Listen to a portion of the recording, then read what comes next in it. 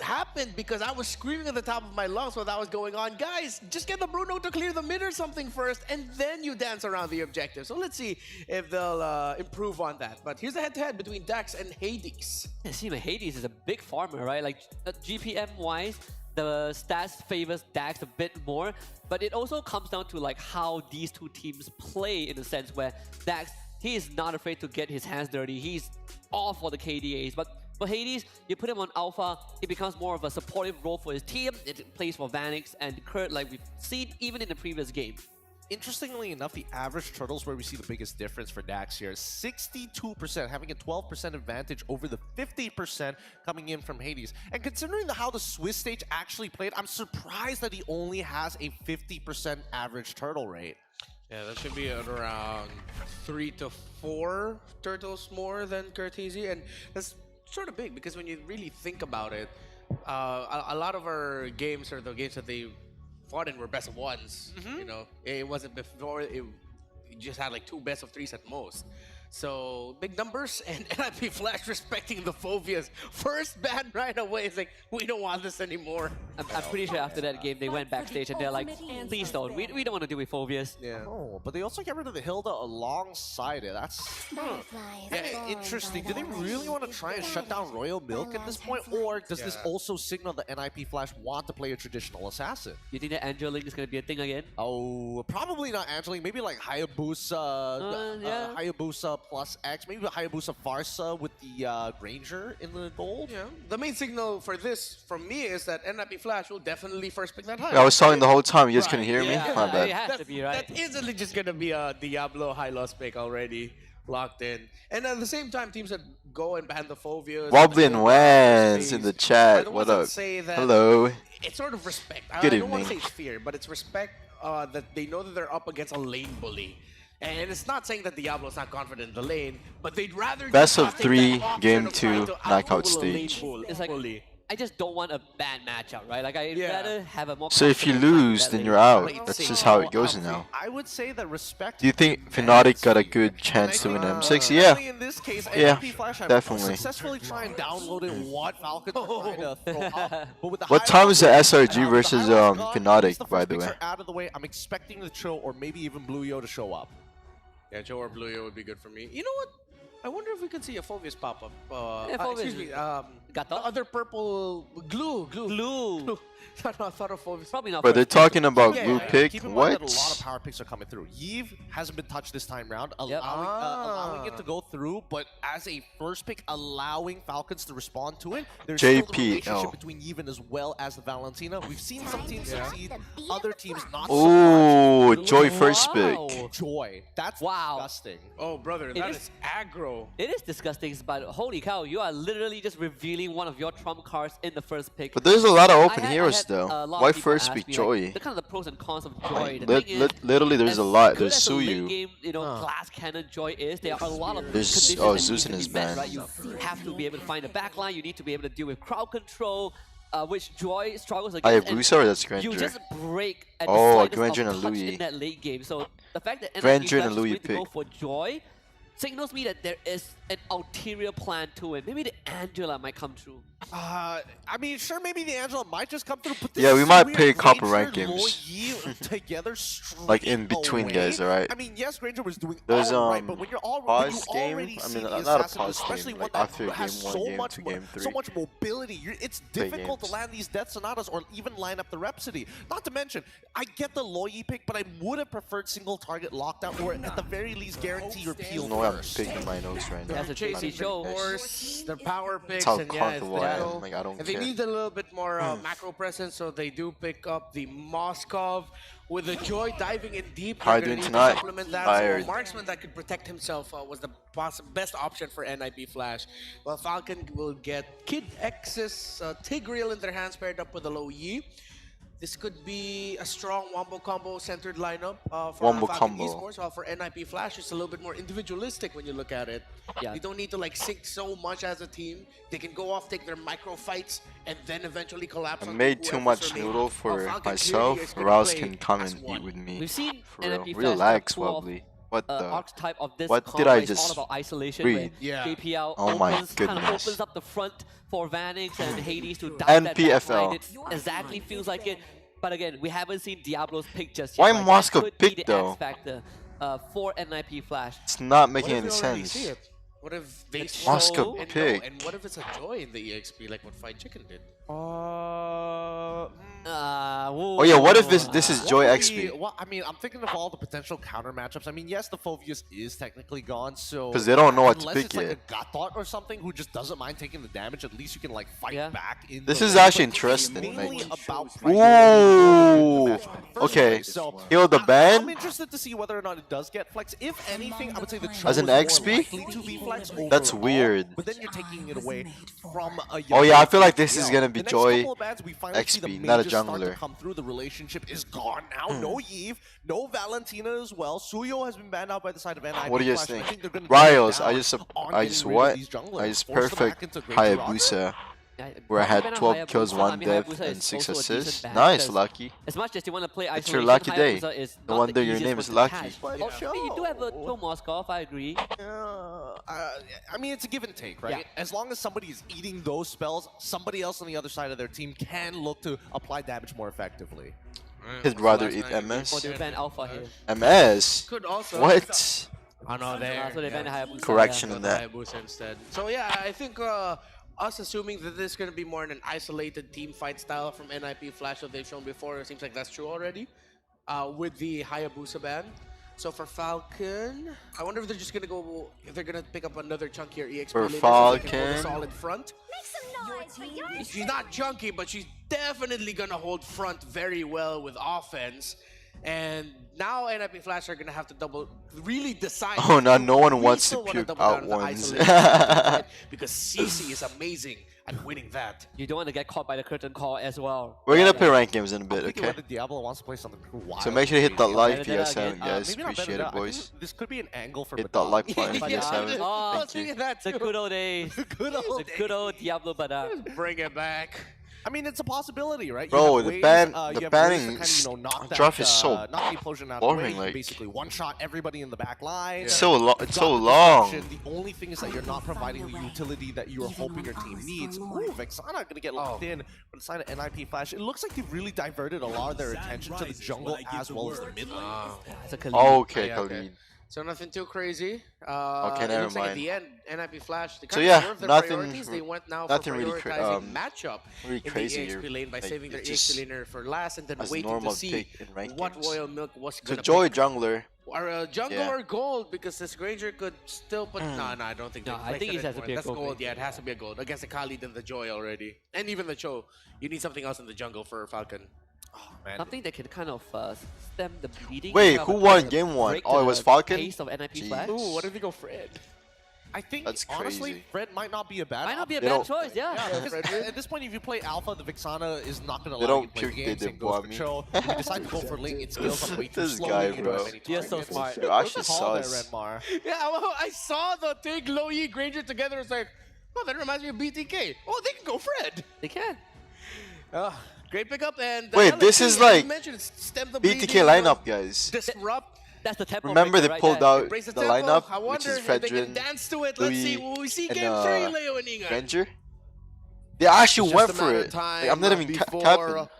we Damn. see Falcon Esports soar high and fly Might be high if they do punting take the down BTK NIP or Flash in a sweep. But the way NIP Flash choked out Dax, you see that, Ian? Yeah, I mean, a while ago, even if Royal Milk was actually performing very well from the start, Bro, why 7-0, JPL 7 looks start, like they were able James to turn from things around and RRQ. extend the game to their favor. But unfortunately, it's just that Falcons It's Esports, gotta they be had him. a lot of neutral There's no objectives way. to their side. It might used be it him, to their guys. advantage. One I more look hope at that you'll be draft there at before we M7. head on Do you want to see your into the high biggest battlefield. stage? Cloud Guys, Dexter one day I'll watching make from it happen, up okay? above. NIP Rylles is Flash gonna make it happen. Looking to extend this Legacy. series We against trust. Falcon Esports. It's not like who is I'm not gonna white be- hot. Bringing It's back one of my that dream Fredrin, guys, like, picking up a thing or being two on the stage. from their fallen enemies in BTK. You know, the scary thing for me is even though the Joy is a late game here that scales up, Surprisingly, Joy has been performing very well in M6, getting a lot of early kills. And with the current composition of NIP Flash, specifically Diablo, on the side of the Khalid, you can expect them to be, compared to game number 1, be more aggressive, but at the same time, more calculated and trying to delay the jungling speed of Dax. And that's the beauty of NIP Flash's draft here. They're super agile, super mobile. I'm expecting Falcon Esports has to pick very specifically where they. Bro, I'm put literally their just big watching, ticket guys. ults. Like, I'm looking at the implosion. I just want to looking at watch the the game, bro. diversion. Oh, I don't want to KidX do here, too much down to a talking. fifth of his I just wanna- health. I That's a just wanna TKO watch it. sent home early. And you can expect NIP Flash to just continue the aggression, try to gain mid control. For at the very least, for the first 2 turtles, not letting Falcon Yeah, I don't wanna Esports do go too for much, their guys. usual rotation. Force them to be reactive. My 30k and mids not was dictate the 2.4k tempo that, songs. as we've seen compared to game I've got number like 1. 3k You songs. hear the Emperor living I love you guys. rent-free Lovely in and Falcon wins. Esports' You guys are so jungle, talkative. giving Dax Literally. one hell of an early game. A minute and a half elapsed. You guys are Benny always versus on my stream, so Vanix. thank you guys for How do your you reckon support. this Gold League Wans matchup is and gonna go? You think Wobbly. it's gonna be as quiet as game 1? Like nobody touched them for like the first 5. What if 6 it's actually minutes? just I one think it's person, going to go the same right? way. Like, They're going to all focus on the Wobbly and XP lane Wans, just matchup, one especially person when it just comes to talking the very to first turtle. himself. But we'll see, because again, Maybe as that's much your as possible, second Falcon account Esports, right they there. want to activate Benny as early as possible, considering Benny that Dax cutie. isn't is a utility jungler. So in terms of damage, they're gonna bank on PX7 and Benny to dish out the damage early on. Let's see. First turtle already spawned, lower quarter of the map. Check this bush. I think PX7 and Royal Milk no. And the Emperor will remain Yo, get the calm. XP. They catch Diablo. Okay, Diablo flickers out to Damn, safety. he flicker out. This forced Falcon Esports to have a better control over this Lord pit. Why would you flicker Diablo, out like on the other that? hand, just use the quick sand guard. Here comes Royal Milk. Oh. First rotation, KidX onto the backline with the ultimate connecting onto the members of NIP Flash, but the first man down will be Dax. That was good. KidX on the other hand getting caught up by 3. Here comes Hades onto the backline onto PX7, forcing him to walk away. Another kill by NIP Flash. Royal Milk caught in the midst of everything. Should be it. Will be able to escape though, but NIP Flash He's executed got that retribution. to perfection. Tis but They're a good, they're good, they're classic good. collapse. Falcon Esports. 31 kill and Taylor not is quite wild. there Damn. yet. Curtis I'm obsessed with taking her the 3 Royal albums Milk for- in the wake of that turtle take. NIP Flash have awoken. And that's basically Curtizi. We all know NIP Flash in terms of I'm not their even gonna play read that. style, even Just gonna down to their pause draft. and They're go. really unorthodox. You guys do your team. thing. We've seen a Martis mid, a lot of mid lanes that Curtizi can play, but here comes the save from KidX though. Benny, one more hit. KidX and PX7 working to try and save Benny away from harm's way, and NIP Flash will disengage. So far, NIP Falcon Flash. Esports, all they could do really is put up a wall between their cores and NIP Flash with 1,000 ahead, given that they're waiting for Benny, they're waiting for PX7, even Royal Milk. I'll tell you now. Whoa! Oh, Vanix! Nah, Just waiting nah, for nah, the he's opportunity dead. to strike onto Vanix at the And that was so rotation good. From the triple X mid Bro, why trio, Falcon are so Esports, good with that was a kill this? they were willing to take Like, any unexpected given day. gameplay. If they weren't going to play defensive, those pickoffs are going to cost them. Like, they're but so good at if they picked get it off. on Vanix over and over See, again, they on even Kurt, mentioned that. on They said Hades, picked off. then maybe we got something. Maybe so good the at it. Burmese are cooking. Falcon Esports down 1,000 gold here. 4 minutes in the upper quarter is where the turtle will spawn next. 45 seconds. They aren't checking as much as JPL is. So that means Hades is getting free farm. Yeah. And the thing is, towards the late game, if ever we reach that part, it might be alarming for NIP Flash, even if they have the Moskov that has good macro presence. Bro, They level can just 6. split push at any given moment, knowing that PX7 in Kid Hex has this Louis integral combination that just can lock you down wherever you try to do the split push. It's a matter of time. It's not when, it's not how, it's if they can catch NIP Flash. The double Purify actually makes quite the difference. Kurt Easy and Van. I need to not sleep gonna be now. as Have a easy to nice day. catch. Thank you. Now, Thank they're you. prepping up for Rank that also turtle tonight. kick. I might, This yeah, in turtle duel between down bottom. Cyclone. We Royal can do Milk that. versus Diablo. Oh, But you gotta wait this for is me a, This though. is a very clear decision for both XP. So and right Joy. after There's this a game, kick we're gonna by play the rank Emperor. There's game. an angle Then coming in from JPL for the kick onto if this that. gets Energy to Russian is there, third but game, Benny then just giving out the damage and gonna bring down play one more JPL all game. of a sudden. Falcon Esports in full control. Of Wait, the what's turtle. next after That's this why match, Falcon guys? Esports was Is it delaying the whole SRG? thing, because they No? were waiting to collapse on the one. Diablo very low. He has to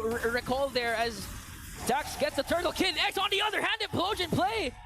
They're going Bro, for more Kid than X one. is All so the smoke, good. Extending their lead, and Falcon Esports breaks the Freaking tempo of tick NIP pick. Flash, now invading the jungle. That was so hot. A kill and a turtle apiece.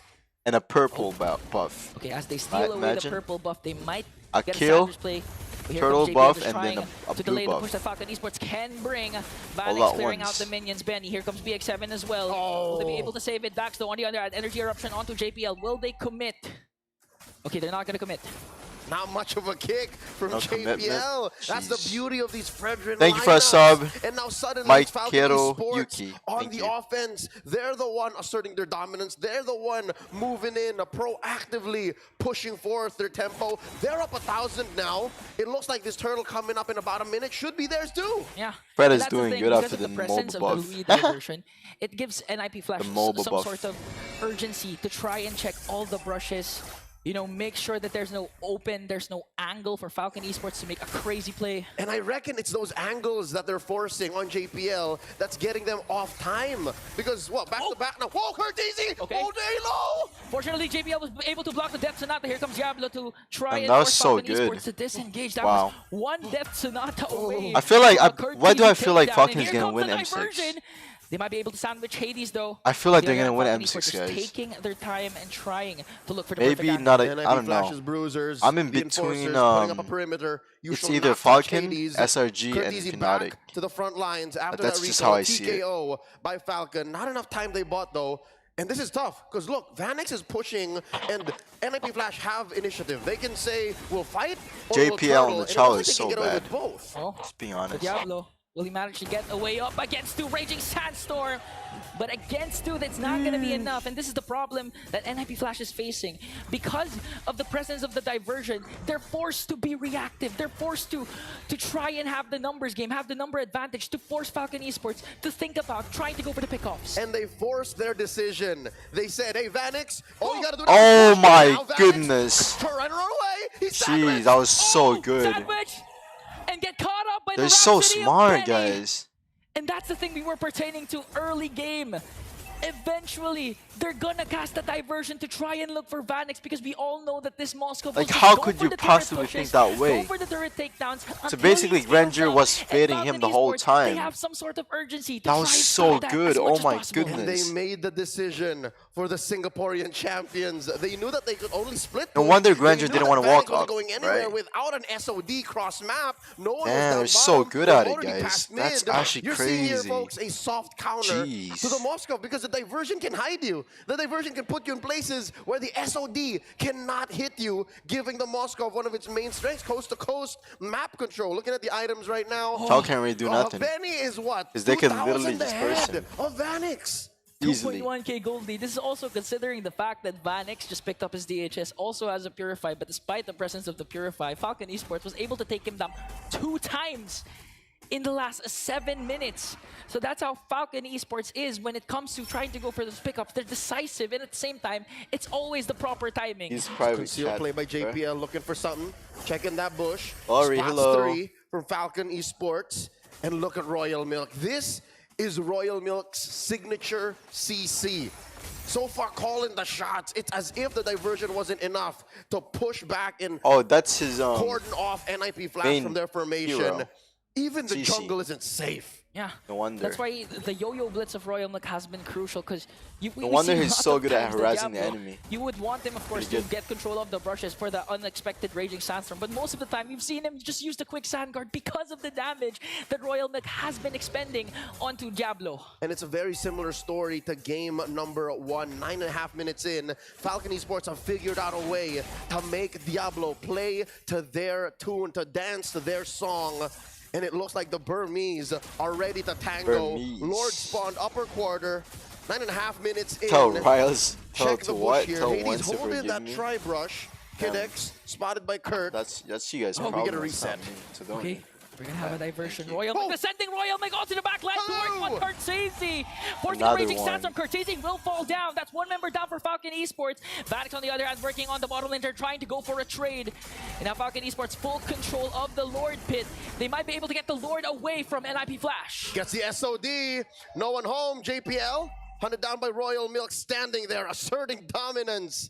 And NIP Flash just fold. Falcon Esports here, able to play the map. NIP Flash, a lot of their major wins here, Ingan, are just cross-map trades, mainly off of Vanix. Charles has and nothing I to think do the with fact that you and he's keeping himself Real. safe, no, he understands, he acknowledges the fact that it's trying to urgent, get me that he into gets it. some level of farm, and that the map doesn't completely go sideways. Okay. If it's Hades between will you have to guys, recall then 'cause he's that's gonna be you needed for guys' the base problem, not me. defense for the first lord that Falcon Esports has, but with a 4.7 I'm here gold, they chilling might out. be able to take down an inhibitor turret. They're doing their best to try and kite away the I lord. just Just looking wanna at the damage chill. coming from the death, so now that they have to walk Boom. away, K-Nex goes in with the implosion! And they find another Hades Force back. Diablo goes down, sacrificing himself for the defense, and they're not done. Holy Shield popped in mid, but Falcon Esports surgical, unrelenting. They're still here for the push. They might go for a diversion play right after this, but JPL wants to go for the kick, forcing K-Nex here to walk away. Bro, he didn't even die. Now working on the turret takedown, they might be able to burst down the inhibitor up top. Amazing positioning by Kid X and the retreat. The They're defensive so good at diversion, using the DD ultimate from Falcon from Louis. Esports. Shout out to But Ruby how DD, could you watching manage from that kind home. of gameplay? Ladies and gentlemen, They're so good at NIP it. Flash once more up against a corner. I was so Top lane precisely inhibitor, like, permanent damage. jeez. It's more difficult now for Benny to actually just He won't reply trade to my against text. Vanix. Vanix is gonna keep himself safe. Vanix is never gonna show himself.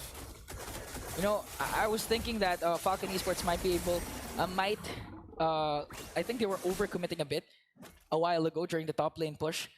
If giving an opportunity for NIP Flash to counterattack, considering that they don't have the implosion anymore. But the problem is Falcon Esports, with the lead that they established, Yep. even with the aggressive play from JPL, the kid actually connected to Kid X Yep. down to the turret. They weren't able to burst down any member of Falcon It's Esports. X. Again, it's the worst possible target for JPL, but you can't blame the Emperor. He was gonna kick somebody, and it's just Falcon. It's are the so worst good possible- at these tight formations. possible. They're so good at fighting underneath less than ideal conditions. And Wait, that's why if Royal Milk, this hero, NIPL loses game, that's they're what out, he does. That's what the right? CC does. He wants you to fight. But they back still have the against him. chance That's to, why he like, rocks in it lower with bracket. a vengeance. And looking at the items, Or that's oh gonna no, be it what is for that? tonight. About three If and they a half, lose, 2,500, they're going to the 3,000 between airport, Benny yeah? and Vanix. Yeah, no Winter Crown, no Wind of Natures. There's a clear window of opportunity for NIP Flash to go for the backline, eventually get the pick off onto Benny. But the problem is he has a Purify that can be crucial if ever JPL decides to go and penetrate the defense, go from the back. And Falcon Esports, again, we have to consider the fact that they have a Louis. Top lane is open. At any given moment, they can make a huge macro play. So far, NIP Flash have a grocery list of things to do to come back. They have to control the map, make sure it doesn't turn as red as possible, defend from that backdoor play up top. And they have Backdoor to check play. bushes, even on their side of the map, to make sure that Falcon just doesn't come up from out of nowhere. So I guess one way to do that is to make sure where PX7 is, but that makes JPL such an PX7. easy target. It's so hard for the front line of NIP Flash. Okay, they might make a repeat of what happened a while ago. JPL with a conceal. They don't know where TZ is. Here comes JPL though. Double man knockoff. K-Nex goes in with the implosion. And they go in. That River Brush is going to be. Wow, a Royal Milk down is goes dead. Hades, down goes JPL. Yeah. Royal Milk traded out for I a 3 know for 1, Milk's so gonna 1, die right 2 there. for 3. Oh, And GG. Vanix got demolished in the mid lane. Kartezi is left to fend It's for over. himself. A full team wipeout Should for be it. Falcon Esports. No need for the Damn. Lord anymore as they siege in onto Okay, the top. back to the So rank game. many bodies roll unrevenged as Falcon Esports can smell victory. The legacy of the Falcons sourced in new heights, sending NIP Flash down to the lower bracket. Oh, It's okay, a lower sweep. bracket, guys. 2-0 for Falcon Never mind. Esports. And It a was a sweep. decisive one for this team.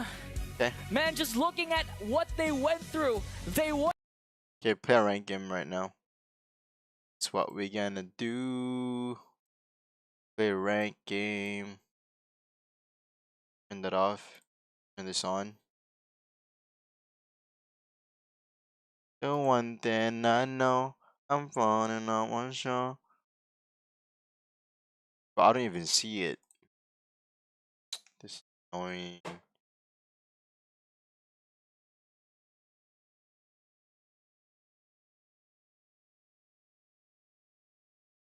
Requires? What do you mean requires 3.0 PS or whatever?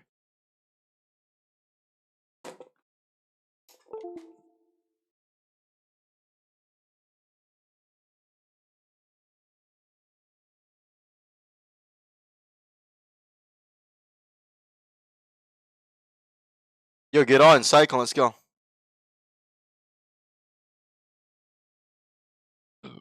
Excuse me.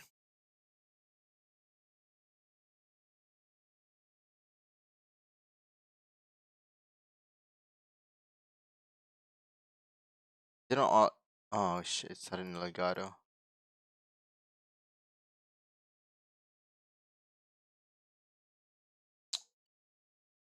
Bro, why is it not working? Oh, there. Okay, back to the game.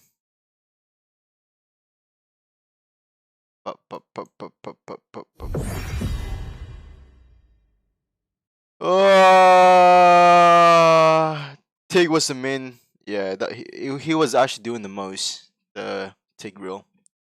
The TP is wild. I didn't get to watch it.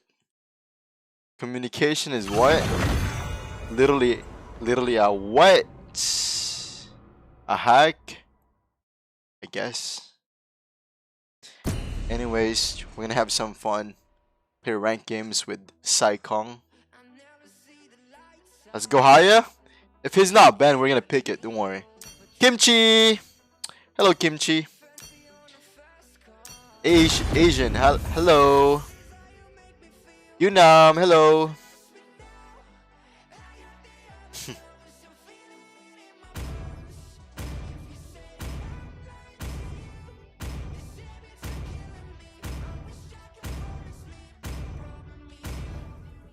Sai Goat. Hopefully they won't ban Hayabusa. Please. Thank you.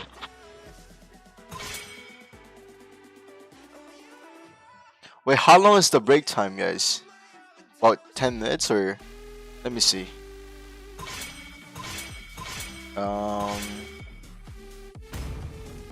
Maybe about 20 minutes, no? Yeah, 20. Oh, the ban Hayabusa. I'm banning Suyu.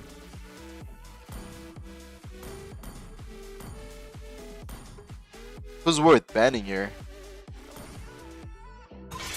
Bleed?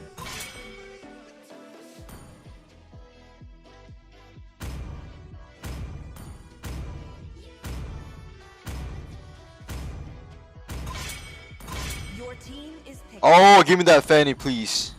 Oh, Joy is open too. Swivel. That first big Fanny is crazy. There's no way we actually first big Fanny.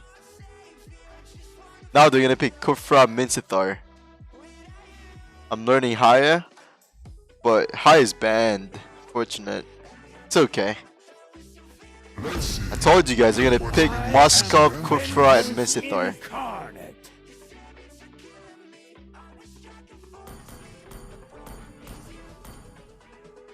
Well, I'm not afraid going against Kufra when I'm playing Fanny.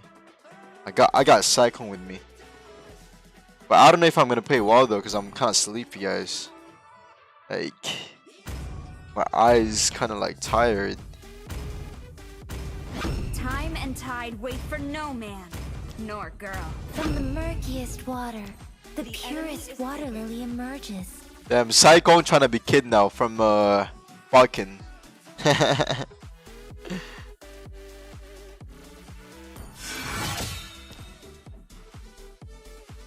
Saber's gonna be a problem? No, I'm not scared of Saber. If they pick Mincy and then Saber, then I'm dead. Sure. Okay. A Fredrin pick. Among the Eve? planes exists the Dang. equilibrium, which I What are they trying to do, guys? What are they trying to run? Huh. Hot dog. Hot doggy dog. Tig. Nah, pick whatever you want, Cyclone, doesn't matter. But I recommend Tig. Tig is a lot better. We shall stand fast to the very end. Hilda? Fight for the ultimate answer. Sweeble.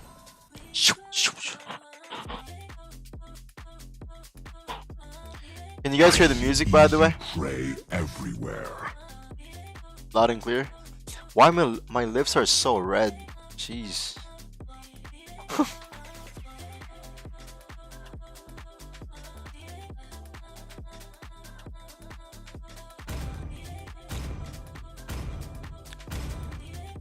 Yuzong pick.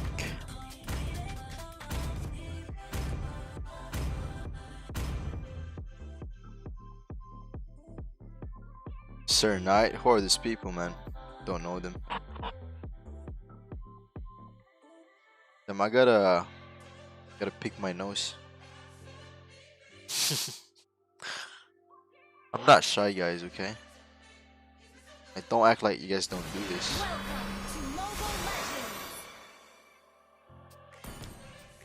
5 seconds till the enemy reaches the battlefield. Smash them! 18 MS.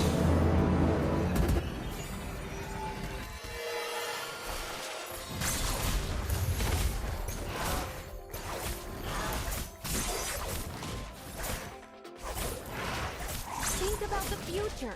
Winterinia is not the only place we can set foot on.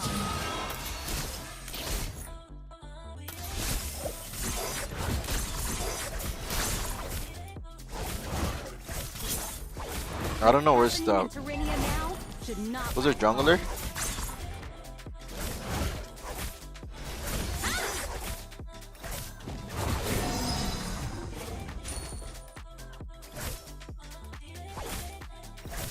Remember, we aspirants embody all the hopes of humanity.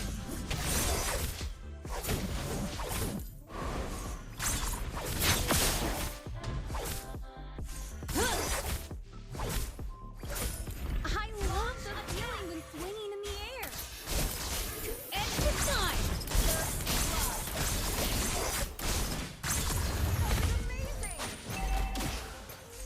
Ollie, I'm not here Alright, just Kufa to win flicker out. training tests.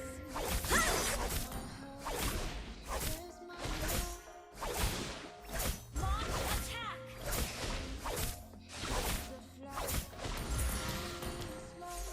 One can never practice enough to make perfect.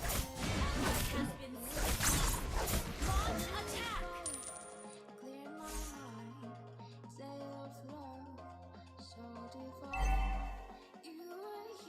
Stoic students know the rules. Can't really go for a turtle right now.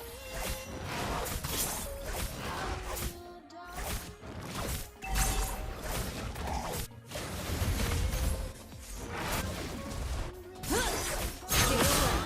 Dangers everywhere outside Serenia.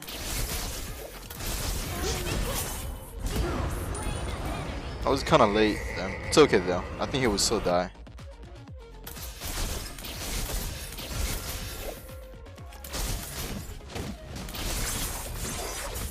Don't take my farm, my guy. Everyone aspires for a bright future.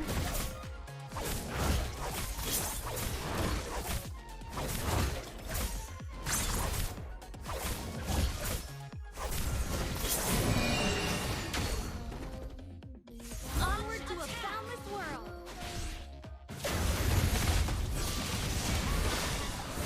Ollie knows. It's the time. Where was Hilda? Dang, what was Hilda doing down there? Crazy. Didn't even help us out, bro. Ready It's for the okay. test?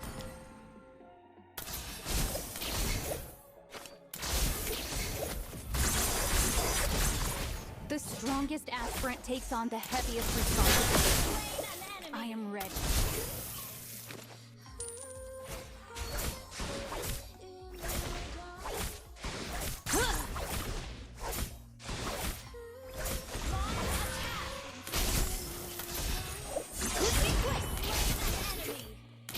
I knew I was able to kill that guy.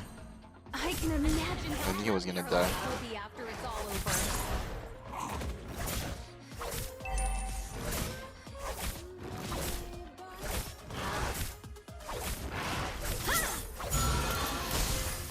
We must defend our homeland at Fanny all is such a good costs. pick here, bro. It doesn't matter if they have like Ufra or whatever, like Yuzong. It doesn't really do much, you know. As long as you time it correctly when you're trying to go in. I need to focus on the training. Chit chat for another time. It's the time.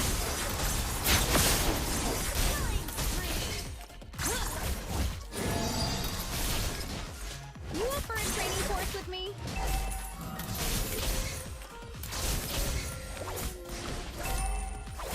I think he just took red buff, no? Could this guy have nothing, right? The Enders, nearly slightly advanced trainer bots.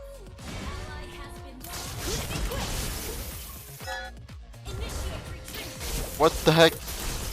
What was that for? What's happening in Terrania now should not last long. The enemy has slain the turtle.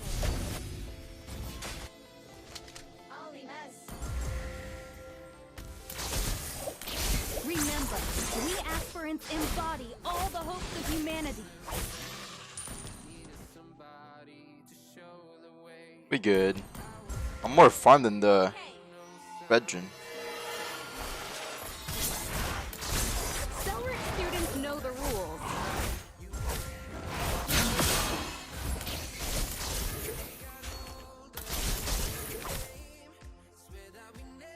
It's time! Ready for the test?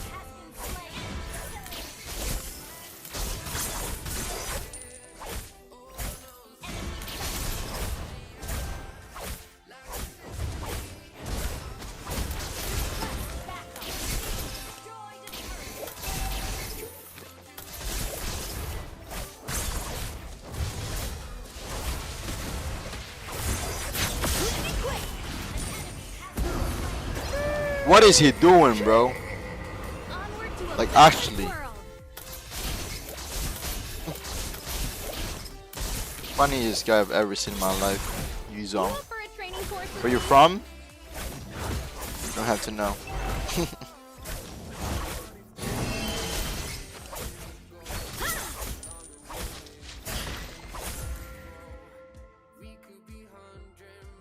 We must defend our homeland at all costs.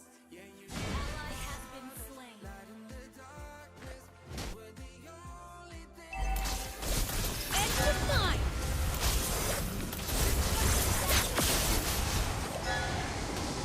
The Ender, nearly slightly advanced trainer bots.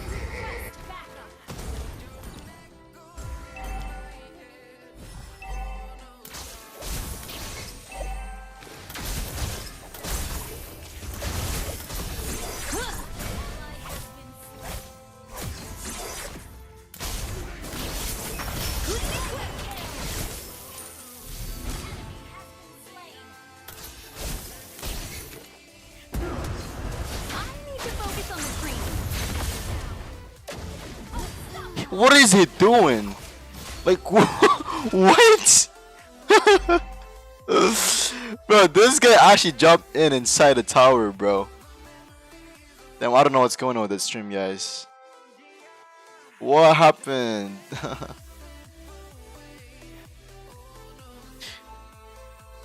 Thing happens when I keep. It's whatever. I'll fix it tomorrow. I'm back. I'm waiting to start a fire outside.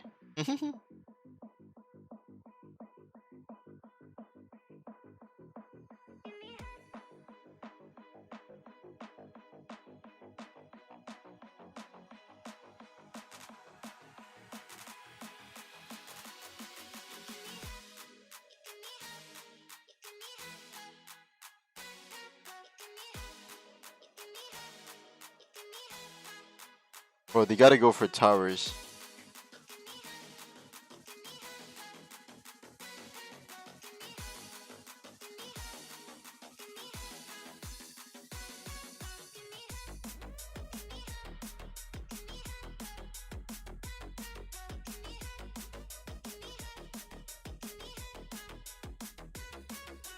They're so low.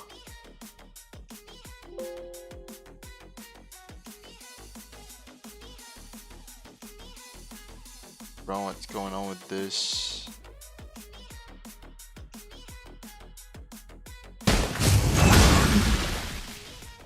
Okay, just watch it like that for now, guys. I don't know what's going on here, though.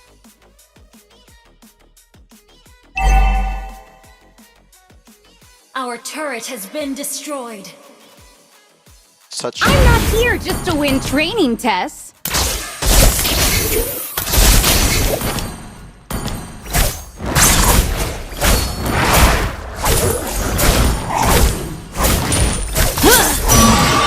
The strongest aspirant takes on the heaviest responsibilities. I am ready. It's the time!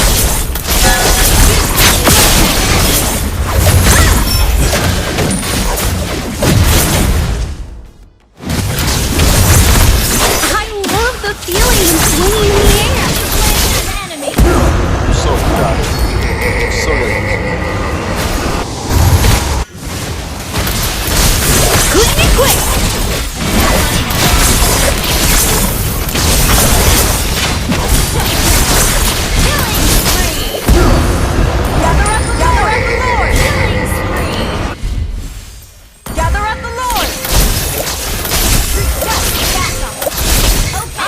Focus on the training.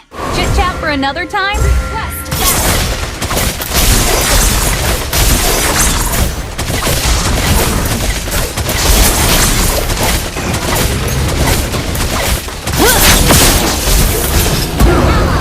Guys, out.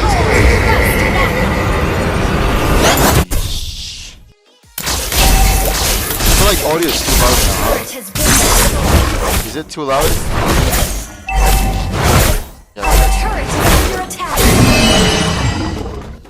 Stay alert. Dangers Okay, is it good everywhere now? outside Good enough? Colonia.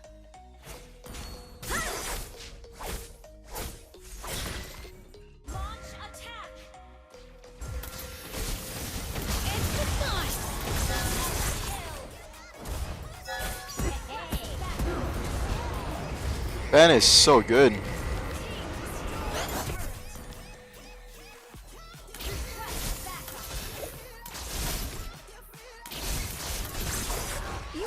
Pump. How is the stream, guys? Send me in the chat, please.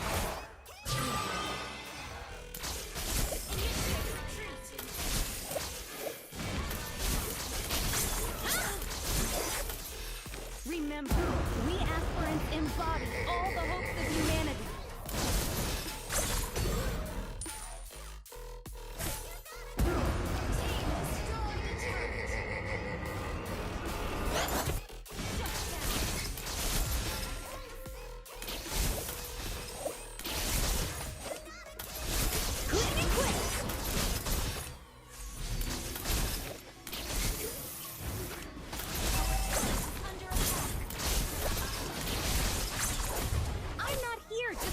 Training test.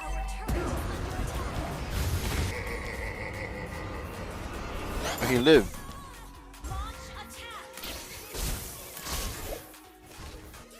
Everyone aspires for a bright future.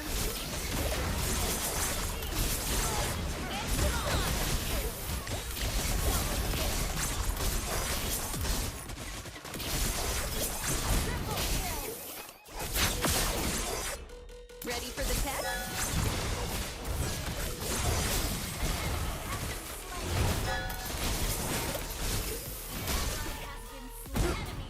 No! Actually, how did I die, guys? Oh my goodness. Did you guys see that? Rylles and Fanny? Damn. Can never go wrong. You guys know my Fanny. It goes like that, you know? Pretty good. You know I don't play right. You know I don't play it right. Just give me the word. You know I don't yes. I'm gonna get back when I feel like. You know I don't play right. I'll put up a good fight.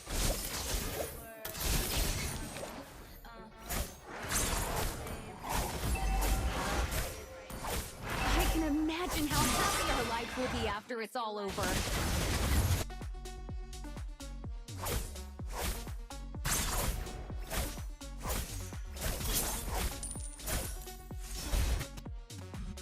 The Enders, nearly slightly advanced trainer bot.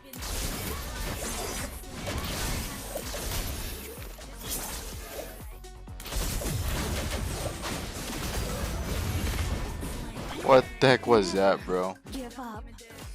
Bro, Mike Moskov, bruh. That's Moskov. Okay, I'm worried about this stream. Give me a second. Try to fix this.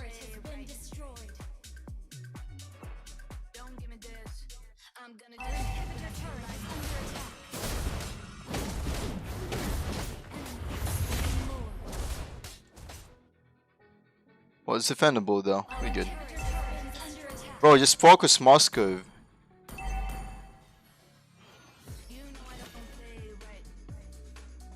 The kids don't want to carry in the game. It's not the Eve. Think about the future. Winterinia is not the only place we can set foot on. We must defend our homeland at all costs.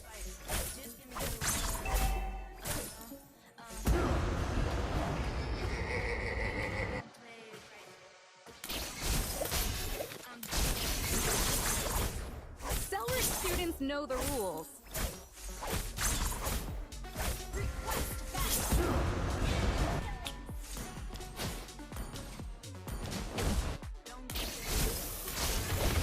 What's happening in Serenia now should not last long.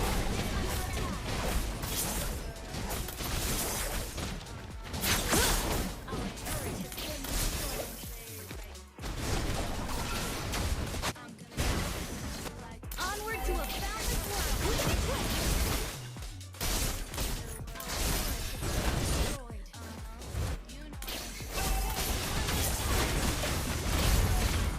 Can't do nothing. This is easy.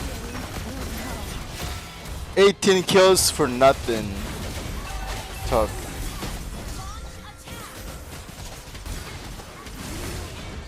Oh, defendable though. Oh no, it's just Tig. It's GG. You're capping. We can't really do much here.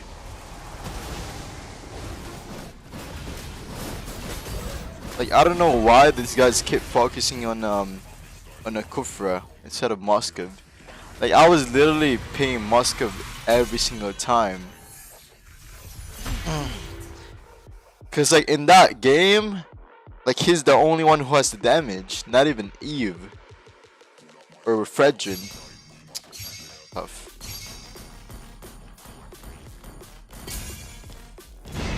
I lost on the Fanny with 18 kills again.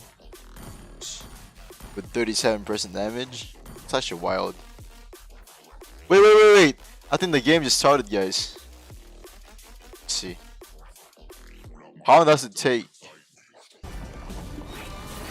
Okay, we can play one more game. One more game and then we'll dip after that. I got 1,000 diamonds only. 26k diamonds! Whoa! Whoa! Oh my goodness, 26k diamonds.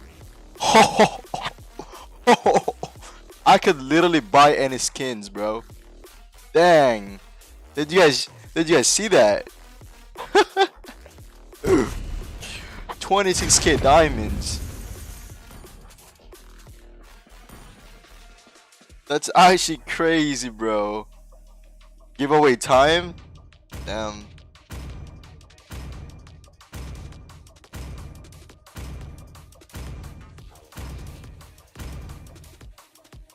Your team is banning.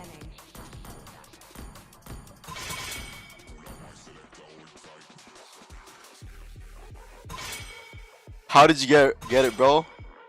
Don't worry about it. Hack. Damn. I'm actually buying all the skins now, guys. I'm buying all the skins, boys.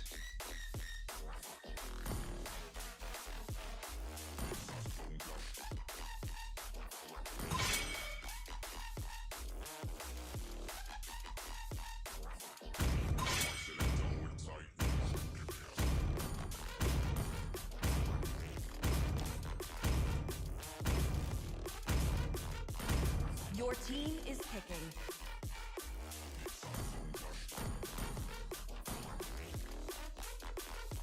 Time to drop the beat of the flesh. Rylles, you can buy skins, but not me. Love and night are everlasting. Damn. Okay, Sicilian pick. Who's in the landscape live? Because I can't read the comments in landscape for no reason. I don't know what's going on out there. Yeah, it's always banned. I'll just go join to that. We're good. I feel so bad that Bamus disrespect BTK. They don't have humanity, bro. I don't know. It is what it is, guys. Awaken, Dreadworm, the tyrant of wrath, and burn this wretched world. I am a daughter of Northern Vale. I swear to protect it till my last breath.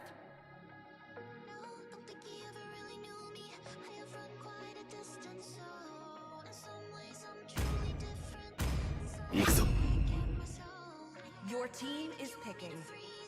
The ocean is not just our home. It is who we are.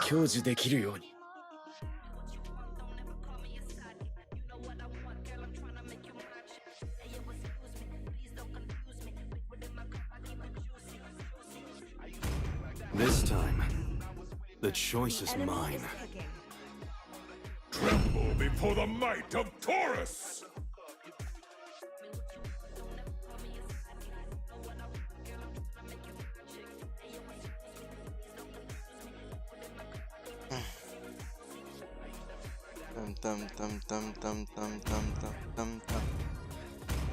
I feel like there were. I don't know, man. I actually don't know.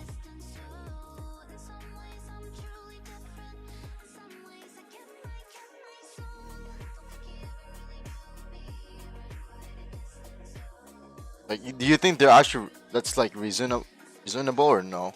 I'm not sure.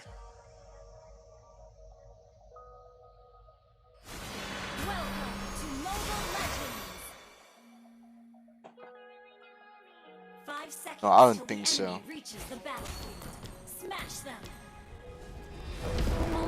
I don't think so, bro. Reason?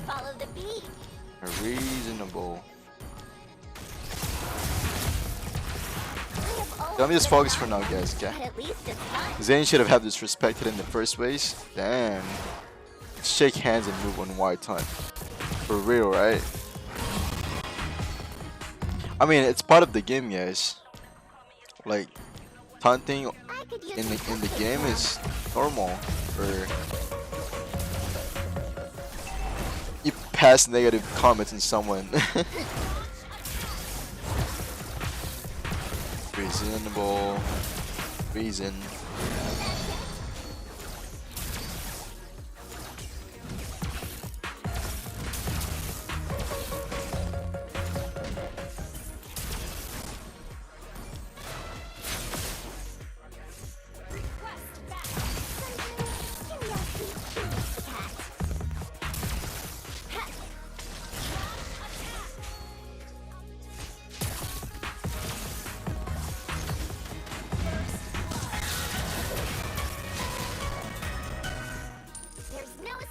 Joy.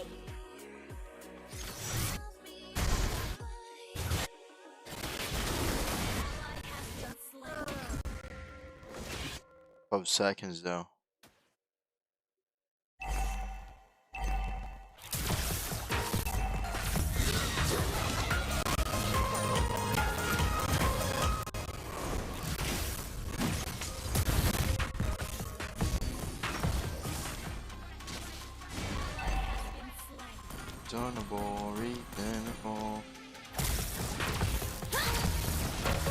I'm actually focused, guys, okay?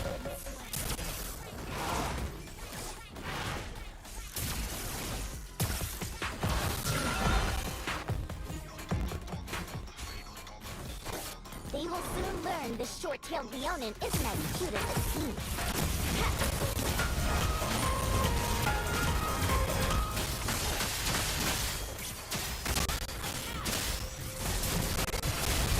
What the heck was that? It was actually right there. Finally. 1 HP. Wow. Never gonna stop here. Nice. He got him though.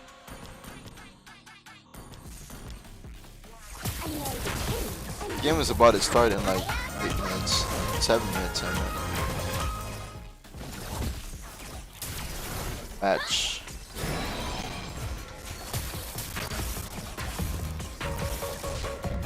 I'm not trying to lose my joy. Never. Never, never, never. Never. It's not gonna happen.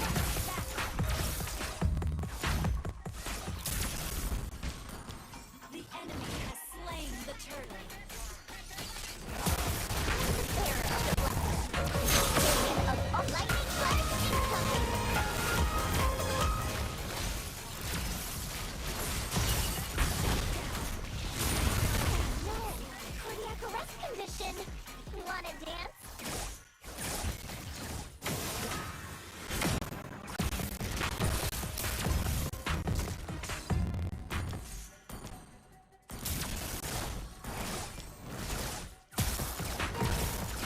Tapping your foot now. Launch attack.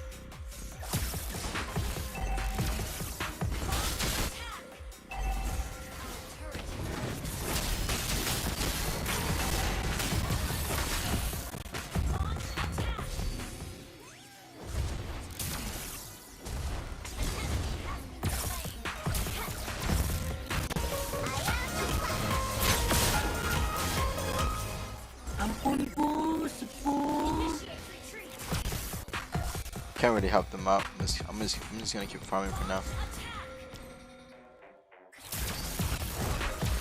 Rhea is actually pretty good.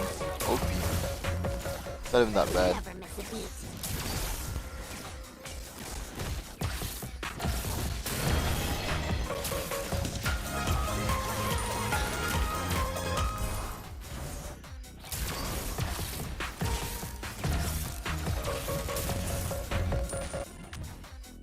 Killing spree.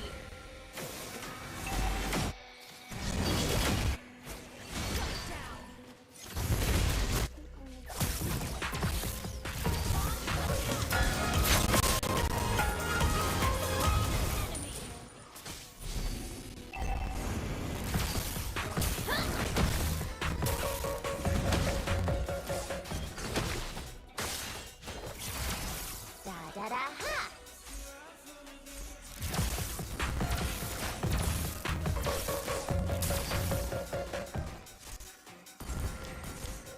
Okay, wait a second. I'm trying to fight. Chat is going wild. Dizzy now.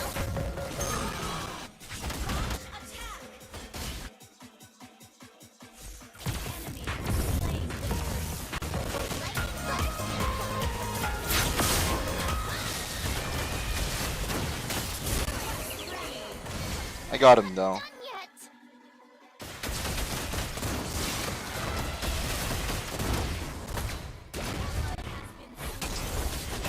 Jeez. This Freya is so annoying, guys.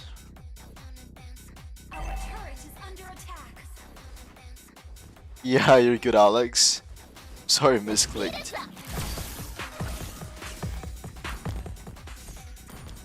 Glazing over my man. I could use some cupcakes now.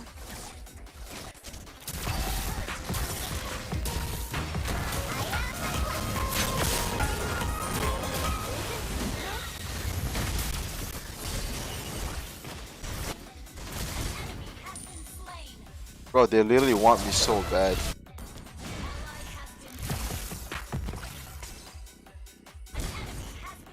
I'm gonna go top lane.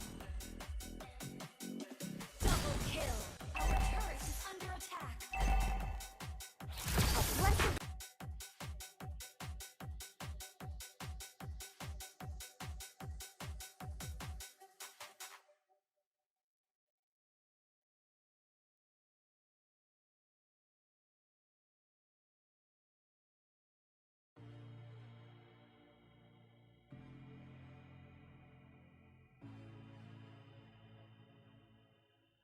Bro, that Frey hurts.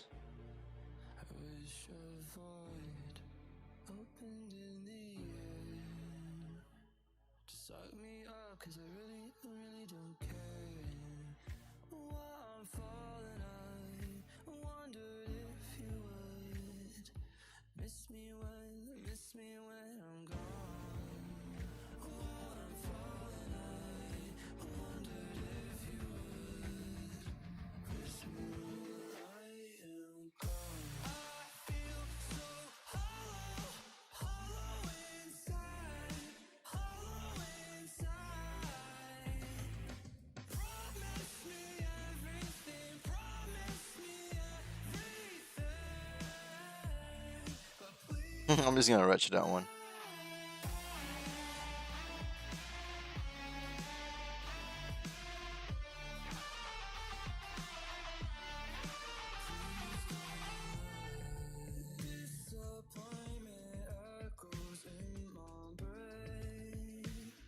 Damn, he just got bursted, guys.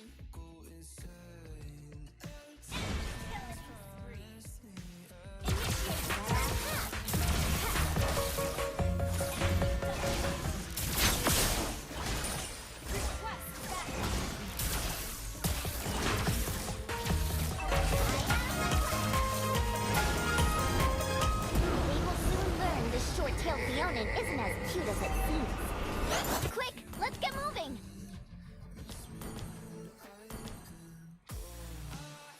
Our turret has been destroyed. I'm the bearer of the blessing, the custodian of all Leonan's future and joy.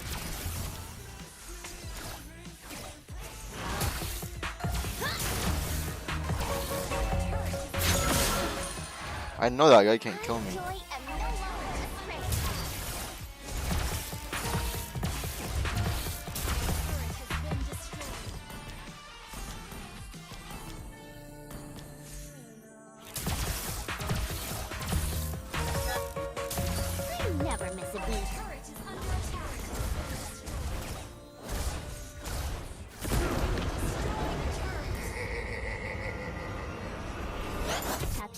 Let's go.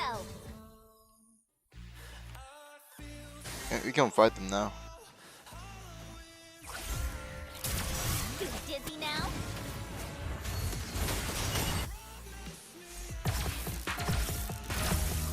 Lightning flash incoming. Killing spree. We need first aid here.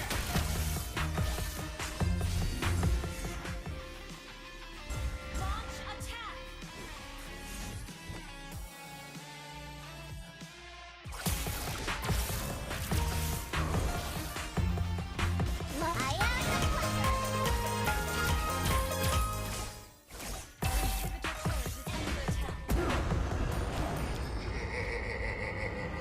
Moscow could have pushed bottom. Let's get moving.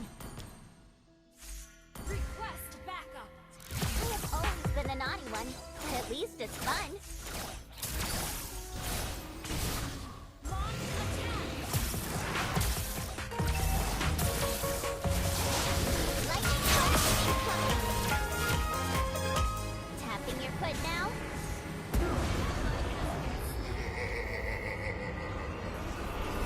Catch up. Let's go. Gather up the Lord. Sometimes curiosity feeds the cat.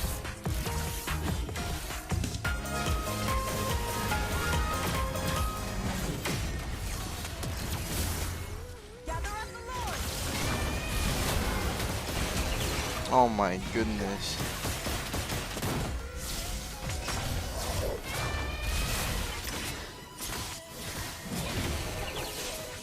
Bro, this Xavier have no damage, like 0 damage. This is actually GG. Damn. That Moscow wasn't like the last game, but now he's playing so weird. Crazy. Leonin exclusive? No?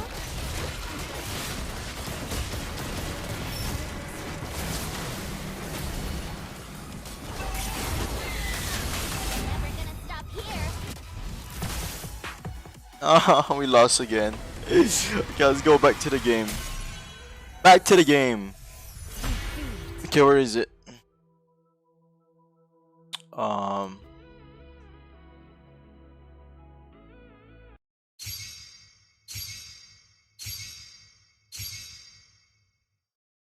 Camera. Get off. In MPL Philippines. In During 2 MPL seasons with TNC, he couldn't Philippines. fully showcase his skills because he was afraid of being judged, There you go. especially with so many champions in the Philippines. Facing top gold laners only added to that pressure. So it seems like the pressure that is the pressure cooker of MPL Philippines eventually molded this man into a MSC winning, 2-time MPL winning champion. It's like fine wine, right? You guys produce the best talents, you know, arguably, undoubtedly the best talents in the world. Like, even we saw in the video, right, he went from being clowned as the worst marksman in MPL Philippines for the longest of times when he came to MPL MY to now regarded as one of the best, even getting credits from people like Super Marco. So that's a huge improvement from how he was back then. So you're telling me the only way to escape judgment is to get imported to a different country, so even if you do get trash talked, you don't understand the language enough to actually take it into account. I mean, that could potentially be the play there. But now I think it's time to welcome our 2 titans of Mobile Legends Bang Bang onto the stage. It's Fnatic Onyx Philippines and SRG.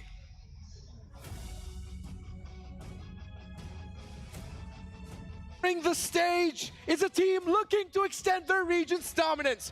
Good thing they're not just a powerhouse nor a mere family. They are the super family of Fnatic Onyx Philippines.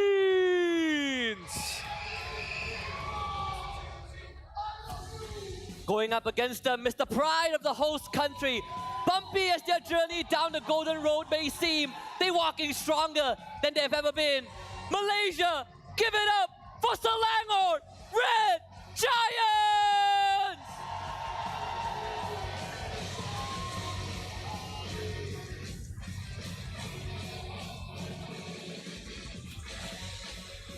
The brains and the bronze, the tactician and the strategist behind the games of both teams stepping onto the stage for Fnatic Onyx Philippines and Selangor Red Giants. As both of them take the bow and go for the fist bump, is about to be a battle of epic proportions, a premonition or prelude of what's supposed to be a championship match. As seas go down, is about to get heated. It may be an intense battle, but smiles on the stage. I don't know if I saw that right. Did Innocent try to give Kelra something there at the start? Was that a sticker? But I think we're going to have to check up on that a little bit later on. They are ready. It's the battle of red and yellow. Actually, no, red and yellow versus black and yellow for these two. I just cannot wait for the draft. And let's check out the M chat brought to us by SRG. Are you guys excited to meet Fnatic Onyx Philippines? Innocent said, yeah, of course. King Kong and I used to be teammates in TNC Pro Team. Sakai wants to face King Kong for that reason too. And Sakai sounds jealous. What? Hey, talk about good vibes and a good time, right? We were talking about mentality, the EQ on this guy through the roof. Yeah, I mean, even from the MPL Philippine League to even our Gala night, you know, Fnatic Onyx Philippines has been messing with Innocent a bit. You know, King Kong and rough his hair up during his model run. So that's pretty funny as well. By the way, the LBB Rising Open, a new game mode, is available to check out. So if you want to redeem it, scan the QR code, or you could use the redeem code MRO.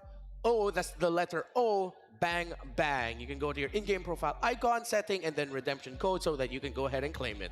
All right, we got a minute before we get into this game. A couple of things that I want to point out here is especially from SRG's side, because again, keep in mind that F and OP are the favorites in this matchup despite everything that's happened. If an upset were to occur here, nobody's going to get knocked out, but I am genuinely worried about 2 picks. One being the Loyi, the secondary one being in that Bruno. So I don't know if SRG has figured out an answer to one or the other, but this is on the assumption that they are going to be on red side. Yeah, alongside the Loyi and Bruno, you have to watch out for that big trade-off or big trade of the Cho, Yooms, and even Yooms himself. As a lot of people are already saying Yooms is one of the best Cho users in the world. Yooms himself said Brusco is one of his favorite Cho players that he ever got to play against in scrims. Some of them say never meet your idols, right? But in this case, you have to. Not just that, I think even when you look at picks that something like as common as a Suyo in this meta, like when you put King Kong on Suyo is a completely different from all the Suyo that we've seen in the league thus far. So I think that's something that SRG needs to consider. But again, when we head into the drafting phase, it comes down to which side both teams are on. If SRG's on red side, they got a lot of thinking to do in this first phase, especially. Well, let's see who won the coin flip, and it looks like FNOP have decided to, at very least. Oh, actually, we're not sure who wins the coin flip, or whether or not SRG decided to go red, even if they did. But at the end of the day, Suyo has been a very strong opener for the blue side, and especially in the hands of King Kong, it doesn't feel like he ever hesitates on his decision, which is why he seems to be so mobile on this one pick. It's not just that, it's also kind of the macro knowledge, right? I think a lot of people have talked about FNOP as a team that are so good in their mechanics that it translates into those macro decisions. We saw them with picks like Suyo, like Luo Yi, and I think the general consensus would be this iteration of FNOP is the best out there, right? Like it feels that they're irreplaceable right now. So FNOP have respect banned 2 of the topics of Cram in the Swiss stage, which is the high loss and the Hilda, and the space that it provides, while taking away a stable high loss, alpha pickup for SRG in the hands of Sakai. So they are signaling to SRG to go ahead, let's play the assassin game. Let's go for the high mobile, high damage heroes that we're known to use, Sakai and King Kong, while for SRG they take away the Fanny of King Kong, and one of the most stable bans you have to commit when you're up against Fnatic Onyx Philippines is actually the Juice Sin. So for SRG, are they thinking of taking away the Bruno, or they actually take away the joy of King Kong? This is actually pretty smart here, because now I want to see what the opener for FNOP is going to be. Is it going to be instantly pick up the Phoveus to try and deny another pick away from Cram? If they do decide to give Phoveus away and go for Blue Yo once again, which they usually do, especially on that blue side, that means they might have another potential answer to the Phoveus, maybe in terms of just lane pressure or wave clear with Gatot, or maybe some other picks. If you want to go for first pick Bruno, like a lot of teams do, there is also that choice. The Luo Yi is also up on the table for FMOP. If you want to first pick it, now is your chance, right? Because SRG, they're essentially willing to go for the trade, but this King Kong Suyo is now going to be out of his cage. Yeah. So the next possible trades are Cho, Suyo, maybe even a surprise Luo Yi steal as one of the first 2 picks on the red side, so that Super Friends won't get his hands on it. Though they did get a loss against BTK with that hero, FNOP are very prideful of that Luo Yi pick. Yeah, they are. And very understandably so, man. Super Prince is one of those Luo Yis where it's hard to imagine Luo Yi without him. Now, Luo Yi stolen away, but they also decided to take away the Cho. Now, I would have imagined that they would lean into maybe picking up the Bruno alongside the Cho and attack the gold roam support side of the map, but doing it in this particular order now tells, hey, if you pick up the Bruno, that's totally fine, but you must take the Purify alongside it. That, and also this, I know that we've seen SRG flex that Cho a few times in the local league for Cram. I mean, if they want to go down that route, it's always there. Depending on what the roamers are left in the pool after this, but for FNOP, this is one of the few teams that does not mind leaving Kelra's hero for last, right? So for them in this case, they're not really worried about that gold lane matchup. They've won in a disadvantage matchup, but that Bruno is online, so you guys just pick it. Okay, and there's the Khalid for Fnatic Onyx Philippines going most likely into the hands of Brusco. Now, Fnatic Onyx Philippines, though, still need to be careful of potentially SRG swerving and picking up a lineup that does well with Fredrin in the jungle. They were able to play that well up against during the Swiss stages, so I wouldn't be surprised if they might have their eyes set on building that and just playing for a lineup that wants to supplement a long-range hero such as a Granger for Innocent. I'm thinking about Burst, right? As much as Granger sounds like a great idea, I feel like taking a Beatrix might just be the better bet only because you have the Cho. But if they don't want to go through that route, they can look to pick up Phoveus now, despite Khalid being that flex pick, just to kind of force, hey, EXP side of the map might just be within our control. You're forced to play towards gold. Yeah, I like a Phoveus pickup for SRG here. And it's going to be the wow. I mean, you can't blame him, right? Like, when they asked about his, what pick do you want to help us win a knockout game, and he said Moskov, give it to him. This is a very interesting idea because this feels very NIP Flash, right? Yeah. It feels like they kind of want to play with the diversions. They want to sneak into the back line at key opportunities in this game. And as an SRG fans are building up the hype for the second half of the drafting phase, there are still a lot of holes for both teams this side. It doesn't look very lopsided right now.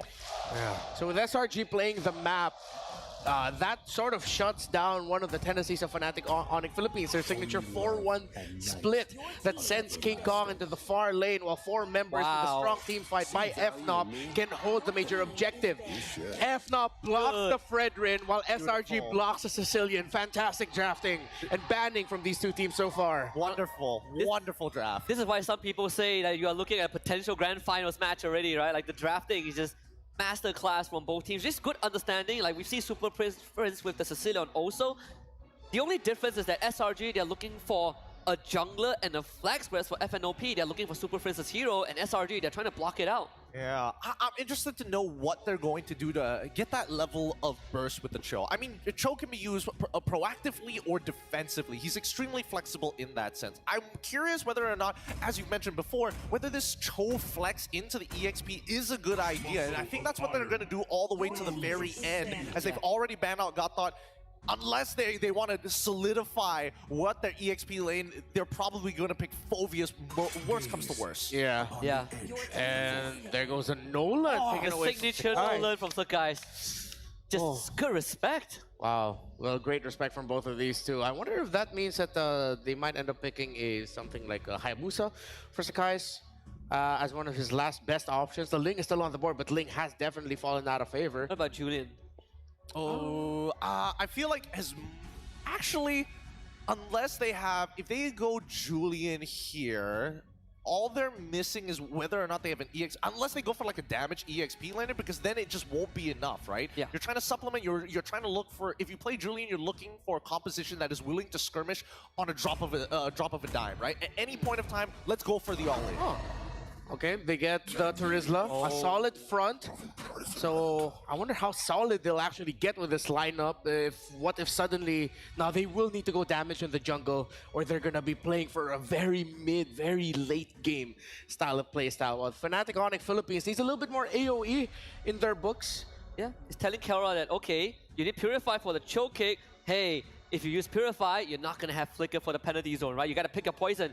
This is limit testing Kelra.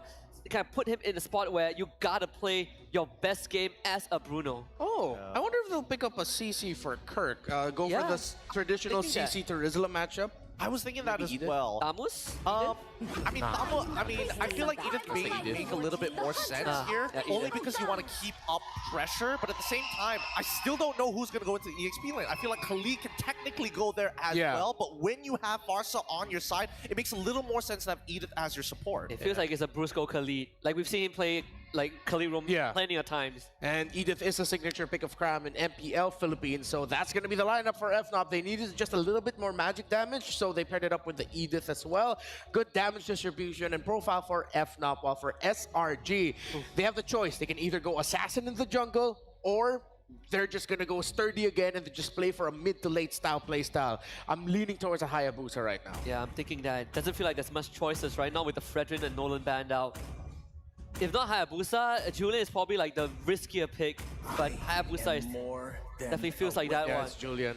Oh yeah, they went to the Julian. All right, okay. All right, yeah, they want to be able to fight at any point of time in the game, pre-level 3. If they will get some kind of an early lead, it'll be interesting to see, but both sides very team fight heavy. This Farsa pick is going to be dangerous. Fnatic Onyx Philippines versus Selangor Red Giants in the very first day of knockouts. Make some noise, Iowa City Mall!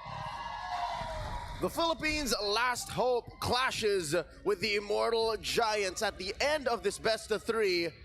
One of these tournament favorites will be forced to go on an underdog run in the lower bracket. Jose Ingan, Leo here at your service, bringing you Fnatic Onyx Philippines versus Selangor Red Giants. Possible glimpse of a finals matchup between the champions of their respective regions, and man, looking at the lineup, they really choked Sakai, so like as you mentioned before, with the draft in bans. Choking him is an understatement. I think they really ran the Sky Prince out of his jurisdiction and said, you know what, throw back to about 6 months ago when Julian was good. Let's get into the battlefield as we watch these two champions, these two titans of MLBB esports clash for our entertainment. Wherever you're watching from, at home, here with us in the arena. If you are at a watch party, one of those from all around the world, thank you so much for making us part of your weekend. Let's check out these early rotations. Is this the first time we're actually seeing Super Friends on a far side in a year? Maybe in a couple of years since his debut. I think so. We've used to seen him use Louis, the Valentinas, even the Faramis, but right now, an artillery mage. You know that Super Prince really wants to give out the damage. Just looking at the emblems, he's ready for war. The monster mage here, putting up quite an effort. The Malaysian GOAT pushing him out. Humes, in comes the beast. They're going in for an early aggression onto Cram. Same like what we've seen during the first series, wherein they want to target the XP lane. They're going to keep the gold lane safe first. They're not going to mind that. All eyes are on the XP lane.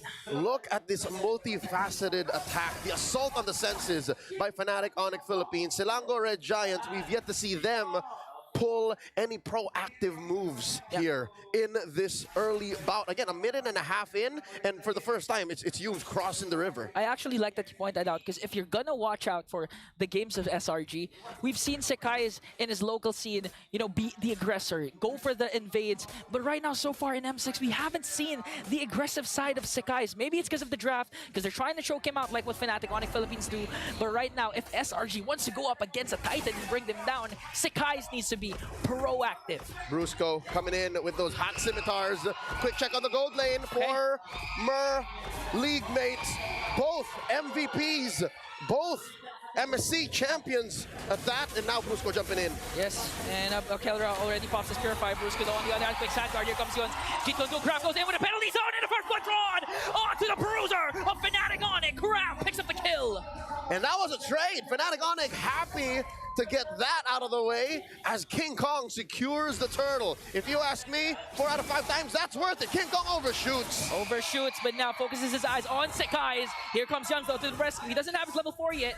But on the other hand, Super Prince brings down his reign of terror over Stormy. The Mage Prodigy didn't see that coming. Again, that is what's so elusive. That is what's so odd about seeing Super Prince on an artillery mage. Yeah, this time, we've said this a lot of times. Super Prince has been the unsung hero of Fnatic Onyx Philippines. He has been a team player, but it looks like this time he's gonna be the star that the Super family needs to bring down the Giants. Amazing how they have relegated core status to Super Prince. And I'll tell you now, I'm seeing where it's coming from, because King Kong, he's playing more of a utility Suyo, as weird as that sounds. So far, this has given Fnatic Onyx about 1,000 gold ahead, 3.5 minutes in. Second turtle spawning in the lower quarter, so expect a little bit more action there, a little bit more of a commotion around our gold laners. More on Kelra, more on Innocent. I believe the score is X and nil. Not a single game Innocent has won when he's faced off against the gold standard. Yeah, but this guy, in this case, Innocent though, his mindset has changed. It's shifted. He doesn't think about the player behind the hero.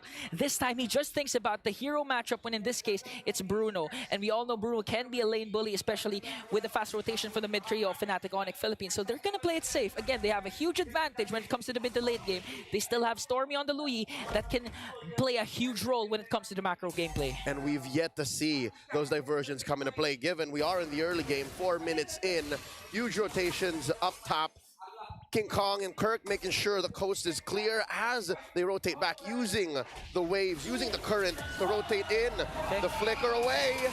But on the other hand, they're going to go for a counter-attack though. Defender airstrike is there. Silango Red Giants still has the numbers game advantage. Scrap still has the penalty zone plus the flicker. Let's see who's going to set up first in the turtle pit.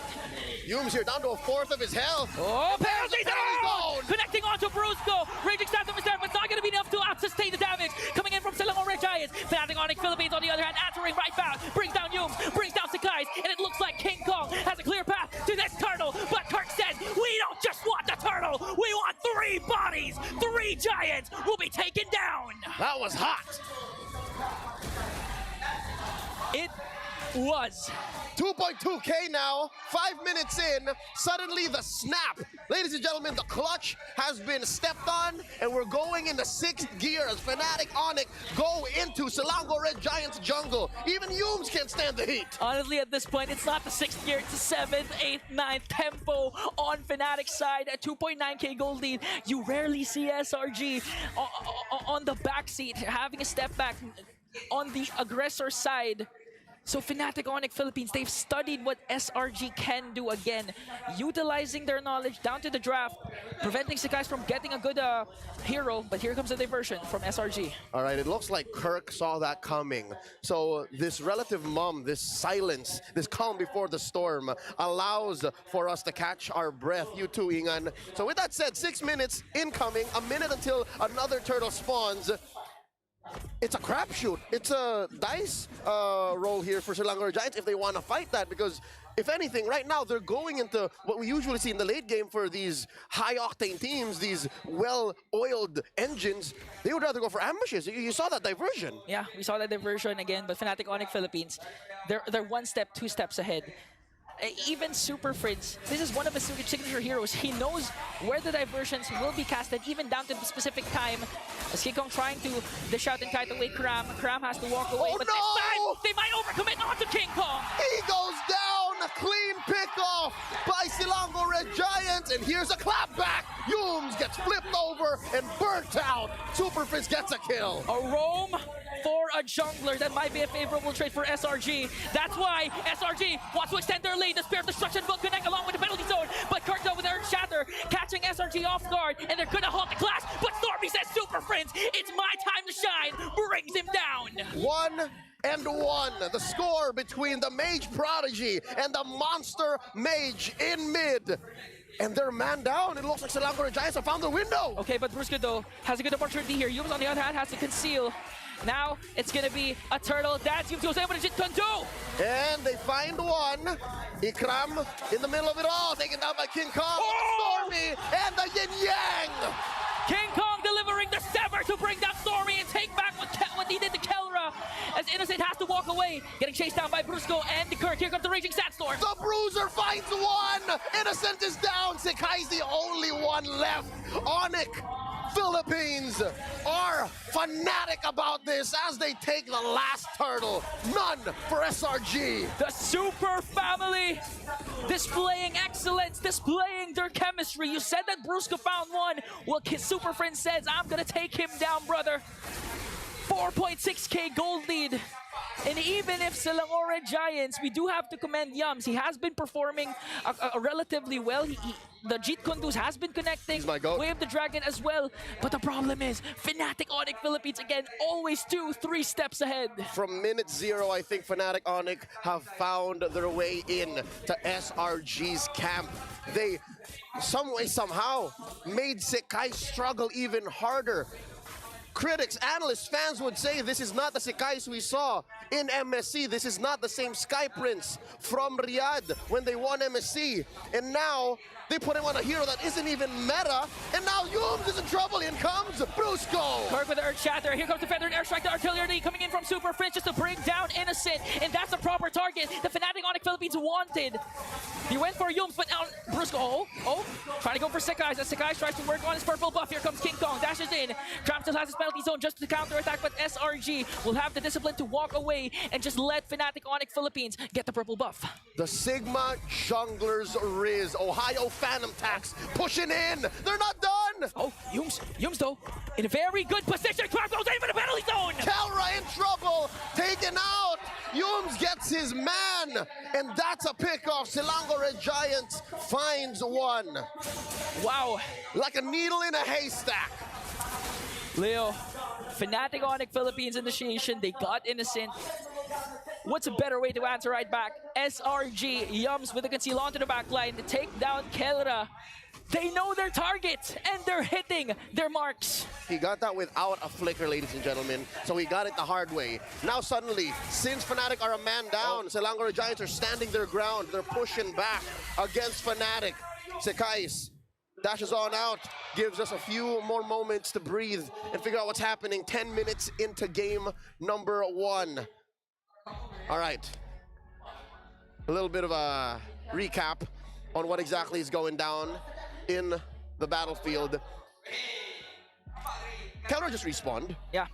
4 men circling around from Fnatic Onyx. Selangor in a better position. The Giants are actually pushed forward a little bit. If anything, it's Sekais who looks like he wants to dance. Who's gonna start this? Because Yums has a flicker. Yeah, and that's the thing. You mentioned Yums has a flicker, and we also, prior to that clash, Kirk expended his. So where's the initiation coming in from Fnatic Onyx Philippines? They do have the Raging Sandstorm, but is it gonna be enough though to catch? Because again, we've seen Sekais and Innocent. They're not necessarily grouping up. They're spreading out along with Stormy. And what's worse is Kelra's Purify has been used up already. So the Super family is in super danger right now. This Lord, despite them being up by about 3,000 gold, isn't looking as yellow and orange as a lot of Filipino fans would want it to be. So now, I'd reckon IOI is slowly going to come back to life here. SRG is on up and up. Yeah, I like that you mentioned that, because if you were here yesterday, with a CFU SRG game. That was yesterday's yesterday. Yesterday's yesterday. 80% of the time for game 3, the crowd was mild. And when Innocent Sphere of Destruction connected, everyone went wild, up their seats, screaming at the top of their lungs. And SRG is looking to replicate that. Again, Fnatic Onyx Philippines, they do have a gold lead, but that's misleading. As you mentioned, the kit that SRG has right now and the availability of their skills. That's right. Can be is advantageous actually for the Red Giant. Yeah, you give athletes as talented and as committed, as clutch as these champions are from SRG, and even a 5-6K gold leading, and even that will not put them down. Yeah, it doesn't matter. And so far, what I've been seeing for SRG, Yums and Kram and Stormy has been doing their job well. Sekais, on the other hand, though, we need to see the Sekais that we saw back in MSC. The aggressor, the mechanically gifted jungler for SRG. He needs to be able to out-retreat King Kong during this first Lord fight. Despite the comebacks, you know, these small jabs at Fnatic Onyx lead, I think you're right. I think the retry diff, the jungle diff here is going to be key. Lord here down to a 5th of himself, down to a 10th. Okay, here comes the Raging Sandstorm coming in from Brusco, and Stormy gets the Lord! Innocent, on the other hand, just listening onto down to the knees. Kram, in the midst of everything, will be taken down. In exchange from Brusco, Sekais also falls down. Here comes the counterattack coming in from Fnatic Onyx Philippines, but SRG, Stormy, gets the Lord! Oh, in comes King Kong, the beast finds his target. 3 for 1. The Lord now looking like a bad deal for SRG. Now Fnatic Onyx Philippines turns the tides to their favor once again. SRG not going to be able to use up this Lord. Keller's going to make quick work of it. That's why SRG, I think they want to go to look for a pick-off here. They know that Fnatic Onyx Philippines is scattered. And just like that, Kelra and Kirk make quick work of the Lord. That's a negative gain, if ever we've seen one from a Lord take. Very expensive, very costly. And folks, that was off of a turn from Fnatic Onyx. You could have sworn that SRG got away with it. You could have sworn it was worthy of the trade.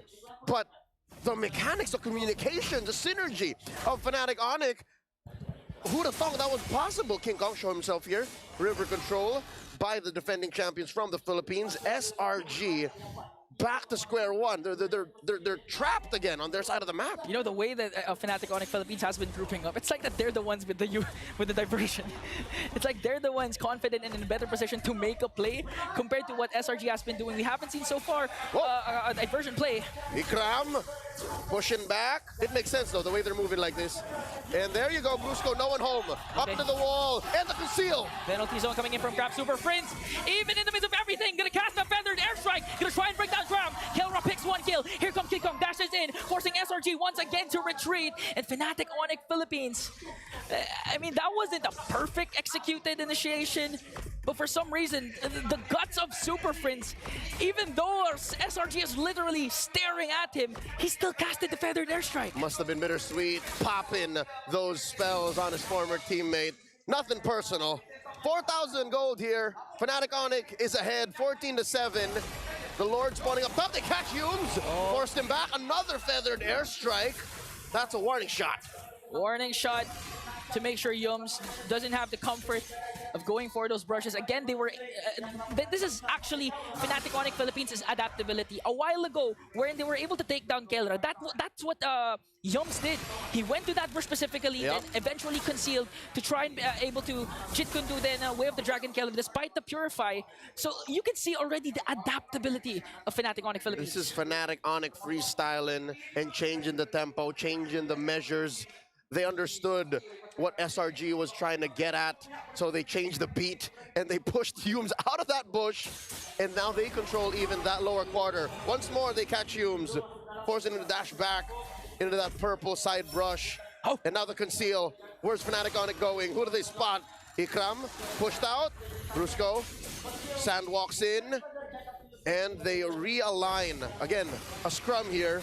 Looking for the engage. Good use of the conceal to try and get SRG out of position. Just looking at damage coming in from Keller. Here comes Cram with a conceal. Stormy though, diversion play. Spirit They Destruction know! also connects. A lot of isolated clashes are happening right now. But still Sakai's gets the lure. Bang! Keller answers back with a volley shot to bring down Sakai's and Stormy.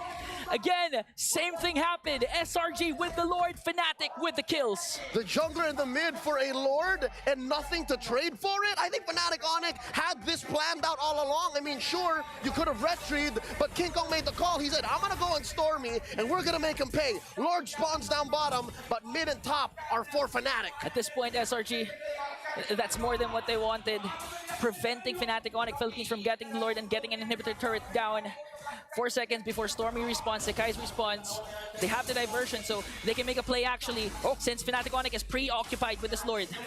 Humes, Cram, and Innocent on the aggression here. They're on the offense, they're looking for targets, and seems to be a feint. They're pushing him back, unless in comes Brusco by two! Connecting onto two with the Raging Sandstorm. Here comes the diversion. Cram on the eye with the penalty zone. They're working on Innocent. Innocent is going to fall down in exchange for Brusco. He as well. Cram caught in the midst of everything. Last man is Stormy, and Sakai's wasn't in the picture. Fnatic Onyx Philippines takes 4 down. The Sky Prince running solo, and he can only push mid.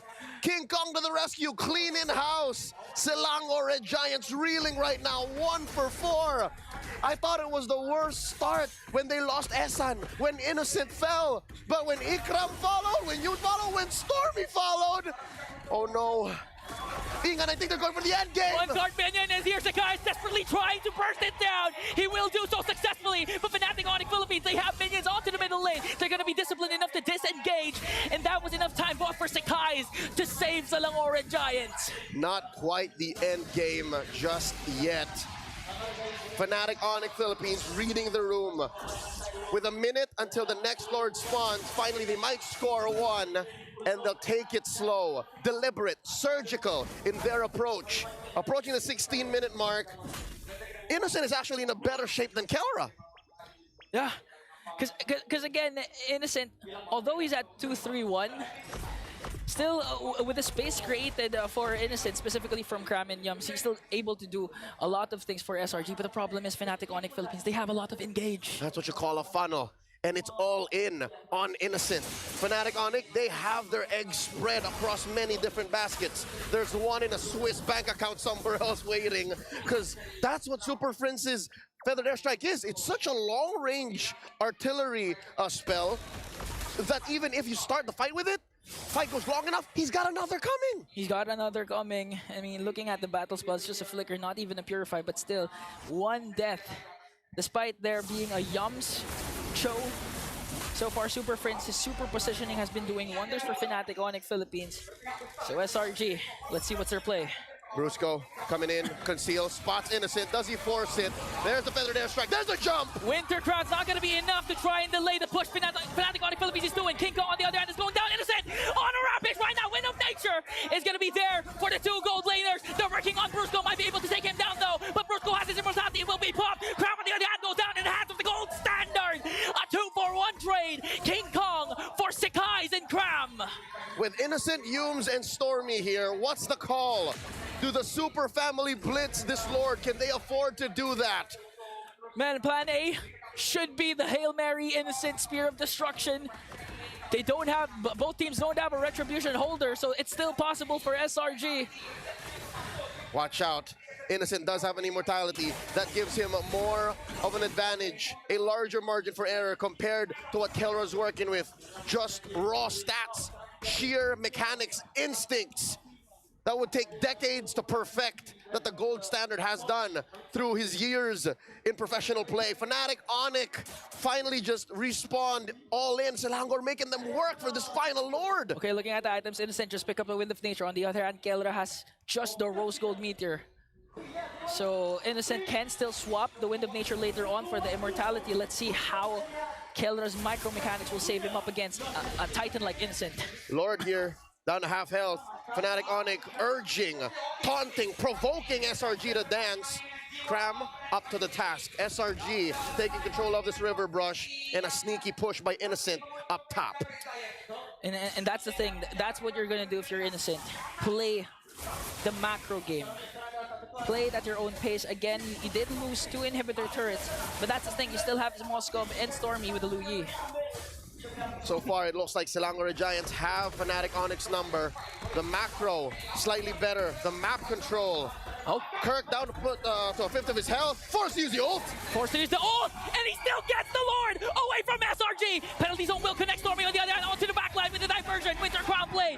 Here comes Innocent onto the top lane. He takes down an inhibitor with him. Sakai is doing his best to work on Kelra. 2 bodies will fall down for SRG. There's a Winter Crown, but look at the base coming in from Innocent. He already used up his Wind of Nature. King Kong's immortality will be popped. Now they're on the chase. They on the revenge onto Innocent. Kirk with Earth Shatter. Immortality will be popped, and they will shut him down. Flashing back to his days in MPL Philippines. A failed segue. A backdoor denied. Esan falls. Fnatic Onyx Philippines on the offense. Cram flickering away. Cram and Sakai's left to defend. There's the Lord sieging in onto the mid lane. As King Kong works on Cram, the rest of the Super family works on the push, works on game number 1. Fnatic Onyx Philippines taking the first game here, threatening a sweep. SRG up against the ropes. 20 minutes. Definitely a grand finals preview. If you ask any fan, 5 minutes into the finish, you could have sworn anyone was gonna win. Let's throw it over to our analysts to break it down. That is exactly what we wanted for a first game in this series. Surprisingly close, tense, and just filled with damn good, sometimes messy MLPB. God damn, I didn't expect this first game to be that explosive, right, SRG? So many times from the depths of certain defeat, they keep pulling it back, and it really came down to the most minute of details. SOD going wide, right? Not being able to get the Lord at the end that allowed FNOP to win. Gotta give props to SRG, man. They put up a fight that I didn't expect that they would. Yeah, me neither. Especially with the lead that Fnatic Onyx had. Like, I feel like Fnatic Onyx could have ended this game a lot sooner, but there was a lot of overthinking happening because of the diverse, because of where the SOD could be coming from, which is why we can clearly tell that both teams respect each other to an uncomfortable degree. Yeah, I think that's the best way to put it. The sheer amount of respect they have for each other's capability to turn things around just extended this game to a length that we didn't expect because of the lead that Fnatic Onyx Philippines had. I mean, think about it this way. King Kong had a 4-level lead on the guys on a Julian of all things. Now, Julian struggles to get in on the Lord pit, right? Everybody knows that unless you are committing all your abilities to jump into that pit, you're basically sacrificing yourself to try and give your team a option, a chance at it. But I don't know. There's a lot of moments where Fnatic Onyx probably should have just taken a fight instead of going for the Lord. Just push SRG. Even if you get into our flanks, who cares? We've got a whopping lead against you, and as long as Super Prince's positioning isn't compromised with his Feathered Airstrike, majority of these fights should fall into their hands. Yeah, the craziest thing is that throughout this entire game, we saw 3 Lords. King Kong got none of them. It was 2 SRG. The last one was secured by Kirk. And King Kong had a level lead the entire game. That's hilarious. You are right. Like a lot of his farm really just came from sheer farm and even the kills alone. But that's one of the signatures of Fnatic Onyx Philippines from MPLPH Season 14. They are willing to lose the Lords, but they're not willing to let go of their leads. You can get the objective, but they're gonna get the kill trades after. And then every Lord that SRG got through that way led to them getting taken down and actually losing turrets. I mean, you get a second Lord and you and you still end up losing 2 inhibs, right? Like who would have thought of that as a possible scenario? Yeah, it's definitely a scary place to be, especially when you know that these clapbacks are so hard from both sides, honestly. But I will give it a FNOP. The early game was played especially well. They had a lot of tempo against SRG and forced SRG to actually respond to them accordingly. Initially, we were expecting the re-gank on that top side after, I mean, unfortunately, Cram getting put down to 1 HP. He didn't die, but that initial recall, he lost 1 minion off of that wave, and after that, Kirk played it really, really well. I mean, give the man props. Yeah. If he doesn't get MVP, I mean, sure, but that Edith is disgusting. 9-0, 9-0, 10 Edith. What's the last time you seen Edith have that stat in this meta? And the MVP of the game is the gold standard. A lot of highlight on Innocent, a fantastic gold laner in his own right as he is on the road to potentially achieving the golden road. But you gotta get through the gold standard first. 6-2 and 14 on this Bruno. Dude, my man Innocent almost repeated the CFU 1v4 in that top guy. That's true. You know, like, it's a scary moment, but up against Kelra, we even saw in the early game before the first turtle that Innocent tried to get an 1 extra minion. Kelra willing to trade Purify just to make sure that Innocent instantly loses that lane. Yeah, I mean, that early game was really hard for SRG's side, right? Each lane was already struggling. Their initial coverage towards the top side of the map didn't really prove much because they forced Cram to recall anyways. That isolated island, Kelra did a great job in lane, but even Superfins finding that solo kill into Stormy is why they had such a perfect transition into mid with a whopping lead. And this made King Kong's job super easy, right? Just power farm, show a little bit of presence, make SRG respond to you, then hop to the opposite side of the map and clear the entire wave. I think we also see here one of the tendencies of Fnatic Onyx Philippines, or excuse me, this draft. Everyone can do their job right. From Brusco to Friends to King Kong, Kirk, you could say they did their jobs and what they needed to do with each sequence and with each fight. But if Kelra didn't step up and help finish that job, if he got taken down too early, if Fnatic Onyx PH lost their main source of basic attack damage at the worst possible time, then they wouldn't have been able to get this win. This was one of those moments. I was looking at that thinking, Kelra, no way, bro, you're actually gonna go down here. But he survived. Innocent tried, but FNOP were able to clear the minion waves first. King Kong hard focused each minion in that wave that Innocent had. And it only happened because Innocent missed his SOD, right? Like that could have been a completely different event. If there's one thing I really need to kind of, you know, add a bit of salt on, it's just kind of the micro mistakes, right? The mechanical mistakes from Innocent. Few times he decided to step into a crowd control, like that bot lane fight. Cram gets ganked, and then he steps into a Brusco Raging Sandstorm, which forces Purify, and then Kirk kills him afterwards. But aside from that, I think SRG put up a very good fight, despite being so far on the back foot. It does make you wonder what that game 2 is going to look like. Honestly, it's probably going to look roughly the same, right? Punishes in this particular case, and for those who don't know the fighting game trial of a whiff punish, if you end up missing your ability, and let's take for an example, Cram, in 5 people, hits Flicker, penalty zones in the middle of it, it hits absolutely no one off of the initial whiff coming in from Brusco, who hit nobody as well with a point like 1 foot Raging Sandstorm. Oh, man. These whiff punishes are really important. The execution needs to be at a near perfect standard because both of these teams are great at pushing back against each other from these types of mistakes. I can already see MLBB esports page memeing that moment, right? Yeah. It has to be a meme moment. Like, they meme everything, so that has to be the highlight. All right, so we're gonna take a quick little breather, of course, from this amazing action that we've seen. We're gonna eat up some Hello Panda while we go on over to Rose and one of our favorite pandas in Michelle. Thank you very much to our panel. Hello, everybody. My name is Rose, and I am with Michelle right now. Welcome to the Courtside Report. And right now, we are with somebody whose name is Fuego, all the way from the Philippines.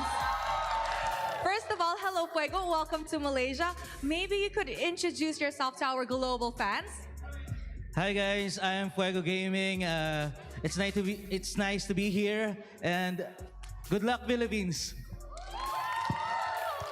Welcome, Virgo. So, tell us which team you are coming for here.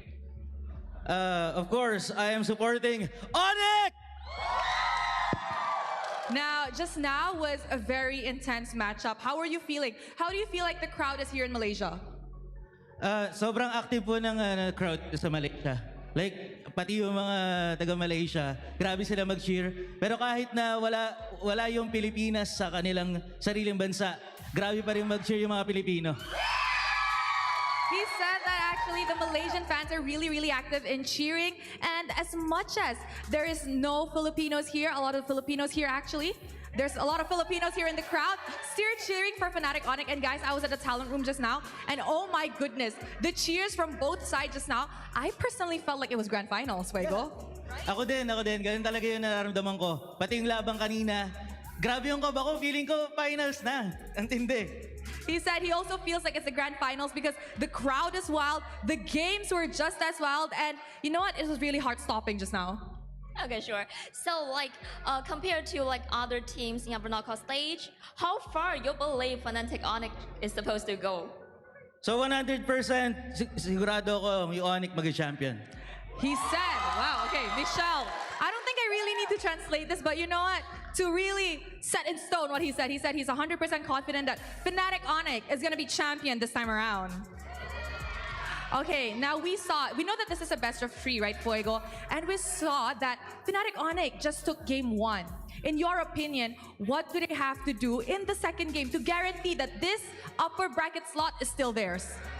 First of all, sa drop pa lang nakita ko na agad na grabe yung kalamangan ng Onyx sa kalaban sa SRG. Though ang ganda ng naging laban, pero pagdating sa picking sa drop, ang laki agad ng advantage with the Parsa. Yung hero ng kalaban, wala masyadong dash. Hirap makapwesto yung kalaban. Tapos yung aggressive play pa ng Onyx, laging nandun. So feeling ko, para magtuloy-tuloy ang pagkapanalo ng Onyx, ituloy lang nila yung pagiging aggressive at pagiging consistent. But kahit aggressive sila, ganun pa rin katindi yung kanilang discipline sa paglalaro. Yes, indeed. Now, Fuego just said that honestly, he felt like in game 1, the draft itself was already a winner. And even though the side of SRG played well, Fnatic's on his side was actually very aggressive, and aside from being aggressive, they still maintained discipline. He thinks that in his opinion, if they want to win second game, they just have to play the same way and draft the same, right? Exactly the same. Not exactly the same, but the play style will be always aggressive, not passive. Yeah. Aggressive and disciplined is the key. All right, I do agree with that. Yeah, have fun the key. So, before we throw back the panel, any message to our players on the stage here? Sa mga players na dinayo namin dito sa Pilipinas, alam ko hindi nyo kami bibiguin at papatunayan nyo sa mundo na hindi pa nagtatapos ang PH era sa ML. He said that to the players on stage, we came all the way from the Philippines to support you guys. We know that you guys will not disappoint us. And we are going to show the world that the PH era is not, in fact, over yet. Thank you very much to Fuego. And with that, let us head back to the panel to start the Game 2 in this Best of 3 series up against Selangor Red Giants. Thank you so much to Michelle, Rose, and Renmar, Fuego Gaming. It's always great to see him in the internationals. My cousin, not actually my cousin, but yeah, I'm in on the joke. I know we both look alike, but yeah. We enjoyed our little refuel with Hello Panda here. Crunchy biscuits filled with creamy chocolate. Did we finish it? Where is it? It's gone. It's gone? It's gone. Oh, are there remnants left? One more? All right. Right here. You got the last Right here. Hello Panda. Go No, ahead. there's one more. There's one more. One more? Yeah, rock, paper, scissors. You know, I think I want us to try something we failed at before. Your turn. Oh, say go. Ow! I'm sorry. I think I tossed it way too hard. Oh, that was good. All right, don't worry. We'll get into the next one. It even smells like strawberry. But of course, no Hello Panda will go to waste. That Hello Panda was actually caught by a member of our crew and is currently getting consumed. From November 18 to December 29, participate in the M6 Lucky Gift. Join the draw for a chance to win Claude's new Epic Skin Challengers Flare and Beatrix's new M4 Epic Painted Skin Light Seeker. Don't miss this rare opportunity to get Beatrix's M4 exclusive and M4 Prime skins returning for a limited time. honestly, you know what my favorite part? To get these prime skins, people are gonna have to do a couple of rolls for those who were late the last time during M4 for not getting it. So for all those who are DMing me, when am I gonna get it? At least they have to pay just a little bit more, just the RNG into it. Yeah, I did a 10 roll and I got both Beatrix's skins. Really? Yeah. I'm so mad. Why is this guy so lucky? If you missed it in game number 1, Kelra was the MVP against SRG. Now let's hear from him and what he said. As one of the teams expected to win it all, the pressure is always a privilege, whether big or small. What truly matters is how you deal with it.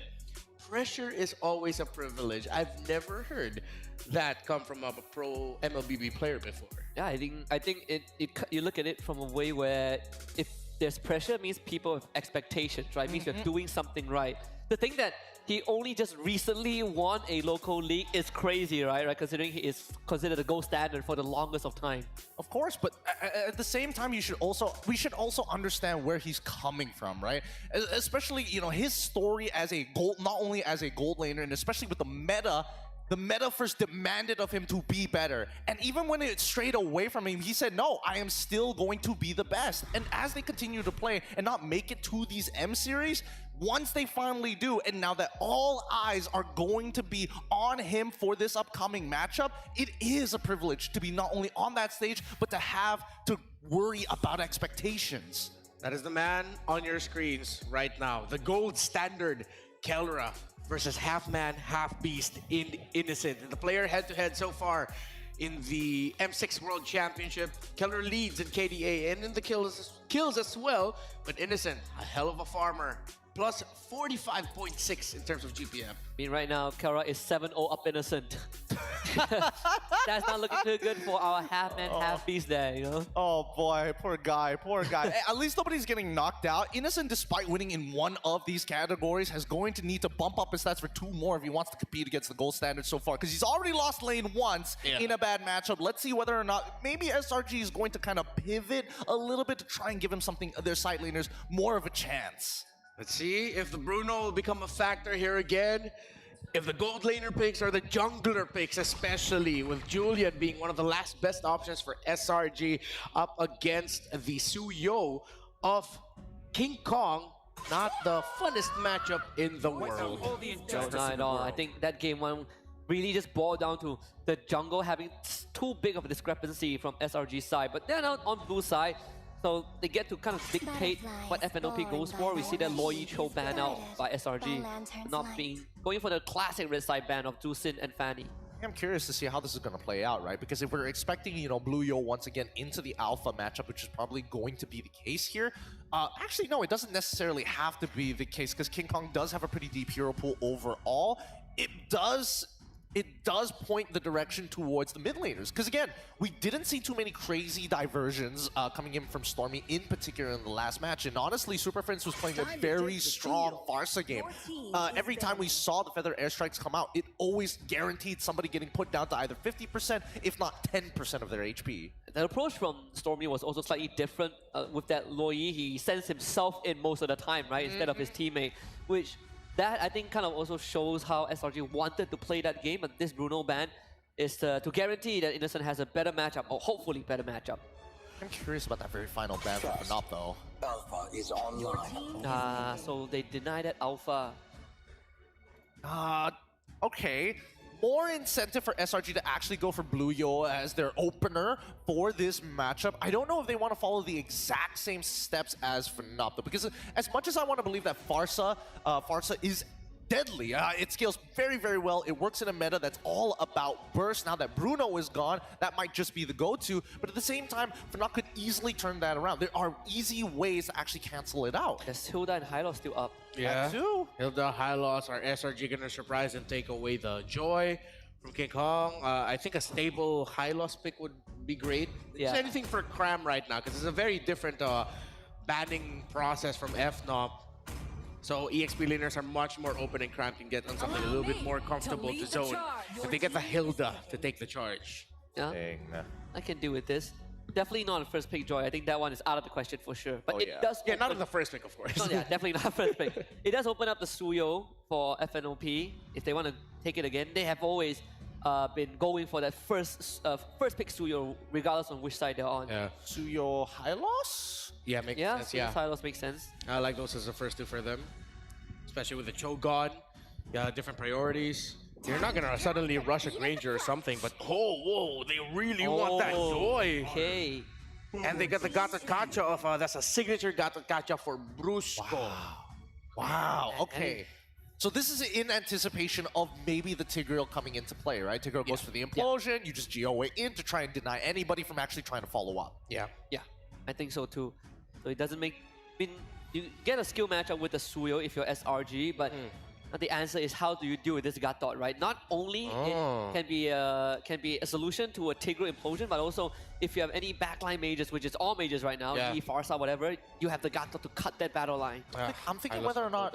Hylos Matilda is actually a pretty good shout. Because I was thinking maybe going into the Valorant, but with Matilda still available, that might just be the option. Suyo, Harith, interesting. Been a while we've seen this young little hero get prioritized like this. Not the usual gold laner trades anymore, but I think SRG, they're playing for Snowball. Those first 3 picks scream we win the first 6 minutes of the game. To the jungle. Final pick in the very first phase. Granger going to get locked in early for Fnac. Oh, how does that matchup actually go? I mean, to be fair, Harith does need to close the distance first to the Granger. Granger is able to kind of move out from the center of the blast if he does start throwing it out willy-nilly. But this second phase begs the question a couple of things. Both mid laners have not been selected just yet. Yeah. It's going to be a very small pool by the end of this. So you still have like your classic Valen, Eve. We saw that Super Prince Farah. Sicilian was also banned in game 1 by SRG. I think the Valentina is going to be the hot contested pick. That it's going to be up to the teams whether to ban it or open it, really, because it can be a good option for either or. I'm surprised FNOP actually banned out the Hylos. I thought they go for that themselves, because usually Brusco, when he plays the Gata Gacha, he's not the main guy up front come the mid to the later portions of the game. It's Kirk, while he usually goes for more follow-up set with his AOG from the back line. I was thinking instead of the Granger, they were going to go for the Eve, right? They already have the GOA. They kind of have an easy setup to put them inside that RWM in the first place. And maybe the high loss might have been like a supplement as a way to be like, hey, look away from the mid lane, ban out some random stuff. There's also one thing that SRG hasn't addressed yet. How do you control this joy? How do you keep this joy in place? Hilda is definitely not the solution to it. You need a secondary answer. That's why this high loss ban now kind of makes a lot more sense, right? We stop that high loss that has that law and order that can instantly break the pace, the tempo of this joy. Phovis is still left in the pool. I mean, if SRG, but then SRG has a Hilda. I'm not sure if you want to run that roam Hilda. I mean, it's not like we haven't seen Yums play Hilda before, but That's true. In the current metagame, it feels kind of bad if you're not ahead with Hilda. Unless you do the Ohio Brothers Hilda Petrify. Oh, don't remind me, don't remind me. Ooh, okay. They read into a potential Akai pickup coming in from SRG. They decided to ban it out. Very deep. It could have been a roam pickup. Honest. Oh, the Tig is open for them. Actually, I think at this point, now that we haven't seen any mid lane bans, there's no point really banning out any mid laners at this point, especially with the relationship of Valentina as well as Yves. They're probably better off looking in a different direction here, but in terms of like EXP, it's starting to get really, really rough unless we talk about Swiss Army knives like Vendetta. Yeah, FNOP's probably gonna go take 4. Take out the Kali. That's take Rome, and then the Gata Kacha goes EXP, then they save their mid laner pick for last. That's a working theory. I think if you're Fnac, you're not worried about a Phobius for SRG. I think that the safest opening for Fnac, especially if they want to respond at the very end, is to take Valentina now. That way, if SRG do decide to play Tigreal into the Eve, you got 2 great ultimates to work with. Yeah, I agree. So they're opening up the trade. Valentina, Tigreal. And before suddenly we get another surprise pick in M6. I mean, that's been the trend so far. I think later for SRG... Oh yeah, see? Yeah, of course it's going to be the Tigreal. Nah, I mean, you take it away, right? Like, even if SRG gets the Valentina and you somehow still implosion, you are still relying on Valentina to stop joy. That is... Doesn't feel good, you know, if you're SRG. And that's also close range. Your long range wave clear is not good. You're going to have to go long range here for SRG. Yeah, very, very difficult. I mean, did they get the bot? I would imagine. You know? Oh, both are very good options. At the very least, disengage mechanics will be very helpful, especially if you're going to get chased by Fnop anyway. I mean, they've got some like great combinations, and I think obviously the Granger is going to be a large proponent of not only opening the map, but kind of soft setups for the team. All right, what's SRG going to end up with? Lots of Back for options. Veil. What if? Ooh, Oh, that's a Grog. Doom's classic. Only picked once in the M6 World Championship, and they get the Valentina away. I think FNOP are going to be thinking into either the Aurora or the Eve. That's a classic Doom's pick. Yeah, just take the Eve at this point, I right? think the Eve, right? Because they've covered both sides from the side of SRG. You go Farsa, it doesn't matter. You still have the Nature's Barrier to cancel it out, or even like the Wild Charge. Either or is totally fine. And Grok is extremely weak to magic damage, right? If you power on that Eve, it's gonna be super tough for Yums to just run up and set up a play. Yeah, they might even consider that they will need a late game hero, because if they end up picking something like a Cecilia, that might be them going a little bit more conservative route. But yeah, Eve, of course. I mean, if they go, yeah, luckily it's an Eve. I mean, Yeah. if they go Ceci, it's just FNOP saying that we are gonna win anyways. It's only a matter of time. But I mean, Eve is the safer pick. All right, that's the Game 2 draft for you. Looking forward to seeing what happens in Game number 2. Will a Game 3 be forced, or will FNOP advance? SRG have their work cut out for them. Up against the wall, Fnatic Onyx Philippines looking to close up shop. Looking for that sweep. Let's see if the hometown crowd will allow that. One more look at the draft. Man, one of the Yum's classic, the Grok. When push comes to shove, SRG is going to go back to their comfort, and they're really diving down in on the early game-centric composition of their lineup. So far, SRG working with more utility now, in my opinion, than in Game 1. Fnatic Onyx, though, individually, such strong picks they ended up with. As we go into the battlefield, Claude and Dexter watching from up above. Let's get into Game number 2. Once more for all the marbles. 2 lives in the upper bracket, Fnatic Onyx Philippines versus SRG. Man, if you're SRG, you really want as much as possible to advance to the upper bracket and keep your golden rose safe. And it looks like it's working pretty well for them, or at least for this draft, because again, Sekai's has a good meta hero right now with the Suyo. That's what I'm saying. In Game 1, it's almost like FNOP did not allow for the Sky Prince to play. He was barely 3 feet off the ground. So don't even think of the Sky.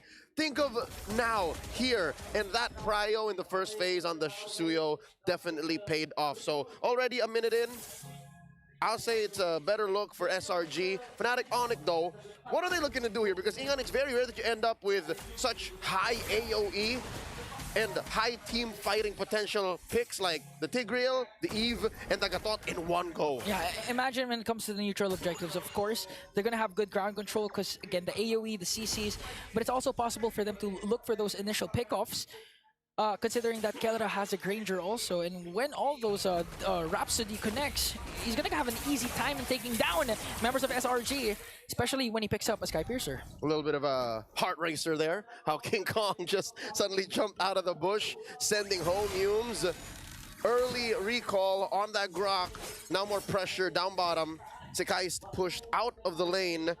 What does this XP lane feel like for you? Who's going to rotate out first? Because it looks like Kirk is holding his own. Yeah, I feel like it's going to be Kram first, but they know this. That's why they're trying to go for Kram. Here we go. King Kong looking for the stacks. Brusco down to 1/3 of his health. And it looks like SRG win the engagement, sending back Fnatic Onyx. This is a cautious approach by the Filipino champions. Yeah, they also lost the Revitalize from Kirk.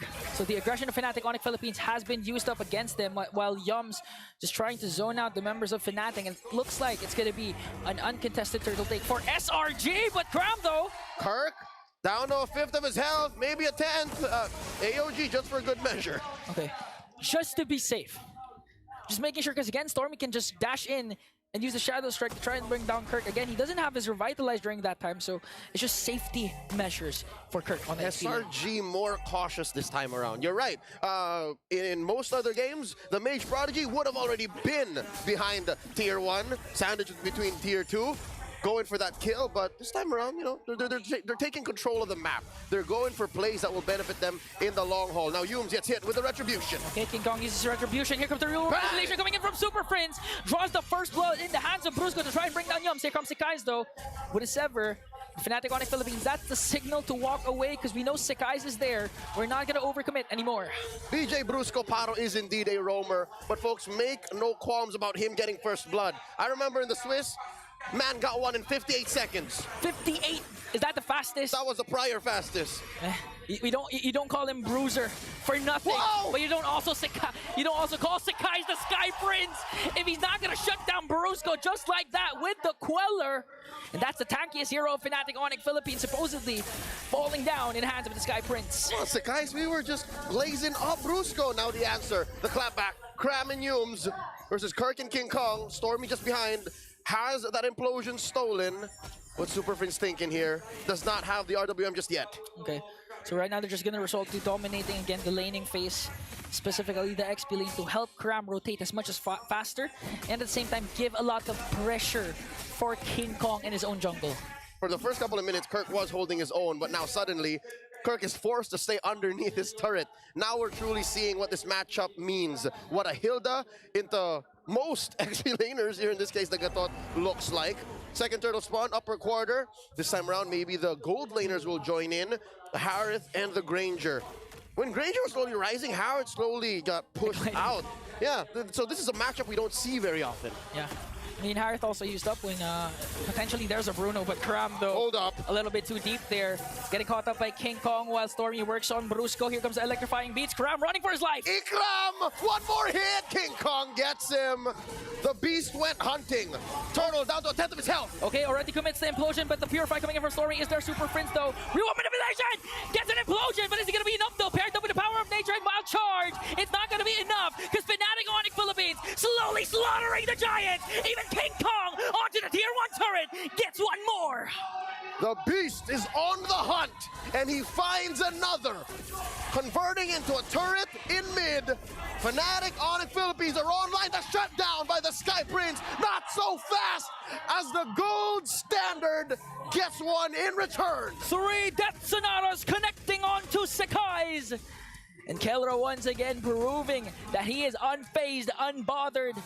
Even with a team like SRG, the MSC champions, Fnatic Onyx Philippines, they're more than enough, more confident to take down anyone in their way. That's why they call him the Filipino Savage, man. He doesn't care. He doesn't care. He's gonna do what he's gonna do, and farm away he will. Now 2-0-1. Currently on top of the gold rankings. He's about 700 away, and now a fight breaks out. Fight breaks out, but it's already done because Fnatic Onyx Philippines manages to pick 2. Stormy and Cram. Just look at how proactive Brusco is right now. A while ago, we seen him getting scared or getting taken down by Sekai's with the Queller. And this time, with a huge win for the previous class for Fnatic Onyx Philippines, Brusco is now unbothered. The Bruiser in his element, just gonna zone out for Fnatic Onyx Philippines. Oh, dear God! One more time! The Filipino Savage is at work. He's now 1,000 and change ahead. Calra is on a mission.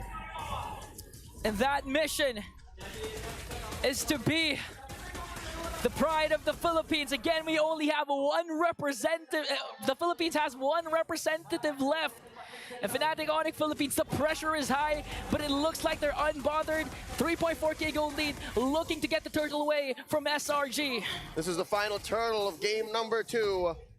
Fnatic Onyx jungler way is up top. Cram here in the middle of everything. But just look at the implosion once again coming in from Brusco, paired up with a real manipulation and unstoppable kill coming in from Kelra. Sakai diving into the defense, manages to get one though. Here comes the AOG coming in from Kirk, but Innocent picks up a kill as well. The answer from SRG is here. King Kong! Coming in, red free on the Cram. He's not done. Here comes the Beats. The Beast slowly slaughtering the Giants, paired up with the help of Kirk. Gonna bring down one more. Kelra, Death Sonata. Is it gonna be enough though? There's no charge, so SRG is safe for now. That's a DZF defensive Zaman force dropped in by Innocent to get out of harm's way. And just like that, the late entry from King Kong scores him the final Lord. 2-1 the score, 2-1. 8 minutes in, Fnatic Onyx 5,000 gold ahead. Scream his name and King Kong will appear. Even if it's late, it's better than late, picking up 2 kills of their own, plus the turtle takedown, preventing SRG's tempo to regain their red tempo, but Brusco! He elevates and he detonates! With the AOG and implosion play, Kelra also working on the back. Even Graham, even Sakai will bow down to the gold standard! And the beast shall clean up house! Oh. And here comes Innocent from the back line. Super Prince pops him point blank. Fnatic Onyx, they sense it, they can feel it. Folks at home, can you smell what Fnatic Onyx is cooking? I'm pretty sure Selangor Red Giant, they don't want to let the momentum of Fnatic Onyx Philippines carry over, because so far there are a lot of isolated clashes, and all those clashes are won by Fnatic Onyx Philippines. They do, however, get some sort of kills for the trades, but it's not, unfortunately, it's not enough. And looking at the lineup of SRG, you'd expect them to actually dominate or at least have a good time in the early game, considering that they have a Harriet, they have a Suyo, and Fnatic Onyx Philippines, King Kong is a joy that scales up perfectly, especially in the late game. They have expedited the farming phase for the Joy, and now Fnatic Onyx are sandbagging into SRG's side of the map, into their faces, and I think that's what's making it so hard for SRG to come back, making it hard for SRG to find a favorable engagement, an entry into the fight, because look, they're gonna throw Cram in here, but he's not so sure. Off camera, Innocent's down! An off-cam kill, solo kill. King Kong brings down Innocent. So low! So low! Fnatic Onyx Philippines, here comes the real world manipulation coming from Super Prince. Sonata brings down death to Stormy. Yum goes in, just trying to delay the push of Fnatic Onyx Philippines, but here they are. They have minions working on the top lane turret. They don't care about Sakai's in the back line. They want to penetrate. They want to come in. Okay, Sakai's gonna dash out, but the problem is the base has now been exposed. Kelra just really working on the double. And now the recalls are here for Fnatic. They have many choices. They can push mid, they can push top, they can take the Lord. What's Fnatic Onyx to do here? They're about 10,000 gold ahead. No waves. They should breathe, take it slow, Fnatic Onyx. While all the while, the beast incarnate, King Kong himself, gonna work on the Lord. Just making sure Fnatic Onyx Philippines can end this flawlessly. SRG, they're slowly folding to the high-octane engagements of Fnatic Onyx. I get it. SRG want to find the slow roll. They want to set it up for Innocent. They want Yums to get that Guardian's barrier into a great power of nature, the wild charge, but they just couldn't. Sakai's can only do so much. Man, how can you set up, provide vision, and get the proper angle if even down to the Death Sonata, you're having a hard time trying to soak up the damage? Not to mention catch the perfect ult, not to mention catching the implosion or the real world manipulation. Even Stormy is compromised. Okay, forcing out the Salmon Force already. King Kong electrifying beats. Innocent though, here comes the AOG. That's 3, pushed back. Fnatic Onyx, 12,000 gold ahead. Pop in mid, bottom up next. Lord sieging in the top, while Fnatic Onyx Philippines working on the last inhibitor turret down bottom. Kelra and the rest of the Super Family in charge, in full control. Will they go for a play? We're all just waiting for Brusco to go in. Flicker in with the implosion play. Let's see how SRG will respond. Minions onto the middle lane. Fnatic Onyx Philippines waiting for the perfect opportunity to strike though. Will they go for it? Look at Kelra with the Rhapsody. That's not connecting. One more, the RWM, the stolen one away. Down goes Sakai's, that's one man down. Kelra just working on bringing down bodies of the SRG implosion from Brusco. They find 3, forcing them out. Down goes Yums, the RWM from Prince. King Kong taken out, traded out for. Yums is down, another one in the way. Innocent pop, and they go for more. The punish, the AOG by Kirk, point blank. Stormy's gonna fall here, down to 1. Ikram cannot take it up a notch. That's it, ladies and gentlemen. The base standing. Fnatic Onyx Philippines, lakad matatag. The Filipino champions, the Philippines' last hope, march forward in the upper bracket.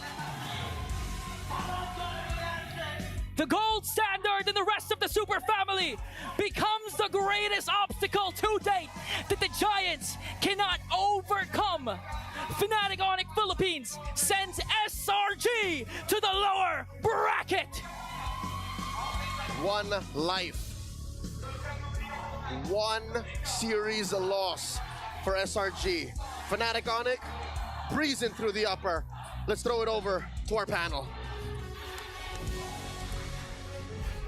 The Bruiser, the Monster Mage, the Young Buck, the Beast, and the Gold Standard. That's who Fnatic Onyx Philippines are, and they advance into the next round, continuing their upper bracket run.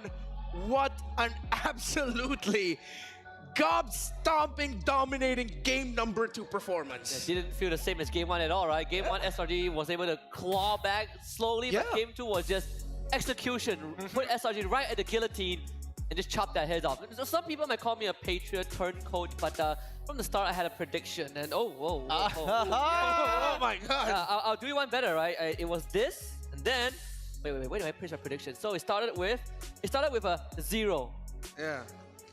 2-0 Fnatic Onyx. Got it right, baby. I got it right. Got it right. I'm a statistic man.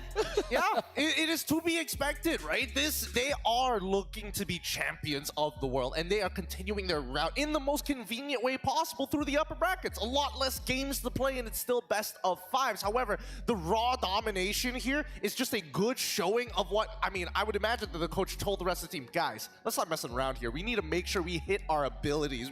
No more whiffs this time, Brusco, and Brusco said, yes, I'll hit everything. No one whiffed, no misses. That was a hell of a performance by Fnatic Onyx PH. Again, sweeping Selangor Red Giants is going over to the stage with Rose and FNOP to hear the winner's interview. Dropping the hometown heroes to the lower bracket.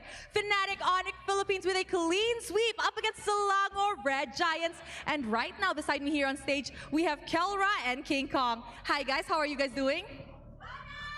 We're okay. We're okay. I love that. Okay, now, Kelra, we know that the first game, actually, it was pretty close, no? It was closer than the second game. And in the first game, if you remembered, Innocent tried to do a split push at top. How was the communications like that time for you guys? Wala talaga kaming comms dun eh. Parang biglaan lang din. Nagulat, kinabahan nga ako kay King Kong, kala ko matatapos eh. Oh, you got scared. So you told King Kong like you thought he was gonna end? You thought Innocent could end? Akala ko, King, sabi na, yung call lang namin, King, yung base. Oh, all they said was King, the base. Okay, how do you guys like deal with intense situations like this? When a split push is happening or a potential sweep, a potential comeback? Paano nyo hinahandle yung mga gantong intense na situation? Lalo na kung, like example kanina, nagli-lead na kayo, tas biglang potential makamba kayo, potential ma-split push kayo. Paano nyo hinahandle yung mental nyo? Hindi tayo kalmado kanina eh. Oh, they were not relaxed. Parang medyo, kasi kami, overhype din kanina. Siyempre, SRG yung kalaban namin. Talaga, malakas din kasi isa din sa tinitingala ng sa MLBB. Kaya siguro hype lang din kami kanina. Kaya, pag hype kami minsan, mas nakakapag-isip kami na maayos eh. I see. They said they were actually very hyped going up against SRG because SRG, they said, is one of the team or organization that people look up to in the MLBB scene. So that is why. And also, he said that when they're overhyped, they can play better. So you guys can play better when you're more intense situation. Nakakapaglaro kayo pag intense yung laro? Mas nakakapaglaro kayo pag intense? Doon naman. Mas nakapaglaro ko talaga kami. Mas nakapag-isip kami na maayos pagka sa mga ganong sitwasyon. Kumbaga nasanay namin yun sa practice namin eh. I see. He said actually they play best under intense situations. I like that. That is the mentality you need for the World Championship stage. Okay, King Kong, it's your turn. You can't avoid me forever. King Kong, we know that you have a storyline. Same goes to Innocent and Cram. Started from the bottom, now you guys are here. How is it like going up against your former teammate, Innocent and Cram, in the international stage?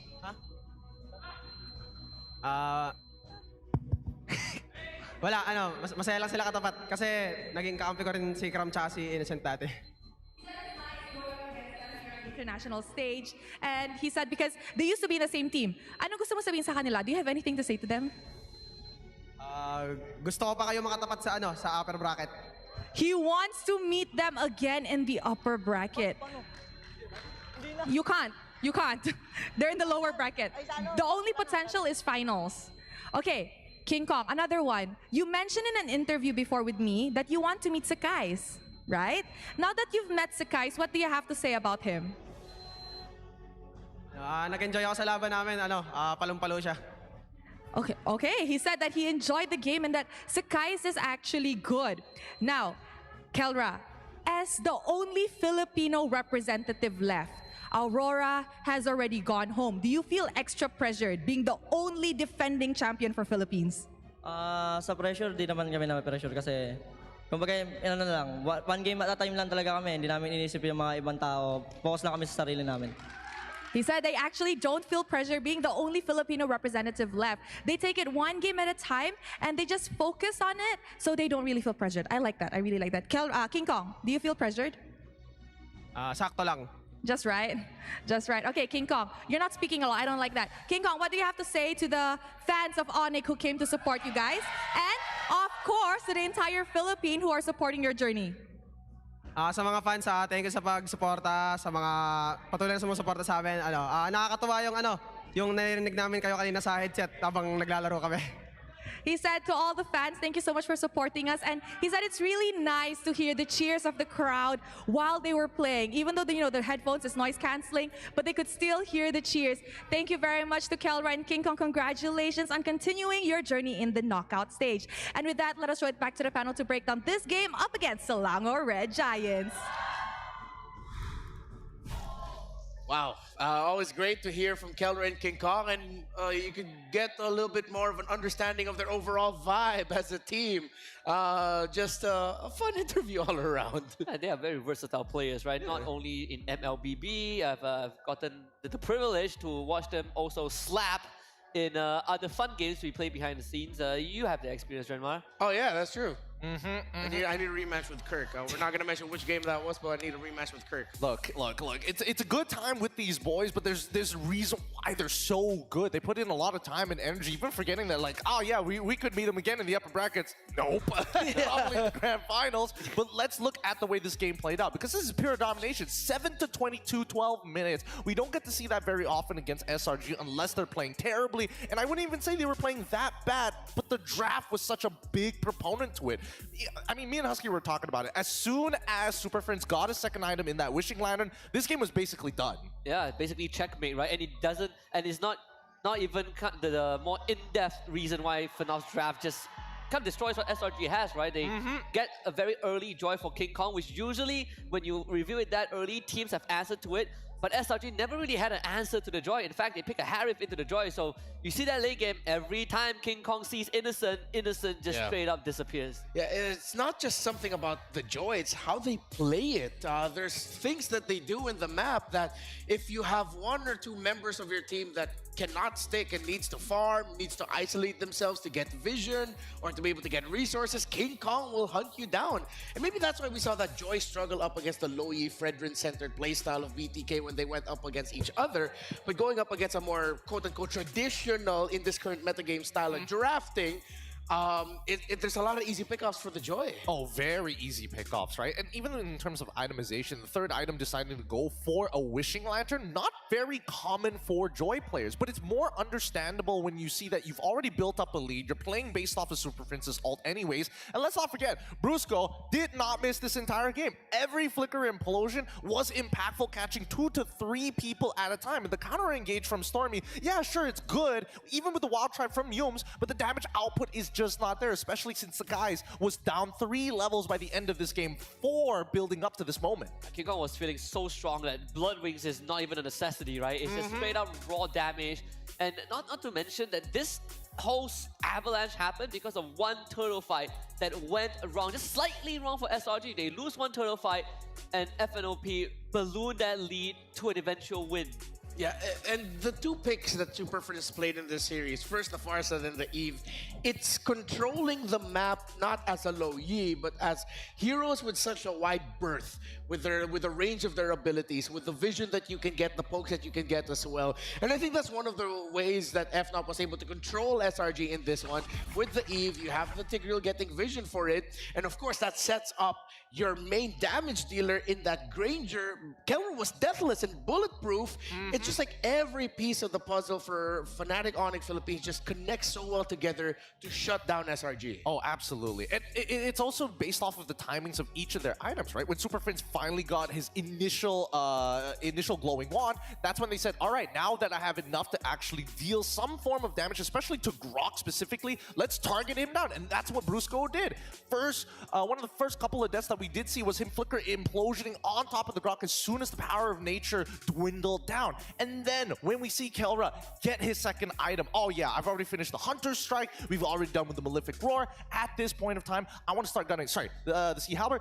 I'm going to start chunking people down as soon as possible and setting up, rather than sending Brusco into the fire, I'm going to scout it out for you. Yeah, and usually when you look at kind of item progression, right, you would have maybe your mage gets a glowing wand, and then your front line gets a Dom Eyes to be that secondary healing reduction carrier. In this case, Kelra was that second man, went for Sea Halberd's second item, so Brusco can go straight for an Athena shield into an immortality. He is just that implosion machine, because his damage dealers have more than enough resource to stop the regeneration from SRG. Yeah, and this was just another game of us seeing Fnatic Onyx PH's tendency to really... They're willing to sacrifice one or two just so that they can keep on the lead. When this play happened, I was worried. But then once I saw King Kong, I was like, oh, they did it again. Just when you think they've won a team fight, SRG, suddenly there's one or two off members of FNOP who were somewhere else winning the macro, that finally they joined the micro and got the turnaround kills. And this is why King Kong has developed such a huge lead against the guys, taking away resources from him and still clearing his own jungle. It's not like he is, oh, I steal a bit of your jungle, I tell my gold laner to go pick up my farm while I'm, constantly applying pressure. It's the constant push and pull macro-wise across the map, whether the top side or the bottom side. Yeah, that, and also, you see, King Kong always joins the fight last, right? Like second to last. He lets Kelra do the initial chipping, he lets Super Prince do the initial poke, and then he comes in and just mops it up. SRG, even in fights where it feels like they finally got an edge, Innocent was popping off, and then suddenly King Kong shows up. And SRG are like, well, we don't have anything else. King Kong is going to eat us up, and we just have to face it. What a terrific game and performance by Fnatic Onyx PH. And now for SRG. Okay, I think I want to give the floor to you guys for this one, because you got to witness in 2 MPL-MY seasons this year just how much SRG has grown and changed into a world-class team. Starting with you, Gideon, what do you think happened here? Well, I think a lot of it just boils down to the way that the draft was being played out. Also, the recovery has not been looking as good as it usually does. They're much better at playing with a lead rather than playing from behind, because when you're playing from behind, especially from SRG side, you need to capitalize on your opponent's mistakes rather than forcing it upon them in a meta so aggressive. Yeah, for me, I think when we come into this series, we've already established that it's two very macro-centric team, right? But Fnatic on the Philippines just outclass SRG in what seems to be their forte locally, but this series kind of proves that FNOP are just a cut above. We're going to see SRG return on December 10th, as we will see a reunion between MPL MYSG with SRG and NIP Flash fighting it out for tournament life, while FNOP's next match will be up against Falcon, who won earlier against NIP Flash. That's going to be happening tomorrow, December 8th. Boy. I mean, that's gonna be a brutal series. Somehow MY and SG always get paired up against each other. MSC 2024 it happened. Oh yeah, coming back into M6. So it's like we're always destined to fight each other at some point, especially when elimination is on the line. Yeah, I mean, in recent records, SRG has been able to topple NIP Flash. I think in the past, in the 2-3 tournaments, so they have a good record over against NIP Flash up to this point. But both teams, they get a few days to breathe a little bit, kind of re-strategize, and then they have to come back for that long marathon from 10th to 15th of December. I think that one's going to be the hardest journey. Yeah, it's going to be a long climb for SRG if ever they want to continue their dream of completing the golden road in Mobile Legends Bang Bang. Be the first team to ever do it. Now let's take a quick little breather, because that one, there was a lot of eyes on that one. So we just want to say thank you for supporting the M6 World Championship. The feedback that you send us is so important for us in improving our broadcasting experience and our viewer experience for you on site and online. So please scan the QR code, answer the survey, let us know your thoughts, your honest opinions about what needs to be changed, what needs to be improved so that we can continue to being greater than ever. Of course, we also have the M6 Battle Night. Don't forget about that, happening from December 28 to 29. Enjoy exclusive bonuses, including a limited time 25 epic skins trial and all heroes free trial. See you there. I have suddenly a random funny question for you guys. Do you remember the first skin you ever got that made you go, oh, I can't believe I got this? Oh, Gojo Satoru Xavier. Oh, really? Yeah, it's still currently my favorite skin. It's your favorite skin of all time? Of all time. All right. I think it was the oh, I remember it now. It was the Alpha Collector skin. I just did one roll and I hit it. That's when I went, ah! Oh, that was a one roll? That was a one roll.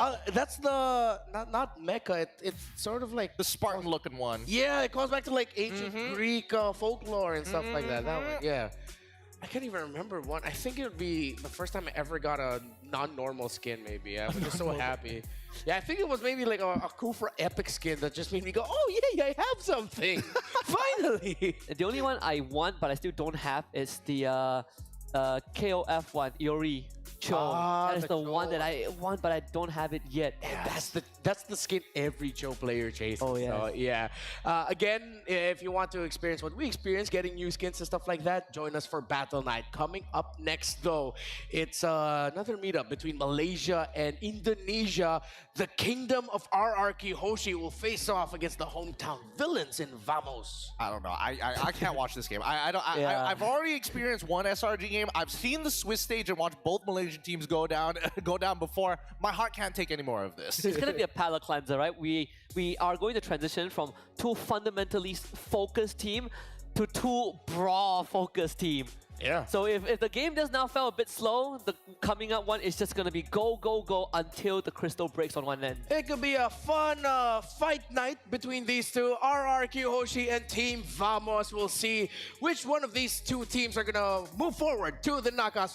There's gonna be a second shift of casters, so on behalf of all of us, we'll see you next time. Stick around, M6. We'll be coming back.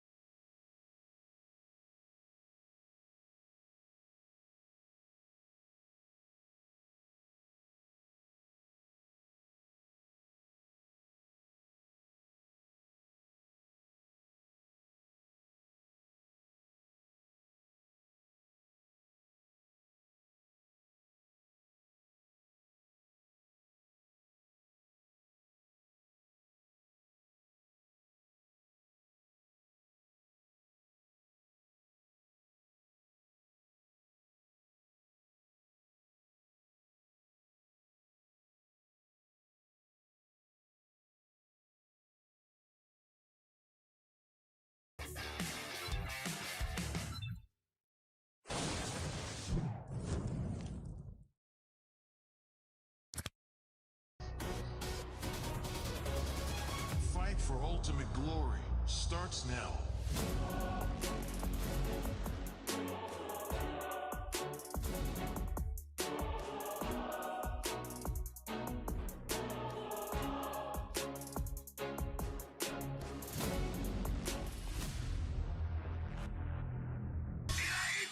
Mobile Legend M6 スイスウォッチ。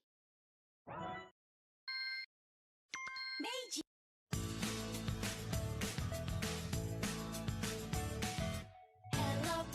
Hello panda, semua suka biskuitnya. Biskuitnya enak isinya lezat rasa coklat dan strawberry. Hello panda, semua suka biskuitnya. Biskuitnya enak isinya lezat rasa coklat dan strawberry. Hello panda, biskuit isi yang enak.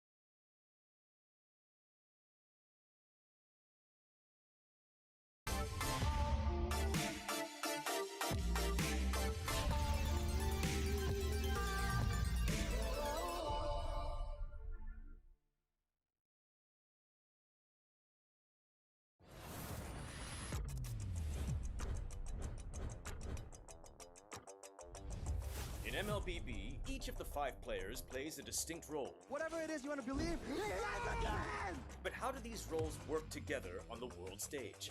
Going Sons, who picks up the Mid laners and roamers are the bedrock of the team.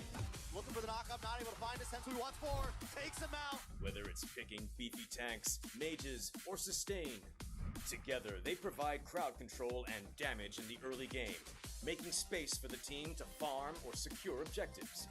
Then we have the EXP laners, usually playing tanky heroes. They poke and zone the enemy to create opportunities. All right, let's see another fight commences here. Gear goes in. It's going to be a lot of damage played. While the roamers pick to fill the team's needs and support if needed. EXP laners must win their lane and protect their tower with aggressive, confident play, ensuring map control for the team. Ooh, final slash. Finally, we come to the junglers, the early to mid-game finishers, and the gold laners, the mid to late game finishers. Irie, the god in the jungle, takes a double kill. For junglers, whether it's frontline tank utility or assassin early game assassin burst, they form the core of the team. They act on the space created by their team to finish off objectives, utilizing power spikes with the early game advantage they get from farming the jungle. Should be a retreat from the Burmese gold, and they get sent down into the ground. Gold laners focus on farming for gold to become late game monsters. 1v3. They are savvy observers, staying out of trouble and positioning well to deal the most damage with their fragile heroes. Do you agree? How would you describe the roles that make MLBB greater than ever?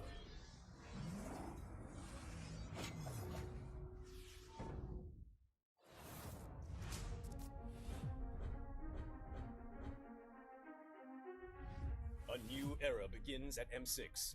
But who are the rising superstars leading the way? In Latam, Maycam Evolve emerges as the new gem of the region. With Aurora's fierce adaptability and rookie sensation Super Nahuel, the Dynasty Enders made history, toppling the undefeated RRQ Akira after a 2.5-year reign. At MTC Turkey Championship, S2G Esports rises as a new challenger. Led by Sigibum's superstar performance at the gold lane, Pagu's playmaking, and Begin's rotation, they are ready to shine on the world stage. In their M Series debut from MPL Cambodia, CFU Gaming is ready to strike. With M2 veteran Poppy and core members Detective, Z, and Wadu. Can the Sharks are primed to make waves on the world stage? Returning to the M Series is RRQ Hoshi, the Sang Raja. Looking for a trade as he finds the triple. Looking for the maniac. Reinforced by Sutsujin's lethal skill, and led by Skylar, this squad of young stars is on a mission for global dominance. The Indonesian cavalry made a bold gamble by swapping their lineup with MDL rookies, uncovering gems like Fabian, the deadly jungler, a calculated roamer in Witty the Wise, and King Eronshiki, the next level gold laner. Team Liquid ID rises as a new M Series challenger. The double, the boy goes down one by one. It's a maniac. MPL PH Season 14 saw the debut of Aurora Gaming with rising gold laner Domeng and MSC 2022 champion Demon Kite.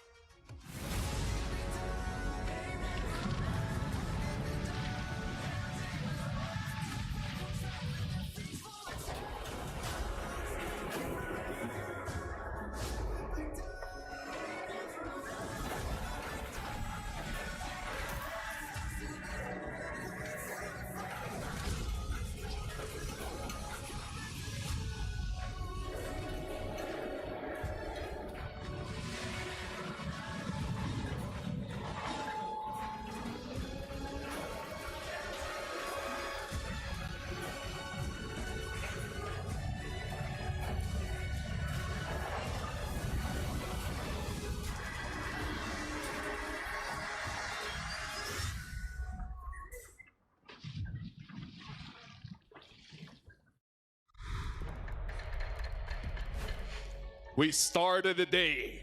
Falcons was able to take down NIP Flash.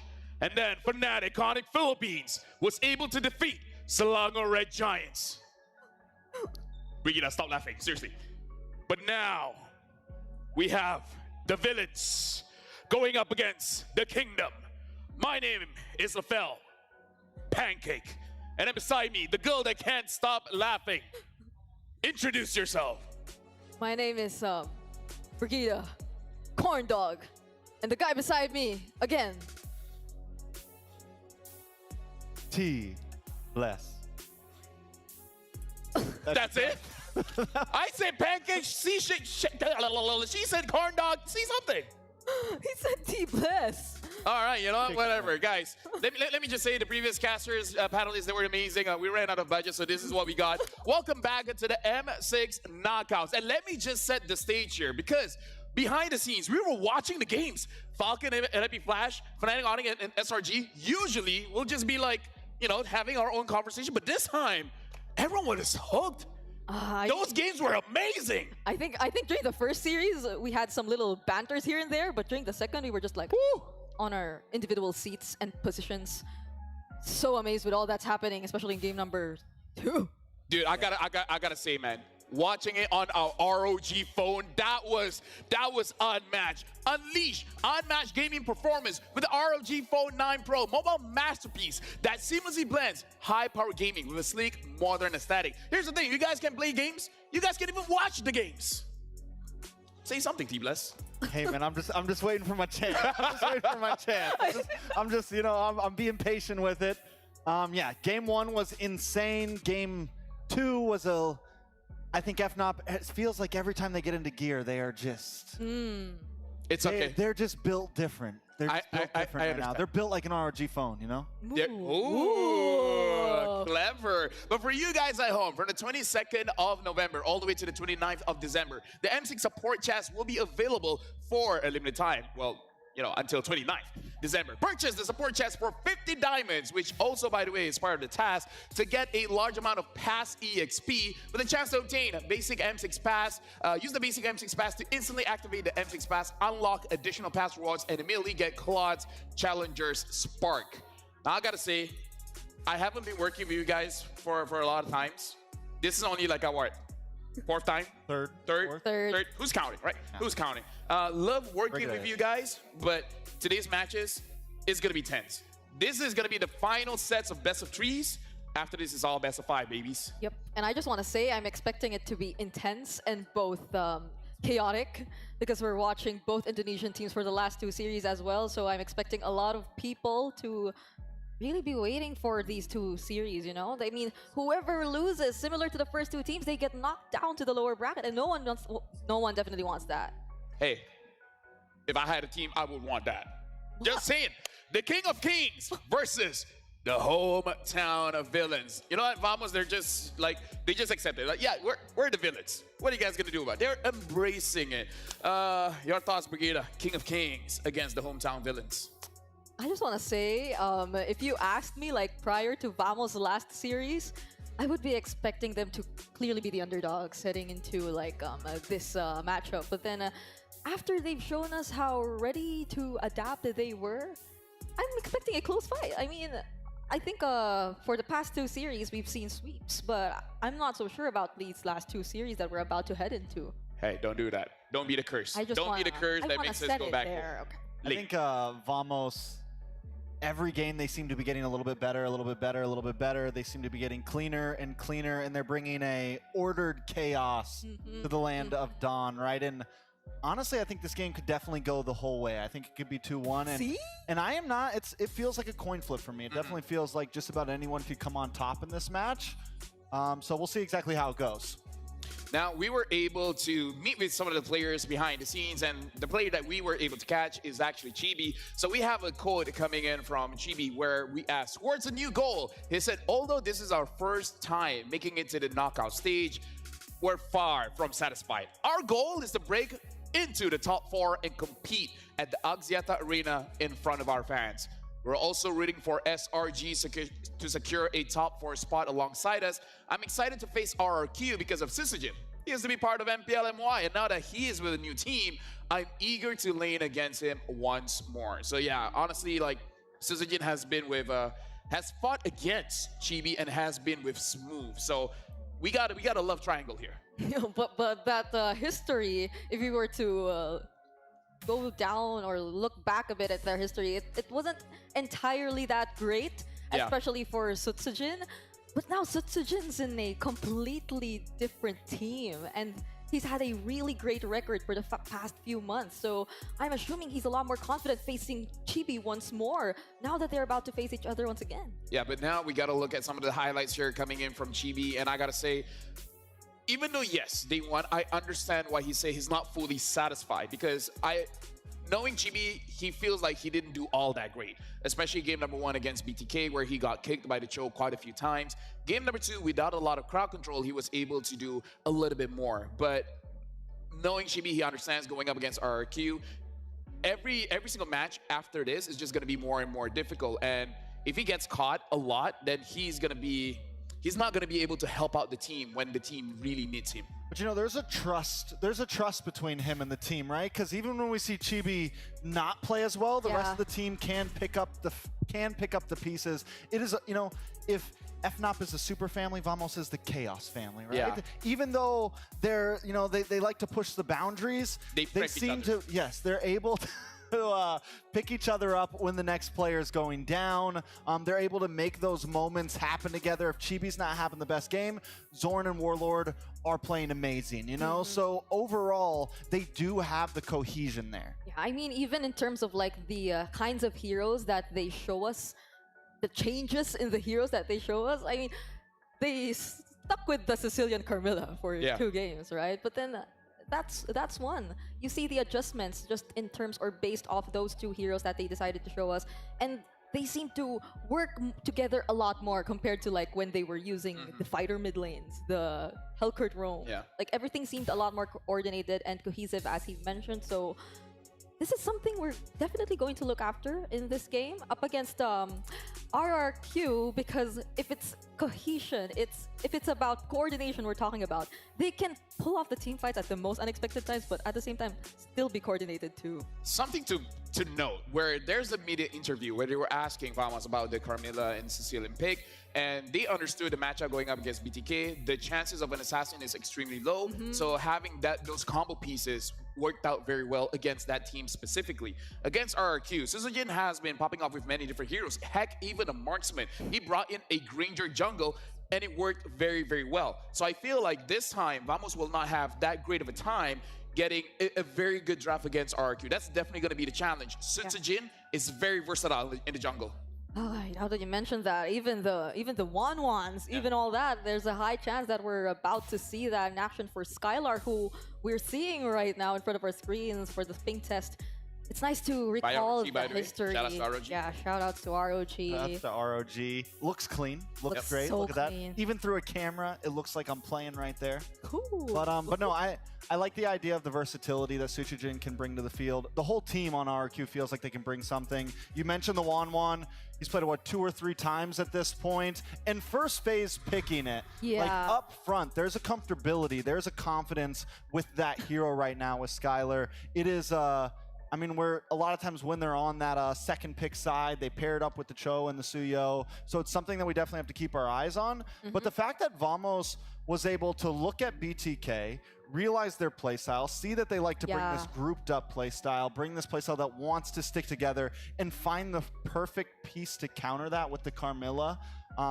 It shows that their coaching staff, the team themselves, are always looking for those kinks in the armor. So right now, if there's a team that can find something, it's definitely Vamos. I like that, especially for Coach Pams and like how long he's been part and representing Malaysia for how many international tournaments now. He's definitely got a lot of experience just in terms of adapting and M4, M5, M6. So how that's He went to 3 M series with different teams. He's got more M series than a lot of players. Yeah. Team Hawk, Homeboys, as well as Vamos. Right? Yeah. He's doing something right. He's doing something right, but now we got to talk about RRQ here, where, again, a lot of star players are in. Suzujin as well as Skylar are the names that you guys have brought up. Skylar, one of the thing is, going up against Nets, I would not say that Nets is a laner.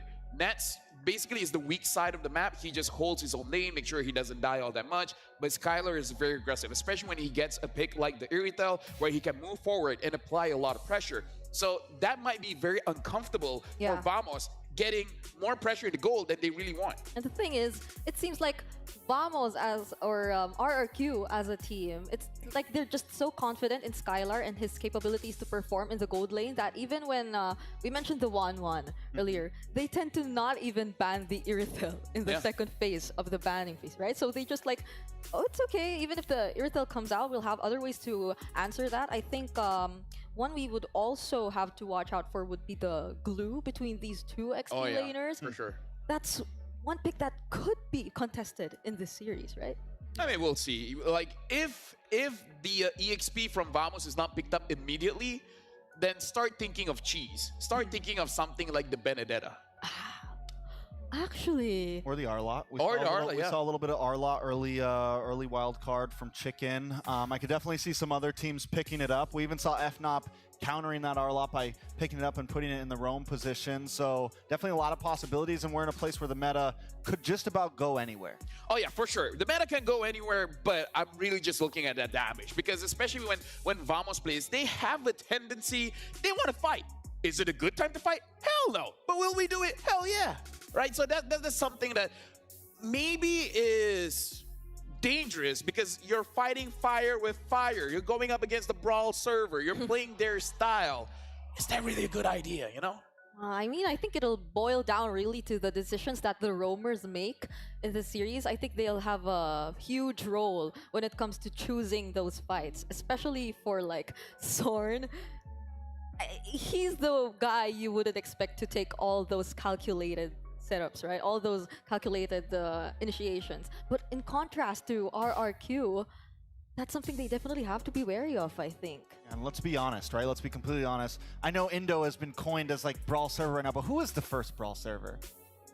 Malaysia. Now if you go back to but if you go back to like M4, man, you guys were the ones that were ready to just get in the face, flip the coin, let's see what happens. You go back to like Todak days and things like that. It was definitely they were definitely teams that we're brawly, we're scrappy, we're ready to fight. And if I think of any team that's always willing to fight, like you said, it's definitely Vamos, right? So, I mean, I think if that's the type of game that RRQ wants to bring, I don't know if they'll be able to trump out on top. I think they need to maybe play this a little more systematic, right? So, gentlemen, yes, including you, Brigida. Oh, yes. Let's start talking about predictions here.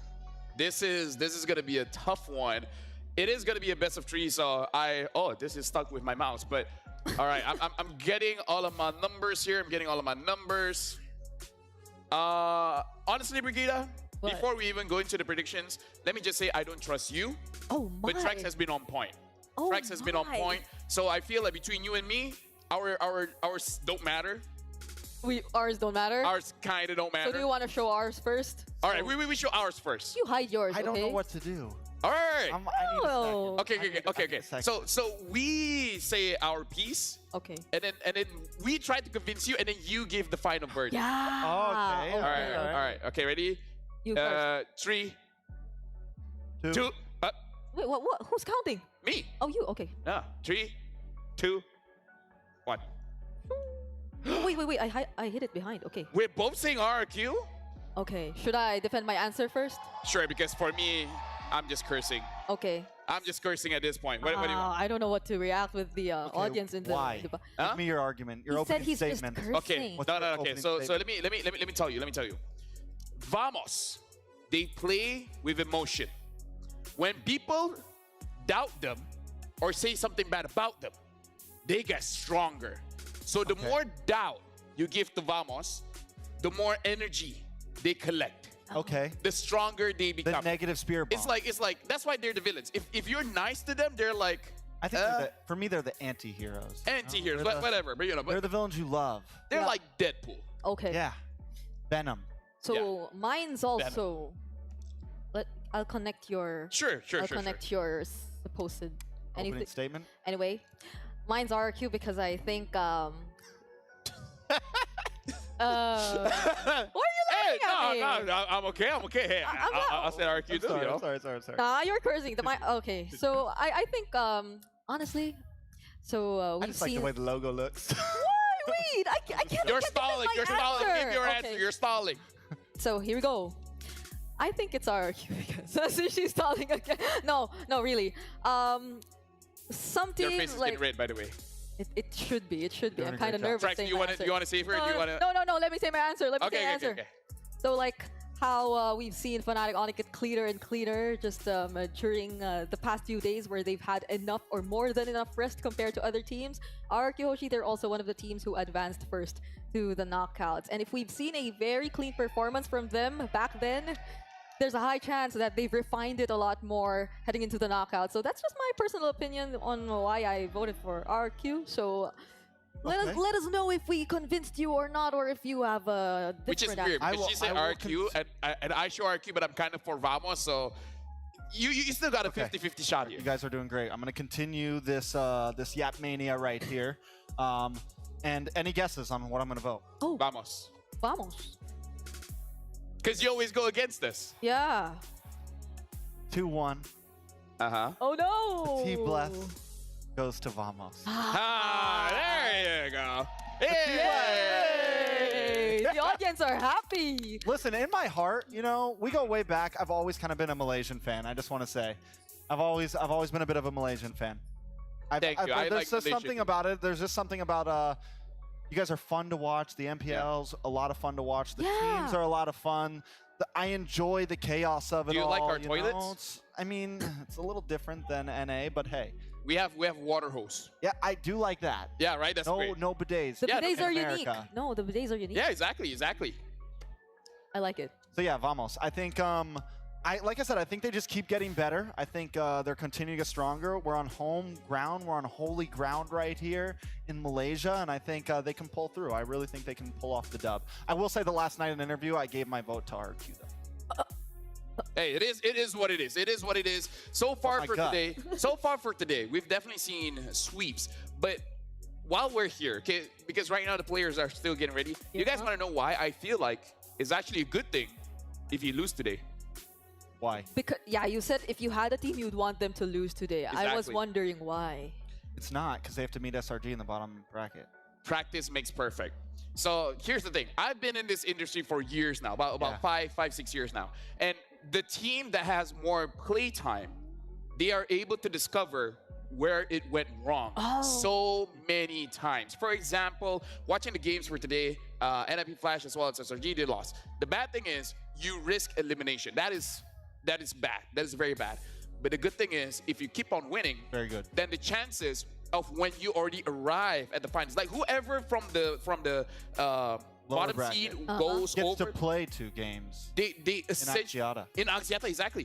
The one in the upper bracket doesn't get to play in Axiata until the grand final itself. So there's no comfortability. There's no comfortability. It's like trying to get in a brand new car and you've never driven it before, you know? Yeah.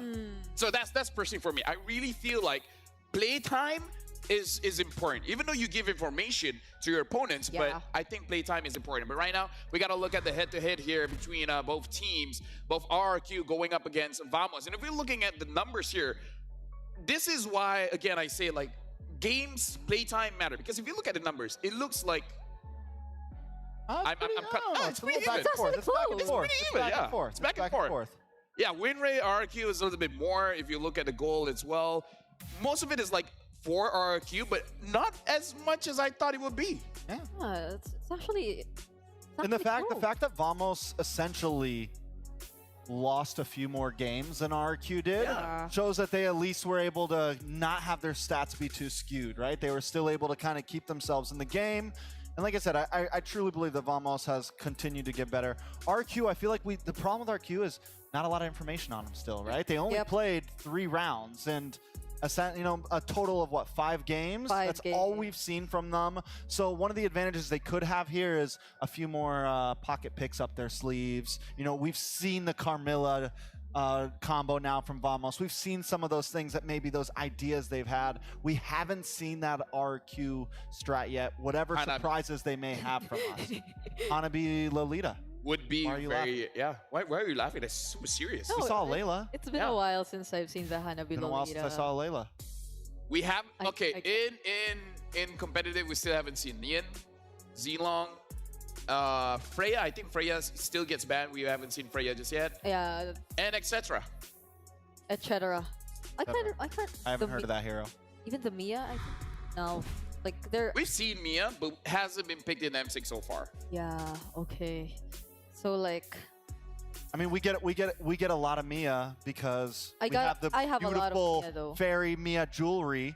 That's all the Mia we need in this world. Let me just say, you look absolutely beautiful, and for DGY, I apologize. For those that know, they know. Again, very nice jewelry. Yes. I don't think it fits me though. You will have a size, especially for the. No, I'm ring. talking about the necklace. Oh, the necklace. Yeah, I don't think I can wear the necklace. I think you can. Yeah, zoom in on Brigida. Look at the fairy necklace. That's the Mia. That's the Mia collection. The ring. You can put some UV light too. UV light and it glows. She even brought the UV light on stage. See? It glows. They give it to you for free when you buy the jewelry. Yeah. It's with a box. It's with a pouch. It's with everything. What would be your next collab? Any hero with the jewelry? What would it be? Oh, that's a good question. Oh, I like the. Need something. We need I a love guy Kagura. hero. We need like a guy. A guy? Yeah, like a guy ring. Dude, you know, like a cool. A beautiful guy is Lancelot. Suyo. Suyo, He is a beautiful guy. He's a beautiful guy. Lancelot is a beautiful guy. Right? La build. Yes, he is. He is. Oh, we found out. Wait, what? You like the Lancelot type. Okay, right now, let's move on from this. We have a trivia question here. So let's see what is the question. Let's figure out if we can actually figure it out. Who holds the record for most unique hero picks in M Series history? In M Series history, it's probably I'm Few. He was a good answer. You think it's a mid laner?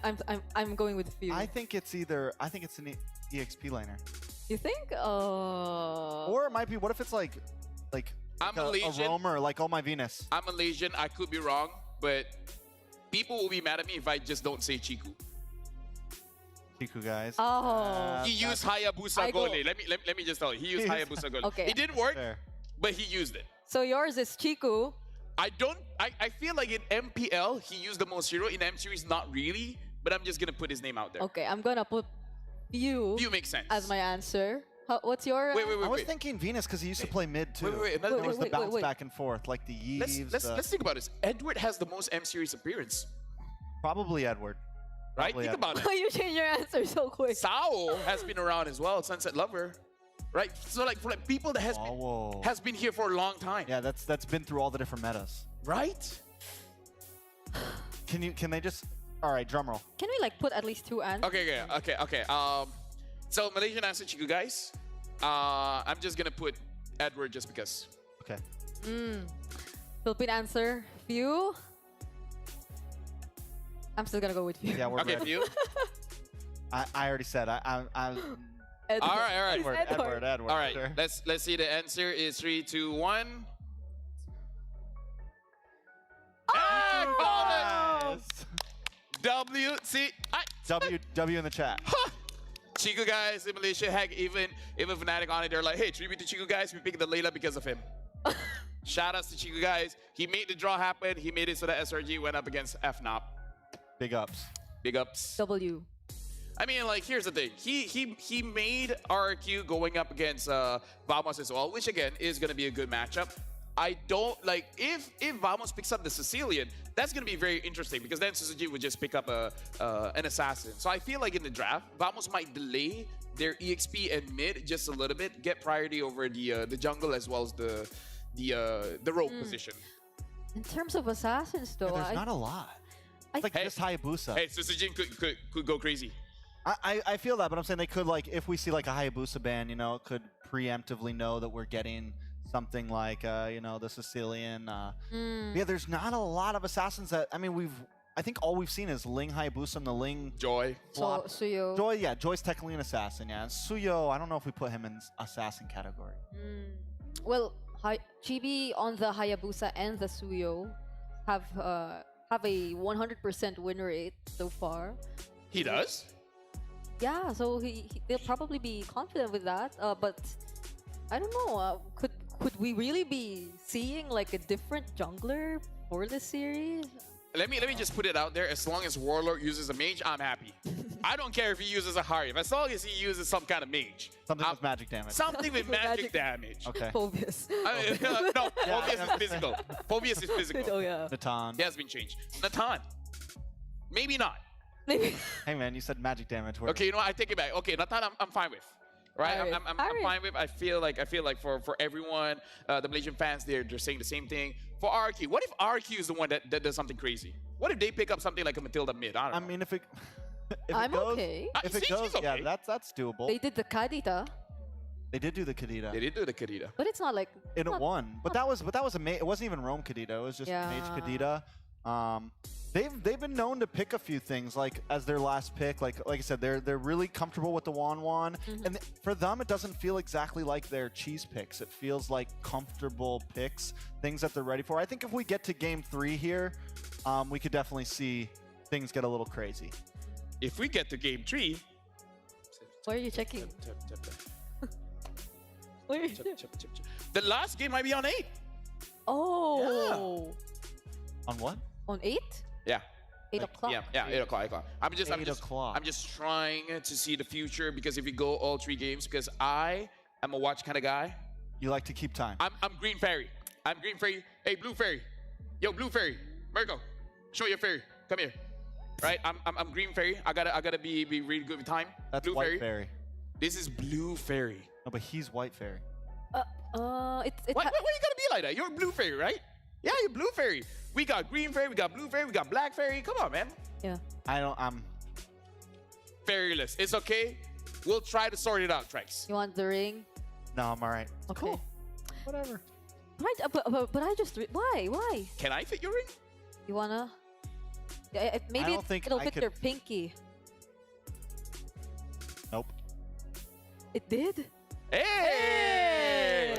I can fit Brigida's ring. Hey, there you go. Oh. But I just want to say, I might have to consider. like Renmar and Gideon, they usually always max out the series, but earlier they didn't. They always what? Max out the series? Yeah, they always go all the way, 3 games, They but go all earlier the way. they didn't. What if it's Renmar and Gideon. What if every time. it's What if it's different now? I'm trying to follow your logic. I'm not following. He's saying that whenever they're on desk, it goes all 3 games. For some reason. But just now it wasn't. It wasn't. Yeah. So what if it's different now? You know what? For us, we're even better. You wanna know why? What? The game hasn't even started. That's how long we are flashing it out. You know? And of course, we control that. Like for people say like, oh, when they're on the 3 series, we haven't even started. That's the level we are now. Haven't even kicked it into gear yet. We're still getting the engine going. In the jeepney. What's that? What? What did you A motorcycle? Do you not know what a what? A motorcycle? They have motorcycles in I don't think she's ever We drove. do. I don't think she drives. Nah, I haven't. Do you drive? No. She's not allowed to have a you license. don't drive. Not yet. Have you ever driven? Not yet.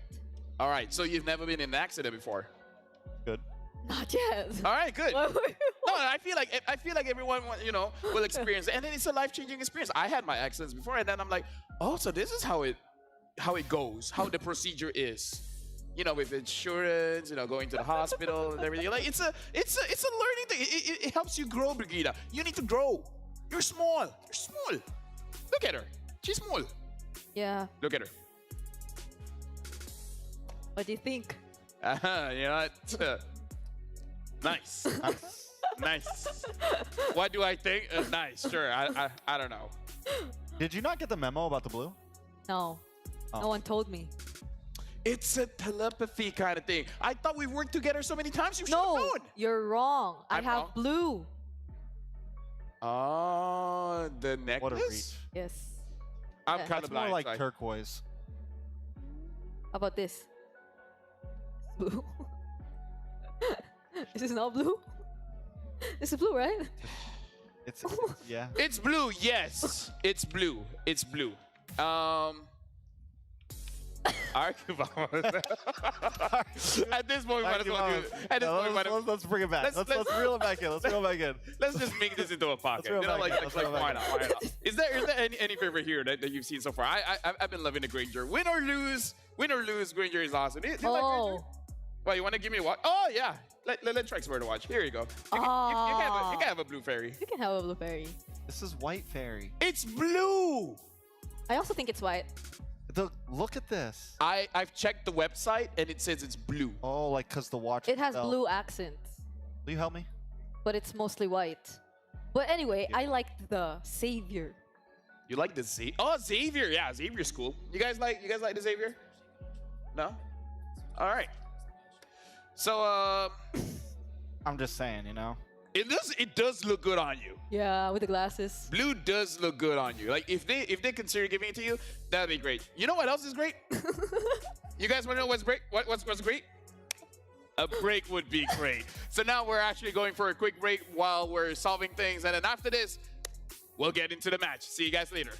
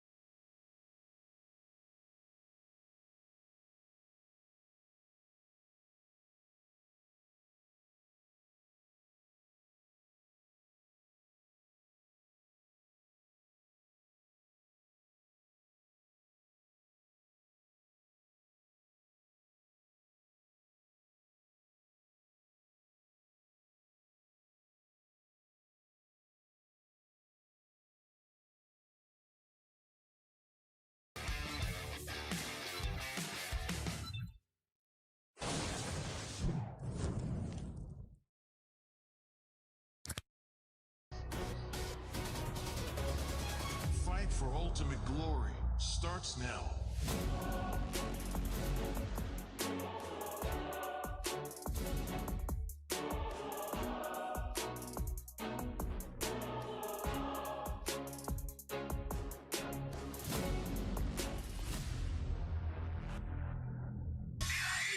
Mobile Legend M6 スイスウォッチ。明治。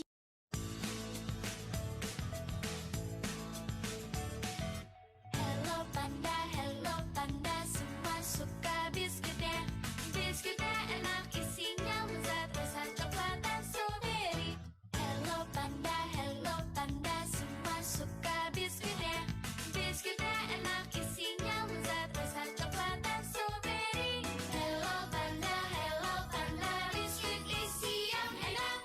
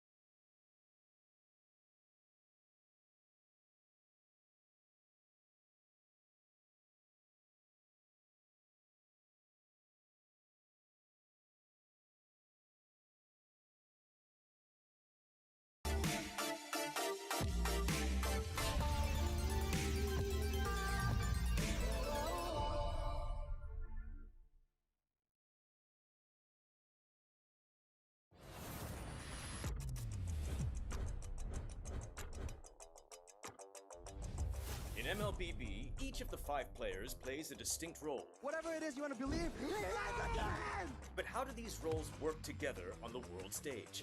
Go and Sons, who picks up the Mid laners and roamers are the bedrock of the team.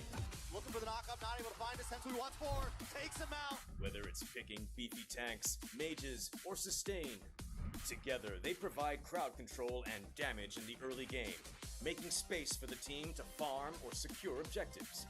Then we have the EXP laners, usually playing tanky heroes. They poke and zone the enemy to create opportunities. Alright, let's see another fight commences here. Gear goes in, it's gonna be a lot of damage played. While the roamers pick to fill the team's needs and support if needed.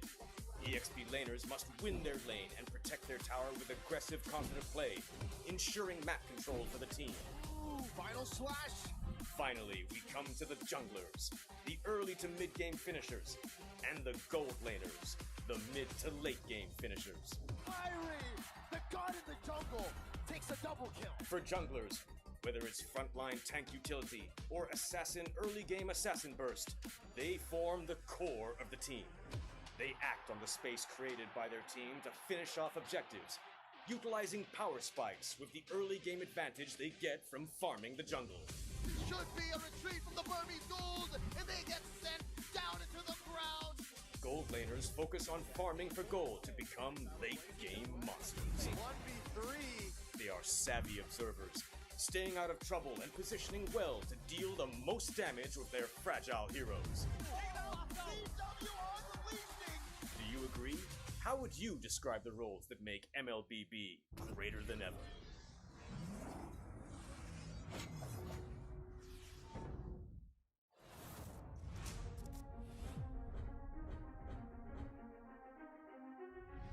A new era begins at M6. But who are the rising superstars leading the way? In Latam, Maycam Evolve emerges as the new gem of the region. With Aurora's fierce adaptability and rookie sensation Super Nahuel, the Dynasty Enders made history, toppling the undefeated RRQ Akira after a 2.5-year reign. At MTC Turkey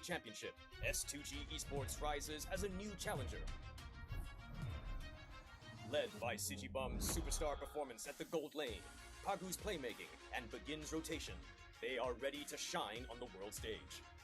In their M Series debut from MPL Cambodia, CFU Gaming is ready to strike. With M2 veteran Oppie and core members Detective, Z, and Wadu. Can the Sharks are primed to make waves on the world stage? Returning to the M Series is RRQ Hoshi, the Sang Raja. Looking for a train as he finds the triple. Looking for the maniac. Reinforced by Sutsujin's lethal skill, and led by Skylar, this squad of young stars is on a mission for global dominance. The Indonesian cavalry made a bold gamble by swapping their lineup with MDL rookies, uncovering gems like Fabian, the deadly jungler, a calculated roamer in Witty the Wise, and King Eronshiki, the next-level gold laner. Team Liquid ID rises as a new M Series challenger. The double, the Roy goes down one by one. It's a maniac. MPL PH Season 14 saw the debut of Aurora Gaming with rising gold laner Domeng and MSC 2022 champion Demon Kite. The Kite-Kite combo complements Aurora's methodical playstyle, leaving fans to wonder how will they fare in M6. Spearheaded by superstars in Kelra and King Kong, Fnatic Onyx PH made MPL PH history with a 13-match winning streak. Known for his insane mechanical skill, Season 14 has seen King Kong perform at peak confidence with aggressive and assertive plays throughout the season. It's a battle in the mid lane. Domain for Kelra. While Kelra has proven to the world why he's the gold standard. Making his M Series debut and ready to shake the international stage once more is Selangor Red Giant Skies. Known for his signature fanny, Skies is able to switch it up with fighter junglers, enabling SRG to deploy many different playstyles to surprise their opponents. These rising stars have claimed the spotlight, but which player has what it takes to emerge greater than ever?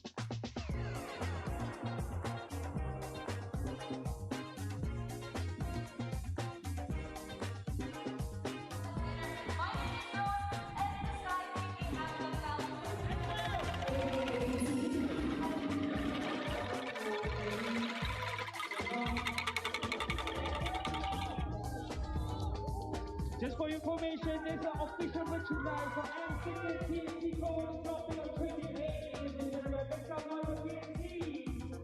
Terima kasih Malaysia, we are ready for M6. Kita siap untuk M6. ML Kitchen Hazardous. Kita udah ready buat M6. We are ready for M6. Handa na kami sa M6. We are ready for M6. M6, 我们准备好了。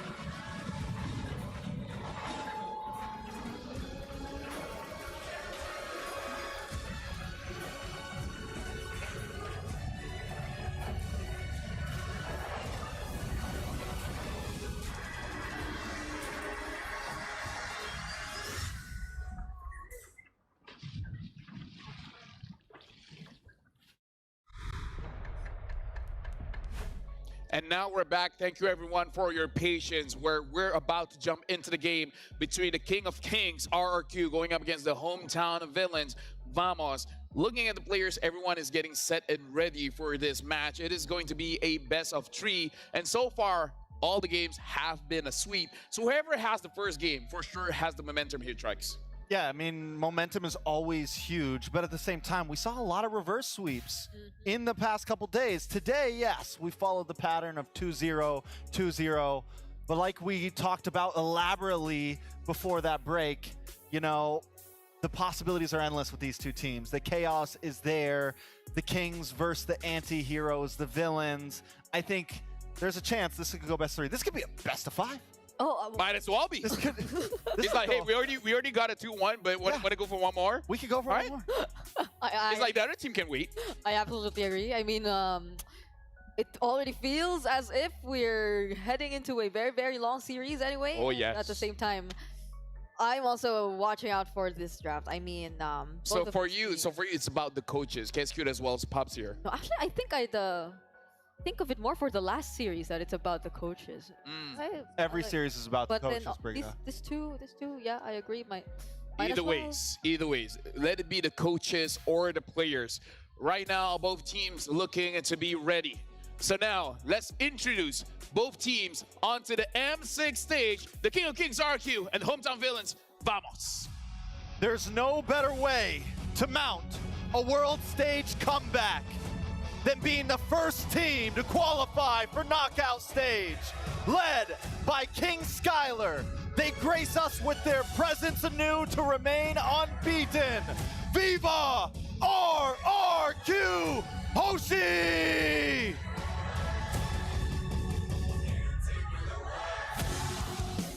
Going up against them is a team branded as a villain, but ended up as one of Malaysia's heroes.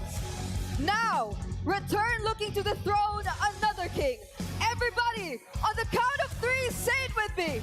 1, 2, 3, hala, vamos!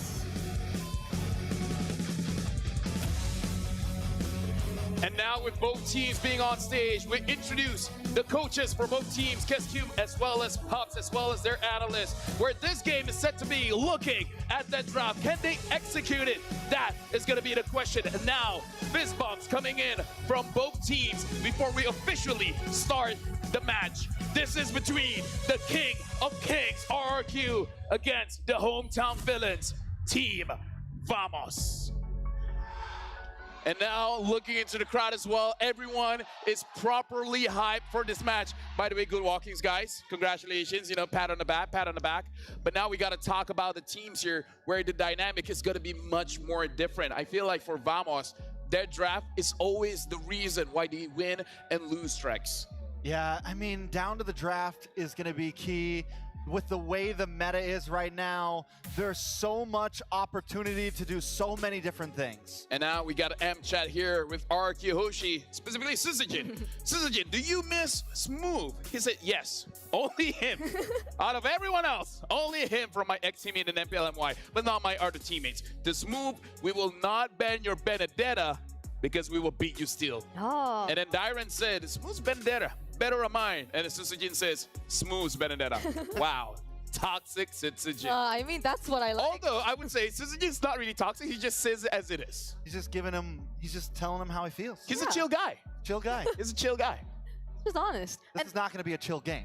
Oh, actually, I mean, if we were your T-Bless, I want it to be a chaotic game. hello. I don't want slow, methodical. Yeah, I want bonkers. We gotta bombastic. Let's give it to the masters, you know? Like, and I mean, if they will really go for the damage XP lanes, that might happen. That might happen.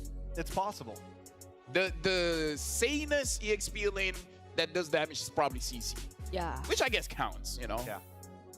We did see, unless the Arla comes out, I think the Benedetta is still very viable. Like, it is a possible pick, but I think it needs a much bulkier jungle. Like, if you see something like the Fredrin jungle come up, then you could see a more damaging EXP lane because you're at least making up for that lack of frontline tankiness. Or if we kill them first, we don't need to be tanky. Yeah. Oh. Right? So the Haya Benedetta again. But now we're jumping straight into the draft here.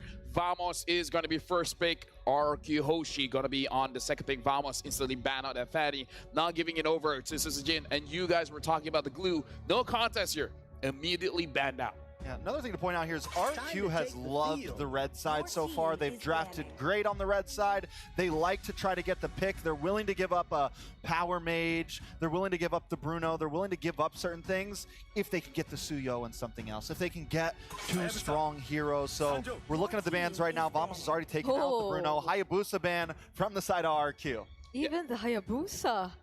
So now it's like mostly for Vamos, if we're talking about the comfort junglers so far, it's just the Suyo for Chibi. I mean, the Joy, he used the Joy, but it hasn't been as successful as his other junglers. I think a lot of teams have fallen for the bait of RQ, you know, giving them the Jushin or giving them something like that, the Bruno, so we can get the Suyo. But I don't think Vamos is going to fall for that trick. I think if Suyo gets left open, most likely Vamos is going to snatch it up because that's been a key thing for RQ in a lot of their winning games. I feel like here in M6, the skills have definitely tipped. Before this, you feel like first pick is definitely superior because one hero feels like three, right? You get a Suyo and you feel like you got someone tanky, someone with damage, someone with mobility. But now it's more like one hero equals to one or two. So so you don't really get a lot here. And they're banning out the Joy as well. So this is very interesting. Chopping down jungler picks as well as we got to think about this. Warlord and Nets might have an easier time without the Joy in the game. Yep, and I'm thinking if they really want to prioritize one of Warlord's best mages so far, the Valentina, considering that they were also, or they previously did that as well. But there are other available options too. If we're talking about Flex, the Hylos even, but it seems like they're still gonna go for the Suyo. Yeah, they steal the Suyo. RQ now, they don't have to pick the Alpha or anything like that up front. They can save it for number 3. They love the Cho. I think it's definitely a possibility. And then paired up maybe Jushin. Yeah. Eve. They get to pick one of them either way. The Eve does kind of outrange. Yeah. We've seen the Eve do really well today. So they could honestly wait on the mage for third pick, but then you have to pick up your jungle. So they're in kind of a weird situation. I think the Cho's definitely a possibility, at least for one of these, though. Cho Hylos then, Cho Gatot. Hylos. Right, just get your beefy frontliners first, and then pose the problem to Vamos. But they pick up the Jushin as well as Gatot. And my theory here is Vamos is not a team you want to pick up a Hylos, because they love that carry. Yeah, I think Smooth would be happier going in for an aggressive type of XP laner here, though the Gatot is no longer part of the options. So I feel like they don't necessarily need to rush Warlord's pick either in this kind of situation. So I mean, if you don't pick up an Eve now, it's probably gonna get banned out. Yeah, actually. It's best to actually go for the Eve up against the Jushin at least. The Cho is open as well. Just pointing it out there. Yeah, definitely a possibility. They do lock it in. Cho Valentina. Now, I do like the Valentina. You have some movement. You have some ability. You have the stealing ults, of course. The Eve has kind of been hit or miss for some teams, right? So, I mean, it's good, but also your comp needs to be ready to play around it. I think this might be a little bit more comfortable for Vamos. If they don't pick up the jungler here, it's going to get banned out. If they want an alpha, this is the time. If they want something else, say a Nolan, then they can save it. They can save it. At this point, Ranger. I think that's a... Now we don't know where... No. I don't... There's a history that... Yes, Susujin could use it. That's definitely a possibility. But they lost that game. They lost that game. That was the one game that they lost. It did look good. He looked good losing. But there's something important here is there's going to be this ban off now, right? Vamos gets to ban out junglers now, unless, of course, this ends up being a jungler. Either way, RQ, it's a power pick because they have the flexibility. They can ban out gold laners now. They have, I feel like at this point in the draft, they kind of have the advantage, at least in terms of bans. I still really like Vamos' Suyo Cho Valentina, but second phase, RQ's coming in strong. They ban out the Irithel. If they ban out the carry as well, after this, RQ can just pick up a Hylos. And at that point, there's not a lot of answers. And even the 1-1 possibility, if this is going to be a jungle ranger, because we don't know just yet, but the Irithel being taken out, right? It kind of makes you think. So I mean, to be fair, Irithel does quite okay. Yeah. Honestly, in most matchups, in my personal experience. Other than the Nolan and the Alpha though, there's a Fredrin still available? They could. They could definitely still go for a Fred, and then they could pick a more damaging EXP laner if they want it, if they want to go something a bit more hybrid. Vamos, you can see they're taking their time on these bans. It's like, man, what? Because they're wondering just like us, what are they doing right now? Is this going to be a jungle Granger? They go for the EXP lane, target down onto the Phobius, someone that can definitely punish on these dashes. Does that I think mean right they now want it's a just Moskov? covering your bases. It kind of does seem like they want either a Harif or a Moskov, something with a lot of dashes that makes it so that you really don't want to go against these phobias. I mean, to be fair, their whole lineup has a lot of dashes right now. So will they ban out the Rylles here, or will they just allow it and focus on the carry? So they could go with the Rylles later on, because that's also one of Net's like best picks so far in this tournament, considering like they're a really team fight oriented team so far. So will they double down on the heroes of Nets, or will they just take out another potential XP lane? They take out the Rylles. Oh, interesting. They take out the Rylles. Now, you mentioned them with the possibility of them picking the one. I think if they go for something, it's definitely last pick. Yep. Vamos still needed a gold laner though. The Beatrix still open. Carry too. Carry still open. Harif is if they also, want to create that box. The thing is, the carry kind of needs a little bit more tankiness. They need something like the Rylles. It needs something like the Gatot, something that can really create that box around it. The Cho's not going to be able to peel that good for it. The Suyo's going to be off doing his thing, you know. So Terizla could be a possibility. Because even the glue is out, so you don't have a lot of options here. Yeah. Honestly, it's Terizla. The Khalid is still there. And the thing is, RQ could still go for EXP Gatot and be comfortable. They've got so much flexibility Tigger is open still right now.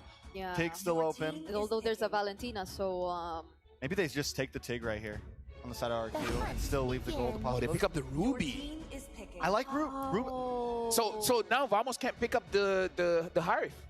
Like, if they want to pick up the Harif, he's going to get disrupted by the Ruby as well as the Gatot. Yeah. So we saw them use, they were one of the few teams who have picked the Ruby. They last picked it in, I think, second day. And they used it against the Cho, right? They used it against the Cho so that, because again, it's like the stiff arm. It stops him from being able to come in. It slows him down for that split second to where you can get the Death Knot off. You can get a little bit more time for that Lantern Flare. this has to be a much more successful version of that, though.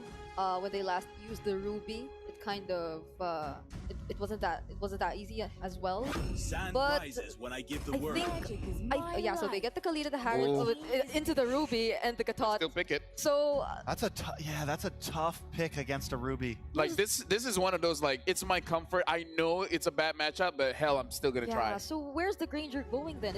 Are they looking for a gold lane or like a jungler? We mentioned the Nolan Fredrin. Alpha is still open, by the way. But we also mentioned the one, but this is kind of. I mean, they can there though. Yeah, Alpha's still open. They can go for it if they want. It's easy. Like I said, their draft works so well. They can put a lot of things in their jungle and still feel pretty good right now. I feel like the fact that they have this Ruby and this Gatot, it answers so much of what Vamos has. I feel like at this point, Vamos just has to press the gas immediately and get out. Whoa! Wow! A little bit of spice in the pot right there, just to. They didn't even have to do that. They didn't even have to. They didn't even have to. Well, we can definitely say that the draft is interesting. Like it or not, that's what it is. Thank you very much, Rex, as well, Brigida. Now we're giving it over to Naisu, as well as Mirko. Thank you so much, panel, for breaking it down for us. Welcome to the English Desk. I'm Naisu, and this is Mirko. To bring you the action between RRQ and Vamos ahead of us in this best of three. It's a jam-packed here in the convention center right now. Mirko, what are we feeling about the draft so far? You called something here. Yeah, we called the link here on the desk. It's something that RQ really like to go for, and MP Indonesia as well in the playoffs. That Ling, it always comes in the end, especially when you've already banned out the Hilda and there's no pick on the jungle in the first phase. That's something that RQ really like to rely on, and it seems like they're going to rely on Citizen again. We'll see if he can pull it off. Again, the Kingdom up against the hometown villains. We jump into the land of Dawn. It's game number one, fighting to stay in that upper bracket. As we get through this, once again, we're going to take a look at how this is going to work. Whoa, Zorn. Whoa, forced a flicker. Early. Yeah, that's so early. I mean, not expecting him to take that many shots from the turret early on. He's going to have to go and reset from that, of course. Whoa, hold on. Whoa. Zorn, you want to get back to base, man? Okay. He's going to learn his lesson here, unless Idok. Wow. Really delaying this, man. You know what's not delayed though? That's the M6 pass that Yeah, you guys M6 can pass. still get to this day. Maybe if you get it today, it's a bit delayed, but you guys can still get it. There's so many more skins you can get. Purifier in Rins, able to lock them up. Smooth the flicker forward, gets first blood. Warlord though should be traded down, and it's Edok who trades it for RRQ. Again, good trade here early on, and yes, make sure you guys get the pass while you can. Level 75 for free. Now, looking at this, I really want to talk about the interesting draft that came through. I know you called a couple things here, Mirko, specifically for RQ Hoshi. You know them very well, but that's the thing, you know, that last pick, Ling, typically, what have we seen mostly? Just, is it always the Ling-Angela combo? Yep. For the most part, but this time around, you know, you've got the fact that you have Edok on this Ruby who, like Trex mentioned, worked out really good for them earlier on when they played it into the Cho. It's a great disruptor and able to just be enough crowd control alone in the Ruby that can slow things down or even cause these fights to not go in favor just because of that disruption. Yeah, exactly. I think, you know, when it comes to the Angela Ling, it makes it way more one-dimensional, right? You know who the real damage dealer is. It really becomes a kind of hyper carry situation with the Ling. But what RQ really likes to do in the regular season all the way to the playoffs is the fact that they can play for many carries. They can play for Rins, they can also play for, obviously, the Ling, and they still have Skylar, who becomes the backup in the later stage of the game on the Granger, or whatever pick he gets. This time it is, indeed, the Granger. And for RQ, the neutral objective isn't really the main win condition. They can give it away. They can just farm up, wait for Susujin to get to their item power spikes, and the fact that Vamos isn't going for the neutral objective means that right now RQ are actually playing it really chill. Vamos need to get that early lead to shut down whatever RQ is planning. All right, now, too, a little bit of poking happening here for this first turtle. It's going to be started up. There's the jump in, though. AOG from Dyron over to Chibi. Sutsujin popping attempt to blade, and Chibi wins it. Severed soul already. Sutsujin picks up the kill. Rins picks him up. 2 Warlord to be caught on the bad spot. Edok walking forward, forcing the Crimson Beacon defensively. And RQ will still continue the chase in the bottom lane. Sword very low.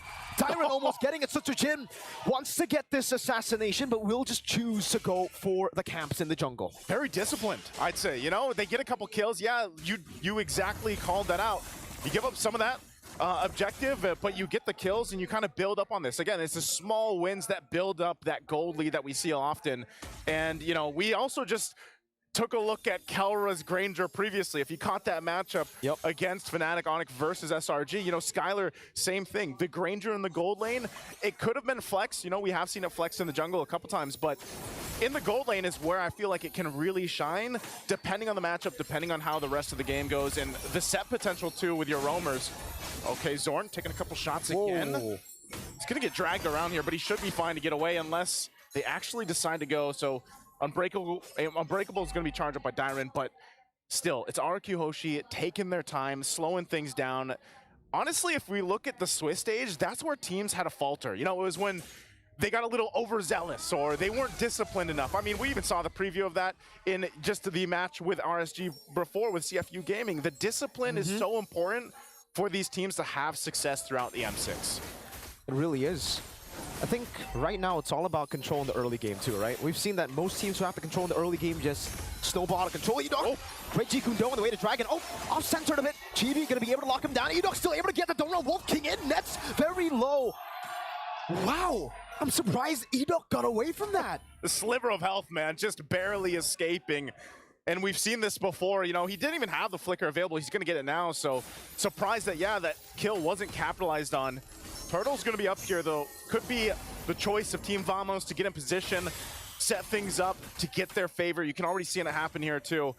Even with that, you know, that Way of the Dragon isn't available just yet, so maybe when Zorn does have that, they might try to make a play for this and try to get the 2 out of 2 for the Turtles. But right now, it's just kind of zoned out by RQ. Warlord given the information, and Zorn is just around the corner. Smooth, too, might look for his own window to go in. Way the Dragon over to Edok. That's going to be the knock-up from Warlord. Chibi walks up, gets stunned up. Chibi still wins out the retreat battle. They're trying to run away, but Skylar guns him down. Tempest ablaze from Sutsujin. That's Sonata over to Zorn, but he's still able to escape. Smooth in that bush, looking for more. Oh, Smooth.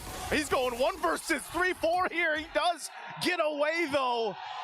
Just barely, again, utilizing the ultimate to get out of that dodge system, because I'm telling you, man, it's not looking good for the team fight potential when Team Vamos doesn't have the tools in the right place. They've got all the tools they need, but the timing of it is not in their favor. Tyrant goes in with the Unbreakable. They're going to pull him in. They know he can't escape this time as Smooth goes down. Good pickup from RQ Hoshi. The only thing that Sky Piercer early. Is that his first item? That's Skyler's second item, ladies and gentlemen. Very confident on the Granger. Second item, Sky Piercer knows that he'll probably get most of the kills, and so far he's gotten 2 out of the 5 kills for RRQ. Edo opening up things again for the team. The only thing that hasn't gone RRQ's way are the red trees. Yeah, they haven't. I mean, they can just duke things out. They can just battle. They can just go and fight if they want to. Again, you know, the fact that they have a Ling on their side. Later on, they can put pressure around the map, but I think it's just one of those cases where we've seen this from teams before, where you give up. Maybe you don't secure yourselves those first couple turtles, but that first Lord is where this lead, even as small it is 1.3k ahead, you have that minor upper hand, and then you just go in with the team fighting power that the lineup brings you. So it's up to Team Vamos to kind of catch up here. They've got their first items locked in. I mean, even here for Chibi, you know, he's had a rough start on the Suyo, but he's at least kind of building up, getting to where he needs to be, because he's going to have to be the one to kind of bob and weave in and out of these fights and rely on Smooth and maybe even Zorn, and to an extent Warlord, depending on what ultimate Warlord is going to take from RQ Hoshi. And there's a couple good options over here to actually go ahead and copy with that Valentina. So this last turtle comes up. See if Team Vamos can actually secure the 3 for 3. As RQ once again gets in position. Both junglers kind of just staying on that bottom side, clearing that out. And they'll rely on the roamers to start things up here. Smooth up on the front side. Purify baited out. Zorn goes over to Kundo. Will be caught on the back spot. Hit the dragon, but it's only on towards Tyrant, who has revitalized. Smooth in the back line. Enoch gets in.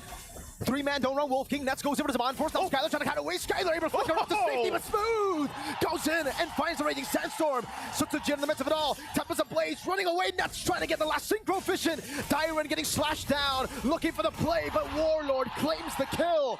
And Team Vamos, they should be able to go 3 for 3 on the neutral objective. Uno, dos, tres, vamos, vamos, vamos. They get 3 kills, they get 3 turtles. They win that fight. All in exchange for nothing there for RRQ Hoshi. So great switch of momentum. You know, just when you thought maybe they have the advantage with actually fighting, they had a minor lead, they had a couple items on both crucial heroes and lanes here, but it's Team Vamos that comes out with the better fight. Again, it all comes down to what angle does Smooth and Zorn set things up for the team, and that's exactly what they have to do. It was nice too because Warlord, he was very patient on when he actually initiated into the fight with the beacon that he took from Rylles. So great usage of just the timings and the ultimates here for Team Vamos. Now it's up to RRQ to go ahead and kind of adjust from that. They did lose all 3 turtles. They're not too far behind though. They actually can still contest for that Lord when it does come up in about a minute from this point. So now the question is, does RQ focus somewhere else? Do they actually go ahead and try to get some of the pressure down if that's the tier 1s, start knocking in the mid lane or the bottom lane, or maybe go for a pick off? The problem is, who do you pick off from here? Who are you actually going to be able to zone in and take out from Team Vamos before the Lord take? I think at this point, you really can't look for the pickoffs here for RRQ, right? They have the Ruby, but I don't know about the instant damage, the instant one-shot here. I don't think they have the instant kill button just yet, right? I don't think Skyler's built enough to actually one-shot some people. So for RRQ, it's really just team fight based right now. They have to wait for the team fights. They have to wait for a big combo to land, whether it's from Dyron, Edoc, and for sure, they need the purple buff on Sutsujin. There's a kick. Way the dragon. Raging Sandstorm. Over only to Tyrant, though. Sutsujin trying to go in. That's a stun as well. Tempest Blades from Sutsujin. Going for the Vine Blades as well. Now Edoc terrified in. Good disengage for Team Vamos. They really want to contest this purple buff, but RRQ Hoshi will be able to secure the purple buff. That's just a whole lot, man. I mean, if you think about it, Team Vamos utilizing a lot in that fight where a lot looked like it was happening, but then nothing actually capitalized off it. So ultimately you go, now stall things out. You wait for some of those ultimates to come back up. They've got nearly all the battle smells except for Smooth. He doesn't have his. 2 items also being picked up here on both sides. Even defensively now for Edoc, you know, he's got the Antique Harass now available. Skyler just got the BOD, and Smooth just picked up his next item too. So leading into this is going to be an all-out team fight, man. This is what you expect for the first Lord to break out, with Team Vamos having a little bit of lead, but so far showing that their team fighting is going to be a little bit more troublesome for RQ Hoshi to deal with. Lord started up. It's less than half health. They're going to have to force the fight. Susujin joining the fight here. Zorn taken out before the fight even starts. AOG stolen. Warlord goes in over to Enoch. It's a flicker around. AOG Raging Sandstorm connecting over to the other Tyrant. GB going to win out the red tree battle. Time to blaze over to Smooth. That's a knock-up and the kill. Susujin picking it up. Skylar gunning them down slowly but surely. GB escaping and they got the Lord. So, who won that trade? 2-for-1 special. GB. GB in trouble? Is he going to be able to escape? Taking a couple shots from the Rhapsody, looking to clean up. Skylar, does he have enough rage to goes in? Flickers in! And Skylar will get the kill. The Rhapsody from Skylar gets the kill on RQ. Surely now get the dub in that trade. 3 kills for the Lord. And his Lord advantage is impossible for Vamos to capitalize on. It'll be RQ who should be able to clear it for free. I'm actually surprised. I was expecting there's Team a tier Vamos. 2. Yeah, Okay. there's a tier 2. I was expecting Team Vamos to actually just like survive a little bit longer from that, but then, you know, great response from RQ Oshi. So ultimately, they at least hold on to the majority. It could have been way worse for RQ Oshi, but you can see this, taking a look at the items too. You're still playing some catch up with Nets, still working on that Holy Crystal. He's about 1,500 down in gold. And so that could play a part in this. All the fight for the orange buff right now. They're going to get control of it once again, and still it's RQ Hoshi. They whittled down that gold lead as small it was. Oh, Chibi. It's 1v1. Time to blade. Chibi saved it. Escape. Sutsujin gets the solo kill assassination against 3 members that were corralling over. That's finesse, man. You know, Chibi's been having a difficult time. Is an understatement right now. 0-4, and now they're going to be holding on to the mid lane. But this is the pressure from RQ now as they go and take the tier 2 in the mid, knowing that the jungler of Team Vamos is down and out of the picture. Finally, Nets getting the Holy Crystal, so that's going to help some of the power spike now for this Harith. But still, the question is, how are they going to actually get favorable team fights when you jungler is lost in a 1v1, and it's still the same thing? You know, there's still the same thing they have to rely on, which is Smooth and Zorn. But even Zorn, he's having a little difficulty. This is all the reason why when that Ruby pick came up, you can see how difficult it is to actually get those pickoffs now with the Cho. And so far, another turret goes down. The gold lead grows. Here's a conceal, though. They're going to make a play. Dyron caught all alone. Way of the dragon, and you can see the burst. Instant kill. Couldn't even jump. Nope. No AOG. Purple buff. Purple buff to fight for it. Oh, Sutsujin still securing it. Just kind of swoops on in. Of course, gets a Rechi. He needs this, though. And he's been pretty confident throughout the game, so that'll keep them there. But still, this is what we expect. You know, some of these exchanges, some of these pickoffs, if you will, even utilizing the conceal. But nonetheless, it's still going to break out into a full fight for that Lord once Dyron's up. You know, he doesn't have the Revitalize just yet. Should kind of stall things out. Warlord still holding on to the beacon. And we'll see this time around, Team Vamos, if they can secure the Lord again. They've been doing good on the objectives, but they need to be able to actually withstand some of that overloaded damage being thrown at them and get the setup in their favor. Because right now, Lord is up. You can already see RQ getting in position. Might force a fight. They know Sutsujin was up top. Wave the dragon. Oh, that's an I'm offended. Skylar's able to flicker out to safety. Now it's going to be time to blaze over the Nets. He should be slain. Sutsujin claiming the 2 blades. Meanwhile, on the back, Skylar dealing with them. Chibi still there. Warlord gets the shutdown on Sutsujin. It'll be a 3-4-1. RQ Hoshi will set their sights on their first neutral objective. They're going to go ahead and just start it up. You know, who cares if our jungler is down?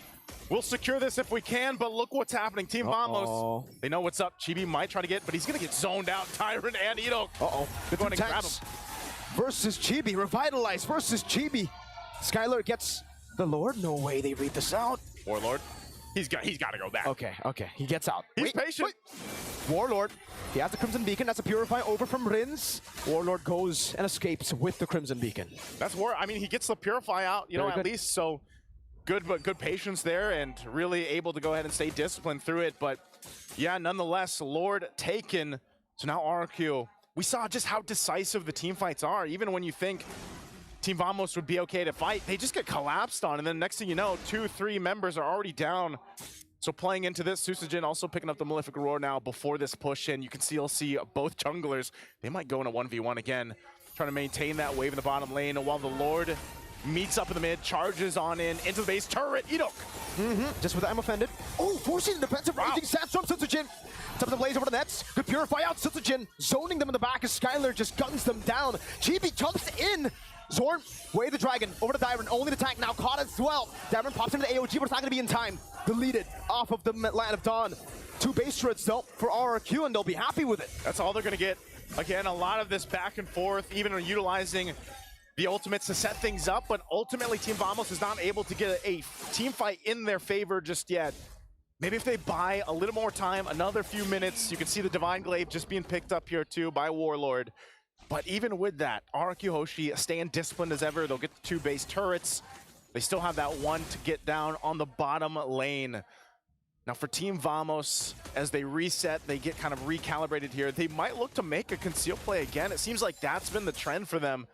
You know, if they have a conceal available, then they might try to set things up, at least forcing out maybe a revitalize or a purify to have favor for the next objective. Sea Halberd also locked in here now too to deal with some of that healing that's going on when that revitalize is popped and everything else. So interestingly enough, as it has been for RRQ Hoshi to get these wins in the team fights, they're not massively ahead, and Team Vamos has done a decent job at keeping things from getting out of control. We've seen so many matches where the snowball builds up into, you know, a point where there's no return almost. But now Team Vamos in a position where they bought themselves some time. They have a lot of space that they still need to work against, you know, especially in terms of the fact that 2 base turrets are down. But this is where we see those defensive items start to come into play too. Rose Gold Meteor now picked up by Skylar here to help with some of that magic damage thrown at him. You can see Sutsujin just trying to delay as long as possible here for the purple buff take.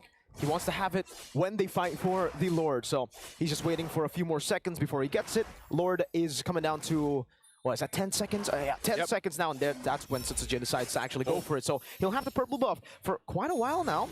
They actually pop in. Whoa, Dyron caught all alone. That's not a good move. He gets picked off. Edok goes in for the conceal. They try to go for something back there without Dyron. 38 seconds. Those are some long timers. Thorn. Pull back as well, but I'm offended. Another pull back. Storm very low.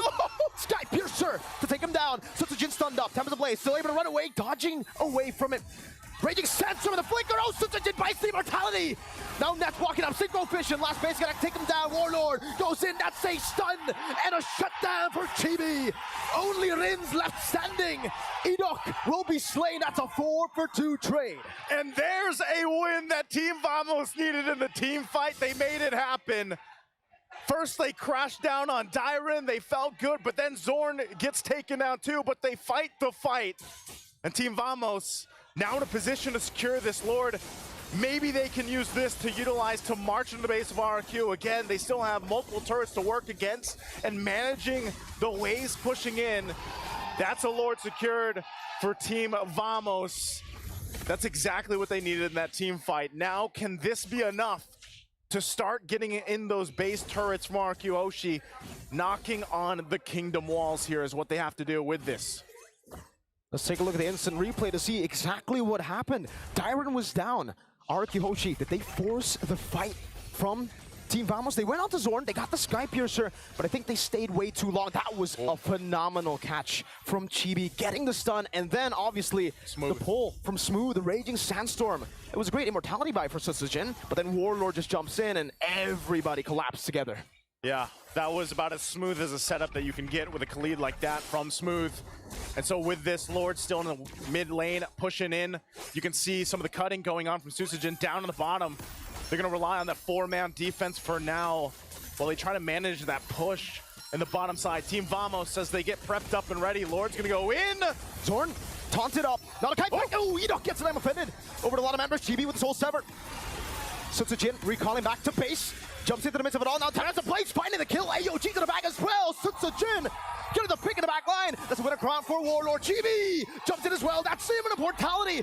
Chibi claims the killing spree. He's running for his life. There's a minion wave up top, but RRQ Hoshi wants to continue the chase. Diamond trying to find Smooth. He will be able to spot Smooth, and Smooth decides to actually sacrifice himself over, pinning out the flicker from Skylar too. Wow. Dyron will have to buy enough time. We'll have to try to stop the recall from Smooth. And Smooth is just gonna roll on out, man. It's Smooth. It's Smooth with it. He's gonna get back to base, and Chibi trying to just delay this push from the minion wave. Immortality almost popped in. He don't want to go through. That was a prediction onto the dash. Chibi low. Last shot Rylles is going for the kill. Chibi shut down by Skylar Smooth. The only left member standing goes to the Raging Sandstorm. Rylles is able to space away, and Skylar gets the double. Nets and Zorn respawning back in the game. They bought enough time for them. They should just clear this wave, but talk about effort from Smooth and Chibi to stay in the game 20 plus minutes in. Great chance for them. They can still stay together. You know, they're, what, half a minute away from being up here. So is the Lord. So Team Vamos, based off that, will stay in the game as RQ Hoshi gets ready to go for the next objective here. They still want that bottom turret. Mounting in another siege. Dyron going to the bottom lane. That's the mortality buy from Skylar. He goes over the gun down as well. Great AOG over the Nets. He has to Purify. Warlord gun down, taken out by Dyron. Purify from Nets. He's going in for some damage. Skylar will be able to space away in time. Meanwhile, in the mid lane, Zorn confident as a blades. He will be taken out. RQ Hoshi with a wipeout and a game 1 win. Great effort from Team Vamos, but it will not be enough to withstand the march in from the Kingdom. RQ Hoshi takes the game at 21-12. Very disciplined performance from RQ Hoshi to keep things together, but almost for Team Vamos. We'll see if they can adjust from that. But the panel, I'm sure you guys have a lot to say about this game number 1. Thank you very much, Naisu, as well as Mirko. And that was a game. That was a lot of back and forth. Like, a lot can be said. It was close. Like, that game was so tough for Dyron. I know. It's always him. It doesn't reflect in terms of like his death necessarily, but like, you know, that he's like took 90% of the way of the dragons from Zorn. And Chibi, I mean, it was both teams just targeting one person. Chibi was consecutively getting targeted in the early game, and then Vamos tried to get the revenge by bullying Dyron. Yeah. But in the end, RQ comes out on top. And we were talking about how the Ruby kind of shuts down the draft of Vamos. Kind of did. I kind of feel like the reason why you kick Dyron because you don't have any other choice. If you want to kick the Jushin has Purify. You want to kick Skylar. Skylar's so way out of the way. You can't get him. Yeah, and I mean it came to a point that they were already well equipped enough to burst down Dyron, even on the Gatot Kacha, especially when Nets was already there, especially when Chibi also went online, because we can't deny that Chibi had quite of a rough start. Not in terms of objectives, I'd say, because they were able to secure almost all of the first few turtles. Yeah, I mean, that was the one thing I think that was keeping Vamos in there throughout the early game, because, and then even some of those turtles, they were questionable. Like, Lavelle, do you think it would have been better for them to just give up maybe that first turtle instead of losing 2 members, you know, or was it kind of their only choice? Because it always kind of ended weirdly for them. For me, if you can trade 1 turtle for 1 death, it's worth it. More than that, definitely not worth it. And I kind of feel like this is one of the situations where it's okay to fight for it.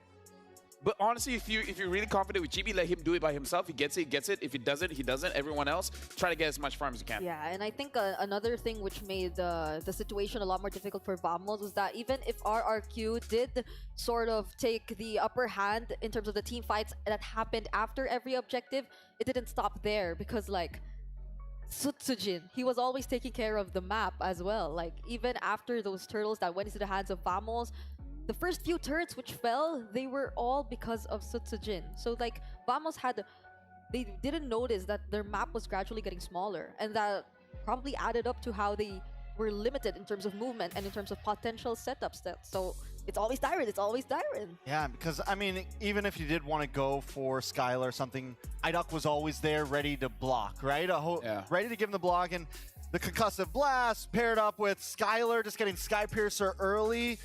Every time Zorn tries to go in, I think he learned his lesson. He had 5 deaths by the end of there. So it's right, there was no other target for him. And even with that, Vamos hangs on. I think if Chibi didn't get shut down so early, getting those 4 deaths in the early game, it could have definitely been Vamos' game. But it just goes to show how RQ knew what they had to do in that game. Shut down Chibi, give Suchijin a good game, make sure he farms up quickly, and so that Suchijin can actually win the 1v1s. And then once Chibi finally turned it around, we started to see him winning out, but it was a little too late. Yeah. I mean, here's the thing. One of the reasons why we don't see a lot of links is because it takes time. Yep. But if you have 21 minutes, you have the time. You have plenty of time. But now we got to look at the MVP for this game. And my, it's going to go over to Skylar using that Granger. untouchable, man. Untouchable. Okay, he died once. But other than that, the range on Granger is starting to be a problem. Now that we see the Bruno has been taken care of with the bans, now it seems like it's time for Granger to shine. Be like, hey, you're talking about range? Hey, I got one of those. Yeah, honestly, it felt like Smooth was just so desperate to go after Skylar a lot of times. Yeah. Just using the Raging Sandstorm with the Flicker to get to wherever Skylar is. But even then, it didn't really mean that they would be successful in taking the kill. He would have to receive all the damage.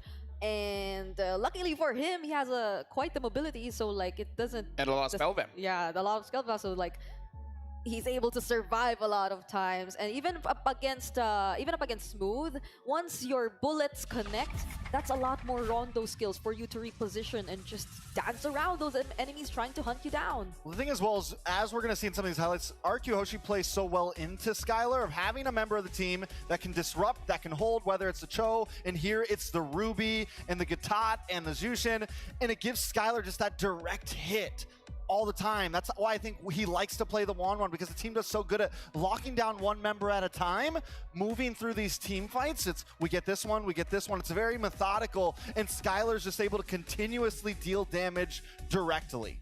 Let me just say, that's a tough game for a Cho, but he tried his best. Yeah. Right? Zorn tried the best of his abilities. Tough game for Harris, Cho. Also. Exactly. Like, it's a tough draft for Vamos here. And RQ Hoshi, they executed it quite well. Team Vamos, they won quite a few fights. But the thing is, again, Skylar just keeps on alive. She just keeps on surviving. Yeah, by the end of that game, he had a really good KDA, like apart from that one death.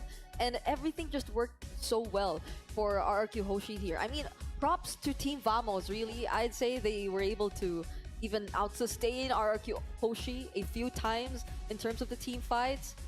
But then they knew that they had to rush things. Even at this moment when Team Vamos bought so much time already. We were talking about it. How, what is Smooth doing? Why didn't he go home immediately? But everything made sense. But even then, RQ Hoshi just forced their way through. And not even Nets, without the Purify, could do anything to out-sustain all that damage. Let me just say, let me be a bit crazy here. Judging by how Team Vamos played just now, right? Chibi focuses on the objective, correct. And then Smooth quite a few times try to go for Skylar. Yep. Maybe it's time to switch the roles. Right? Let Chibi on a utility jungler and then let the Benedetta shine. Right? Because if he was on a Benedetta, he might, no guarantees, but might be able to do something about Skylar. Yeah. Fair. And no matter what it feels like, Chibi, he's very good in that pit, right? He's very good in the pit. He can win out on those 50-50s, and that's just a skill that some junglers have. And sometimes it feels like the junglers that have that skill lack skills in other areas, right?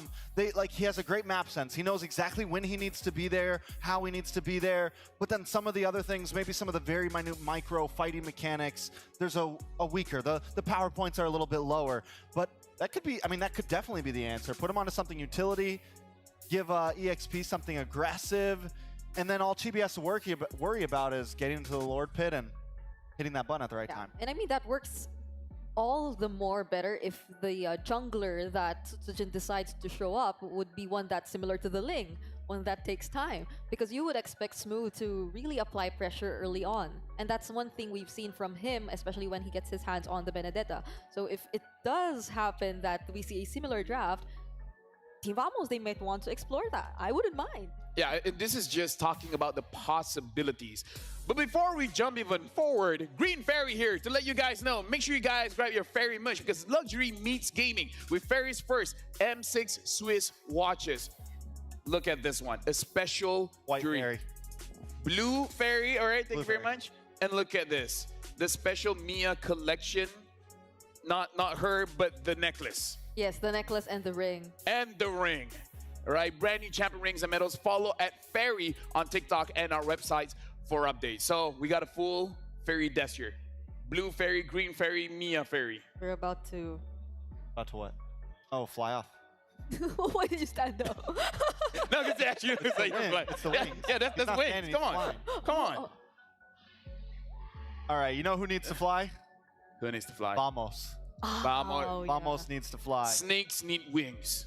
Snakes need wings. Then they be dragons. Oh. Dragons. And for you guys at home, from the 18th of November all the way to the 29th of December, participate in the M6 Lucky Gift. Join the draw for a chance to win Claw's new Epic Skin, Challenges Flare, and the Beatrix new M4 Epic Painted Skin, Light Seeker. Don't miss this rare opportunity to grab yourself the M4 Beatrix skin.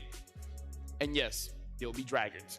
I find it so weird, like dragons, like lizards. No, that's like You the don't like Chinese reptiles. version. There's the European version. Like there's dragons with legs. There's even like, what do you call it? Wyverns. Weaverns? Yeah, wyverns. Yeah. Wait, is it wyvern or wyverns?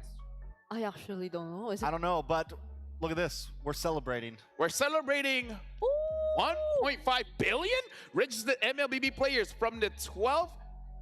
1.5 billion. 1.5 billion. That's a lot. From the 6th of December all the way to the 23rd of December. Join the event and complete tasks to get a random epic skin for free. Thank you for your unwavering support and being part of this incredible journey. And there you go. That's gonna be one of our intros. No, that'll be our outro. Fairies out. Okay, that'll be All right. I hope I get included in the outro. Hey, you got this. Okay. You're one of us. You're one of us. But keep it. We're gonna have to fly out of here because we got an interview. Yep, we're going to the side interview here, and looking like it's at RQ side. So let's see what they got for us. Thank you, the panel. It's Michelle again with Pretty Clara, and also we are having the Ida still one with us, which is our ex-analyst of the Evo's Legends, right? But I heard that you have become like a content creator. Is that right? Now I'm just start live streaming. Live streamer, just watching the content like MPL and M6 also. Oh, so that's your work for right now, right? Yes. Okay. So do you prefer to be an analyst or the live stream? I think analyst because it's like more challenging for me. For streaming, it's just for fun, just remembering how before I compete in MPL and M6, M1, sorry. Sure. So according to your analyst, what do you think about the game one? I think the performance is very not good. Not good? Not Why? good. I think it's not enough for the M series stage. I think they have so many mistakes on the mid game and to the late game, especially on Vamos, also RRQ also. Especially for Vamos. So any players from Vamos, you believe that RRQ Hoshi should pay much more attention to? I think they need to pay more attention about nets. The gold laner. Why? Because Why the so? Harit, you see, even they have like Gatot and have the Ruby, they still pick the Harit, but he's also still playing good. Yeah, you just pay attention to the game one mostly. So Clara, any fun facts about among all the players for RRQ Hoshi? You believe people are gonna be interested in your story behind the scene maybe? We have a lot of facts about our QOC because we know that they're new. This lineup is really new, but they blend really well. And not forgetting that they fought really well as a team. Maybe because of the bonding is really strong with each player. The age gap is only 1 or 2 years, but they show us how they blend to each other and they can have a strong bond. So as we know, we have a name for these players. What is the name? It's Animal Planets. Animal Planet? Yes, Oh my God. they're famous about it because they're wild, they're strong, and they really carry each other. Except Susujin actually. He's super calm. Yes, they got a good synergy and chemistry right now among the team. So for Adai, like we know that RRQ Hoshi missed the M5 maybe, but they were coming back to the M6 and they are getting into the knockout stage right now. So how far you believe the RRQ Hoshi gonna go in this journey? I think with the first game performance, I think they need to go more consistent about the performance, right? Also on the drafting phase, I believe Cashcute and Element, I think they have very good draft. But also the team also need to play more consistency. I think they can play more better in the next game 2 against Famos. I believe you keep your professional as an analyst, right? Okay, so before we switch back to the panel, any last words and any message to our players, to our Hoshi on the stage? Okay, from Mas Ade Legend. Ayo, ada yang mau disampaikan, Mas Ade Legend? Buat RRQ semoga mereka bisa bermain lebih bagus lagi. Pastinya apalagi ini udah M series kan yang dinanti-nanti para Kingdom yang udah dari dulu-dulu agak susah, sekarang udah bisa lagi, sekarang ada kesempatan lain lagi. Ini saya rasa sih ini adalah titik puncak mereka supaya mereka bisa menangin lagi M seriesnya. Di M1 belum? Saatnya sekarang. Iya kali. Iya maksudnya iya benar. We need to translate. Oke, pokoknya untuk semua Kingdom yang lagi nonton, yang bela-belain ke Malaysia dan ngedukung langsung RRQ, ayo kita satukan suara, kita dukung Indo Pride kita yang lagi berjuang. Dan for RRQ, we believe in you guys. So good luck and have fun. Thank you, Ada, thank you, Clara. They're gonna give buff on you. So now let's go back to the panel. If RQ is Animal Planet, I feel like we trio, we need some kind of name. What? Didn't you hear the interview? It's like RQ has a different name. They're Animal Planet because they're wild, they're crazy, you know, they're close. Except for Suzujin. He's the calm one. Okay. Calm one. Everyone is like having fun, and he's just like, So everyone's cheering like they want everything, and he's just like, What is Vamos? What should? No, we gotta think about us first. Okay. Like us trio. Like you're already T-Black. extinct. Trex. Yeah, Trex. While we're thinking on that, we're able to talk to Sisajin. The guy that isn't part of the Animal Planet, we have to see what he has to say. And improvement in progress. It's too early to claim that Indonesian teams have improved on the international stage compared to MSC 2024. Perhaps if we make it to the grand finals or win the championship, then I can confidently say we've gotten better. And see, this is why Sisajin is not part of the Animal Planet. He's more chill. Actually, when you're chill, you can be part of the Animal Planet. Yeah, you're just like, you know, the chill one. The chill one. Yeah, you the can. chill guy. Yeah. But this is surprising to me. So we're Jurassic Park. Oh, We are. They're Animal Planet. We're Jurassic Park. That's our trio name. I like that. Cause get it? Cause you're Trex, you know, Trex. and then she's part Jisun or something. I don't know. Brontosaurus. Brontosaurus? Yeah, What about you?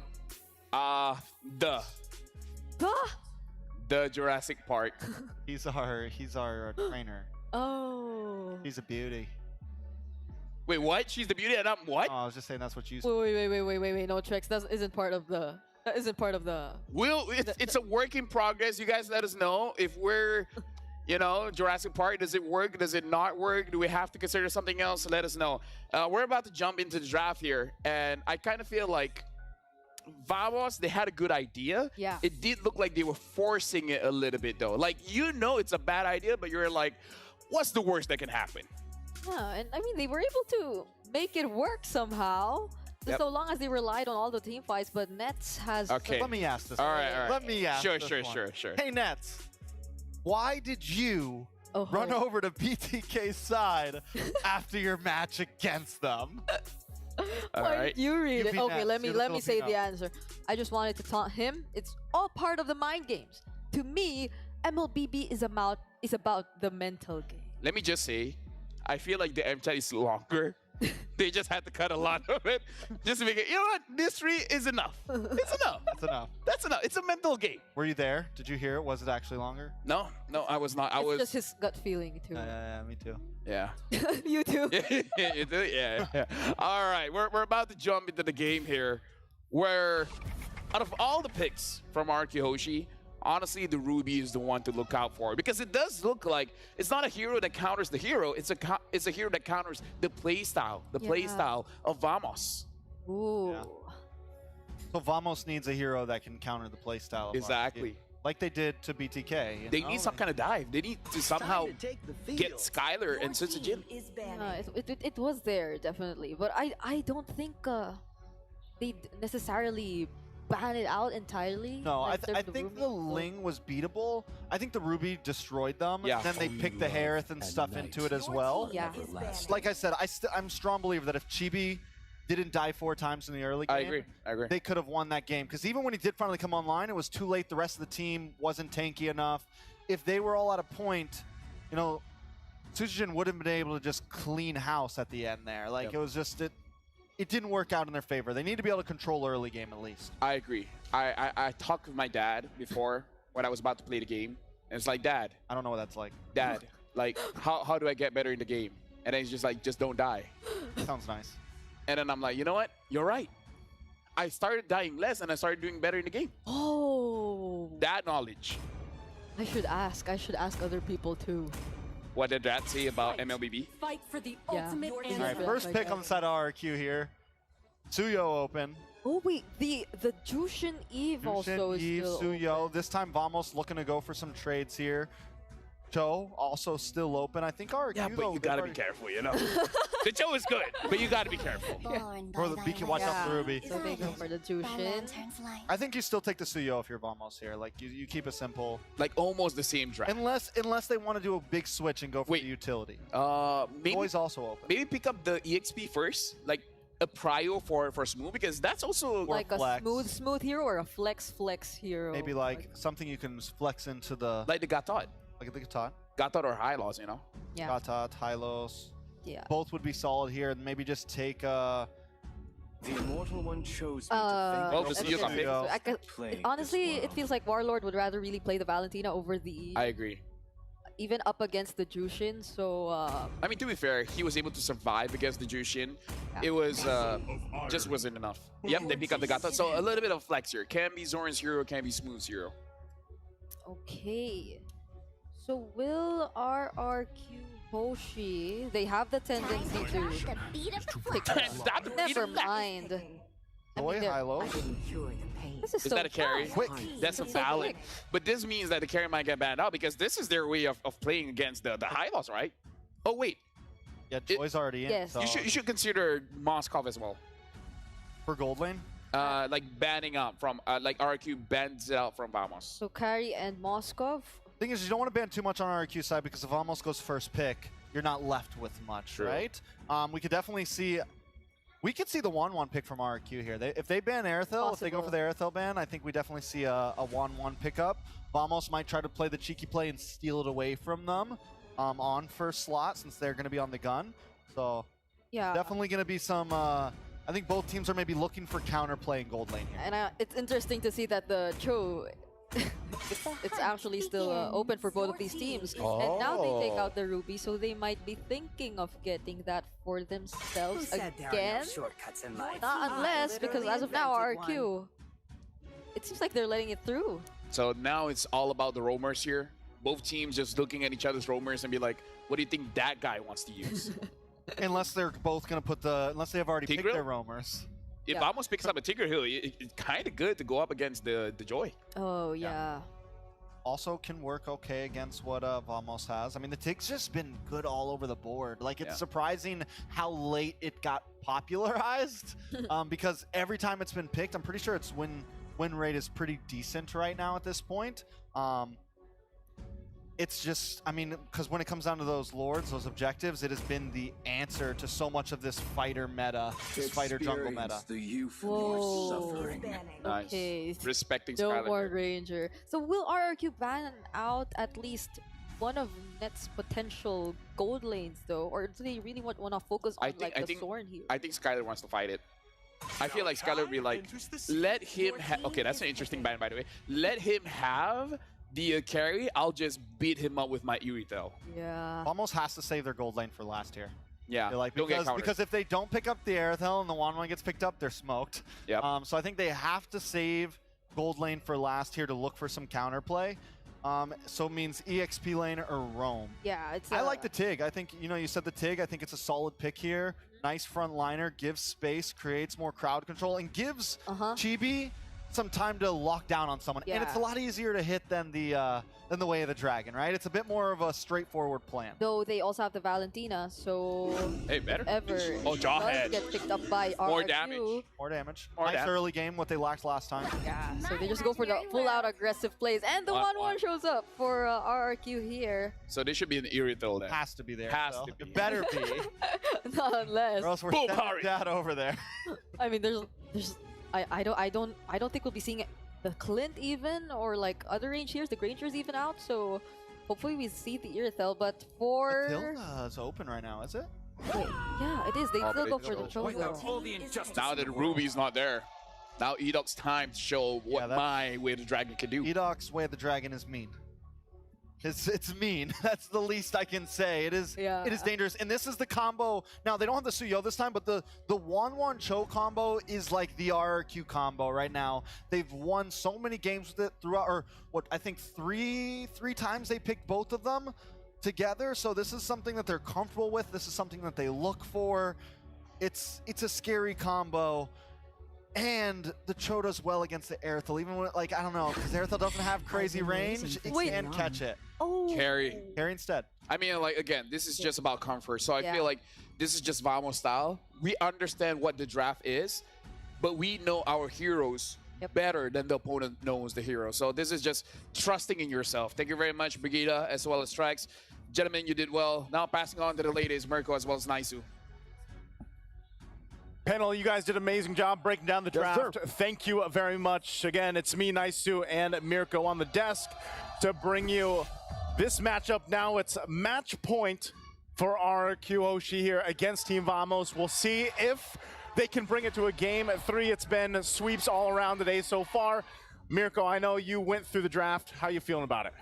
I like it. You like it? I love the high-lows, the joy. I mean, it's just a mobile lineup, man. Yeah. For Vamos, they really need to start to lock people down from RRQ Hoshi if they want to get the shutdown or even the shreds from the carry, the Suyo, the executes. RRQ have so many ways to just escape. They do. We'll see if there's enough shredding to happen here from Team Vamos. Once again, we jump into the Land of Dawn.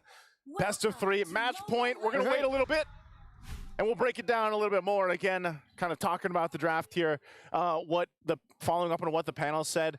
You know, the fact that you have the Suyo again in the hand of Chibi here, I have to agree with what Trek said earlier. You know, in the draft, it was like, if he didn't get shut down so hard in the early game, then maybe they would have had a better time transitioning through, you know, that early to mid to late game. So I would love to see it if this time around Team Vamos, not that that's just on Chibi, but like the team. You know, they took some pretty risky decisions early on in the previous game, and hopefully this time they have the lineup that allows them to go ahead and allow Chibi to have a better time in the jungle to rotate, because we know what's across from him. I mean, we've seen this Joy wreak havoc, man, just so far through even the Swiss stage alone. Yeah. I think Chibi getting now more setup, I would say, right, with the Gata, the honestly, the Jawhead too. It should give him way more prio to play with around the neutral objectives. It's just, RRQ Hoshi have so many ways to actually poke out Dyron, actually. By the way, guys, you guys can't see this, but we can. It's a Vengeance choice for Dyron. Yeah. It is not the Revitalize for the Horse. So he knows that he's going to be opening up most of the times. And the biggest issue for the Hylos when you are up against a Jawhead is the fact that when you get pulled back, even with the Revitalize, doesn't matter, because your physical defense gets shredded down so much by the Ejector, and then anyone can just one-shot you. Yeah, so with the Vengeance, it's a way to deal with the carry, at least for the duration of little bit the longer. Vengeance. Yeah. A little bit longer. And usually that should be enough to actually get nets low, or for him to stop basic attacking entirely to give RRQ Hoshi, Skylar on the 1-1, maybe crossbow Tang, or even Sutsujin to get that electrifying beats. That happened the last game too. You know, last game, Dyron on the Gatakacha was just like, he was tossed around, man. Let's be honest. Like he was that was Joe.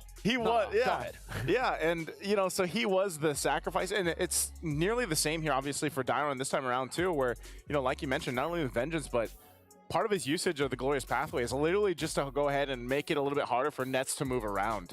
And then hopefully they can crash down on it. But still, they have a lot of tools, and I think that's part of it too, is Edok has this Cho, man, and we've seen what he can do previously throughout the tournament. This is still a solid pick because of the mere fact that, yeah, you don't have a Ruby to worry about to kind of disrupt, you know, everything that you're looking to do here on that Cho pick. So I would say for Team Vamos, though, looking at how they can bring it to a Game 3, really they just have to correct what the mistakes they made in the early game. And you know, they showed good fighting. There was glimpses of it, I would say, where they had these team fights in their favor. Remember, even despite Chibi being down in the early game and dying early on, he still locked in the Turtles. Exactly. You know, objectively, like, they were still locked in. They were able to go ahead and secure those objectives, even down to some of the Lords later on. But it's mostly just cleaning that up. If they really want to go against a team like RRQ Hoshi and, you know, rally behind them and get to a Game 3, that's what they have to do. They have to fix those mistakes.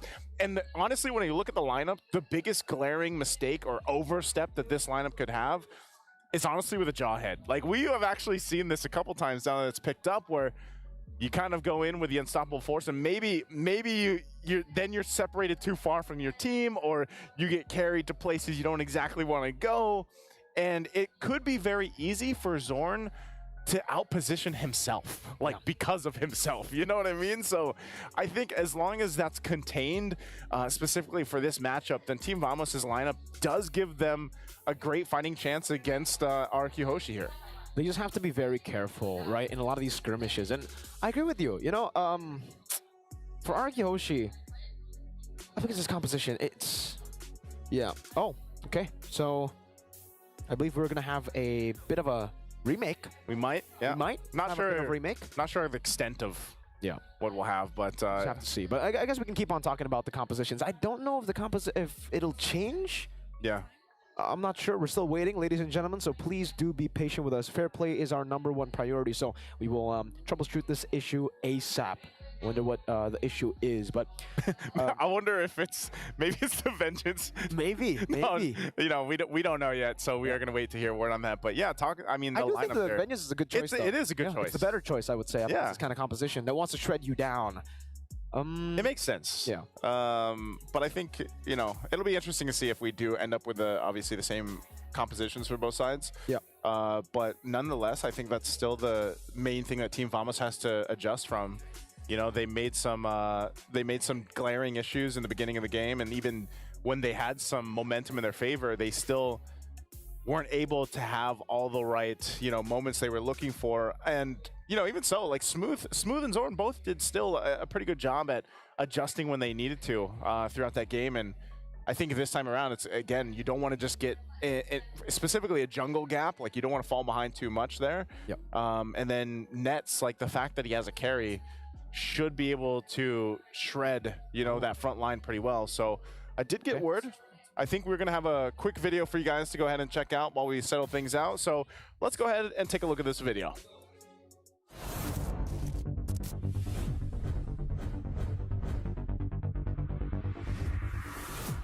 It's been 6 years of M-Series history, and years of data have given us a few interesting findings. None of the M-Series World Champions have won MSC in the same year.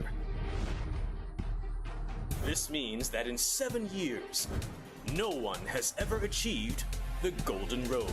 Onyx, thank you for showing us greatness in your M5 journey. Will history be rewritten this year? Your new champions of the mid-season! Our first ever back-to-back champions in MPL Malaysia!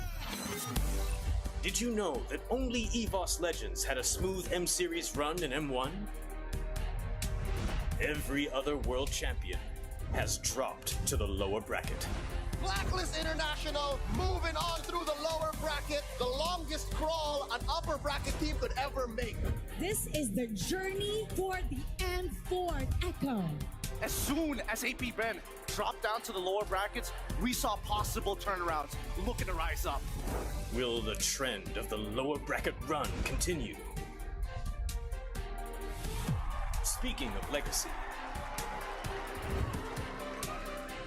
this M6 will be a clash where past world champions won't be participating. What do you think this M6 will bring? Will a world champion rise from these new representatives to be greater than ever?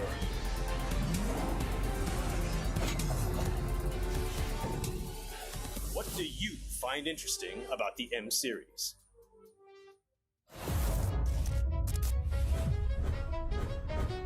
From M1 to M5.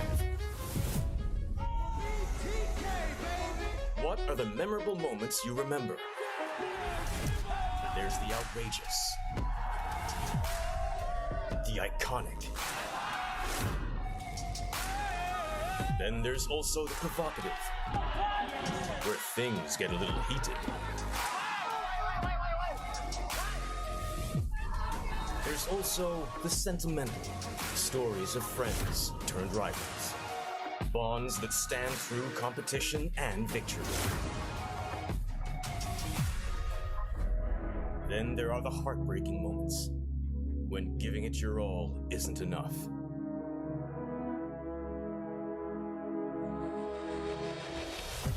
sir. Adil. So, biar je lah 5-5. Gear. Can you explain to us why gear? He said that Gear is such a good player and he's a real playmaker for his team. That's what he said. I think we are very, very excited. To be unscripted. You better take that jacket! I swear to God! Hungry to be champion.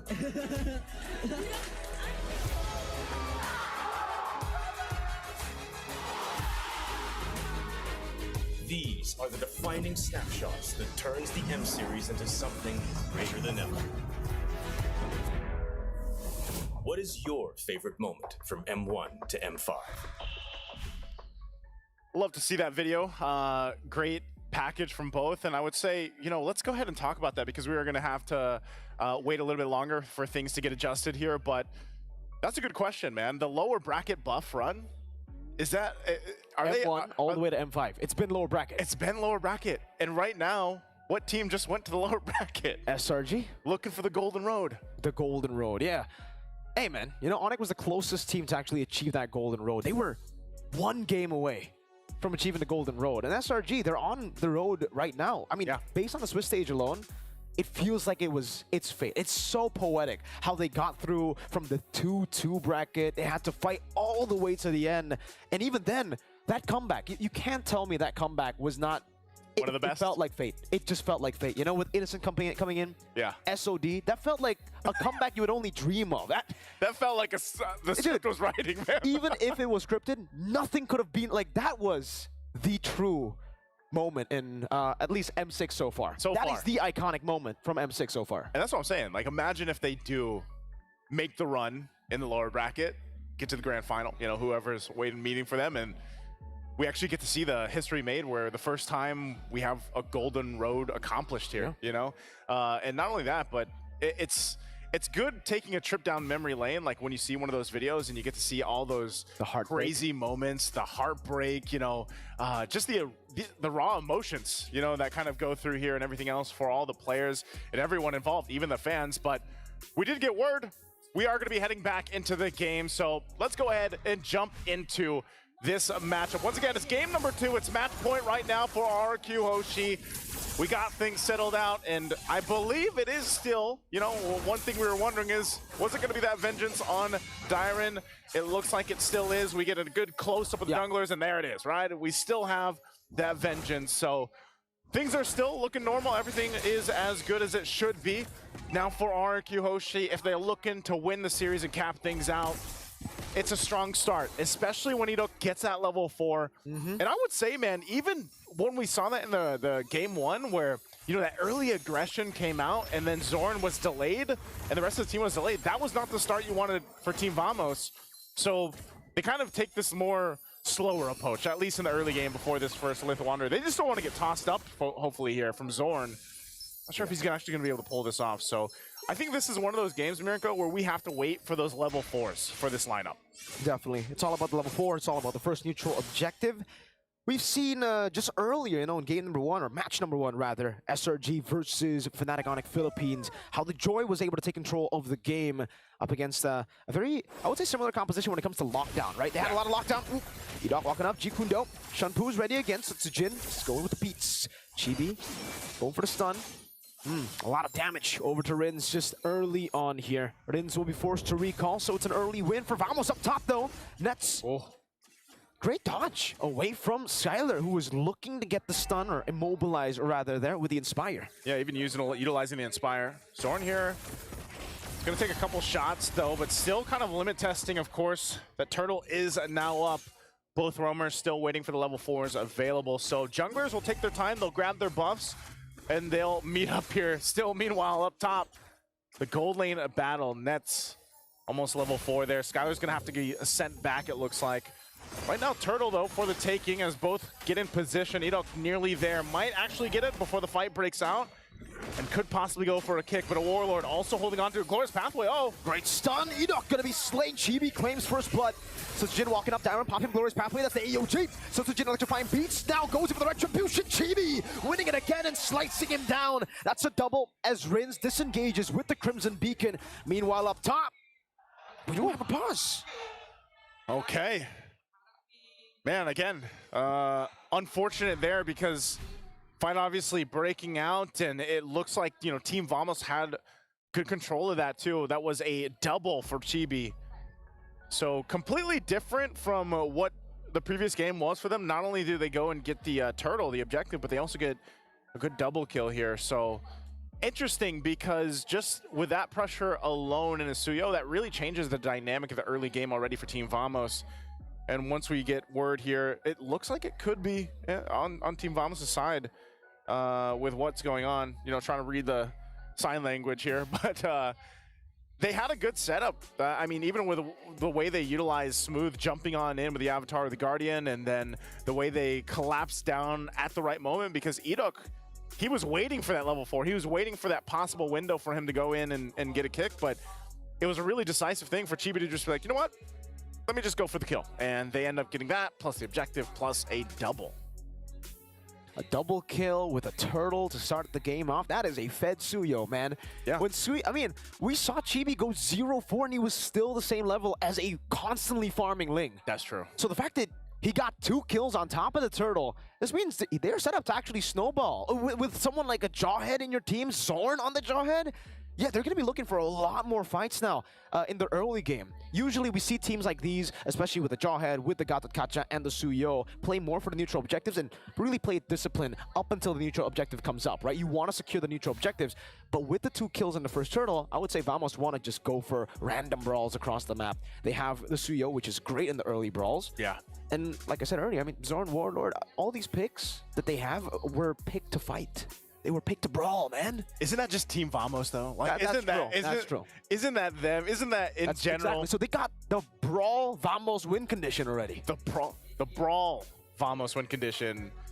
You know, I'm sure some of the people watching right now probably saw some of the graphics thrown around leading up to this matchup, and you saw how Team Vamos was depicted.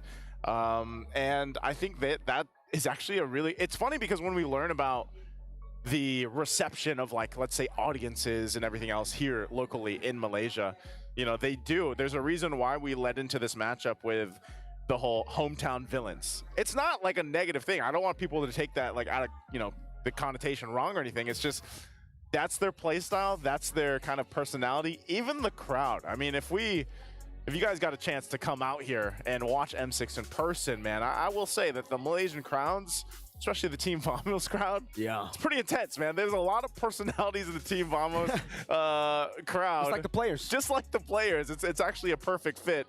So it looks like things are almost fixed here and situated. Did seem, yeah, it is on Team Vamos' side. So even with that, I mean, think about it. They got themselves, what, a 1,000 and some change lead off of that. A massive double kill early on. And I say massive because of the fact that it's a Suyo, and we know how scaled up Asuyo early on with multiple kills can get in the jungle. And we know how Chibi likes to play. So there's a whole lot of good things happening for Team Vamos right now that RQ Hoshi's going to have to answer to. And looking at them, you know, when they want to go ahead and actually break out some of these fights, that first turtle, really when a Cho is there, isn't usually their favor. Like, any team that has a Cho early on, you're most likely not going to have the Way of the Dragon available, and then you're going to have to kind of like wait for that. It's always the second turtle, I feel like, with the Chos on those lineups, those compositions, where then you kind of have that advantage. Because we even saw it too, when Idok was trying to get in position, Warlord had the Glorious Pathway. So then we had like 2 Glorious Pathways thrown down, and it was just, they were zoned out from that, plus the Avatar of the Guardian. So I feel like for RQ Hoshi, it's just kind of a waiting game with this kind of lineup. Yeah, this composition for Vamos is very neutral objective centric, right? They really want to get the fights going around those neutral objectives. They have a lot of big AoE abilities, great pickoffs, great stuns, and heroes that want to battle it out at the start of the game. So for RQ Hoshi, especially with the Joy, I definitely didn't expect them to actually contest for the first turtle, you know, especially after seeing, you know, Idok get picked off. Yeah. Setsujin still wanted to go for the retreat battle. I don't know if it's after game 1 where he was out retreat almost every single time. He's got something That's to getting prove. to him. He's got something to prove, maybe. But yeah, they should take it slow, I feel. With the Joy, with the Wan, their mid-game power spike is going to be insane, and they already have that front line too with Dairon, and they have ways to actually contest Turtle 2 onwards, I'd say. Up against the Suyo. Yeah. Cho is a great tool to actually go for the way to dragon, lock him down, and then get a free retry, right? So it doesn't have to be a 50-50. It really doesn't have to be for Sutsujin. He can actually just take a chill pill, come in very late into the fight, and it's all good. You just be a chill guy. He can just be a chill guy. Sutsujin is a very chill guy. You know? Have you seen him? The guy rarely smiles. Actually, he smiles, but he rarely shows emotions, man. He's literally a chill guy. That's pretty stoic, man. He's very stoic. You know, and that would be a chill Apparently guy he's right different there. in the gaming house, though. Like, that's just him on stage. On he? stage, he looks cold-blooded. He is chill, but apparently he has a different side to him. I think we all do. Yeah, that's true. Everybody thinks LaFell's really like that.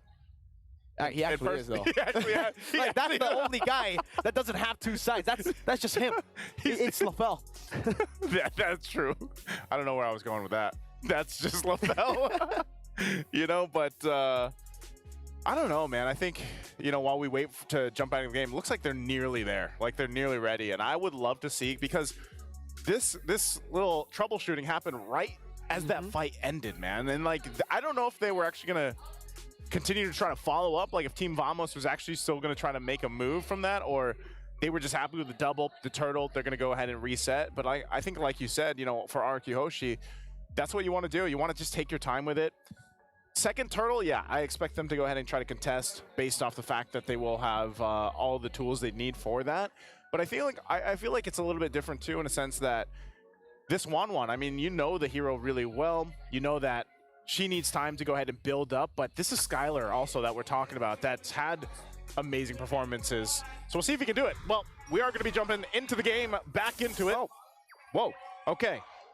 So as we take a look, we catch back up.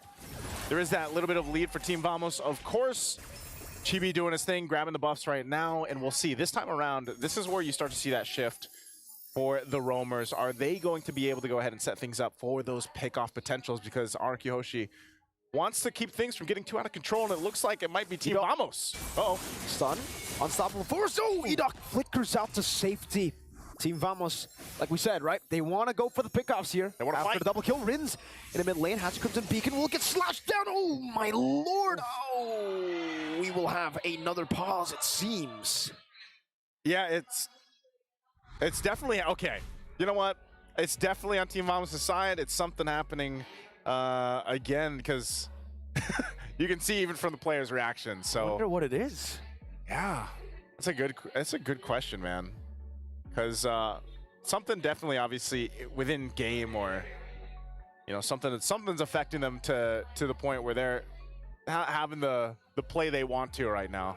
All we can do is, of course, wait for it to go ahead and get troubleshooted here. Again, integrity and fairness is the priority here, especially now that we're in the knockouts, man. You know, day one of the knockouts, even though no one's technically getting knocked out today. Yeah, people are getting knocked down. And we know what obviously is going to be at stake too. The fact that this is a match point right now for RQ Hoshi, and Team Vamos off to a good start, could be in a position where you got to remember too, a lot of people, I feel like just the sentiment for, even when you looked at like rankings, people didn't rank Team Vamos like super high, you know? I mean, like it was a team. Where did you rank Vamos? Where did I rank them? Yeah, like, you know, we had the top 8 thing. Yeah, where did you rank him? I don't think I have any integrity left aside, because I had BTK at number 3. Okay, well, so no. Hey, to be fair, I thought they'd actually win that matchup too. That's true, brother. I thought they'd be here. That's true, but now they're flying home. They're in disguise. Oh man. Hey, I had safe flight, my dudes. Safe flight, guys. You know what?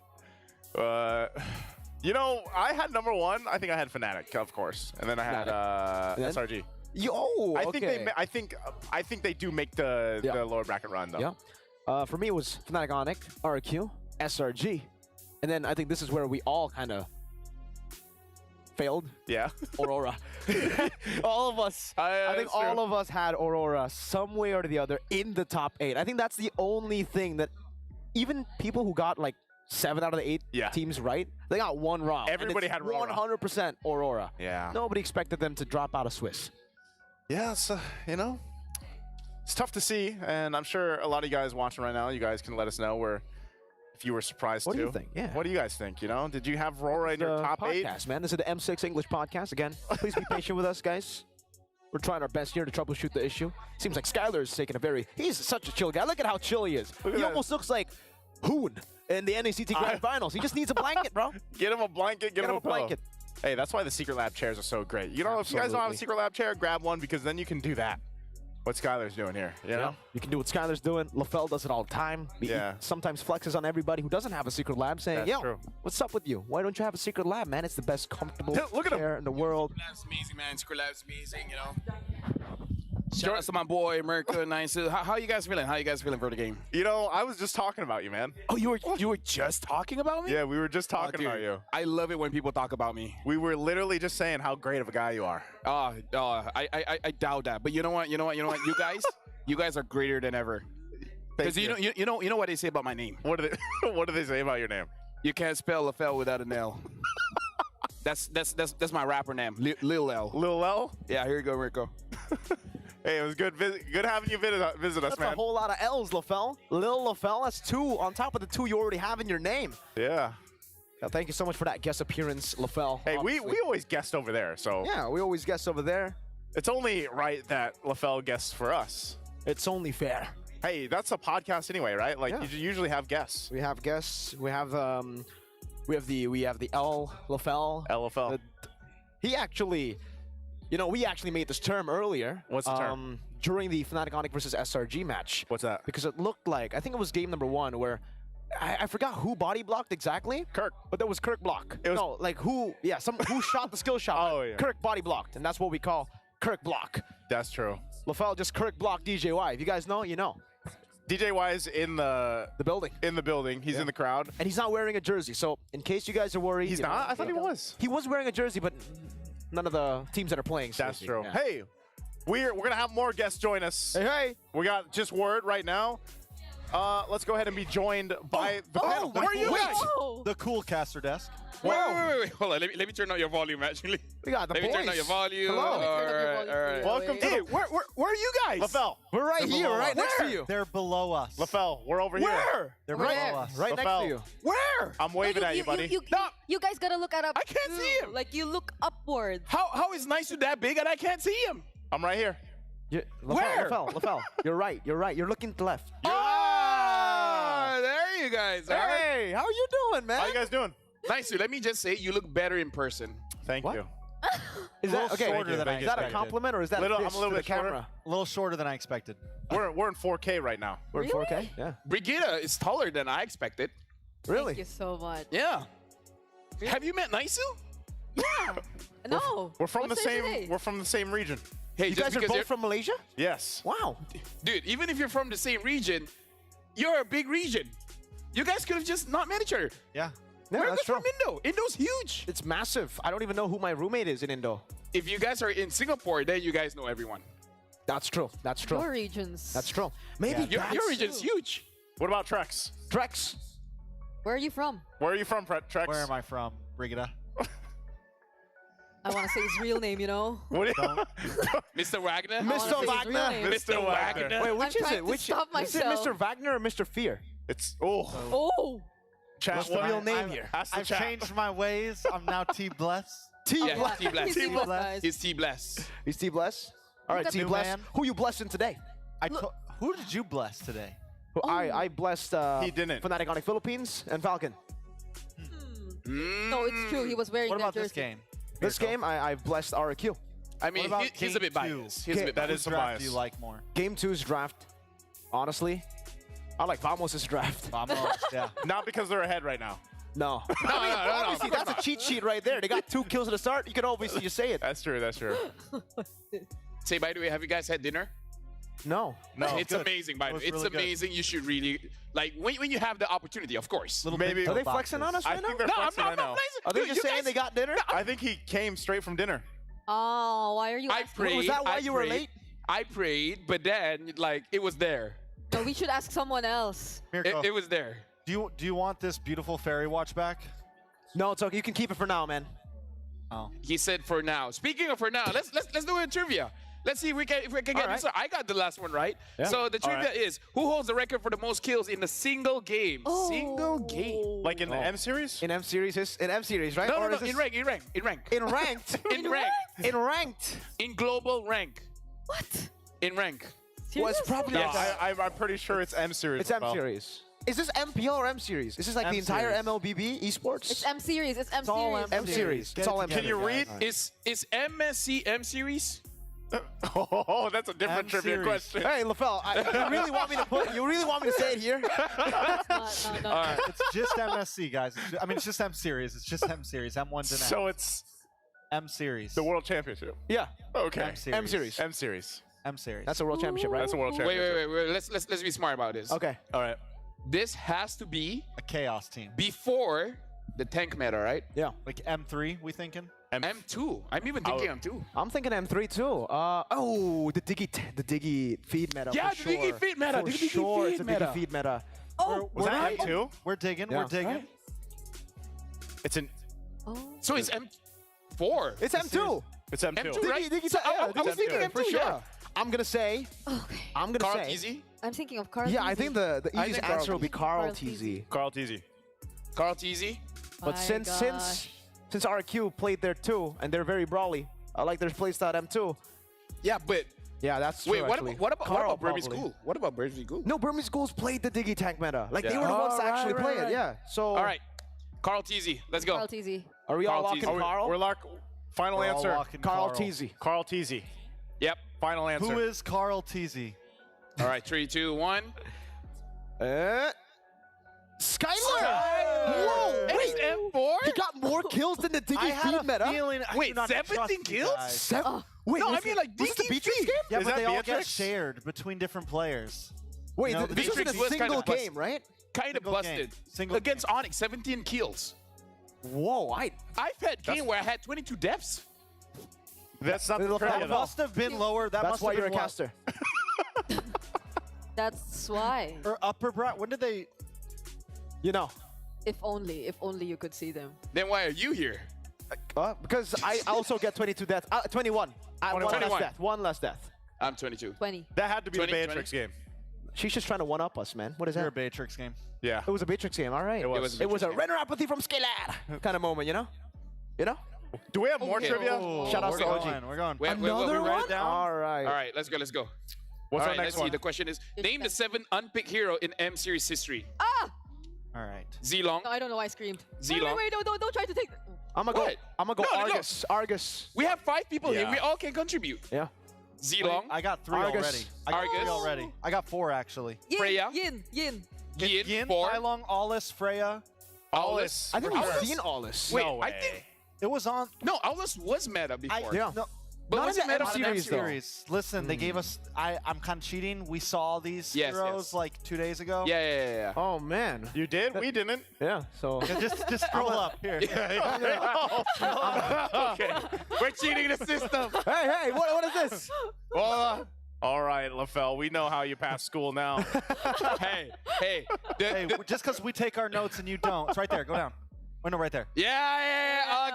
Okay. Here you go. I can see it. Zilong, Freya, Sun, Johnson, Argus, Hanapi. At least I got Yin. Argus. At least I got Argus. You know. Yo, Zipper just said it's cheating, using, man. It's called using our minds. It's using your resources. That's true. That's true. When you're in college, you can start using the calculator. So, what LaFell's saying, cheat in school, kids. No, that's not what he's anything saying. to get No? to college. That's Anything- not what he's saying? Anything to get to college, right? Anything to get, see?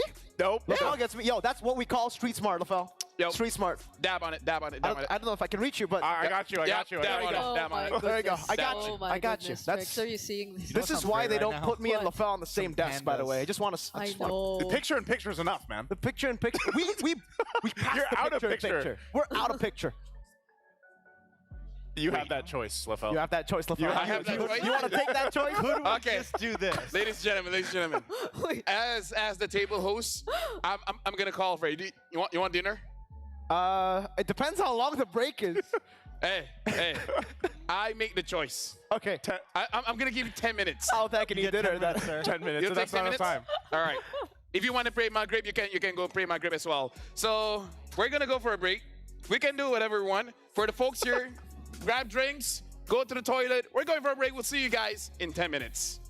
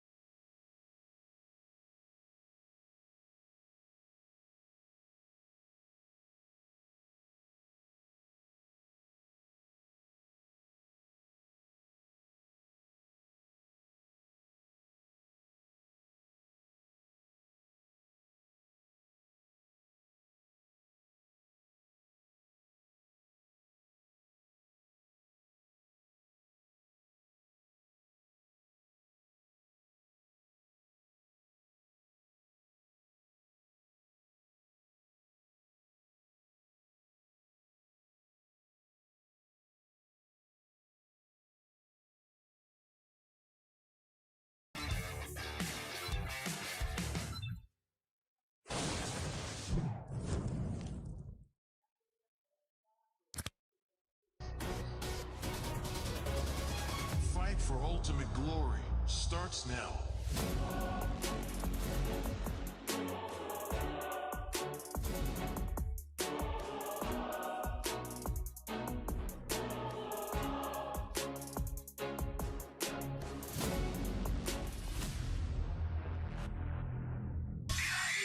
Mobile Legend M6 スイスウォッチ。明治。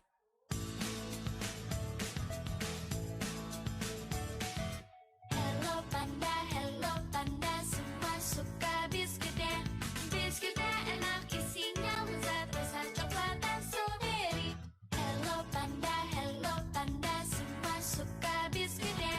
Biskuitnya enak isinya lezat rasa coklat dan strawberry. Hello Panda, biskuit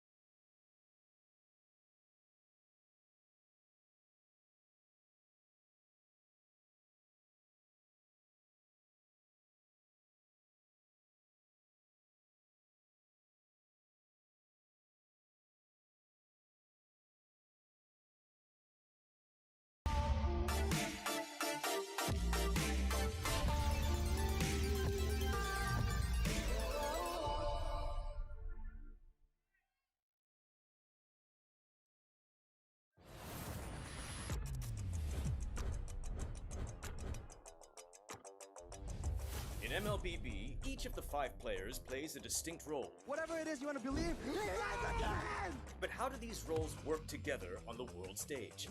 Going Sons, who picks up the Mid laners and roamers are the bedrock of the team. looking for the knockup, not able to find a sense who he wants for, takes him out. Whether it's picking beefy tanks, mages, or sustain, together they provide crowd control and damage in the early game, making space for the team to farm or secure objectives. Then we have the EXP laners, usually playing tanky heroes. They poke and zone the enemy to create opportunities. All right, let's see another fight commences here. Gear goes in. It's going to be a lot of damage played. While the roamers pick to fill the team's needs and support if needed. EXP laners must win their lane and protect their tower with aggressive confident play, ensuring map control for the team. Ooh, final slash. Finally, we come to the junglers, the early to mid game finishers, and the gold laners, the mid to late game finishers. Irie, the god in the jungle, takes a double kill. For junglers, whether it's frontline tank utility or assassin early game assassin burst, they form the core of the team. They act on the space created by their team to finish off objectives, utilizing power spikes with the early game advantage they get from farming the jungle. It should be a retreat from the Burmese gold, and they get sent down into the ground. Gold laners focus on farming for gold to become late game monsters. 1v3. They are savvy observers, staying out of trouble and positioning well to deal the most damage with their fragile heroes. Do you agree? How would you describe the roles that make MLBB greater than ever?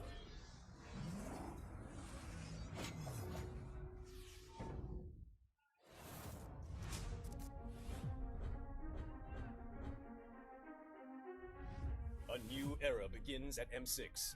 But who are the rising superstars leading the way? In Latam, Maycam Evolve emerges as the new gem of the region. With Aurora's fierce adaptability and rookie sensation Super Nahuel, the Dynasty Enders made history, toppling the undefeated RRQ Akira after a 2.5-year reign. At MTC Turkey Championship, S2G Esports rises as a new challenger. Led by Sigibum's superstar performance at the gold lane, Pagu's playmaking, and Begin's rotation, they are ready to shine on the world stage. In their M-Series debut from MPL Cambodia, CFU Gaming is ready to strike. With M2 veteran Poppy and core members Detective, Z, and Wadu. Can the Sharks are primed to make waves on the world stage? Returning to the M-Series is RRQ Hoshi, the Sang Raja. Looking for a trade as he finds the triple. Looking for the maniac. Reinforced by Sutsujin's lethal skill, and led by Skylar, this squad of young stars is on a mission for global dominance. The Indonesian cavalry made a bold gamble by swapping their lineup with MDL rookies, uncovering gems like Fabian, the deadly jungler, a calculated roamer in Witty the Wise, and King Eronshiki, the next-level gold laner. Team Liquid ID rises as a new M-Series challenger. The double Leroy goes down 1 by 1. It's a maniac.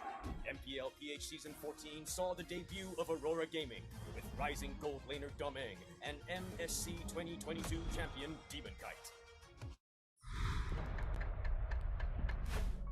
And welcome back. Thank you for being patient with us. Again, I'm Naisu, and this is Mirko.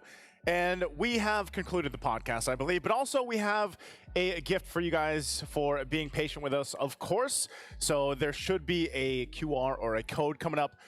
There it is. Go ahead and grab it. That's for you guys. Thank you again for being patient while we go ahead and got things situated. Because, of course, again, integrity, fairness at play here for the players. And just to catch you guys back up before we do jump back into the game, good little picture there. Shout out to them, by the way, Rafael, Brigida, and Trex for joining us earlier on. But we are jumping back into the game here once again. 4 minutes in, Team Vamos. Just before we had that break, grab that double kill for Chibi, plus the turtle. And now they find themselves here, Nets. Oh, this might be a solo kill up top. Assassination, Sutsujin claims it. Solo kill up top. Skylar gonna shove the wave now. Nets should be on track to actually lose some minions there as it gets shoved in. Chibi, though, will stay active on the map, just getting the trade on the map with the orange buff take. Gets the information, you know. Opposing jungler there on the top side. Might as well go ahead and capitalize from it, but that's a lot of extra gold, too. You know, going to the hands here towards RQ Hoshi. It whittles down that Goldie that was building up. You can see that now kind of diminished, still holding on a little bit. But this will be the interesting part. Oh! You're not going to be caught. Wait, the dragon still, though, sniped down by the arrow of Chibi. And now he is on a killing spree. 3-0, a level ahead of Sutsujin. Good starter, Ren, already. Team Famos should just really get this out. Oh, top though. It's going to be a dive attempt. It seems a full dive. Net slain again. Sutsujin claims the kill. How do they retreat? Warlord of the Crimson Beacon. That's AOG. Rin's able to flicker out. Skylar looking for the other angle. That's going to be the ejector to pull Sutsujin back. And Skylar will be able to escape with the help of Tyron, who rotates all the way from XP. So it looks like RQ Hoshi wanted to go ahead and take a page out of Team Vamos' book and, you know, trade things out. Oh, here's a kick though. There you go. All the weakness points already used up as well. Skylar should be able to go and fly. That's the Inspire. Zorn taken down. Diamond walking up. Chibi going to be stunned down as well as Warlord goes in for the Terrify. Only connecting another one as the taunt won't connect to Rins. Now put the flange of Chibi gets the 4th kill in the game. And now it's Diamond with a vengeance. Still, it'll be the Shred coming down. Form 4 members and Nets will claim that kill. That's the Shred that we were talking about. Feels a while ago, but we were talking about this carry and how this will work in the lineup for Team Vamos. And even then, again, Edok gonna wait patiently. Skylar just around the corner. That's away the dragon. He was waiting for that. The immobilization will lock him down under the turret, and Edok takes the kill. Well-timed play. Definitely needed here. You know, Nets obviously having those 3 deaths now at this point, struggling just a little bit, but this time around, Chibi having a completely different game. Complete 180 from the previous one where he was sitting at 0-4 at one point. So now in control, will take down this tier 1 lane.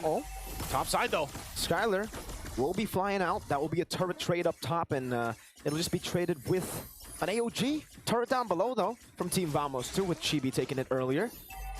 I can say that's one thing that RQ Hoshi is obviously always good at in the matches that we've seen in the M6 is if they're going to trade, it's usually, you know, cross-map. It's teams not getting anything for free, essentially, you know? Yeah. RQ Hoshi will go ahead and get an objective or a kill if they can, or even down to the buffs alone. But it's still Team Vamos holding on to a nice little lead. Warlord holding on to the Glorious Pathway, gonna get dragged in. Purify already out, Glorious Pathway, no, kicks him back to the fray right now, as that's gonna be a trade. Oh no, Smooth actually taunted the other side. Ejector over to Dyron, only tank now. Sutsujin walking forward, has the electrifying beats as the Glorious Pathway placed down. Nets will take a bit of damage as they RRQ will just rotate towards the turtle. Yeah. Smooth walking up again. Walking up again, Smooth. Chibi there, just around the corner too. They jump in, they're gonna have to fight for the turtle. Skylar wants to go for the weakness points on the Zorn. Zorn with a good flicker out. Skylar still with the chases. Dyron gets taken out. That's a 1-for-1 trade.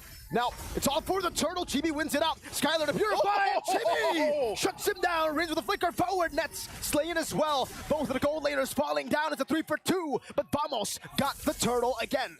3-for-3 for Team Vamos in the objectives. And again, Chibi nearly just unkillable, it seems, at this point. Look at the damage alone with the Soul Sever. He'll go ahead and now take the purple buff. They get the tier 1 in the mid lane. Right now, Team Vamos pulling further ahead. Just with some of these team fights that are going in their favor, this is what they wanted the previous game. They couldn't get it because of how bad the early game was for them in game 1. Well, it seems like they've made the adjustments. Now at this point, they put some more pressure around the map. And it's RQ Hoshi trying to catch their best, trying to catch up at this point. Edok will get spotted out. Smooth keeps him at bay. So now the question is, where does RQ Hoshi go from here? I think where they go from here is they just played slow again, right? I mean, in the mid game, it'll still be very reliant on Skylar, RQ Hoshi. But the thing is, Vamos actually have many ways to deal with the 1-1. We saw earlier a great usage of the Purify from Nets to bait out Skylar into a bad spot and then to reset the weakness points. That's what you get with the Purify. So a lot of times we will see that. A lot of times, the other times we will see Smooth just use the AOG to revitalize to soak in as much damage from the crossbow Tang as well. And then later on, there will be Winter Crowns and Wind of Natures. Yeah, that's going to be a play on part. Chibi already with a massive lead in kills and everything else. Look at that. So Soul Sever alone, he did get BOD, but now he has to deal with this. Oh man, 3 members up top. Chibi with the juke. And And that's going to be a taunt. Chibi still looking for the damage. Lantern Flare on him. Does he get away? Sutsujin! Oh! Will be slain! Chibi gets the godlike. Dire with a vengeance. This is a failed attempt of a team fight so far. Chibi still alive, shooting the arrow down. The AOG will come down, and it will just be another member falling from the Kings of Kings. RQ Hoshi have gambled into a bigger deficit. This looks like a different Team Vamos than what we saw in Game 1. I mean, talk about just synergy and being able to rely on each other. Chibi was in a bad position, really low, and then able to go ahead and wait on the team and then even get a shot off to help capitalize on a kill. And all that leads into another objective secured. Lord now taken by Team Vamos. They want more. They do, and Chibi just comes in, retrieves the purple buff, takes it away, now with a 3-level lead. And he is just a camp away from level 15. Again, at this point, RQ Hoshi finds themselves with their backs against the wall, against their walls of their own base, especially with this push in. This is just a massive lead right now in terms of even the scalability for Team Vamos. Nets already shredding through that front line, just like we saw earlier. So now the mid, the focus here. The shields are going to go down here in the mid lane. A couple shots here from a distance. Glorious Pathway going to be set down just to help clear out the Lord a little bit more. We'll see what Team Vamos continues to take. Susujin will go ahead, cut down that wave. Might get caught out in a fight with Chibi here, depending on how this is played. That's a 1v1. Chibi waiting for the ability. Sutsujin dashing away. Now another reset as well. Oh, the damage from Chibi! That's a solo kill. Meanwhile, Skylar slain. Zorn will be traded back, but it's a worth it trade for Vamos. They're just gonna holla their way into the base. That's 4 members down of the Kingdom. Next up, the Turret and Team Vamos. Are they gonna look to close out the game? It looks like they will. One cannon in the mid lane. Team Vamos will secure the Game 2 victory to equalize on the board. And Team Vamos makes it happen in Game 2. A stark difference from their performance in Game 1. And now, ladies and gentlemen, we have a series on our hands.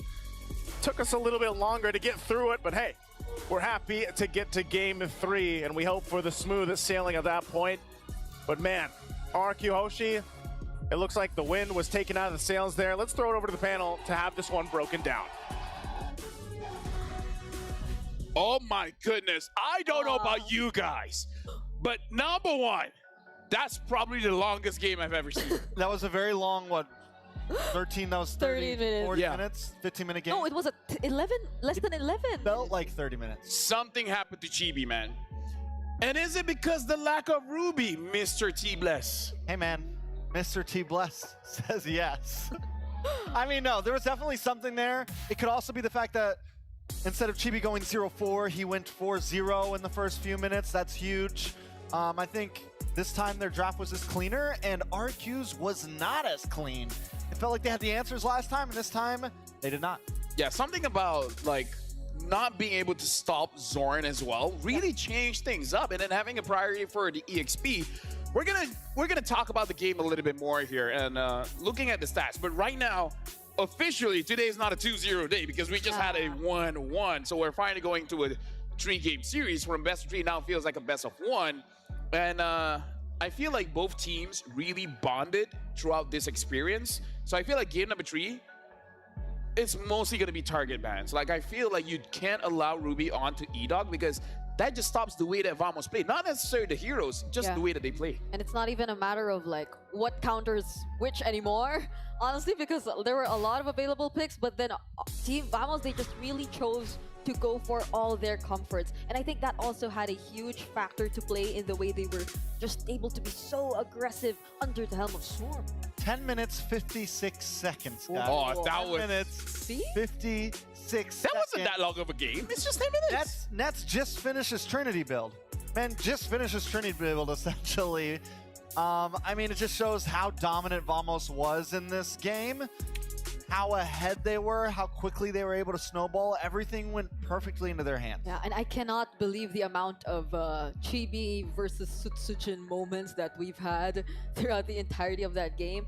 But given this amount of a gold lead, you would understand why Chibi was just wasn't hesitant at all. Something that I want to request, actually, for the production team, if you guys are hearing it, I really want to know Joy's win rate right now. Right, because we've seen amazing Joy plays like from King Kong, Dax, but I really do feel like Joy is one of those picks that's very popular, but not everyone really gets the formula. Oh. 41%, actually not bad. 41% actually not bad, but that does show it's less than average. Less than average. It's still hard to tell on certain things as we're coming out of Swiss stage where things were a little chaotic. But yeah, the Joy, it is, you know, is it truly meta? I think it's still good because I don't think it was exactly the Joy was the problem there. Oh wait, I don't is this think the the Joy fastest was game? the complete issue. I think there was other problems around the board and more Vamos. Chibi popped off, man. Chibi just popped off, and having Zorn with that early aggression on the Jawhead, it just fits so well into their playstyle that it just worked for them. Yeah, I mean, having the Joy in your lineup, typically you would really force the reactions from your opponents, or typically you would set the tempo. But in this case, Zorn on the Jawhead, together with the Warlord on the Valentine, like the amount of early game damage, it was overwhelmingly high for Vamos in contrast to RQ, which I feel should have taken a bit more time to go online, especially even though Skylar, right? Skylar, he did a lot during the early stages too, even on the 1-1. I mean, it's seen here in the total damage dealt, it's actually higher than Nets, but even then, when they needed to work together, you really feel the lead that Vamos had in their hands. Yeah, actually now looking at the drop of RQ, they're actually lacking in damage because for Rin, Skylar, they're doing damage, but they're mostly doing it on the Gatot. Yeah. The Gatot is taking a lot of damage, the Jawhead is taking a lot of damage, and effectively Chibi dealt way too much damage in this game. Like, the balance is not really there. But it's okay, we can talk about that a little bit more, but I believe this is actually, unironically, the fastest game of M6 so far, and Chibi went from 0-4, now being 9-0-4 with 9-0-5 GPM. When he has the momentum, he does not stop, man. High highs, low lows. Exactly. Chibi went from one of the most killed players in game 1 to being the MVP in game number 2, bringing us to a game 3. He had some time to think about it all. Yeah. You know, he had some time to correct his gameplay. He had some time to figure out how he was going to approach this.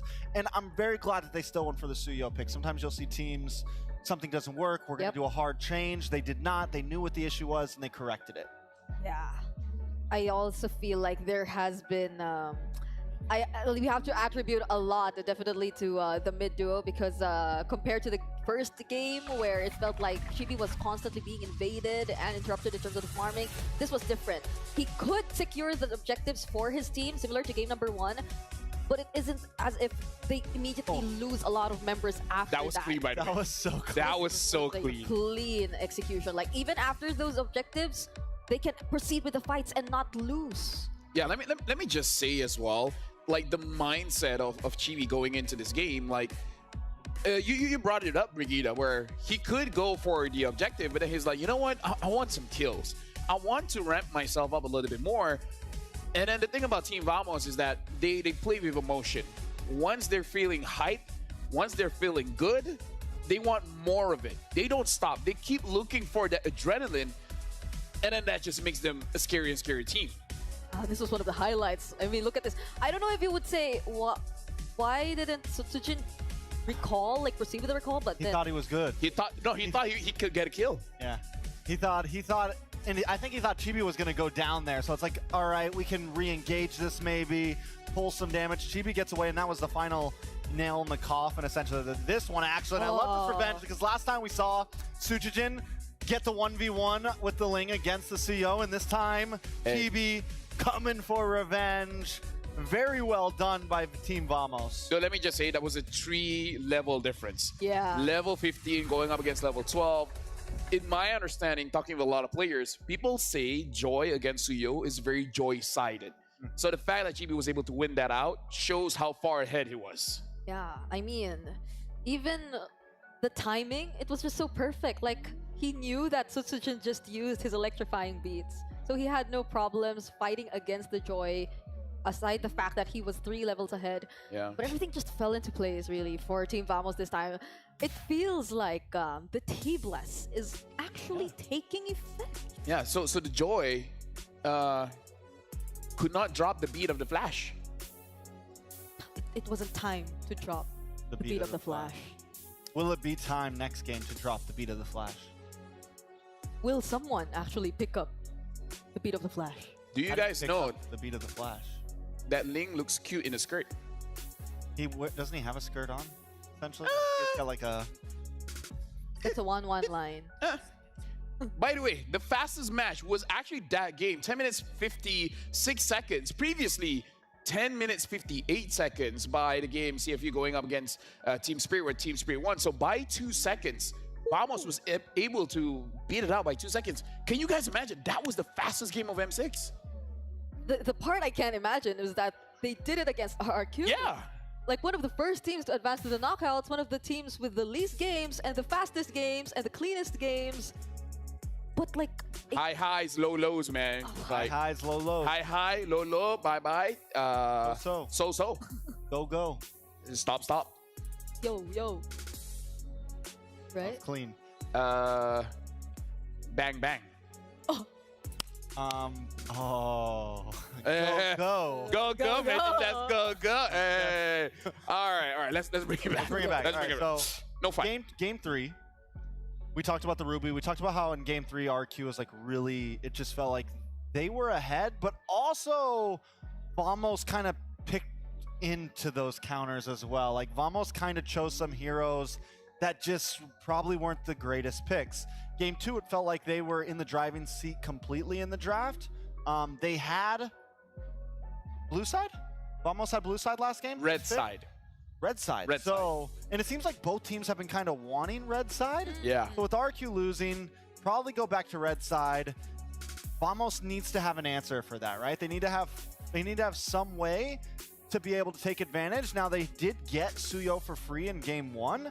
So I think in game 3, maybe still take the Suyo, but everything else needs to change after that. I actually agree with what Brigitte said. When the mid duo plays very well, right? Having the Valentina as well as the Jawhead, very aggressive. And Idok couldn't answer to it. Like you said, Trix, no one to really stiff arm. So I feel like as long as they avoid that situation, then they're looking good. Yeah, I mean, that was even against the Cho, right? One of like Idok's best performing roam heroes in the entirety of the tournament. Might be the first Cho he lost. So be his first is Cho loss, I think. I think we should check that. Like they have or don't. And just trust Trex. And just trust. Because I'm the analysis. Yeah. He's the analyst. I'm the Analarex.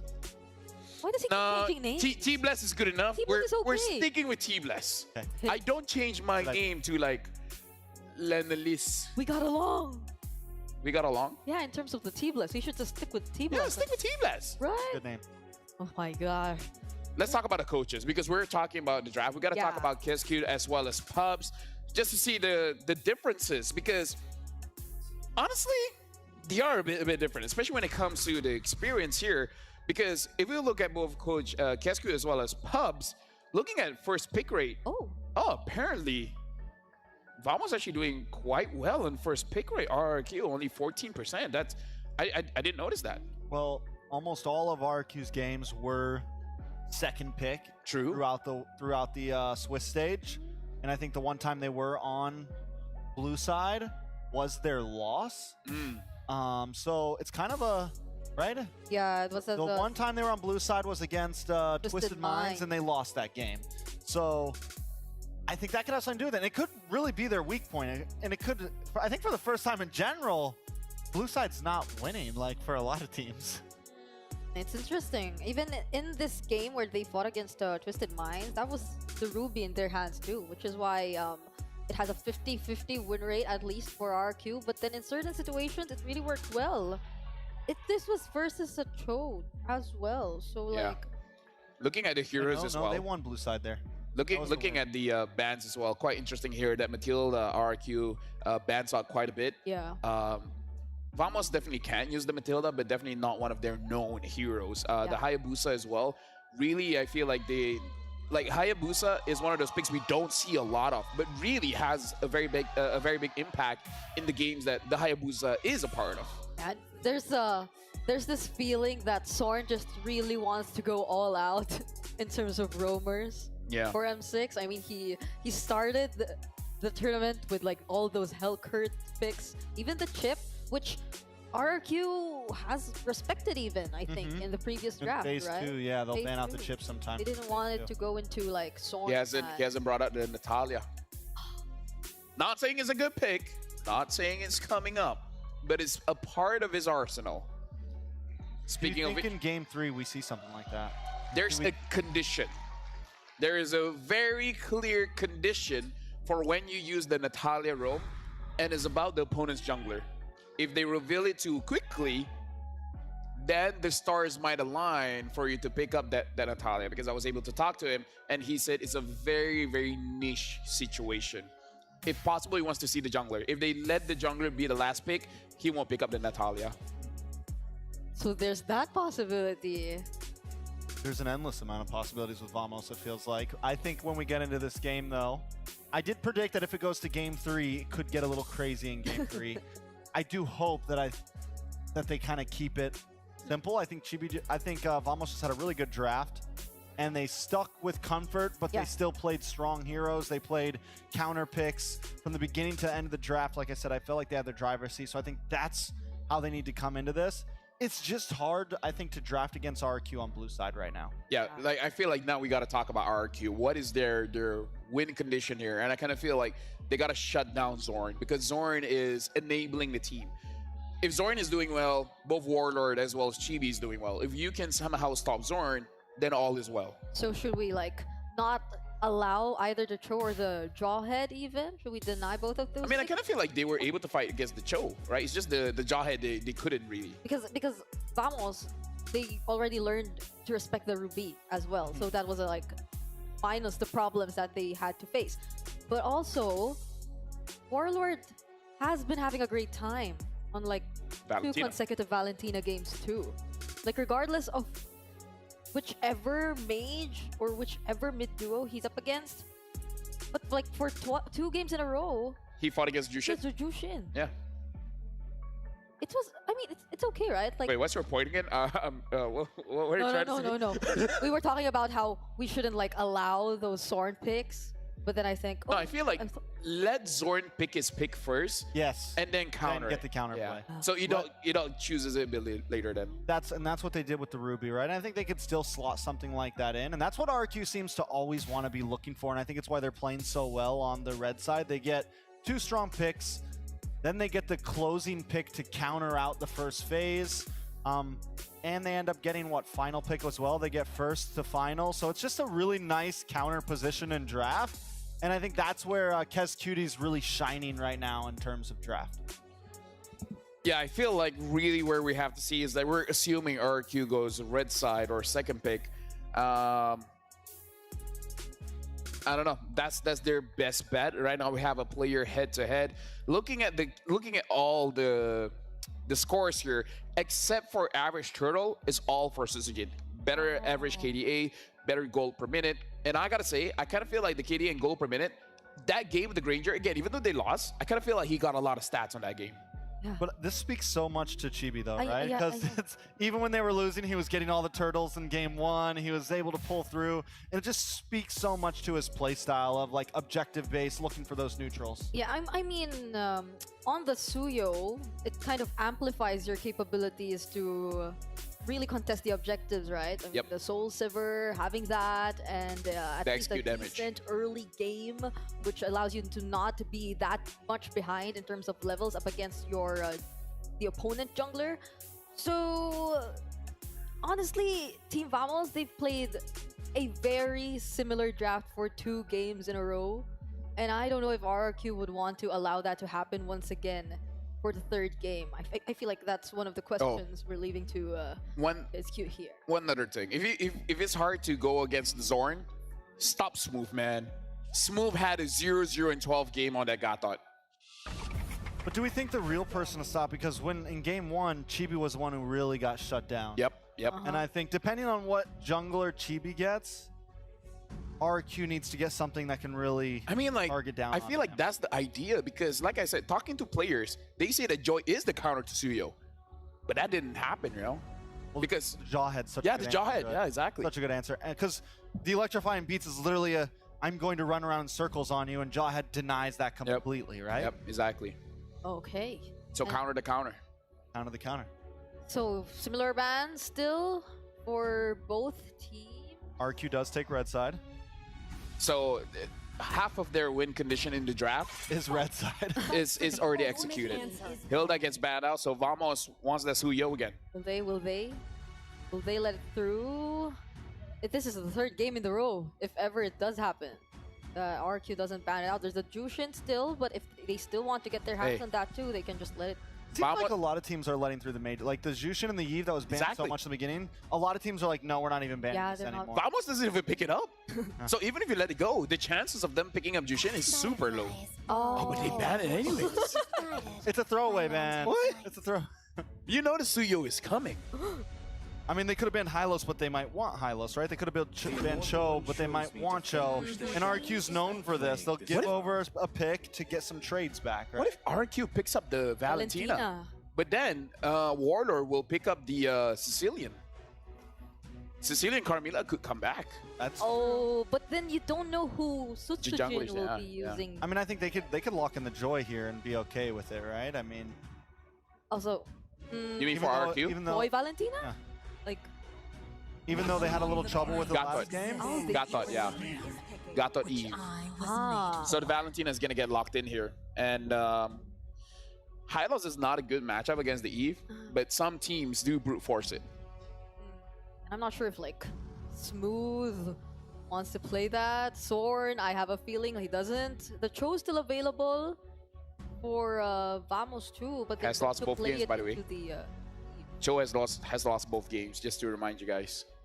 Yeah, they could just not go Cho. I mean, honestly, RQ could look for something similar that they had in game 1 and look for that last pick jungle again.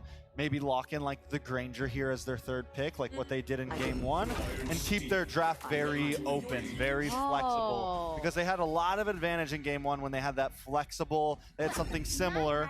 I don't think it was the Hylos and the, but they go for Skylar on the Wan. So now RQ's falling into comfort. Yeah, because they see the Hylos, and no matter what hero Zorn picks up, they're very comfortable with this kind of lineup. So there's a could there be a chance that the blue comes up? Banned. It has been banned, yeah. No. It seems like they were able to set this up. Even the Irithel now taken out, although we know for a fact that Nets is really comfortable with a carry for the entire series. But now Vamos can ban Susujin. Although to be fair, Susujin is kind of hard to ban against. He is though. Carry's a little tough against one. I know that they had a good game last game with the carry, but honestly, it's if RQ is playing well and pressuring right, it could back. That's a good ban. Yeah. I respect that. Yeah, I respect that. And that's what we've gotten to in this point. It's like just targets, like just, all right, this is giving us trouble. Does Vamos ban out the Ruby here? Vamos. And then go back to picking something up like the Jawhead or something like that, like something that can control mid. Honestly, that could work well for their last ban. For RRQ, Nets hero once again? Or... Something about the Akai. I mean, Team Spirit used it against them one time, though. It wasn't like. It was one time. It was one time. But this is uno, dos, tres, hala vamos. Or they go for like, they could always ban out the Alpha here, ban out the Hayabusa if they really think that RQ is going to go something like a Hayabusa ban. Oh, Hayabusa is banned, yeah. If they respect the Joy. The Joys? And it's really just the Joy, the Alpha, the Nolan. Yeah. Oh, but Matilda. They ban out the Matilda here. So does Sujin want to go for like another Assassin or the Alpha? I mean, they have the Eve. I think they're still safe. I think they saved jungle for last pick, right? Yeah, pick up someone tankier here too. I mean, Ruby's open if they want to go that route. Ruby and Eve, the Ruby Eve combo is also vicious. You hold everyone inside of the RWM as much as possible. Tig also open, like you said. Oh yeah. Option. It's just that you don't want to give Warlord. Yeah. Oh, Franco? Oh wait. Franco 1-1. Oh, okay. This is a skill pick. Yeah, it's an answer. It's a skill pick. I mean, Franco's always an answer. It's always a possibility. It's a high risk, high reward, right? Dude, the Valentina will get the bloody hunt for themselves too. True. So. Does the Valentina want to get that close though? That's. I mean, it's decent like peel. It's decent like if you're coming at me, but I mean, Implosion's worth it. You could. Bloody Hunt is a little risky. If you can get it on the 1-1. Yeah, then you're. Yeah, that helps a lot. Although Gato can kind of stop that. Yeah. Like he can taunt you out of it. So Vamos, the last pick is going to be very crucial here. They pick up the carry and the Jawhead. So whatever worked, pick it up again. What's the jungler? Okay. Last pick jungler.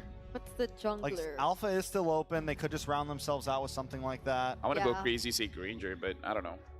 Don't go. Whatever you do, RQ. I mean, additional CC would work, but the... Time to drop the beat of the Flash! They're picking up the beat of the Flash. They're picking up the beat of the Flash. All right, so yeah, this time we're going to see if Susujin gets to dance to the beat of the Flash. We're going to see how T-Bless works. This is going to be very interesting tracks. Let me just say, if this happens, whatever happens in the last series of the day, I respect you. I respect you. I respect you too. So thank you very much, gentlemen, Brigida, as well as Trex. But now we have to give to our cousin, Mirko, as well as Naisu. Well, today I learned we are cousins. Cousins. We're cousins? We're all one big family. I mean, to be fair, biologically. Historically, maybe. Historically. You know what? Well, going down to this, again, we got a preview of the draft. Here's one last look. It's game 3. This is what we wanted, especially now that we're here in the knockouts. Yeah. You know, it's down to 1 game. Is going to be Team Vamos here, of course, from Malaysia. The hometown villains, like they like to call them, or it's going to be the Kingdom. RQ Hoshi. We've just seen one of the fastest, or the fastest games in game 2 that Team Vamos got a victory off of. This time around, we'll see how this all plays apart. Interesting lineups, you know. I know we had some similar reactions going through the draft as the panel. But yeah, I'm wondering if Susujin's going to have a better time in the jungle this time, because we know how fast Chibi got going. Whoa. That's a focusing mark on the Jawhead. Zorn, an interesting choice to go for. He didn't go for this earlier, right? I think he went for Concussive Blast in the mid lane. Rin's almost just got a solo kill on Warlord. But yeah, everything else is quite normal, right? Dyron not opting for the Revitalize again for the Vengeance. But there you go, Susujin winning out the Retreat battle for the Lethal Wanderer. This is so interesting. Yeah, it was Concussive Blast previously, and that's usually what you see, but focusing mark, and it's funny because usually there are those iterations of the Franco where like they run the focusing mark too, but obviously most people now take the Concussive Blast. But if Zorn finds any of the targets early on with a focusing mark, it obviously will help with a burst. We already got a preview even of last time how much damage Chibi was doing, so what more if you throw in a little extra damage, you know, to go ahead and play that part. Now, pretty steady thing so far. Nothing too crazy aside from that almost first blood in the mid lane. So this will set things up really well for a first objective, the turtle take.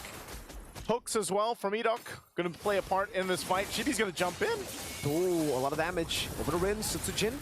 Walk up as well. Ejector ready though. Electrifying beats from Susujin under the turret. Now a splash of damage from Warlord. He's going to trade back. Diamond rotating in. Oh, that's a hook. A flick around on the Purify. 2 big resources. Smooth from the top lane. Rotates into the mid lane just to get a little bit more room for Warlord to clear it out.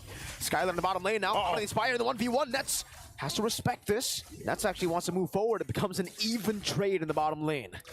I feel like this matchup between Nets and Skylar has been one of the most like action-packed, you know, laning like the 1v1s, especially early on. Like they hear, man, everybody's fighting in the mid lane. We want to fight, you know? So that's how that plays out. But this brings us now to the first turtle. RQ is going to go ahead and set things up smooth, dropping down the ultimate. Good moves from Susujin. Retreat battle. Chibi again. Real worm inflation. Zorn going to be caught in it. The immobility field. Dyron picks. It's an iron hook. And a bloody hunt from Edok. What a hook. All the way from downtown. That was max range. That was on point. That's Edok. That's Edok's Franco right there. And, you know, there's not much you can do against that. Now here, Dyron should be fine. He does have the Vengeance, again, this time around with the Gatakancha. So, interesting how that first turtle played out. Of course, it went over to Team Vamos, but they lost the fight. And so for RQ, they build up. There's a Corrosive Scythe now for Skylar. Going to be the first item he locks in and prioritized. Meanwhile, Net's still working on that first one because he did also pick up those level 1 boots. So this goes back to the thing where Edok just plays around the hook.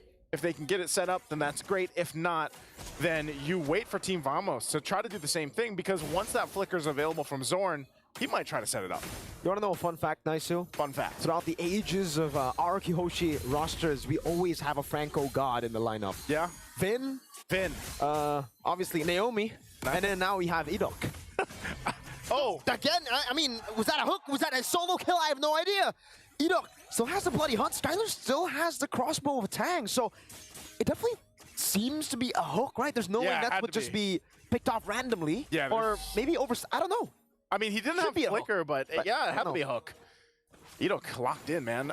That was, you know, when you look at it, but that's going to give Skylar this advantage that he was already fighting for and going to get a lot of extra gold now off that gold plating. So interesting thing for Team Vamos is how do they kind of respond to this because, you know, Prodigy or not with this. Oh, hold on.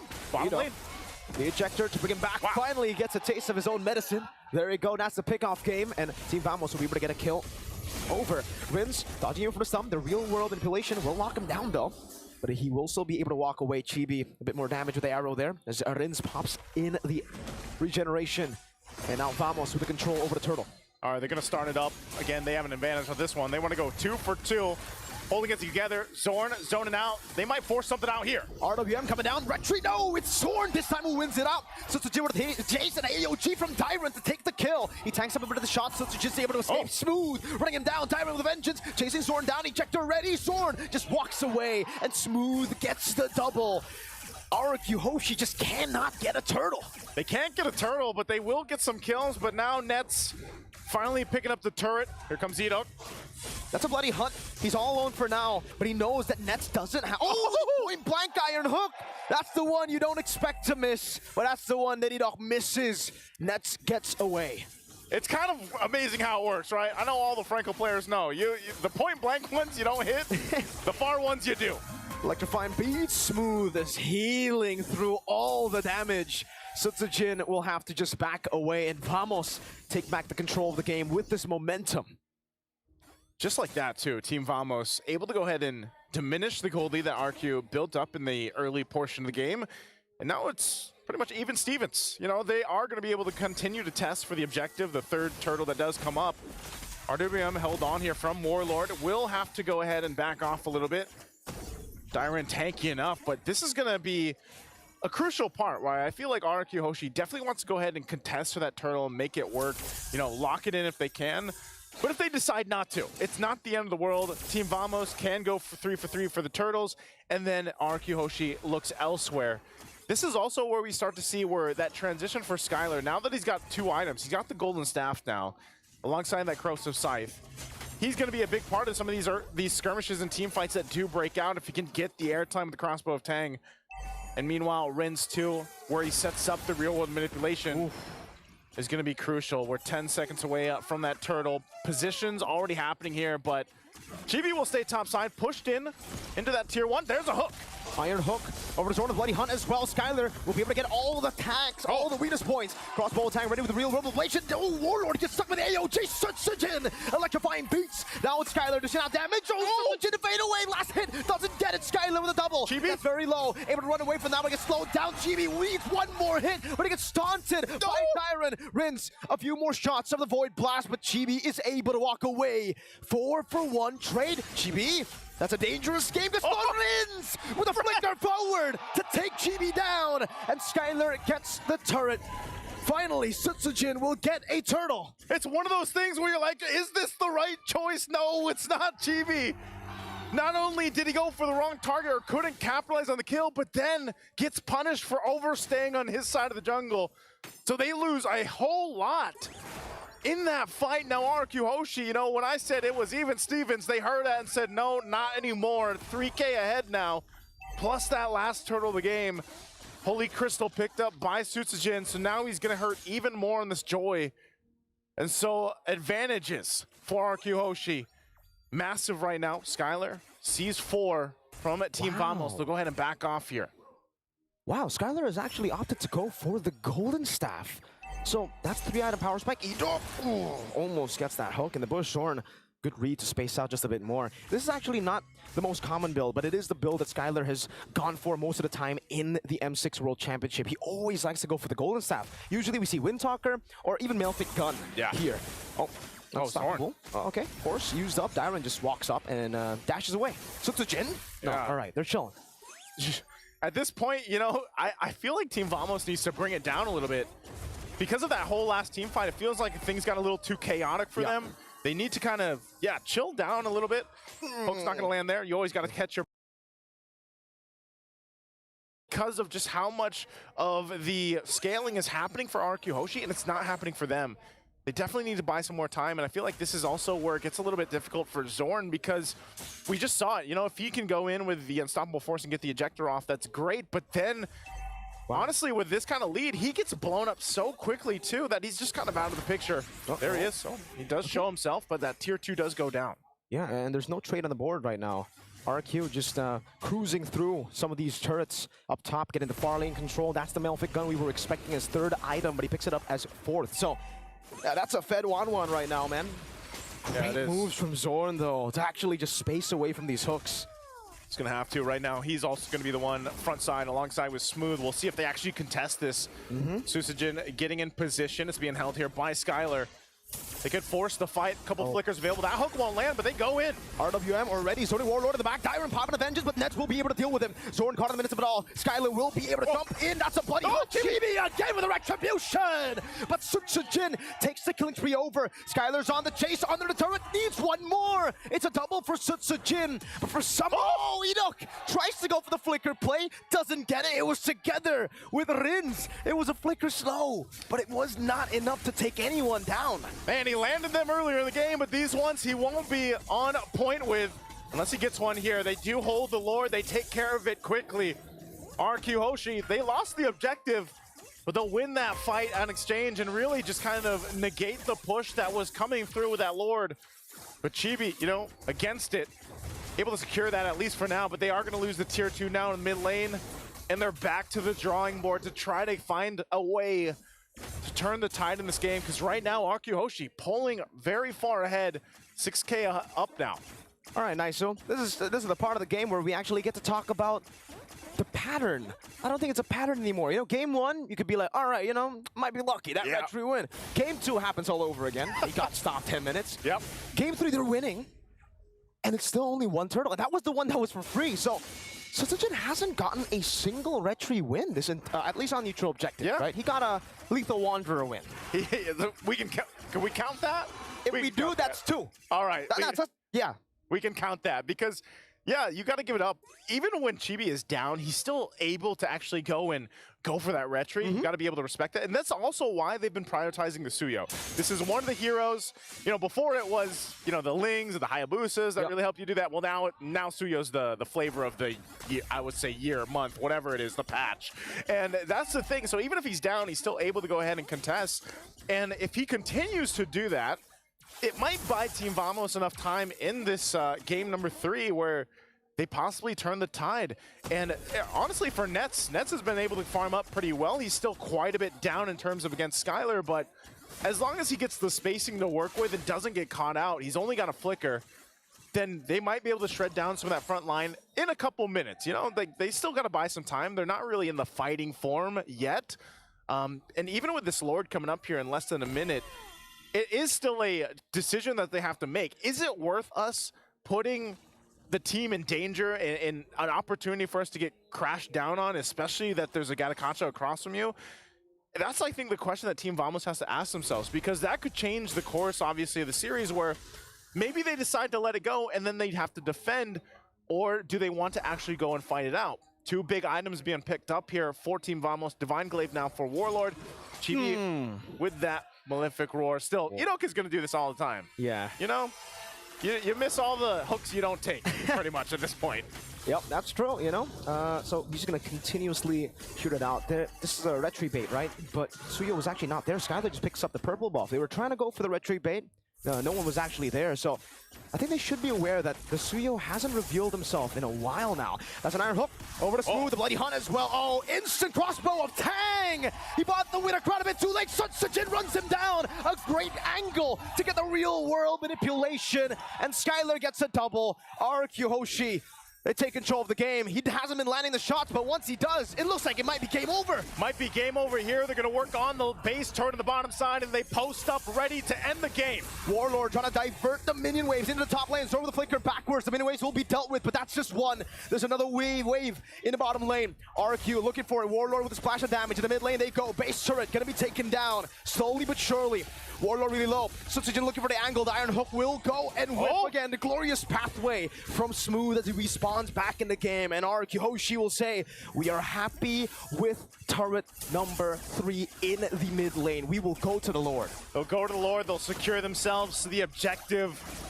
And Team Vamos, I asked the question earlier, do they want to go and actually try to contest things out? They got a nice wave pushing up top, but it's that hook that still set things up, started the fight.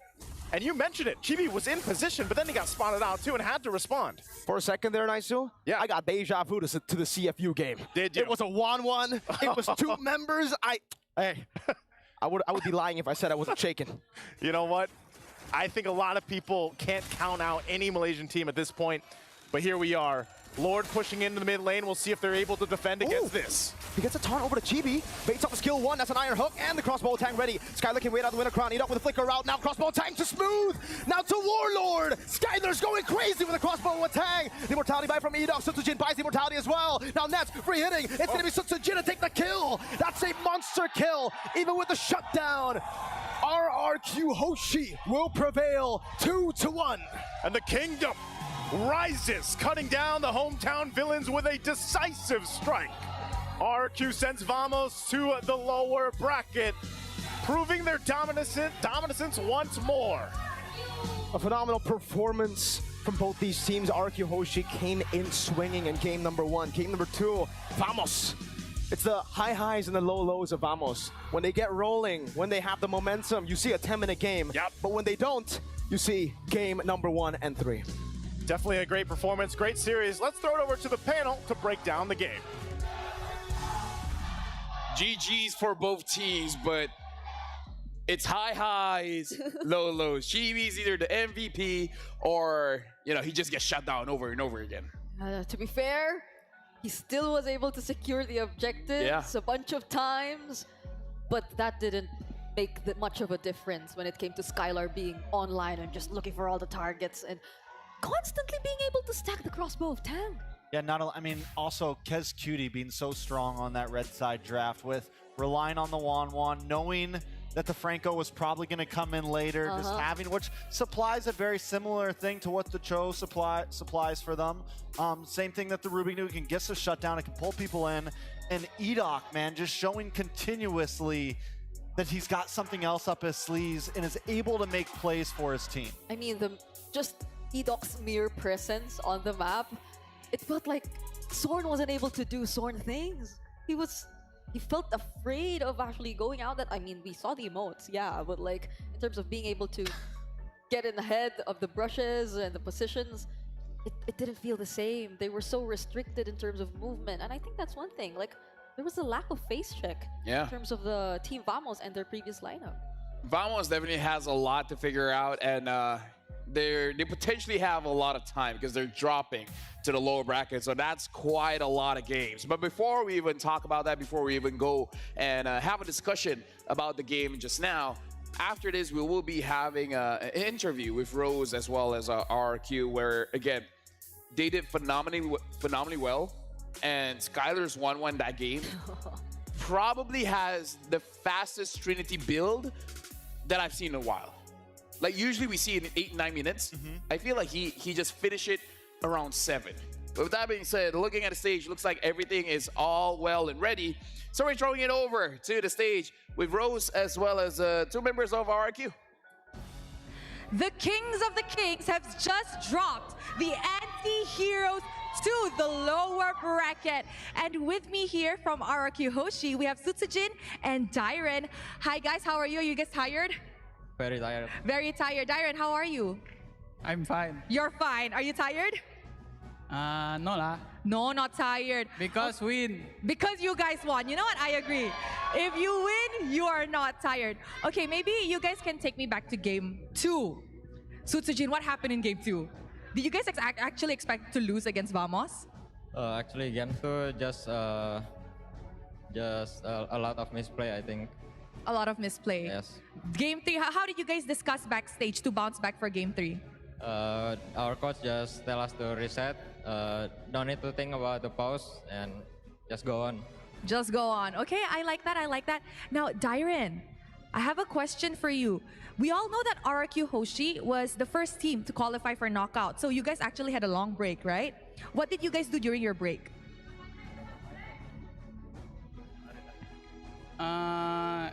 Kita latihan aja sih di hotel. Kayak nonton-nonton gameplay semua tim. So you guys just studied and watched all the gameplay. You guys didn't go out and enjoy like other teams? Because I see other teams, they went out, go Bukit Bintang, go eat, go KLCC. You guys didn't do that? Kita pergi makan. Makan aja. Kita makan di Alor next street food. Oh, okay. They went to a pretty touristy spot to eat. Was it good? Ya. It was good. You ate a lot? Sangat good. Makan banyak? Banyak kali. Okay. Now, Sutsujin, another question of mine is, why did you guys decide to pick Ling? I feel like now in this patch, we don't really see Ling much. And if we do see it, it's a 50-50% chance of winning and losing, right? Yeah. So what made you guys pick Ling? We already training Ling so many times, so that's why we we confident to play Ling. Oh, that's why you're confident to play Ling. Yeah. Will we see any other like good or unorthodox pick from you in the jungle? Yeah. Confirm. Okay, Dairen. Later's match, TLID versus Team Spirit, will determine who you guys will meet in the upper bracket. Who do you want to meet, Dairen? Do you want to meet Team Liquid Indonesia or Team Spirit? Upper bracket. I choose Team Liquid. You choose Team Liquid. Why? Ya, Tim Liquid harus apa? Tim Liquid harus win karena nggak boleh kalah kalau dari Indo. Oh, okay. Team Liquid has to win because they cannot lose since they're from Indo. Okay, I like that. So, but what will happen if you guys meet them? Will you win or will they win? Bila jumpa di upper bracket, siapa mau menang? Ya, I confident. You're confident? Ya. Berapa persen confident? 95%. 95% confident that he will win up against TLID. Okay, Sutsujin, before we started the game, right, we saw a quote from you that the only person you miss in Malaysia is actually Smooth. Why do you miss Smooth? Because Smooth was very nice to me back then at KGE. Oh, he was nice to you? Yeah, he was very nice. He takes care of you well. Yeah. So, now that you just met Smooth in the international scene, how was it like? I'm very proud of him. You're very proud of him. Do you have anything to say to him? Because now he's in the lower bracket. He only has one life left. Any words of motivation for your old friend? I think just good luck on lower. Good luck and just, keep going, right? Yeah. Okay, one last thing. Sutsujin, the reason why you're playing extra well today, I heard is because you have a special buff. Guys, Sutsujin's mother flew in from Indonesia. So Sutsujin, what do you want to say to your mom? For my dad and mom, thank you for coming here, supporting me. Don't forget to come again tomorrow. Oh, that's so cute. I'm sure your mom and dad is very, very proud of you, Sutsujin. Thank you very much to Sutsujin and Dairen. Congratulations as well. And with that, let us throw it back to the panel to talk about what happened in this amazing Best of 3 series. A lot to dive in for sure, but maybe we should talk more about Sutsujin. Just for a little bit. He was so good. Sutsujin was so amazing. Good. He was good. One of the best junglers I've ever seen. Yeah. That Joy performance. Dude, that was insane. And I think the best part was in game 2, he had a rougher performance. Yeah. And then was able to brush himself off and come back game 3 and just played phenomenally. From even securing a few more objectives, to getting those kills, to always being in the back line, to being an aggressive but also supportive jungler. I mean, Suya was deleted. He just came in and dropped the beat of the flash. He dropped the beat of flash. It seemed like he wasn't even afraid to go up against Sword or get past Sword even in that entire game of the Joy. Also accompanied by, of course, that Franco 1-1 duo that I feel... I hit Franco, man. I don't know. I was thinking even if Team Vamos did want or try to focus on the gold lane, it felt like Aidok was always there too. I mean, like again, they're playing gold lane weak side, so they're not gonna be traveling towards the gold lane that often. Like if they do, it severely slows down their rotation, and we saw that they do visit the gold lane every once in a while, and that did in fact slow down their rotation. You know, I think where the Franco really shined so much, the Valentina's weak against it because there's no way to really poke and check bushes. They had no way to bush check at all. I mean, there was no long-range poke on their team at all. So pretty much you're either going into a bush and risking your life, or you're just not checking them. And once the fear of Franco gets put in you, once a couple hooks land, then you could already see Vamos was even getting more and more nervous and just constantly giving up space. Can I talk about the timings here? Because Skylar completed his 3 items in 7 minutes and 30 seconds.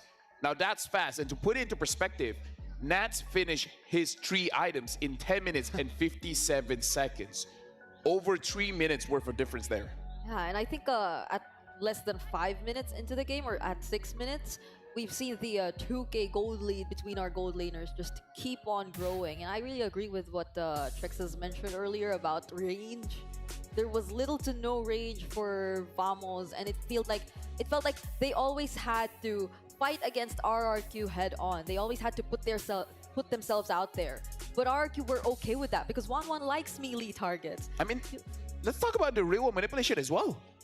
Once Vamos feels like they're in an okay positioning, all of a sudden Eve is there and it's like, you think you have good positioning?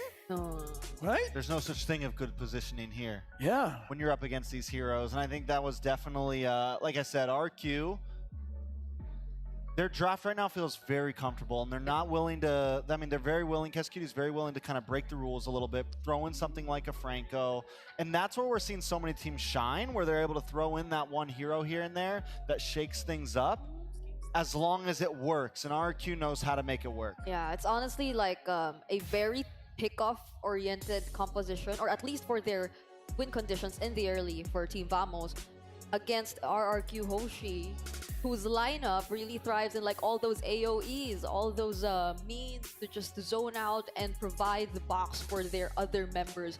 And so they were really able to play around that, just that. So Team Vamos, it felt like their most crucial condition in the early was denied completely by RRQ, simply because they couldn't set things up.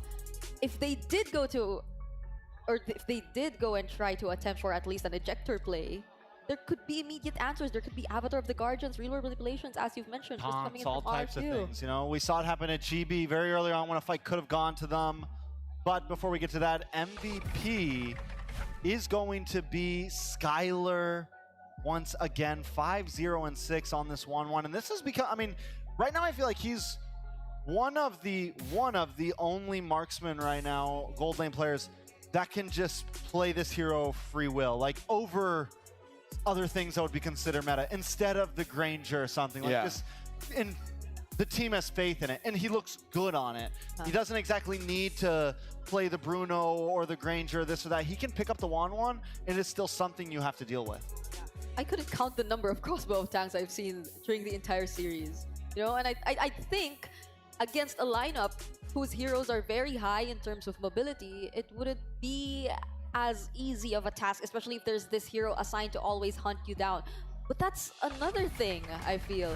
Like, from Team Vamos' side, you couldn't expect anyone to just penetrate the backlines of RRQ Hoshi and hunt Skylar down, because there are other heroes from RRQ Hoshi who would anticipate that from you and go ahead, just throw out all of their AoE skills to make sure that you gain no access. Some interesting interaction here. So when Eve uses the real world manipulation and then you stun her, she doesn't get stunned. She just can't tap the screen. Yes.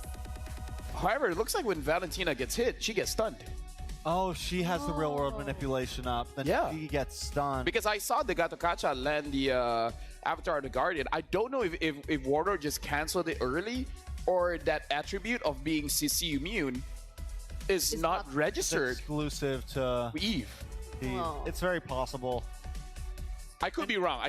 Like, Warlord could have canceled it. I haven't played a lot of Valentina into Eves, but I just saw the interaction. I'm just wondering, if that is it, then that might also be the weakness of a Valentina, where just because you're going up against Eve, doesn't mean your real manipulation is free. Again, speculation I need to test out for myself. You know, and what's big about that fight right there, that fight was a moment where I thought, okay, as long as Warlord can have the real world manipulation, they have a chance of winning these fights. Because when Franco hooks, everyone wants to close in on whoever he hooks. Warlord drops the real world manipulation, and now we have a good, clean fight where we can actually, you know, go back and forth. But from that fight on, I don't think Warlord was ever able to get it again. Yeah. He was never able to steal it. He was never able to really get any big power ults. Yep. And that was all due to Franco. Warlord couldn't get close. Warlord couldn't do anything. But yeah, I think that was going to be a big win con for them. And RQ saw right through it. You know, they found an answer. They found a way to deal with it. Kez Cutie. I mean, truly right now, they just, in terms of drafting, at least on red side, they look very good. And for you guys here, we just want to say thank you very much for supporting M6. We understand that we had a little bit of issues just now, but you guys can scan the QR code and let us know how we can further improve so that your experience watching the M series is further enhanced. Because I believe in M6, the games have been great. We have much more games compared to every other M series. If there's anything more that we can do, we will definitely do it. And I gotta say, even throughout all of that, I'm glad. Because I feel like sitting down on the Secret Lab chair, it makes it so that we don't even feel like working. Nope. Wow. Like this feels just like hanging out, watching games. Secret Lab makes this job feel amazing. Yeah, it's just like we're just talking to each other, right? The Jurassic Park. Yeah. All that. So make sure for you guys, play better for longer with ergonomic chair design to keep you at the top of your game. The Secret Lab Titan Evo is designed to adapt to different postures across various activities. When you're playing games, when you're watching a movie, when you're watching MPLs, when you're watching the M series, when you're watching Brigitte going up and down on her chair. We could be the same height. Yeah, he can adjust his chair. See? That's uncomfortable for me. It's a little strange looking at it. It's very strange looking at it. Like, I don't know what's stranger, Trex being short or Brigitte being tall. But again, shout outs to Secret Lab. Make sure you guys grab one for yourself. And don't miss the M6 Battle Night happening from December 28th up until 29. That's going to be after the M6. So we're just going to keep reminding you guys, enjoy exclusive bonuses, including a limited time 25 epic skin trial and all heroes free trials. Again, it's 28 up until 29. So it's going to be quite after M6. So we'll just keep reminding you guys. Yep. That was an amazing series, but we have one more after this. It's going to be TLID going up against Team Spirit. So another Indonesian team. And you know what? Both Malaysian teams are in the lower bracket. Yeah. Gotta At watch least out they for made it that. to bracket. What? At least they made it to bracket. And at least we were double eliminations. Yeah, but I mean, there's a chance they won't get into Axiata. And that's... I don't think there's a world where both of them can. No, Not anymore. There's Oh no, they're on opposite sides. they're opposite sides. They're opposite sides. Actually, They could both make it To the Axiata and to the then lower bracket send final. somebody home. to the lower Both through the lower bracket. lower bracket quarterfinals or semifinals. After this, TLID going up against Team Spirit. That's going to be very, very interesting. And we heard from the interview where RRQ, they want TLID to actually go defeat Team Spirit to stay in the upper bracket. But now we got to look at a bit of the brackets here just to rub salt in the wound, just to see where the Malaysian teams are at.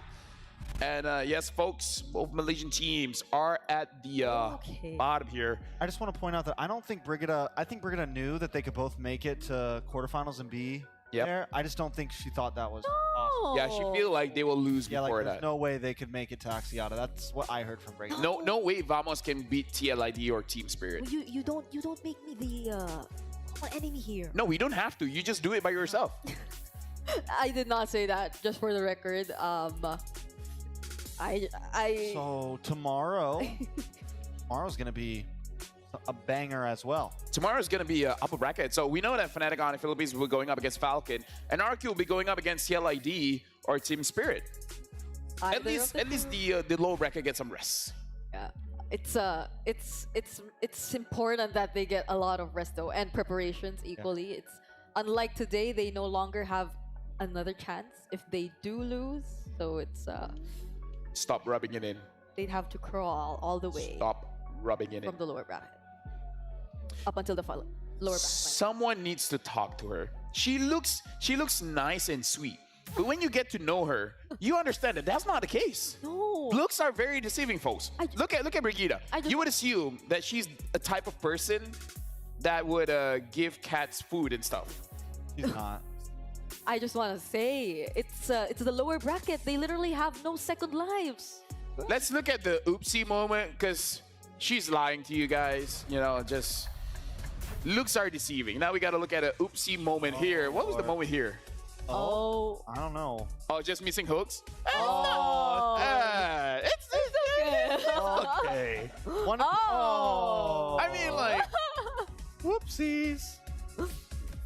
If this is how you make Vamos feel better, I don't know about that. I'm sure they appreciate it. Yeah. But in the end, it's not the hooks that miss that matters. It's the hooks that land. That hooker. You didn't have to rub it in.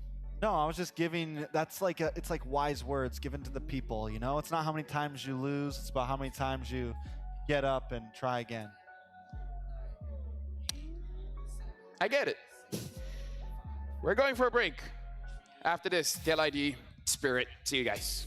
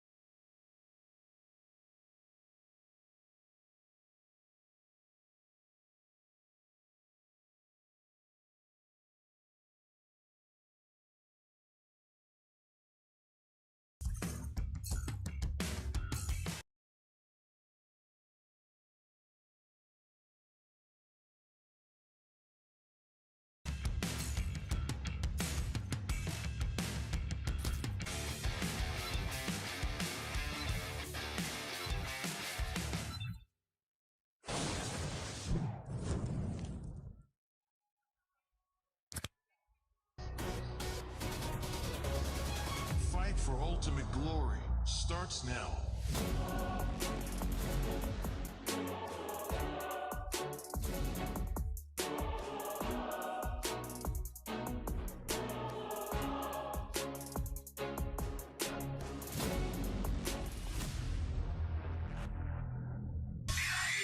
Mobile Legend M6 スイスウォッチ。Meiji.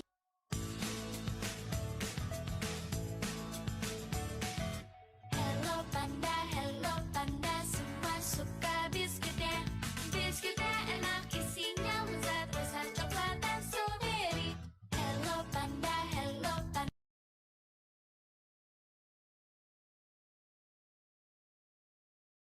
Semua suka biskuit Panda, hello Panda, biskuit isi yang enak.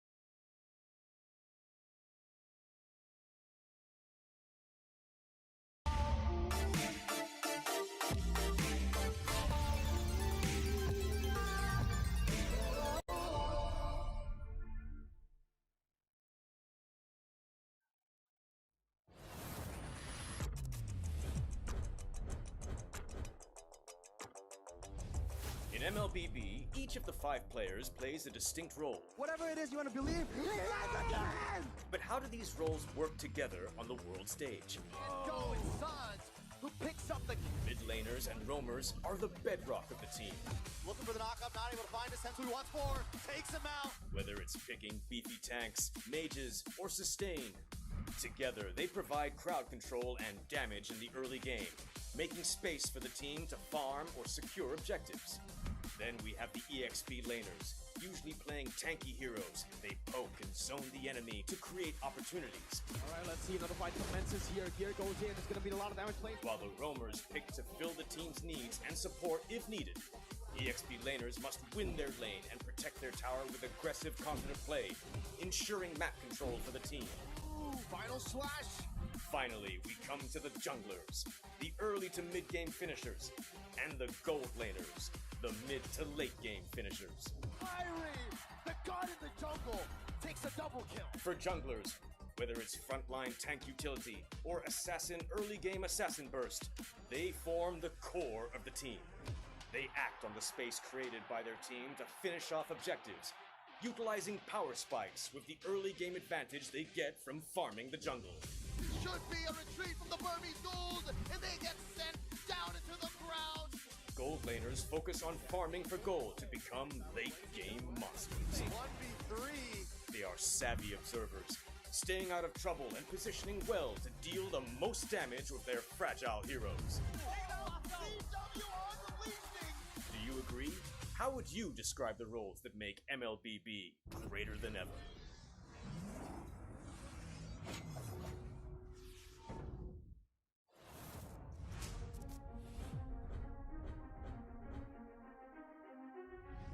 A new era begins at M6. But who are the rising superstars leading the way? In Latam, Maycam Evolve emerges as the new gem of the region.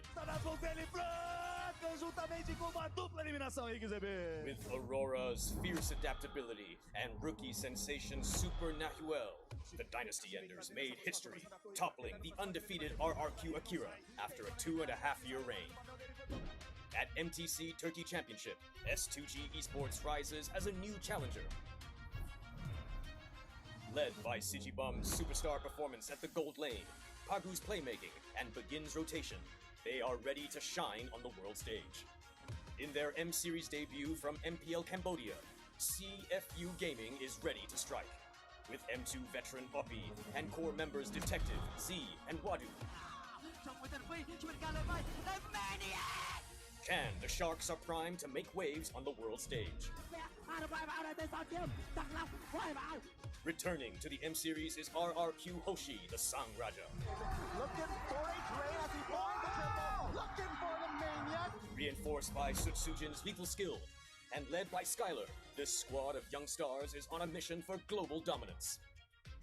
The Indonesian cavalry made a bold gamble by swapping their lineup with MDL rookies, uncovering gems like Fabian, the deadly jungler, a calculated roamer in Witty the Wise, and King Aaron Shiki, the next-level gold laner. Team Liquid ID rises as a new M Series challenger. To double, the Roy goes down one by one. It's a maniac. MPL PH Season 14 saw the debut of Aurora Gaming with rising gold laner Domeng and MSC 2022 champion Demon Kite. The Kite-Kite combo complements Aurora's methodical playstyle, leaving fans to wonder how will they fare in M6. Spearheaded by superstars in Kelra and King Kong, Fnatic Onyx PH made MPL PH history with a 13-match winning streak. Known for his insane mechanical skill, Season 14 has seen King Kong perform at peak confidence with aggressive and assertive plays throughout the season. It's a battle in the mid lane. Domeng for Kelra. While Kelra has proven to the world why he's the gold standard. Making his M Series debut and ready to shake the international stage once more is Selangor Red Giant Skies. Known for his signature fanny, Skies is able to switch it up with fighter junglers, enabling SRG to deploy many different playstyles to surprise their opponents. These rising stars have claimed the spotlight, but which player has what it takes to emerge greater than ever?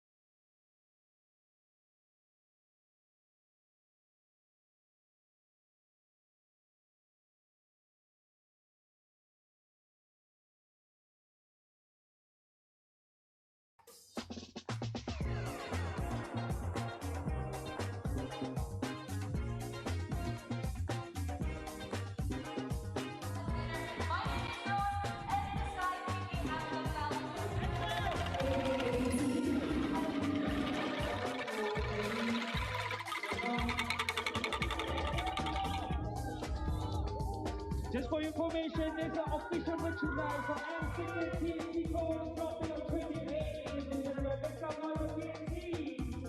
Terima kasih Malaysia. We are ready for M6. Kita siap untuk M6. ML Kitchen Hazardous. Kita udah ready buat M6. We are ready for M6. Handa na kami sa M6. We are ready for M6. M6, 我们准备好了。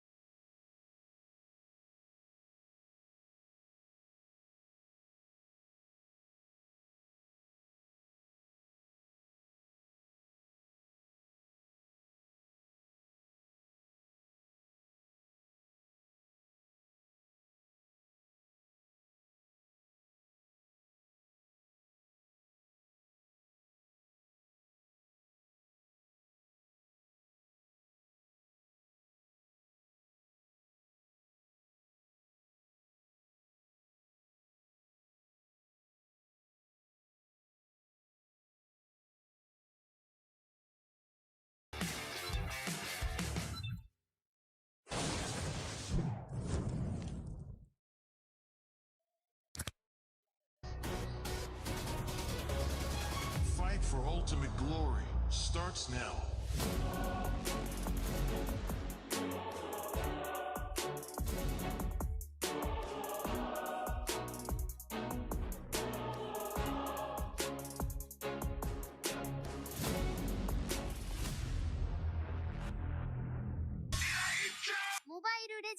M6 スイスウォッチ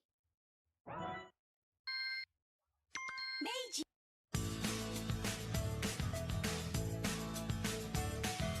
Hello Panda, Hello Panda, semua suka biskuitnya. Biskuitnya enak isinya lezat rasa coklat dan strawberry. Hello Panda, semua suka biskuitnya. Biskuitnya enak isinya lezat rasa coklat dan strawberry. Hello Panda, biskuit isi yang enak.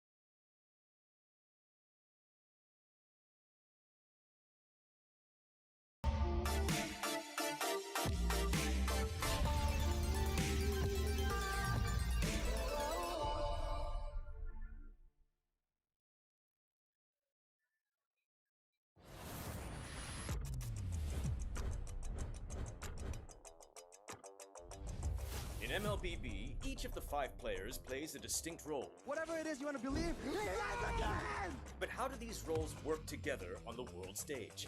Going Sons, who picks up the Mid laners and roamers are the bedrock of the team. looking for the knockup, not able to find a sense who he wants for, takes him out. Whether it's picking beefy tanks, mages, or sustain, together they provide crowd control and damage in the early game, making space for the team to farm or secure objectives. Then we have the EXP laners, usually playing tanky heroes. They poke and zone the enemy to create opportunities. All right, let's see. Another fight commences here. Gear goes in. It's going to be a lot of damage played. While the roamers pick to fill the team's needs and support if needed. EXP laners must win their lane and protect their tower with aggressive, confident play, ensuring map control for the team. Ooh, final slash. Finally, we come to the junglers, the early to mid-game finishers, and the gold laners, the mid to late game finishers. Fiery, the god in the jungle, takes a double kill. For junglers, whether it's frontline tank utility or assassin early game assassin burst, they form the core of the team. They act on the space created by their team to finish off objectives, utilizing power spikes with the early game advantage they get from farming the jungle. Should be a retreat from the Burmese gold, and they get sent down into the ground. Gold laners focus on farming for gold to become late game monsters. 1v3. They are savvy observers, staying out of trouble and positioning well to deal the most damage with their fragile heroes. Do you agree? How would you describe the roles that make MLBB greater than ever?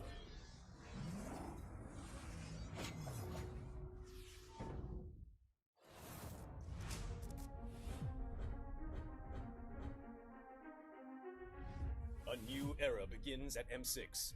But who are the rising superstars leading the way?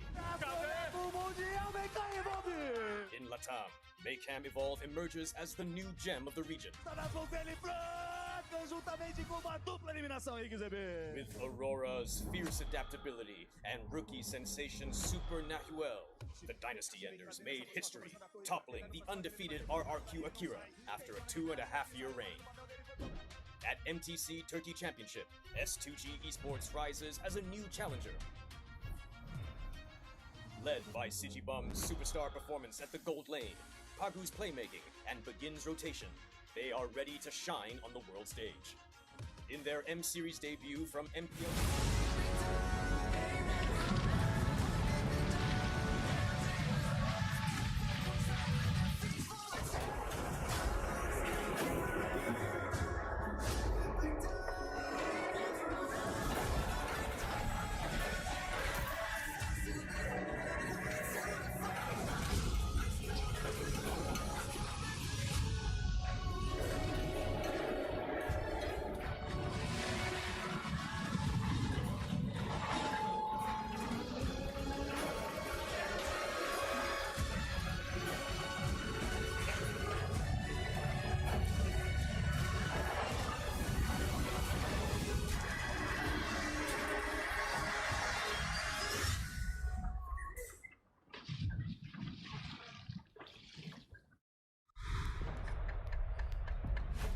Welcome, ladies and gentlemen. This is the final best of 3 for today. It is going to be TLID going up against Team Spirit, where we've concluded the other 3 matches where Falcon won, RRQ just won their match against Team Vamos.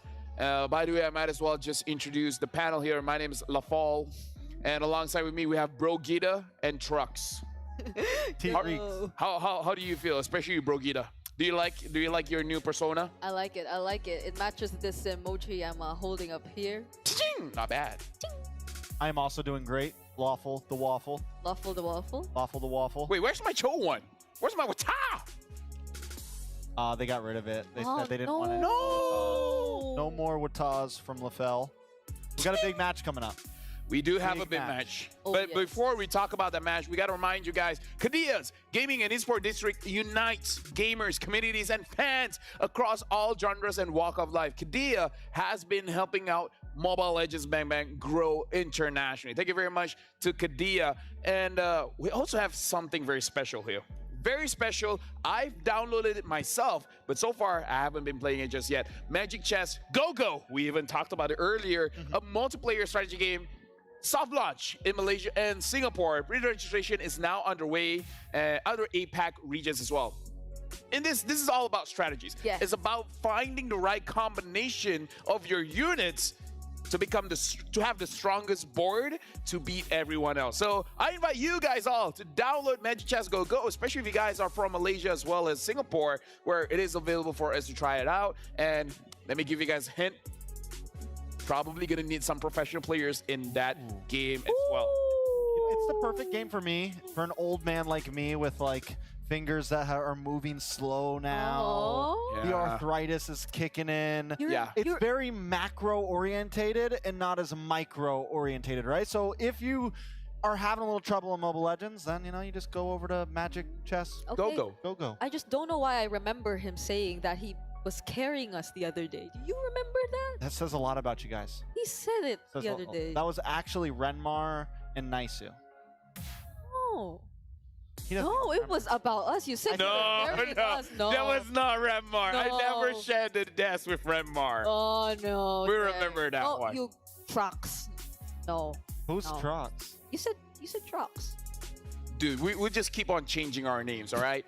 Now we gotta let's talk about something here. Let's talk about something, because for you folks at home, this is the round 2 fight. They fought against each other before, where TLID, they were like, no way One Shot uses the fanny.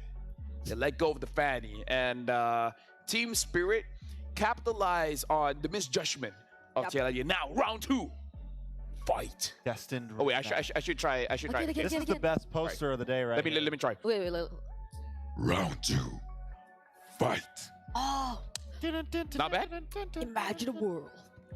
Imagine a world where TLID gets to meet up against Team Spirit in an epic rematch, where this time TLID has figured out that the fanny is a dangerous pick to let One Shot use. However, Hecomania as well has been showing an amazing battle so far. Yeah. Will TLID this time be able to conquer Team Spirit?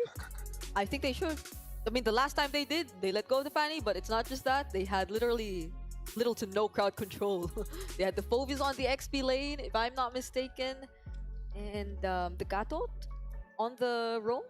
Or, yeah, was it the Gatot on the roam? So Either way. Either way. However the draft went, to kind of throw something out there, is that's the first time Team Spirit has ever beaten a Filipino or an Indo team. It was a best of 1, so for me it's still not completely it yet, but them beating TLID today would be huge. It would be a big statement for EECA. Even though they had wonderful placement back in M5, they were not able to get a big win against a Filipino or an Indonesia team, so that's what I would love to see from them today. I think to really put themselves on the board, to see them really be like big dogs, right? I mean, they've been improving, right? They've been improving every single time. And now, personally for me, they're a big threat. But we were able to talk to Aaron Shiki, and far from finish, he said, I feel a sense of contentment for reaching the top 8. Similar to how I felt from winning MPL and making it to M6.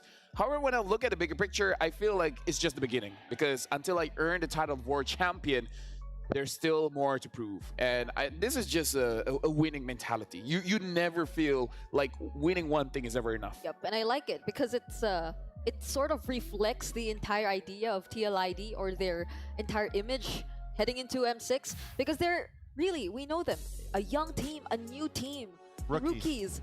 And if we're talking about rookies, there's definitely hunger.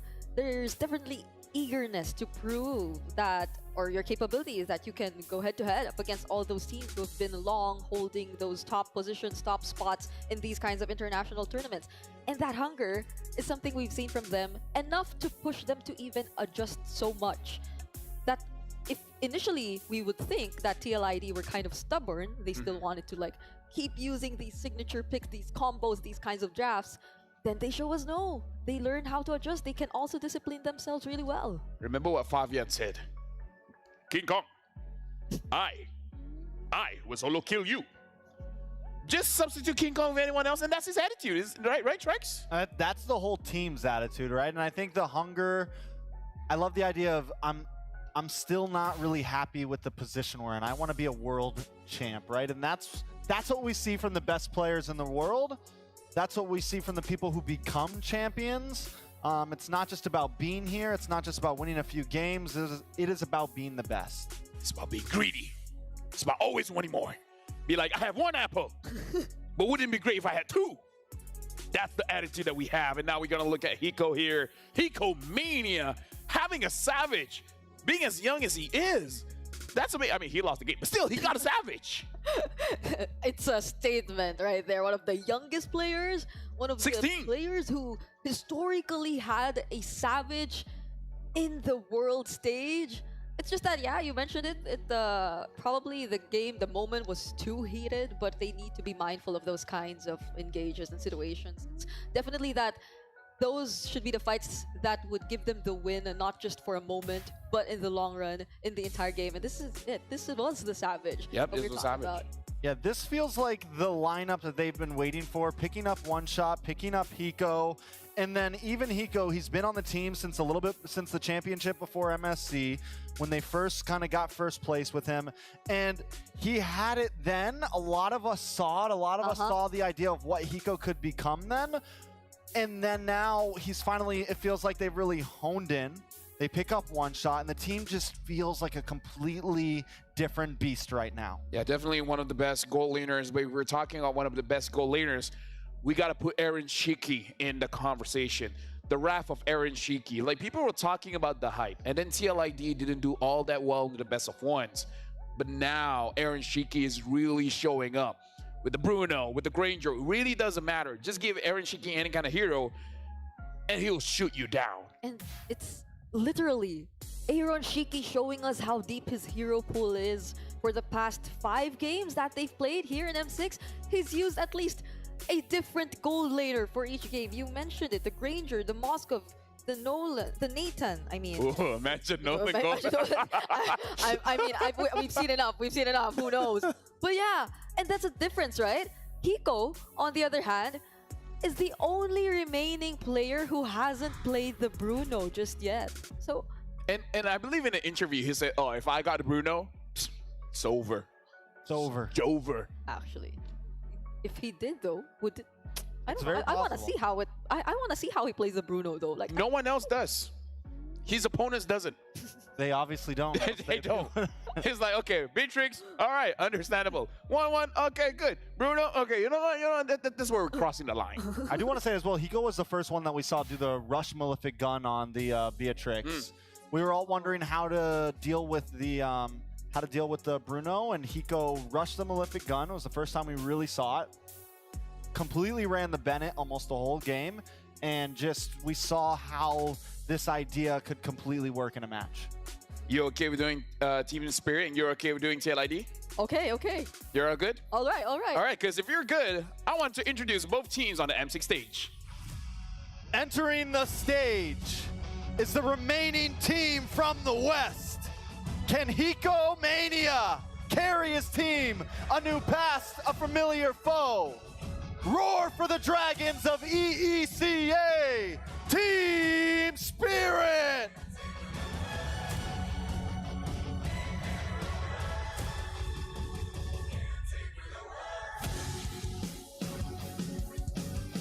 Going up against them is a team seeking vengeance. Can the cavalry charge their way into redemption? Let's go, Team Liquid Indonesia!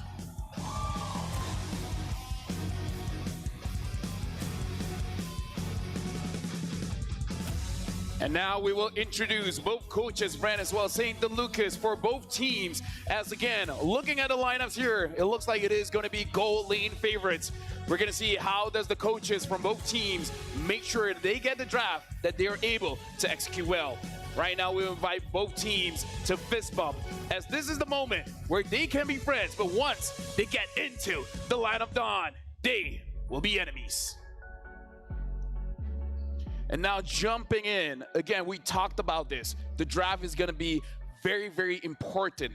But before that, we do have something to address, and we would like to talk to the audience here, where we would like to apologize to everyone here based on the previous areas. We are working hard to make sure that M6 will run as smoothly, and we will be greater than ever.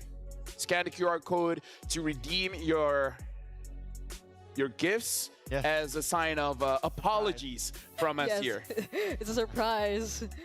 Those are in-game items that you could definitely redeem if you had the time. But I think there's something we should be celebrating about. Oh, we got a Pachu!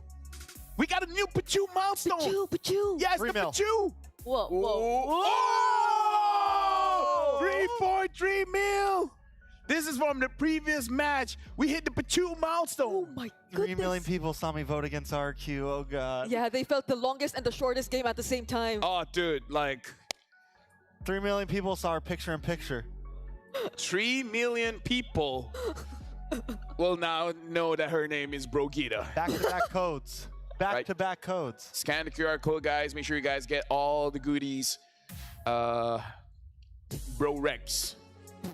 T-Bro. T-Bro. Your T-Bro. T-Bro. Yeah, T-Bro. Brofel. Brogita. LeBro. LeBro, that sounds like LeBro sounds LeBro. I'm LeBro. Yeah, bro. Okay, so with the bro.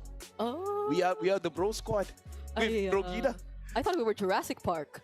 Oh, well, we'll change. Anyways, M-Chat here. What are your best memories as a team? Fabian said, I remember scolding Aaron Shiki a lot when we pushed rank together. And then Aaron Shiki said, yeah, he always scolds me to play better. And then we just said, as a team, we like to go all-you-can-eat buffets. And Aaron Shiki said, yeah, I would eat a lot of meat for my muscles. Muscles of iron.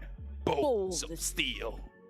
That's how you gotta do it. That's how you gotta do it. You gotta build up. You have to have a strong body and mind as well as good gameplay. Look at Brigida, man.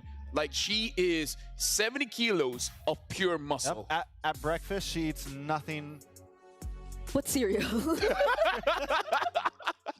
All right, now we're jumping straight into the drafting phase here. And so far, Red Side has been looking pretty strong here, Trex. Yeah. It has. Red Side has been the power play. And I think a lot of what it comes down to is those bans, right? So many teams are letting so many things through. And it all kind of comes down to the team. Is there a Hilda we really don't want to go against? And as we're already seeing, Team Spirit decides to ban out this Angela. And that is our first, taking up space and letting something else through, which at this point almost can feel dangerous on the blue side, to whereas it used to not, right? Yeah. Used to be blue side was the side to target, but now it almost feels chancy to because you're giving two really strong picks over to TLI. Yeah, and honestly, Team Spirit, they can choose either from the Fanny and the Suyo, who's both still open right now, but I'm pretty sure they'd be careful with that, I mean, this is TLID we're talking about. TLID, they have a lot of possible roamers to counter the Fanny if ever it does show up, but they banned it. Time to drop the beat of Flash. They drop it out. The joy. They ban it out. Suyo open right now. It's been one of the most popular pick ones of today, at least. And I think that could just be the lock on. Bruno is open too. One Shot's had a great job on it, so. Bruno is open too. Do we see Hiko? Finally? What's more important, though? Because I feel like Bruno has been getting dealt with. Yeah, but I the agree. Suyo, yeah, you can build around the Suyo. The Bruno's a bit more like if you don't have a decent jungler, your Bruno doesn't matter. So is it going to be the Suyo here for Team Spirit? They're taking the time. Yeah. High loss. They're thinking about it, definitely thinking about it, but they go for the Suyo, all right, so. Then Bruno to TLID. And then Cheeky Bruno. And then Team Spirit just picks up the Granger. Yeah, they have the Cho, they have the high loss too. I think Team Spirit is really confident in the counterplay against the Bruno. So will they? This is Aaron we're talking about, though. I think he has a lot to bring out. Aaron. Oh my! It's not the high loss. It's not the Cho. It's the glue immediately. And it's a nice steal from. It is a very good steal from Kid Bomba because that's been his go-to throughout all of Wildcard. So I think it's literally one of the only heroes he played during Wildcard. So now now we get to see him forced into something else. So I think really good drafting from St. Dela Cruz there. Bruno also in. Team Spirit, do they lock in the Granger immediately? St. Lucas, by the way. Sorry, I went full. American. It's all right. My mind saw St. Del. Yeah. I should not have called you out. But It's okay. I just heard it. Was like, that doesn't sound right. I should not have called. It's been a long day. We've been here since 1 p.m. 1 p.m. all right? We've been here since 1 p.m. And we got 3 more games to go. Possibly. Oh my goodness. Okay, do we need to go for the mage here? There's the Granger, high Oh no. So does Yehez? Nah, it's okay. So if it's Yehezkiel, I'm not sure anymore.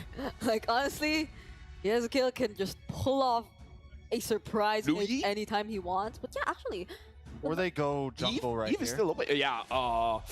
Alpha straight away. Alpha straight away, or Because- they try to pull a but the Eve's RQ still and like there. last pick an assassin. yeah, right? the Eve's still available too for Team Spirit. So would they want to go for it? Alpha. Oh, so they still go for the Alpha. I feel like Yeve's not even prio anymore. Like it's good, but it's not always prio anymore. Yeah, but we saw that Eve is still good. Yeah, still good. Very Still good strong. today. Yeah. But a lot of teams are willing to like. Okay, Eve is the guy or girl, probably genderless. It's an alien, I think. Right? It's an alien. So, okay. Eve is the type of alien that plays Magic Chess Go-Go. Oh! And you know the macro of those players. Yeah. Big macros. We're just like going, the player. It's a we're long going thing. everywhere. We, yeah, you gotta understand. We've been here since. Well, anyway. Sicilian band. Okay. Sicilian band. So now, honestly, if they do consider the Eve though that we were talking about, the Valentina is also still available. So like, Team Spirit could also have it for themselves. Wait, let's consider this. This is actually quite a good Sicilian band here because just in case if the Granger doesn't work out well, which it's Seiko, it should. You have late game possibility, right? So they're, yeah, I wonder if, because it's TLID, I always consider, what if they want to go crazy something like Yeah. Xavier again, right? Yeah, yeah. Just outrange the Granger. Which is why. Right? They ban out the Sicilian. And they themselves need some kind of long range. What do they? Yeah, what do they pick for long range? Who was the team? Who picked up the Xavier? Was It was TLID, TLID, right? yeah, it was They went TLID. Xavier, Yeah. right? It was them. It was them. Like, dude, the And they far won side's with on it. the That table. was against Aurora. Yeah. Yeah, they beat Aurora Why did you have? with the Why, Xavier. why did you look at me? I'm just pointing out facts. He pointed out facts while looking at you. That was a bit sus, I gotta say. You're my Right? co-caster. Right? Um, But they're yeah, I think those mages who would do well in the early stages too are kind of out of the picture right now, at least for Sunset Lover. So Team Spirit, what do they want to take out here? If they're focusing on like the possible roamers, there's a Katat's still open. They can ban out the Katat. Tigreal. They can ban out the Tig. Katat, Tigreal. Yeah, I feel like the Tigreal will not be fun for the Suyo. Like, everyone else might be okay, but the Suyo won't have a good time. I mean, the Cho, we've seen Cho can handle the Suyo quite well. I think the Tig's a wonderful. Tiggs or Gatot, it would be fine. Tig or Gadot.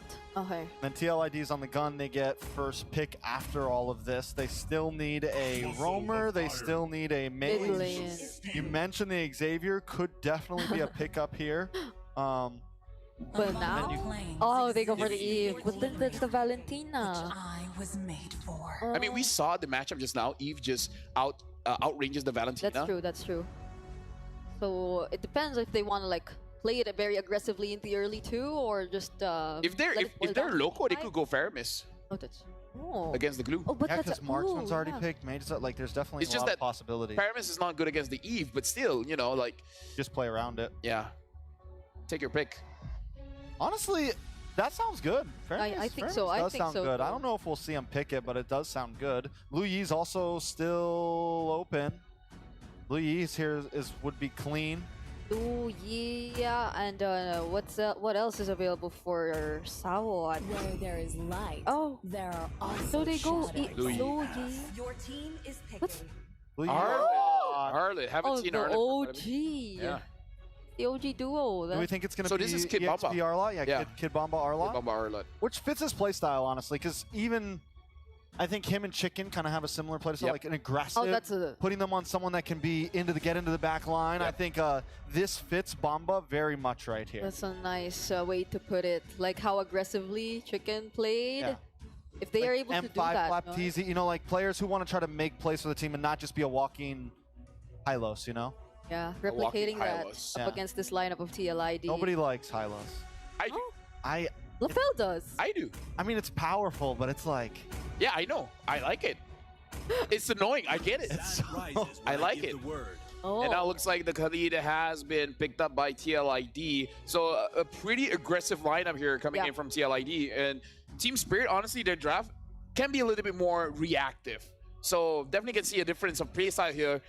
Thank you, bros. Thank you, Bro Gita. Thank you very much, T-Bro. Thank you, Now we're giving Mer Bro as well as Nibro.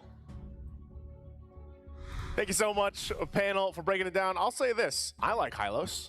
Do you like Rylles? I like Rylles. I don't know what Trex has against the Rylles. I don't know what he has against it either. What is up, guys? He's a centaur? He's a centaur? He's a centaur. I'm Nice-u, Mirko. We're bringing you the action here. Last match of the day. It's taken us a little bit of a trip to get here, but hey, it's Team Spirit versus TLID. One last look at the lineups, of course, to bring us into this best of three. It's game number 1. And I don't know, man, looking at this, we've seen a lot of these compositions utilizing some of these big picks, but also the R-Lot. I love that it's coming into play. And we're going to be jumping into the land of Dawn here. Once again, the Dragons versus the Cavalries. And this is where it all starts to see who moves forward and who's going to be going down to that lower bracket. Let's see, ladies and gentlemen, there's a possible RQ versus Liquid rewind of the MPL Indonesia Grand Finals for Season 14, or a possible rematch for Spirit up against RQ Hoshi. And this in itself is already a rematch, Nice-u. We saw this matchup in the Swiss stage. It was a best of 1, and it was TS who got the dub against Team Liquid ID. Now, if you guys want to get the dub in-game, go ahead and check out the M6 pass that is still available from the 18th of November all the way to a flicker from Bamba. That's 29th of December. Yeah, he's probably got his pass filled at this point, you know, and right now with the aggression, another flicker, a whole lot of battle spells. Great stun from one shot to cancel out what possibly could be a kill angle from Witty. Sawo too, pop and revitalize just in case Witty flickered out. This is interesting. I mean, nearly in every lane, the health bars are low. You know, the battle spells are popping. They want to fight. They've waited for this matchup now and finally able to break it out too. We get a little glimpse here of the emblems coming into play. Anything standing out here? Yeah, the Master Assassin for the Bruno. It's interesting to see this. I would definitely think that, you know, he would try to go for a little bit more mid-game or even more defensive. Fabian goes over the Spear of Alpha over to Kid Bamba. He's going to be able to get some resets here. A bit of sustain under that turret. They're hovering over. Is this a possible dive? Witty's rotating too. There's an angle. Bamba's walking up. Fabian shoots the swing on the other side, and the run just flickers out. Here's one shot. He might be looking for that moment. They know that they committed a lot on that play to Kid Bamba. Of course, with Quicksand Guard, Witty's going to be fine. Heals back up. But now, this is the interesting part. Turtle's up. Kid Bamba. Just taking a lot of damage. Nice flicker out. Kid Bamba taps into Vengeance. It was a mistap, and now he gets slain. First blood over to Aran. Now with a split, Sunset Lover won't be able to take him down, and TLID will get the first neutral objective of the game. So unfortunate there that Kid Bamba, you know, ended up getting a little bit out of position with that Vengeance, but that is objective secured for Team Liquid ID. On top of that, a kill. And that going to the hands of Aran is also going to help him, you know, win the matchup against Kid Bamba there in the XP lane. So we'll see how that adjustment goes. Again, a lot was thrown up there to go ahead and take care of him, but you can see this again. Hiko, man, Hiko mania. After everybody got to see that first Savage, of course, for M6. We'll see how he continues to play against another player, Aaron Shiki, who has, I feel like, gotten a lot of eyes towards him so far. Just in the Swiss stages alone, his performance was phenomenal. Yeah, he got a Savage in M6, Hiko. Really phenomenal performance on the Beatrix, you know. Changing to weapons that normal players would never think of swapping into. Hiko's not normal. He's not normal. He's Hiko. That's why I got his jersey. I just got to flex that real quick. But yeah, Spirit are just going to take it slow right now. They know that they can actually scale into the mid-game quite well too, and there's really no crazy pressure on them to actually get a snowball. Obviously, it would be great to have, but only the first neutral objective so far. Both of them will still just be waiting for turtle number 2. Yeah, with this again, it's kind of the, early pickup too. See, Halbert already locked in. Whoa, Saul. Raging Sandstorm and the real-world manipulation from Yehezkiel. Team Liquid, second kill in the game. Okay. Again, interesting enough. Diversion going to be used too. Hiko obviously going to be fine. Little usage of the diversion just to see what's going to happen down there. But I think that's the point. You know, he does pick up an early Sea Halberd just because there's so much obviously healing that can be done here for Team Liquid ID. Even if they don't have a Revitalize, just the heroes that they brought to this game, you want to be able to go. Hiko. Great slide tackle from Aaron Shiki. Good usage of the aggression, but Hiko, Detonata. Just kites away, pops in region, and wins out the trade in the end. Aaron's going to have to try to out-sustain him with a Haas Claws. I think that's the only way you win in this matchup against the Granger. And see this now, the Turtle's up. Again in mid lane.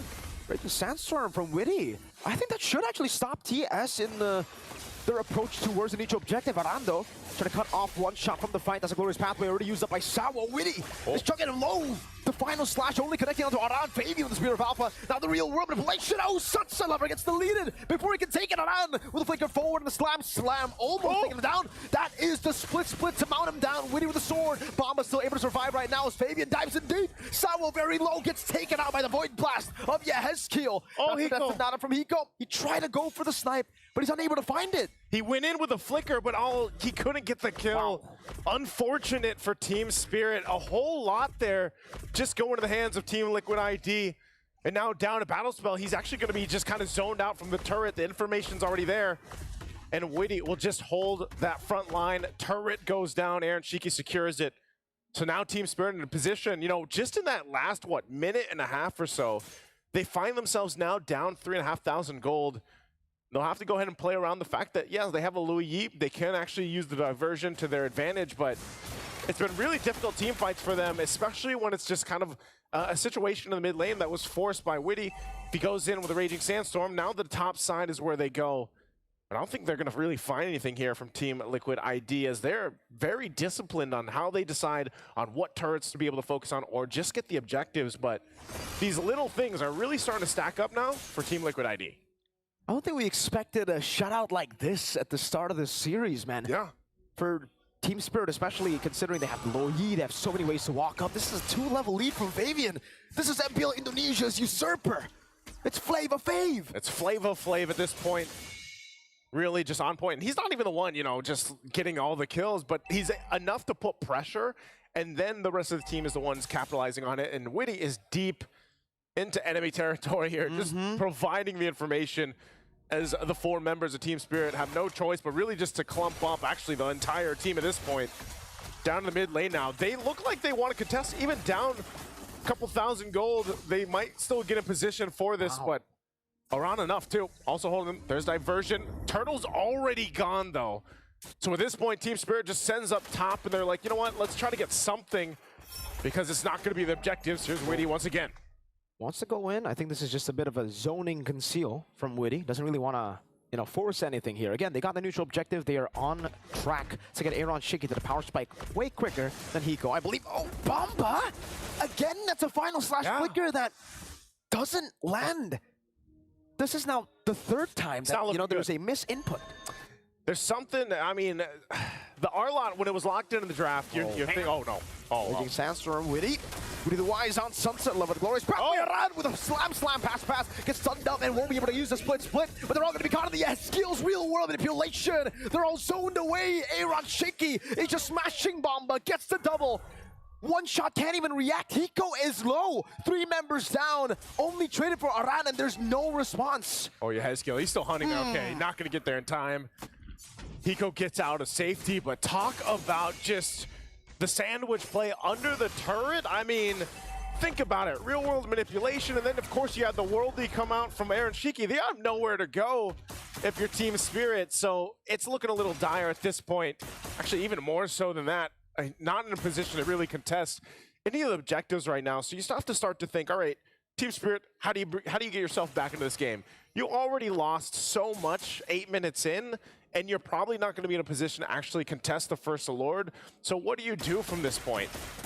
And honestly, One Shot, you know, he's got to keep doing it. He's got to keep farming. Maybe he pulls some miracles off that we saw even previously where, you know, if you still have the Suyo like Chibi had, he was still able to go in and somehow get the retribution off. That might be able to buy them enough time where then they can scale up. but so far they're in this position where they're forced to stay together here. Fabian, look how, there's a final slap. That's a 1v5. Fabian he wants all the smoke. Spirit Power defensively, and now the rest of the team comes in. Fabian's still alive. One shot takes him down. Kid Bomba taken out by Witty. Yeah, Heskill's still alive. Somehow one shot dives him deep, and finally one shot gets a shutdown, but he falls as well. That's a 2 for 2 as Zeron goes for the killing spree. Yeah, Heskill has fallen. Both junglers down, so no committing here on this Lord, but that might have been a little bit of help to Team Spirit on turning this in their favor if they can. Again, Hiko almost landing that Death Sonata, was nearly there, but better to stay alive instead of taking those risks at this point because they need everything they can. He does pick up a Lift Garor now, so he's getting the items that he needs, but they still have some ground to cover.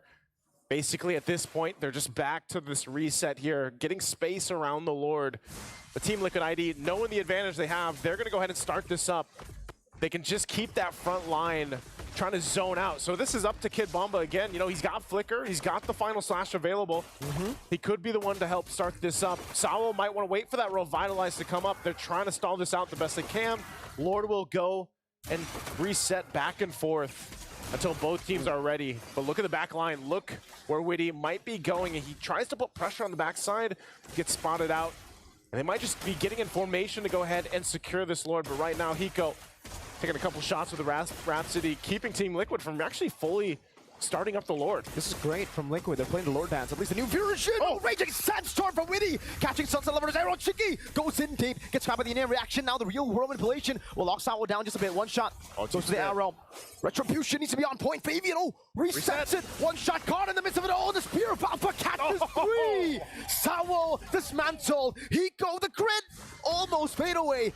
Aaron might be diving in. He's going to go for the lifesteal. Ooh, needs to slide tackle away. The Death Sonata almost caught him. TLID got all the dubs in that skirmish. The idea was correct. You know, One Shot was waiting on the side, maybe for that opening to go in and take the Lord, but then Team Liquid ID showing their experience and veterancy, we're like, you know what?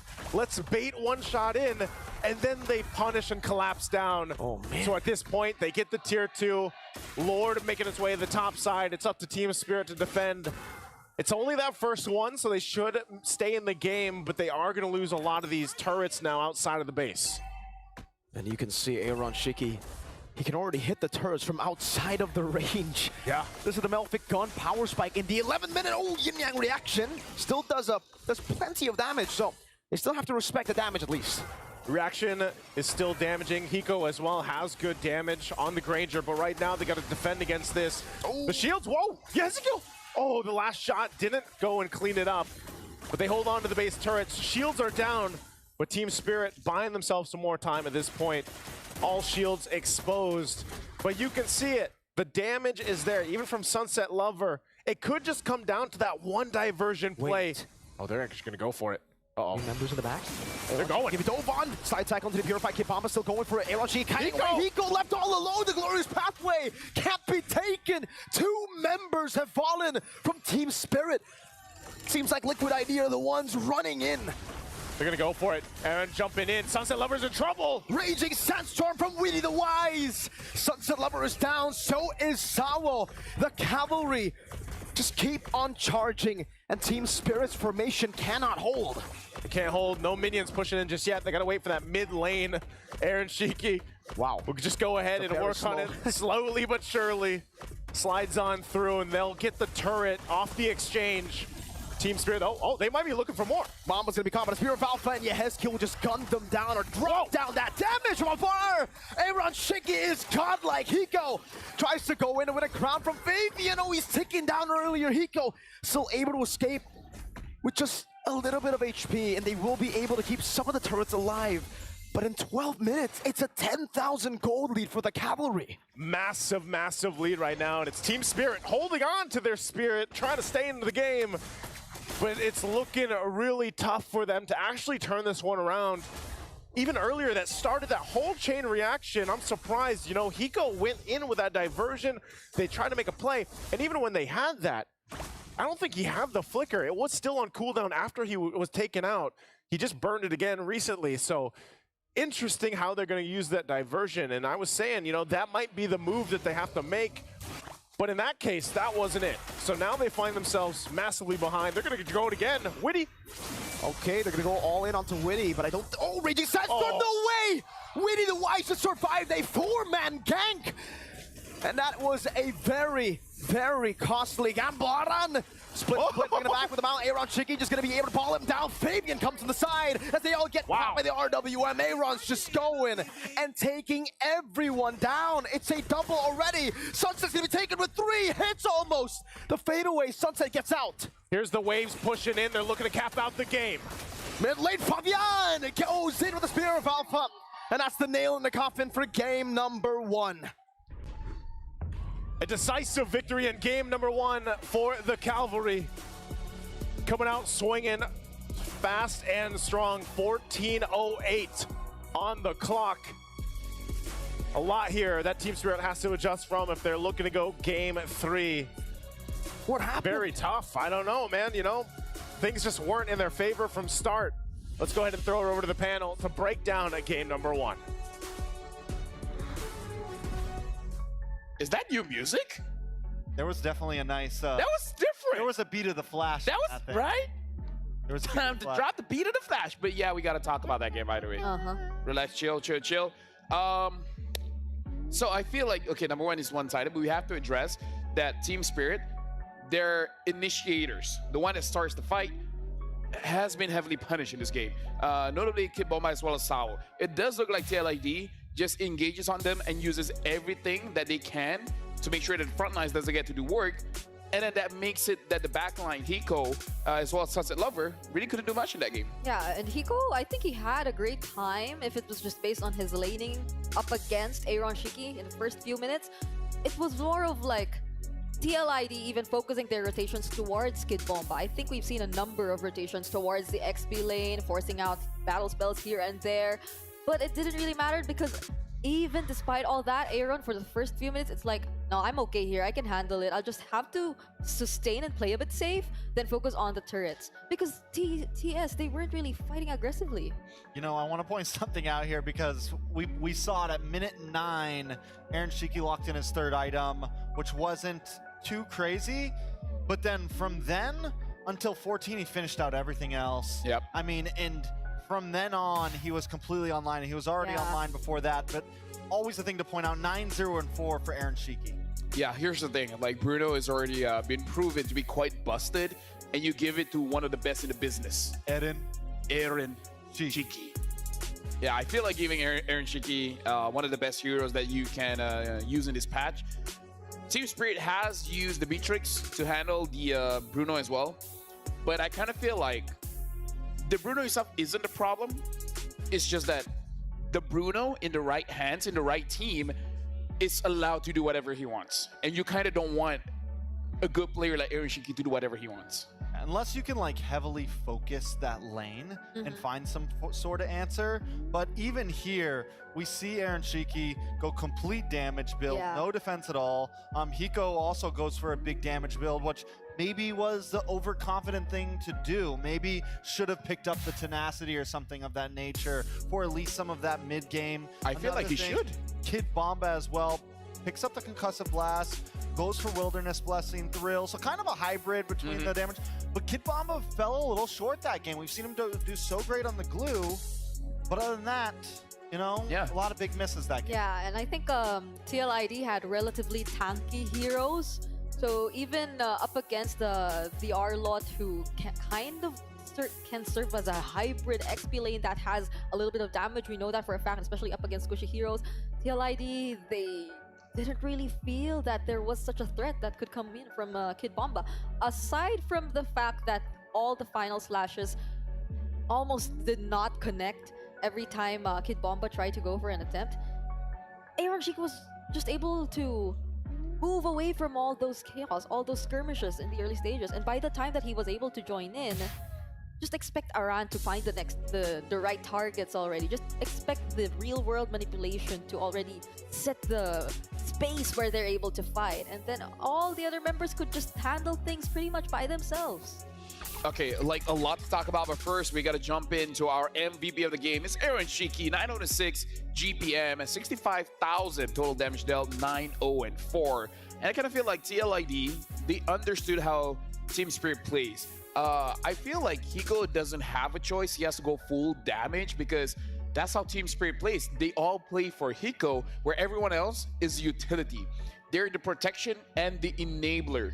And then if we see what TLID did, they shut down the protection and the enabler, right? So we're starting to see a pattern of how Team Spirit plays. And TLID just like, okay, we don't have to deal with Hiko. He's good. But he can't be all that great when everything around him starts to crumble. Yeah, if there's no bodyguards, the president goes down, right? And that's exactly what happened. And Aaron Shiki was able to just have free realm over things completely. Overall, build nothing too crazy. Yeah, has the Purify, wins straight damage. Taking a look at some of these highlights. I mean, we're 7 minutes in right here, and Team Liquid ID is already 4,000 ahead. Yep. And at this point of the game, it just felt like they were completely in control. I love what you said, Lavelle. They took down Kid Bomba. They take down Sawo. So the main tanks have already had a very rough start. So once Aaron Shiki actually gets involved in these fights, they're just getting, I mean, even the tanks are getting 3-shot. Yep. Yeah, I just really think Team Spirit and their lineup, it would have worked if they did not entirely let go of that aggression that they tried to establish in the early stages. I think it would have worked really well if they were able to just force the fights against Team Liquid ID, but they let TLID breathe and regroup themselves enough to buy time for them to set things up whenever they wanted to. And as we're seeing in the highlights right now, each and every time they just find the target, they just can't take them out every single time. There was just too much pressure here for TLID and almost no reach. Almost no reach for Aaron Shiki. Something that we have to start discussing, and it's Kid Bomba.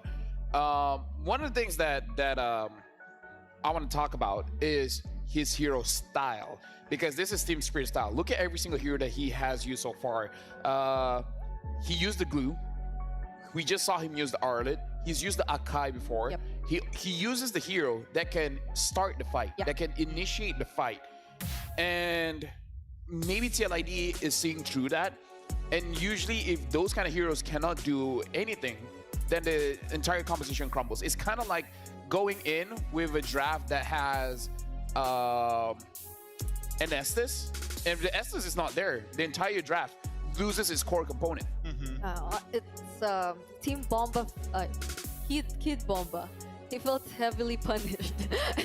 No, it's because It's a long day. It's a long day. It's because he mentioned something along the lines of, oh yeah, Kid Bomba, he really has to get the setup heroes. But yeah, he feels really heavily punished in that game, so they might want to find a workaround for that. Before that, I have to let the audience know we have encountered some technical challenges today, and as a precautionary measure, we will proceed with the current series without any skins enabled. Thank you for your understanding and support as we prioritize a smooth and uninterrupted experience for all players. And just an explanation for you guys. If you guys feel like it's weird, that's the reason why. We're making sure no skins so that everything runs smoothly. But then, what are your thoughts, Trex, on the composition of Team Spirit? I think the major pick there was the Arlot, right? That seemed to be the one that kind of messed everything up. I think that whenever we were watching the draft and we saw the glue get picked up first phase, I was like, oh, that's such a good steal right now.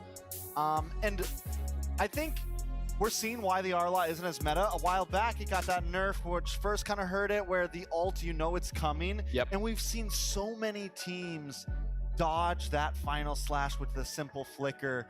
And I think that is probably the sole reason of why so maybe it's not exactly Kid Bomba's fault, because at this point, it's a hard ult to land. It is. It's very easy to see it coming. You have to, almost be in mid-fight and then run it. Have the rest of your team fighting and then hit the final slash so that they don't have the reaction time to hit the flicker. So he tried a few times, and then once he missed that first time in mid lane, takes a shot for it. I felt like from that point it just went downhill.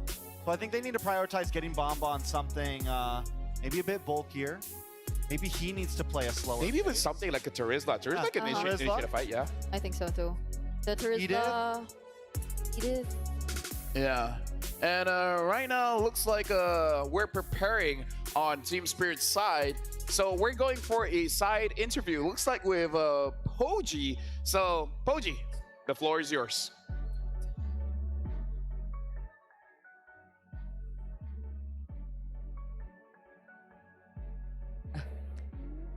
we have Destroyer and as well Jay Little. How are you right now? Привет. Привет, by the way. Hello, everyone. Malaysia, we love you, bro. Guys, everyone, you are amazing. First of all, Kuala Lumpur, really appreciate to be here. And как ты ощущаешь себя здесь, в Малайзии? Волнительно, тут так много энергии, так заряжает зал, и это мега круто. It's so exciting to be here. It's so charging, like a lot of energy at the venue. Guys, it's all because of you. Thank you, Brish. But as for those who don't know, Destroyer is also a caster from the MCC, and as well, Jay Little is a streamer. For those who don't know, maybe Jay Little can introduce herself more to the audience. Yes, of course. Можешь немножечко представить себя и рассказать, чем ты вообще занимаешься в Mobile Legends? Я Джей Литл, я стример по этой игре уже как 5 лет, по-моему. И мне очень нравится эта игра, я ее обожаю. Yeah. Как думаю, мы все. So actually, she's a streamer. Already 5 years, by the way, guys. 5 years. And she really loves Mobile Legends. She's like, it's part of her life. Nice. Thank you very much for loving Mobile Legends. There's a big part of me in my heart also love you as well because you love Mobile Legends so much. But here now, a question for you as well, Destroyer. Because just now, Team Spirit has lost the game. What do you think that can make Team Spirit to bounce back to win against Team Liquid ID? First of all, come on, give one shot funny. Boy, guys, give one shot funny. First of all. The second thing, respect Bruno. Respect Bruno. It's definitely the thing that you should respect. And you know, in our region, the Team Spirit is nearly all the time going to the lower bracket. Even if they go right now, we are pretty sure they go to top 4. But Kid Bomba, actually, he promised us to go top 1 for our region. We trust him. Kid Bomba, we trust you. Kid Bomba rocks! Now as well, there's a question as well for Jay Little. I love your spirit for just now, but there's a question as well for Team Jay Little.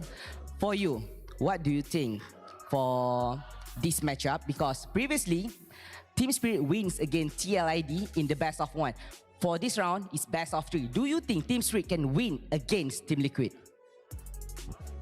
В общем и целом, понятное дело, что наши парни обыграли в БО1, но сейчас Best of 3. Это очень тяжелое противостояние. Насколько наши ребята, думаешь, смогут победить? Насколько ты уверена в их победе? Наши ребята могут, всегда могли и всегда будут мочь. Поэтому верю в них и верю в их победу, и верю в следующие 2 катки, которые нас предстоит увидеть.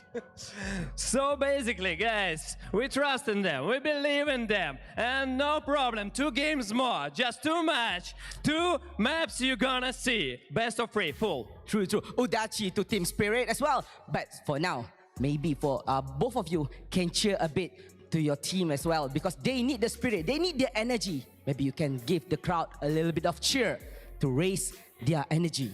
Definitely.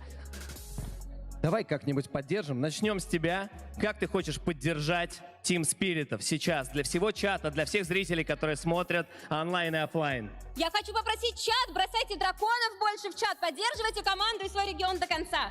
Ну и, ребята, выигрывайте, мы вас верим все.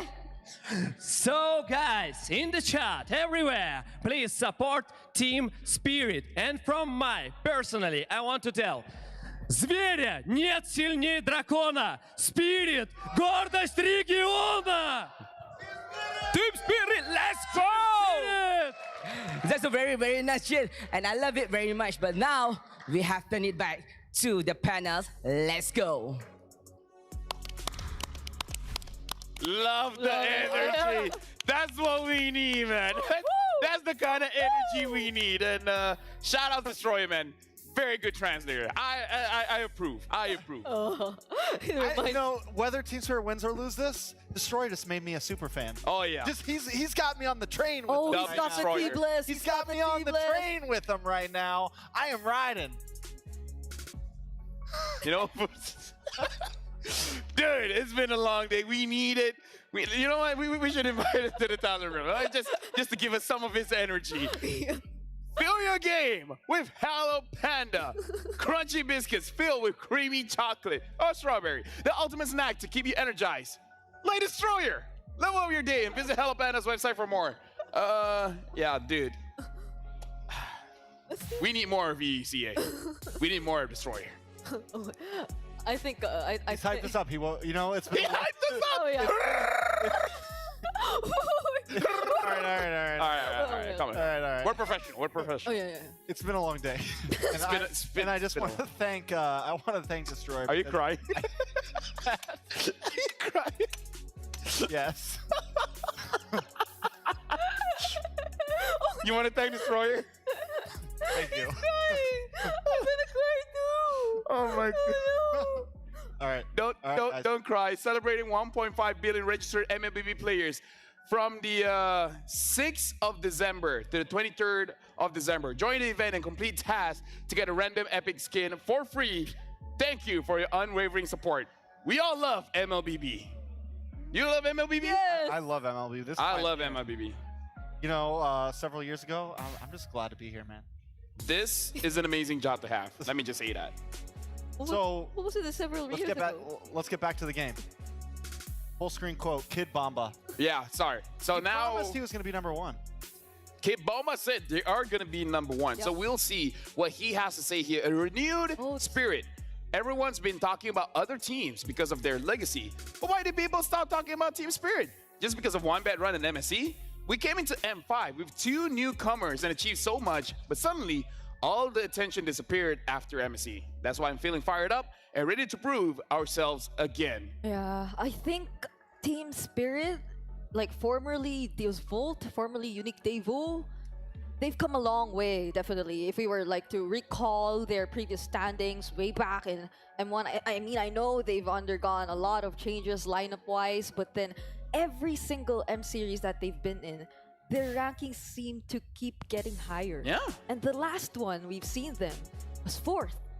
That was the Dark Horse run that they've shown us in M5. So the ranking that he set for themselves right now, he mentioned it, they're aiming for top 1. So let's see. One step at a time. If they want to go top 1, they got to take down TLID. And if they're able to take down TLID, is the next match, the next match, the next match. The thing about M6 is there's a lot of matches because this is going to be the final best of 3. After this, it's all going to be best of 5s. And we reach out to CEW. Chewe. M-Chat, which team do ID teams need to look out for as the biggest rivals? For team fights, Indonesian teams should keep an eye on Team Spirit and Falcon. Their team fights are really solid. When it comes to putting pressure in the jungle, FNOP is the team to watch out for with their aggressive play. Oh, now that's an interesting insight. Yeah, I think we saw it in action earlier. The Oh, way don't remind me. Sekai's was denied during their series against SRG. That was a struggle for the junglers. But I like how he pointed out the Team Spirit's team fighting capability, because I think Team Liquid ID, they knew how to play around that. Even when during times where Kid Bomba felt like he wanted to go for a setup on the Arlot, you wouldn't necessarily see them grouped up together. So let's see how it goes for this time around, because this is crucial for Team Spirit, definitely. They wouldn't want to give the 2-0 away to TLID. Yeah, I think it's really important for Team Spirit to at least take a game here, right? To at least pull something off and show that they're really here to compete. Team Spirit will be on blue side once again, right? That's back-to-back blue sides right there. They decided to take this where so many teams have been favoring the red side. Maybe they do ban out the Bruno this time, so there's a change-up. They don't want to play for it. My guess is they really want that Suyo, but they don't want to have to sacrifice something in exchange. It's back to the same bans that we've seen earlier, actually.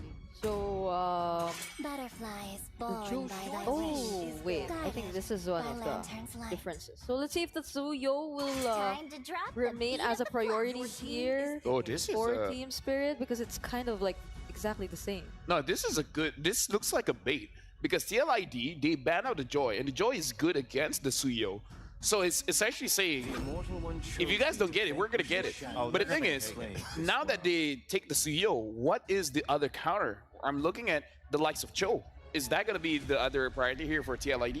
I mean, they just played the alpha, right? They just played the alpha, did well with it for TLID. They go for the Eve and the glue once again. I mean, there's no point in changing anything. They still get the steal away from Kid Bomba. It's going to be TS that has to find the answer here, right? I mean, they've been reserving Kid Bomba's picks always for second base, for last even, for like how many games now in a row, but we've seen how it could go wrong for them in game number 1, when they were just forced to pick up the R-Lot, and I mean, at the time there was the Khalid still available, I think, but they really went or chose to go for the R-Lot. So let's see this time around for Team Spirit. There's the gold laner still available. What do they still want to go for? Like, I think the Granger's still good. I think the Granger's still really good. They just need to have the right EXP laner in to hold down the front line. And they get the Hilda. We didn't even notice it. Oh, that's huge. Paired up with the Gatot. And now they have... Hiko can play however he wants now at this point. Yeah, now it's like it's harder for you to take down the bodies in the front. Though, just saying, Hilda should be in the EXP, but that kind of just changed it a little bit, where Sao is usually the front line and Kid Bomba is the setup for the team. Yeah. So I do see the Hilda going to the EXP, but that's going to be a little bit different. And now the counter, true damage, the Alpha coming in is a good answer towards Team Spirit's lineup. This is so similar to what we've seen earlier. So if they do wanna deny that, even if you, I think actually if you give Hiko any of the gold laners, he'd be pretty much fine. Like in terms of how they just played the earlier rotations for Team Spirit, I think they'll be more capable to give that space and to prioritize the lane here for Hiko at least. But they take out the Sicilian. Which I think is clean. I think TLID just continues. They know, they feel comfortable. It's like, whatever, if Hiko gets a different gold laner, we can still try to counterplay. We get last pick here. Let's focus in onto Sunset Lover, because like it or not, Sunset Lover can definitely be a game-changing player. And once again, just like last time, you get rid of some of those late game possibilities. You completely cut off the head of like, oh, if this gets to 20 minutes, it's a guaranteed loss with Sicilian on the field, you know? I feel like if they want to maintain tempo, they should try to consider something with a little bit more damage coming in mid. Like if you want to fight range for range, you can start considering something like the Farsa as well. Because I feel like between the Farsa and the Xavier has a lot of control, but it takes a lot of time. Where Farsa, you get level 4, and then that's most of your damage there. Yeah, and I'm not sure if they'd still consider the Louis if we were to look at that, since compared to earlier, I think they have a lot of decent front. Like they can be a lot more aggressive when they go in with the diversion plays, but they have to make it work this time around. So they take out the 1-1-2. My mission. Ron, take out the 1-1 for Hiko. Well, because the thing is TLID is gonna. My thought is maybe carry, so you just get rid of some of that range. They can still go Granger. They do pick up the Granger, so there's the Granger, and then pretty much the 1-1's the next, like, the only other poke marksman other than the Beatrix, of course, but they definitely want to go into. But Hiko will get his hands on the Beatrix once again. So what will be the hero for Sunset Lover? Could go the Luyi again. I mean, I don't think it's bad. The problem is you get so outranged from this Eve. Yeah, I almost want to like Veil. The Faras, the what? I almost want a Veil. A Veil? Oh, yeah. We saw a Veil before. Yeah, like a little bit longer range. Yeah. I mean, it's not completely out of the question, and it has been working for teams. It's just that whether he uses it or not. The Vexana is open if he wants to pick up the Vexana. Yeah. But I want a little bit more control, a little bit more damage. Even when all is forlorn. Yeah, Vexana, yeah. Go for the safer pick. And then last pick for the side of TLID. Aaron. Still need a roamer. Is the Khalid still good here? Tig. Khalid, you could go Khalid roam. I mean, they did in game number 1. It was clearly effective, yeah. Surprisingly, it just might not be as good against the taunt and the Hilda. The Khalid might have trouble against the Hilda and the taunt from the Gatot and everything, but... What else is there? The Tigreal? Edith? Tigreal, Edith... I mean, again, there's a lot of options. Yeah, there's a lot of options. A lot of I options. Name them all. I'm just kidding. You just go on a list and name every... All right, the one that we wouldn't have named. Carmilla. Without the Sicilian. Without the Sicilian. Well, it's going to be very dangerous if the Curse of Blood hits, and then you get hit by the Rhapsody. There's a lot here. Thank you very much to the bros, and now we're sending over to the other bros. Yep, that would have been on my list. That wouldn't have been. The Carmilla locked in here. Thank you for breaking it down, panel. Once again, this is the last look at the lineups here. Mirko, what do we think? It will be on my list, actually. The Carmilla? Because this is a witty special in MPL Indonesia. When all the other picks are banned out, or if it's not viable up against these opponents, go for the Carmilla. The good old for witty man. And hey, Witty the Wise has a Revitalize. He's got the Revitalize too. We'll see if this lineup that Team Spirit is bringing to Game 2 will fare better, because they've got to make it work to get to Game 3. Once again, ladies and gentlemen, welcome to Game number 2, Team Spirit versus TLID, the fight to stay in the upper bracket, of course. Again, no teams exactly getting knocked out today just yet, but it's match point right now for TLID. And this time, like I said, you know, Team Spirit, they had a rough start in the previous game, and things just kind of got out of control from there. This time around, we'll see how it plays. Look at how this rotation is happening, by the way. Kid Bomba and Sawo staying together. They put the Sunset Lover down to handle and get that XP on the bottom side. Yeah, good damage down here. Back to Kid Bomba. Yeah, you're right. There's going to be a lane swap here, actually. Tenacity is the choice for Aaron Shiki in the gold lane on the Granger. It is the Master Assassin for Hiko on the Beatrix. One shot with a stun. A lot of damage onto Witty. Revitalize already. Aran will just respect the damage here that TS can provide, and it will be the lethal take for one shot. Yeah, one shot gonna rotate too. Gets the shot off from Fabian. Fabian almost level 4, so once that's online, they actually might go ahead and try to start something. But yeah, interestingly enough, the choice of laning right now from Team Spirit, we'll see if that actually ends up giving them somewhat of an advantage and how long they actually maintain this. They already got that Revitalize out early on, so maybe they actually go ahead and try to make a play off of the fact that Witty doesn't have it, but still, it's going to be Team Liquid idea. It just kind of plays defensively. They know that they're better off just waiting for that first turtle to come up and then go from there. This lane, though. Oh, a flicker out from Sunset Lover. The respect instantly to a possible pickoff from Witty and Aran, knowing that Aran could have possibly just slam flickered into him. So turtle coming up. Sunset Lover not level 4 just yet, but you can already see the damage coming out from one shot. Sawa 2, Kid Bomba, almost the level 4 himself, the Unbreakable. Tempting, goes in. Whoa, Vagrant's gonna be caught. Bomba, Sawo, and one shot. Oh, Eternal Guard from Sunset Lover. TS are finally awake. They're awake right now. That's also going to be an objective for them. So interesting. The way that how they're playing this early game might have been enough to go ahead and switch things in their favor based off how things are going. And great start for Team Spirit. Even with the fact that you already saw, you know, I was wondering if Sawa would actually go in with the Unbreakable. He charges it up, gets the taunt off right on Fabian. And then we already know how the damage is with a Suyo early on. So great start for them. Also the kill going over to Sawo allows them to go ahead and build up. Kid Bulma just going to go ahead and just be a nuisance. His whole job is really to just be a nuisance around the jungle. If you can, put pressure where you can. And one shot will just follow the rest of the team. Even Hiko now on this side. We'll see how Team Liquid responds. They want to go ahead and secure the buffs the best they can. Kid Bomba, once again, just kind of giving that vision. He's quite tanky, but he's going to be able to withstand this. 4 members. With Fabian coming in, I don't really think he will be able to survive. Pops in a sprint, actually able to survive for a bit. Fabian finally goes in with the Spear of Alpha, and they will be able to catch him there. So, 1 kill on the board. Liquid have equalized the kill lead. It'll just be the gold lead next. And with that, still a minute away on the objective, Sawa's going to go ahead. Spots Fabian out. They want to go ahead and put pressure. This is now, you know, now that Sunset Lover, he'll go ahead and park himself in the mid lane. Just wanted to get that level 4 earlier on. Kid Bomba too, the fact that he is just continuing. Hold on, whoa. Flicker out from Yehezkiel. Great usage of the AOG right after spotting Yehezkiel. And now that's a big resource as they will just wait for the next neutral objective. Yeah, looking at this too. Oh, Aran might get caught. Slam, pass. Now the Terrify.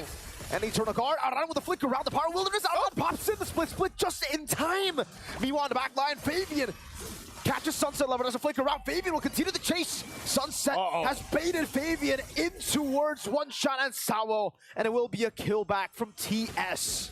Kid Bomba now focusing on Witty, gonna force him out. Sawo, I'm not sure if he's gonna go for a taunt, so they back off. Turtle being up. TS will go ahead and start this up. Again, a great usage of the flicker earlier on from Sunset Lover.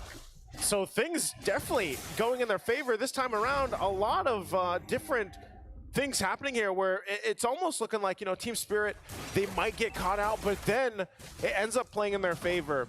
Even the amount of time that Kid Bumble bought earlier on, it was enough time to go ahead and make all that happen. So they find themselves with a minor lead now at this point. Some key items being picked up here too. Hiko just got the BOD, Hunter Strike now for one shot. And they'll continue to play around the fact that they've got the momentum. They can put pressure on the jungle. And it's up to TLID to kind of rise to the occasion and adjust now to this point. It could be here. Nope, great stun over. Aaron's looking for the Rhapsody. Doesn't find the last Rhapsody down. Eternal Guard now over to Winnie. Hiko going in AOG. Just the last shot. Hiko, Nibiru's passion to take him away. Aaron shaking it. Caught it down. Aaron getting the last hit. Sonata over to Hiko. Now the RWM to lock Sunset Lover down as Aran walks over as well. But Sunset is able to get away from the real world manipulation. I can't believe Aaron Shiki survived that. I mean, me neither. Without a flicker. Without a flicker, and gets the shot right in between the marks and then finds Hiko. Great response. Meanwhile, now in the bottom lane, Team Spirit will go ahead and work on this bottom turret. Aaron Shiki's gonna get sent there. Kid Bumble will block those shots, trying to get the turret. Won't get it though. Woody might go for this stun, but Kid Bumble gonna be fine on this Hilda. So that turret eventually will go down. It's one hit away. But still, Team Liquid ID showing some fight in them throughout this portion of the game. And adjusting, again, 30 seconds away from the turtle. Kid Bumble will have to hold his own against two there. AOG. Whoa! Puts a Spear of Valor forward. And now he's going to be caught in the bad spot. Sawo, there you go. The chain CC. Fabian taken down to give that kill over to Hiko. Trading right now, 10 seconds on this. TLID in position. That turret down to the bottom did go down, so it was worked on, and now it looks like Kid Bumba is going to go ahead and get that last hit as that turret falls, and now they'll fight for the turtle. RWM over to Sawo. Oh, forward Eternal Guard from Sunset Lover. That was massive. It stopped any way from Liquid actually go in.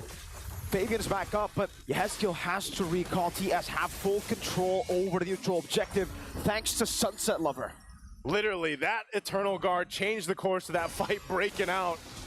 Able to just keep them zoned out from committing to that. So right now, I gotta say, Team Spirit's pretty much locked in across the board. We'll see if they can continue to maintain it. Just barely holding on to that gold lead, but everything in their favor is working out. I mean, even Sawo able to just zone out members of Team Liquid ID with an AOG alone. Avatar of the Guardian, they're gonna break out possibly here in the jungle. Kid Bomba, tanky enough, does back off. You know, he's nearly, I mean, his only completed item, at least for right now, is the Athena shield, but that's enough, you know, to keep him tanky enough, to keep him healthy enough, and he can rely on Sawo to do the rest. He has the anti-Karas, so they're working together here. And now Lorax and Hunter Strike now for a one-shot. Turret finally going down there. Mid lane might be the next focus for both teams as they try to get in position once again, but I gotta say, Team Spirit is in a comfortable position to lead themselves into that first Lord about a minute away. It'll just be a waiting game now as Team Spirit are actually positioned to go for the ambush. Bamba walks up forward, beating up Slam here. Taking a bit of poke. That's an out of two. Witty with the stun. Real world manipulation. The Eternal Guard whiffs, and that's going to be Aran. Takes the kill over onto Kid Bamba. Snipe. Last shot. Oh, Witty. Jiggling back and forth, getting away from the Renner's apathy of Hiko. Not landing those shots. Would have been great if he could have, because then they could go ahead and try to focus down on the tier 1. But right now, TLID, that's playing around the strength of the real world manipulation. You know, you can go ahead and get that slow in, get the damage off. No extra slow just yet. Only the glowing wand right now for Yehezkiel. And then even this, you know, Aaron Shiki building in, already hit BOD, Hunter Strike, working on the next. Defensively, you can already see it. The glue alone, I mean, Aran is actually able to do quite a bit just by being a glue. But now this Lord is up. And with the lead that Team Spirit has, they should be able to go for it. Malefic Gun there too for Hiko. So we'll see if the spacing is right. He's only got that flicker really to rely on, so. But they got a double revitalize. That's always something that Team Liquid ID has to worry about. The amount of sustainability and healing that Team Spirit has on their side. So they'll take their time going and starting this up. Hiko will clear out that top side, and this will be a full-on 5 versus 5. They look for the right positioning. They jump in. Witty. We'll take the Terrify. The Eternal Guard will connect to Aran. The Menace Rage too. It actually clipped the Yehezkiel. Half HP taken away. Team Spirit with the resource advantage now. And they will just look to get the Prime in the mid lane. Sunset Lover, that's a Wishing Lantern, a Sea Halberd for Hiko. They know a lot is down already. A lot committed to that, and then still it's Sawa kind of checking things out. He could jump in if he wants to.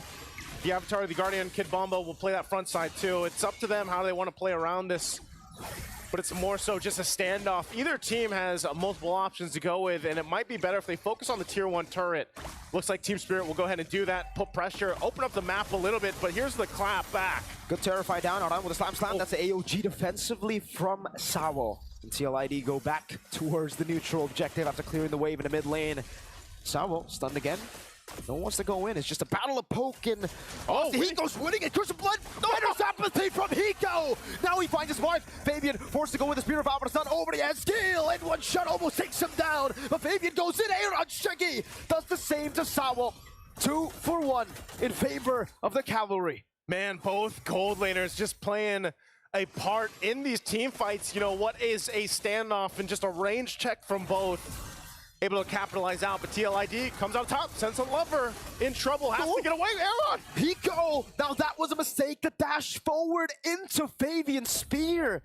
Liquid have taken down Hiko. That should be the green light to actually go onto the Lord, and that they do. Aaron in the mid lane just shoving it back in again. One shot getting poked down by Yehezkiel, and Aaron has gotten the Sky Piercer. Witty, look at the screen, one shot. Look at his zone him away from this neutral objective, forcing him to use that skill 1, and it will be a free Lord towards Team Liquid ID. A mistake punished. And TLID will go ahead and swing it in their favor now. Even then, Team Spirit still in a position to go ahead and defend this. It is that first Lord, of course. But they'll lose some turrets, lose some space to work around with. And that's what they really needed leading into that fight, was to be able to move around the map a little bit more. Hiko not even burning that flicker earlier on, just out of position. So now TLID, they'll go and take whatever they can. I'm not sure if they have enough to actually knock on the base turrets yet. Like, to get the shields down, they might at least get a tier 2 down if they can continue on in the mid lane once those waves match up here as Lord makes its way down the bottom. But Hiko will be sent there, one shot just around the corner. And the rest of the team will try to hold on to the mid turret. As you can see, Hiko's just going to clear this out. Fabian making his way, though. Wow, with the Spear of Alpha, Retribution to slow him down. Aran cutting him off, flicker from Hiko. Trying to run away, gets caught by the real world manipulation! And Yehezkiel just drops him together with Aran. Aran from the side, one shot taken down! That's a Spear of Alpha over to Sawo. And now the Rhapsody, the full dive onto Sawo as Aaron gets the double. They'll clean up the kills under the turrets. The Cavalry is out, and right now, looking now at the base turrets. Even after that Lord was taken out, it's up to Sunset Lover and Kid Bomba to try to defend against this. Spear of Alpha over to Bomba, unstoppable, Aaron Shiki! Just Sunset Lover left to defend, Team Liquid ID! That's Flavor Flav! That's Aran, who is running towards the side of Team Spirit! The Cavalry charges forward, trampling the Dragon of the North with the unstoppable force. On Team Spirit falls as Liquid marches on towards their next opponents. It's a sweep for Team Liquid. It's getting hot in here. Whew. This reminds me of M5 Geek Fan Deus Volt. Only a different generation of Indonesian stars. It's Fabian, not Nael. And man, it's Aran, not Luke. It's got to be heated, man. It is day 1 of the knockouts. Still fighting for their lives. Let's go ahead and throw it over to the panel to break it down. It started off honestly pretty good for Team Spirit, but King Aaron Shiki, man, like, how do you take him down? Like, the spacing this guy has for himself, it's insane. I don't know. They got all 3 turtles. They were able to rotate a lot more, and they were able to look for targets a lot more compared to like the past game. But Aaron Shiki, he seemed to not care again. It's similar to game number 1. I don't care. I'm just gonna play my early game, and then later on, I'm joining you, and I'm bursting everyone down. King Aaron and Yehezkiel the Ghost. Both of them completely unkillable right there. 0 deaths. And I think it's... TLID is just... They do such a good job at biding that time until that power spike hits and then snapping back. And that's something we see in almost every year in M Series. the teams that always make it to the grand finals, it's something we normally see. They can wait till that first Lord. They can be behind in 2,000 gold. We saw it from FCAP all the time last year. They would let that lead escape a little bit, and then first, second Lord, boom, it's their game all of a sudden. Yeah, honestly, that's something that we do have to look into. But after this, we do have an interview with Rose on stage on how they're feeling after the game, which visually they look like they're feeling good. They're in high spirits. Yeah. Oh, pun unintended. Get it? High spirits. Team spirit. Pun not intended. Oh. That was not on purpose. Oh, but it was good. Thank you. While we're waiting for them to set up for the interview, Aaron Shiki did amazingly well. But again, Team Spirit, I kind of feel like there was just a small mistakes here and there where I feel like Hiko, he wanted to make a play, but the timing wasn't really correct where he got caught. Yeah, and I feel like we felt the effect of like all the power picks that went into their hands, right? They're the Hilda? being more aggressive with the Hilda on the XP lane, the Gatot Kacha setting things up, and them having a clearer response to the real world manipulations here and there, to all the team fights that were happening here and there. But when it mattered the most, why is it so that Aran finds his way to Hiko and then Aaron Shiki remains untouched by every single member of Team Spirit? Well, I think, a lot of teams, when you get 2,000-3,000 ahead, it's like, all right, let's try to close this out before it's too late. But the problem is up against a Granger, up against a Yve with so much range and so much poke, it's hard to try to close it out. And I think that's where some of those mistakes, it would have been better for them to just continue the slow roll, turn that 2,000 into 3, 4, translate it into towers, instead of trying to force an end or force these big fights and Hiko trying to make these big plays. They could have just kind of slow played it because it's so hard to close the distance against a Granger and a Yve.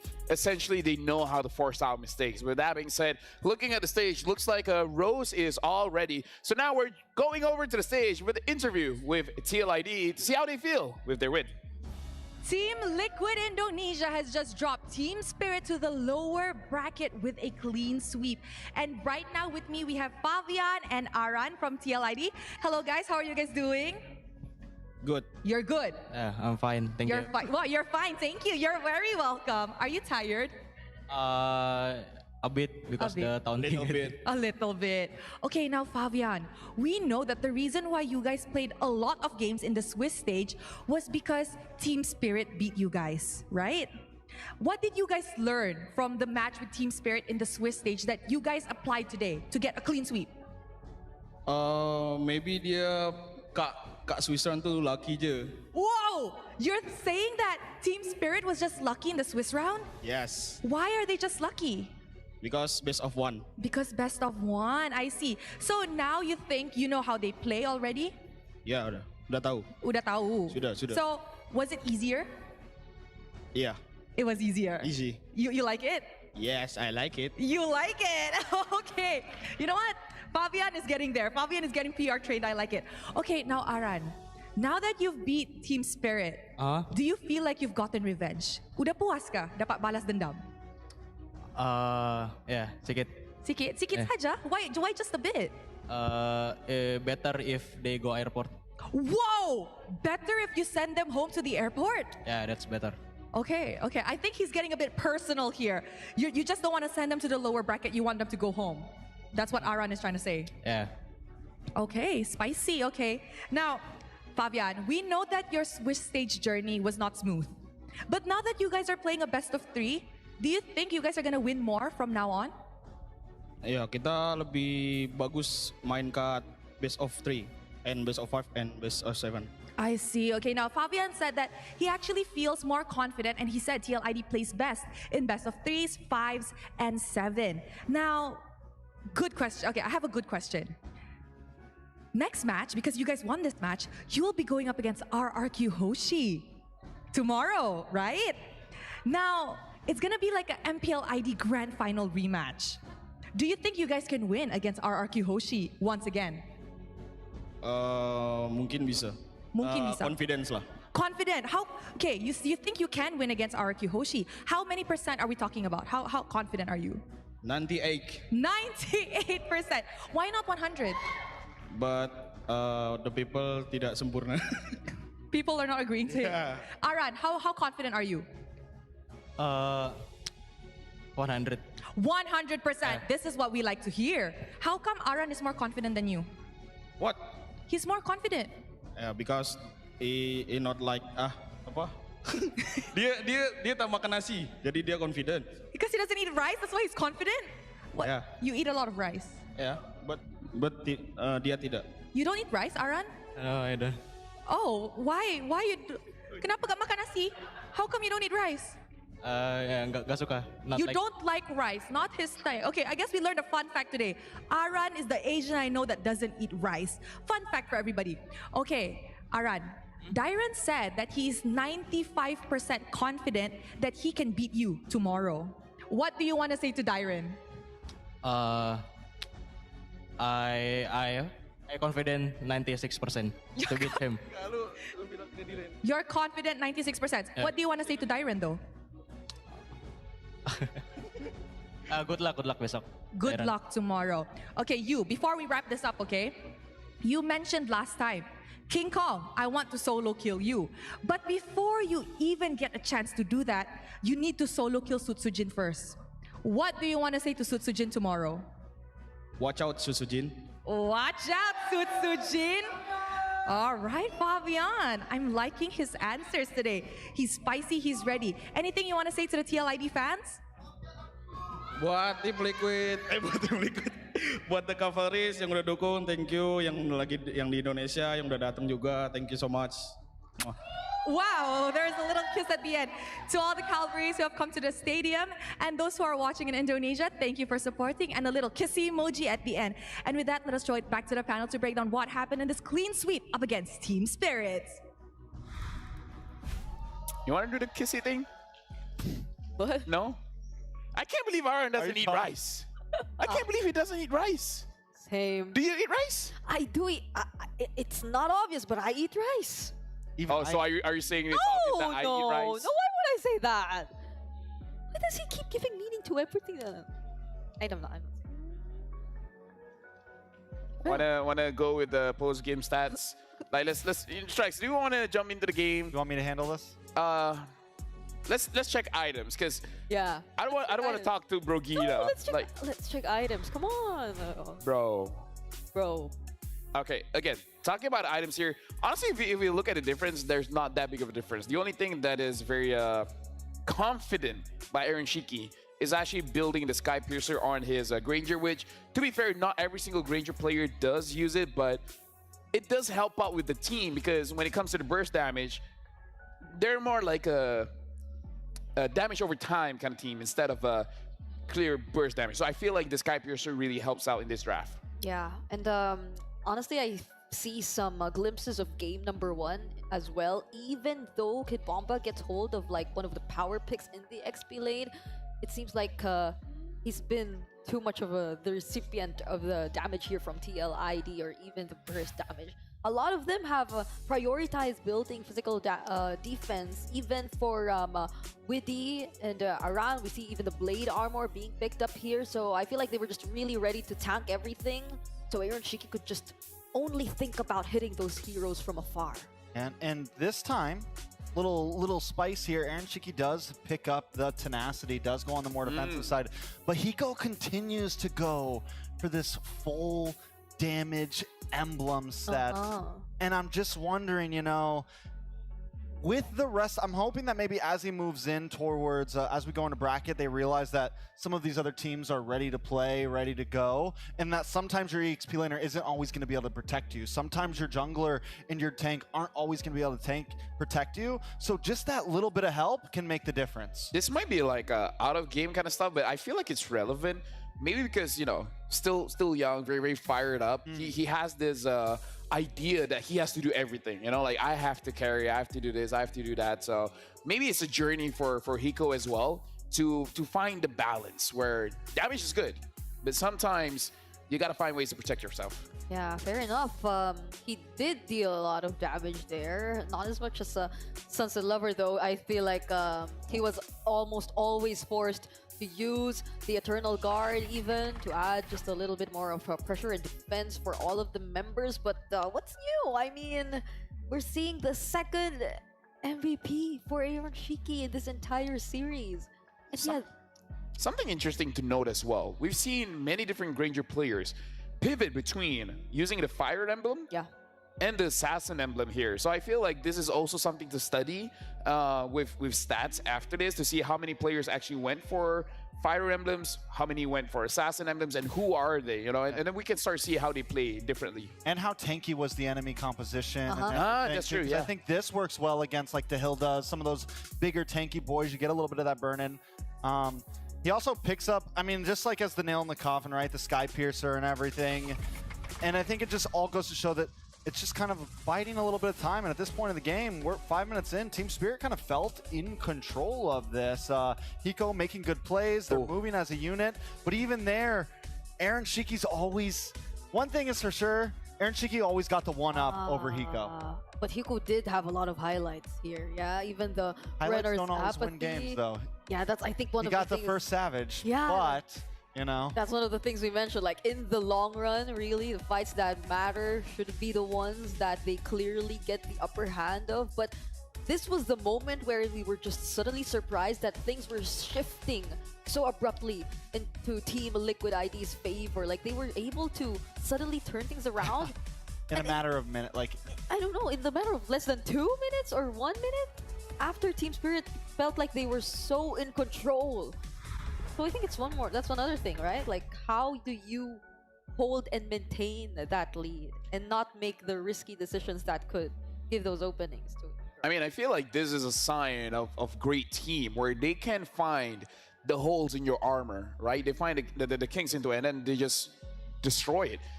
This is the experience, even though they are rookies, and that speaks to how fast that they adapt. They're rookies, and yet they're able to see weaknesses in enemy formation and start breaking it apart. Where we saw in the final clip, everything was used by Hiko, the flicker, the dash, and everything, and they still caught him. And they turned that moment into essentially a win. I mean, quickly got a 3K goal lead and knew immediately, okay, this is time to win. And I think seeing the things in the formations is huge in the coach's sense, but finding those small moments in game where it's like, we can close this out, comes down to just their ingenuity, you know? Yeah, now we got to look at the brackets here, where for tomorrow is going to be the upper bracket matches. FNOP going up against FCON, and then RRQ will be going up against CLID. So a bit of revenge from the previous MPLID, and then going down to the lower bracket where they'll be playing on the 10th of December. SRG will be going up against NIP Flash, and Vamos will be going up against Team Spirit, where, you know, home ground, SRG as well as Vamos. Every single game after this for them is elimination. And to note for everyone, all the matches after this, it's a best of 5. Yep. For those teams in the lower bracket, they'd have 1 or 2 days, actually, to prepare for their upcoming match, since we won't be having any games on the 9th as well. So that should be That's the longest any teams. Because with Swiss Stage, it was all back to back to back to back, you know? At most, it was 1 day, if you're not scheduled to play on the next day. So, like, now that they're in a very tight spot, they need to make use of that time well. Yep, now we got to look at tomorrow's schedule, and we're starting at 3 p.m. FNOP going up against FCON, which we saw from CW saying that Fnatic on the Philippines are good at pressuring jungle, and Falcons, they're very good in the team fight. And then RRQ going up against CLID, which is the rematch of the grand finals of MPL Indonesia, where instead of a best of 7, they're going for a best of 5. And Fabian already had a message for Sutsujin earlier. I mean, I can't count the number of people he already announced messages to whenever he had some winner. Putting targets on everybody. He's letting them all know that what he's here to do. He's just excited to go up against everyone. So look, as long as he doesn't target us, I'm good. It's like, I got a message for Trex. I'm like, oh, okay, buddy. You win. You win. No, I don't think we will fight against Fabian. Like, no, you win. It's all good. No. Brigitte wants to catch you in the EXP lane. Why EXP? I don't know. She's a Franco main. Oh yeah, she's a Franco main. She's a Franco main. So I don't know how you would do a 1v1 for that one. And for you guys around here, again, we want to make M6 the best experience for all of you guys, and we want to make it better for M7. So thank you for supporting M6. Your feedback is valuable for us, to keep on growing. So we have a QR code here. Please scan the QR code and give us your honest opinion on how we can improve production-wise, maybe the format. Although I gotta say, the Swiss format so far has been amazing. Like at least I can say it's entertaining. Yeah, I liked it. It like gave way for all of these teams to suddenly surprise us. And now we're seeing a version of the top 8 that I think none of us got right in our own individual predictions. I was pretty close. Did you? I don't remember my top 8. I think I got 6 out of 8. Okay, but it's not 8 out of 8. Don't miss M6 Battle Night happening from December 28th up until 29th. Again, it's a bit of ways away, but make sure you guys remember, enjoy exclusive bonuses, including a limited time 25 epic skin trials and all hero free trial. So make sure you guys log in on 28, 29. Though to be fair, should be logging in every day, right? Yes. Right? Log in every day. Every day. Although to be fair, make chess go. Balance it out. Now we got to look at the play of the day. We had like 4 best of 3s for today. So even I'm curious to see what is the play of the day. Okay. It's between Falcon and NIP Flash. Oh, the toss. Oh, this is the Roger game. And then Royal Milk just pops off here, I think. Yeah, Royal back. Oh, look at that. Lycan pounce onto 2. Dude, the fact that a Roger was picked up. Yeah. And Dax piloted amazingly. Though I gotta say, if you're going up against Falcon, you gotta be careful of Royal Milk, man. Something about Royal Milk, he controls the pace of the game. Chewe mentioned it. The team fight, pacing, and not to mention the surprises that they could potentially show. Roger in this meta? Whew. I never thought I would see it. And it worked. It worked. I mean, it worked very well, and it worked in the whole playstyle that they had. They brought what they needed, and we've seen so many teams try things and fall short, but they were able to pull it off. Yeah, it's risky but necessary to bring out these niche picks, these pocket picks here in the M6 World Championship, because if you keep on doing the same old, people will start to read it. By the way, I gotta say, bros, I enjoyed my time with you guys. If I could have spent today with anyone, it would be with Brigida as well as Trex. We're the bros. We're the Jurassic Park. And we're ending it today. We'll see you guys for more matches tomorrow.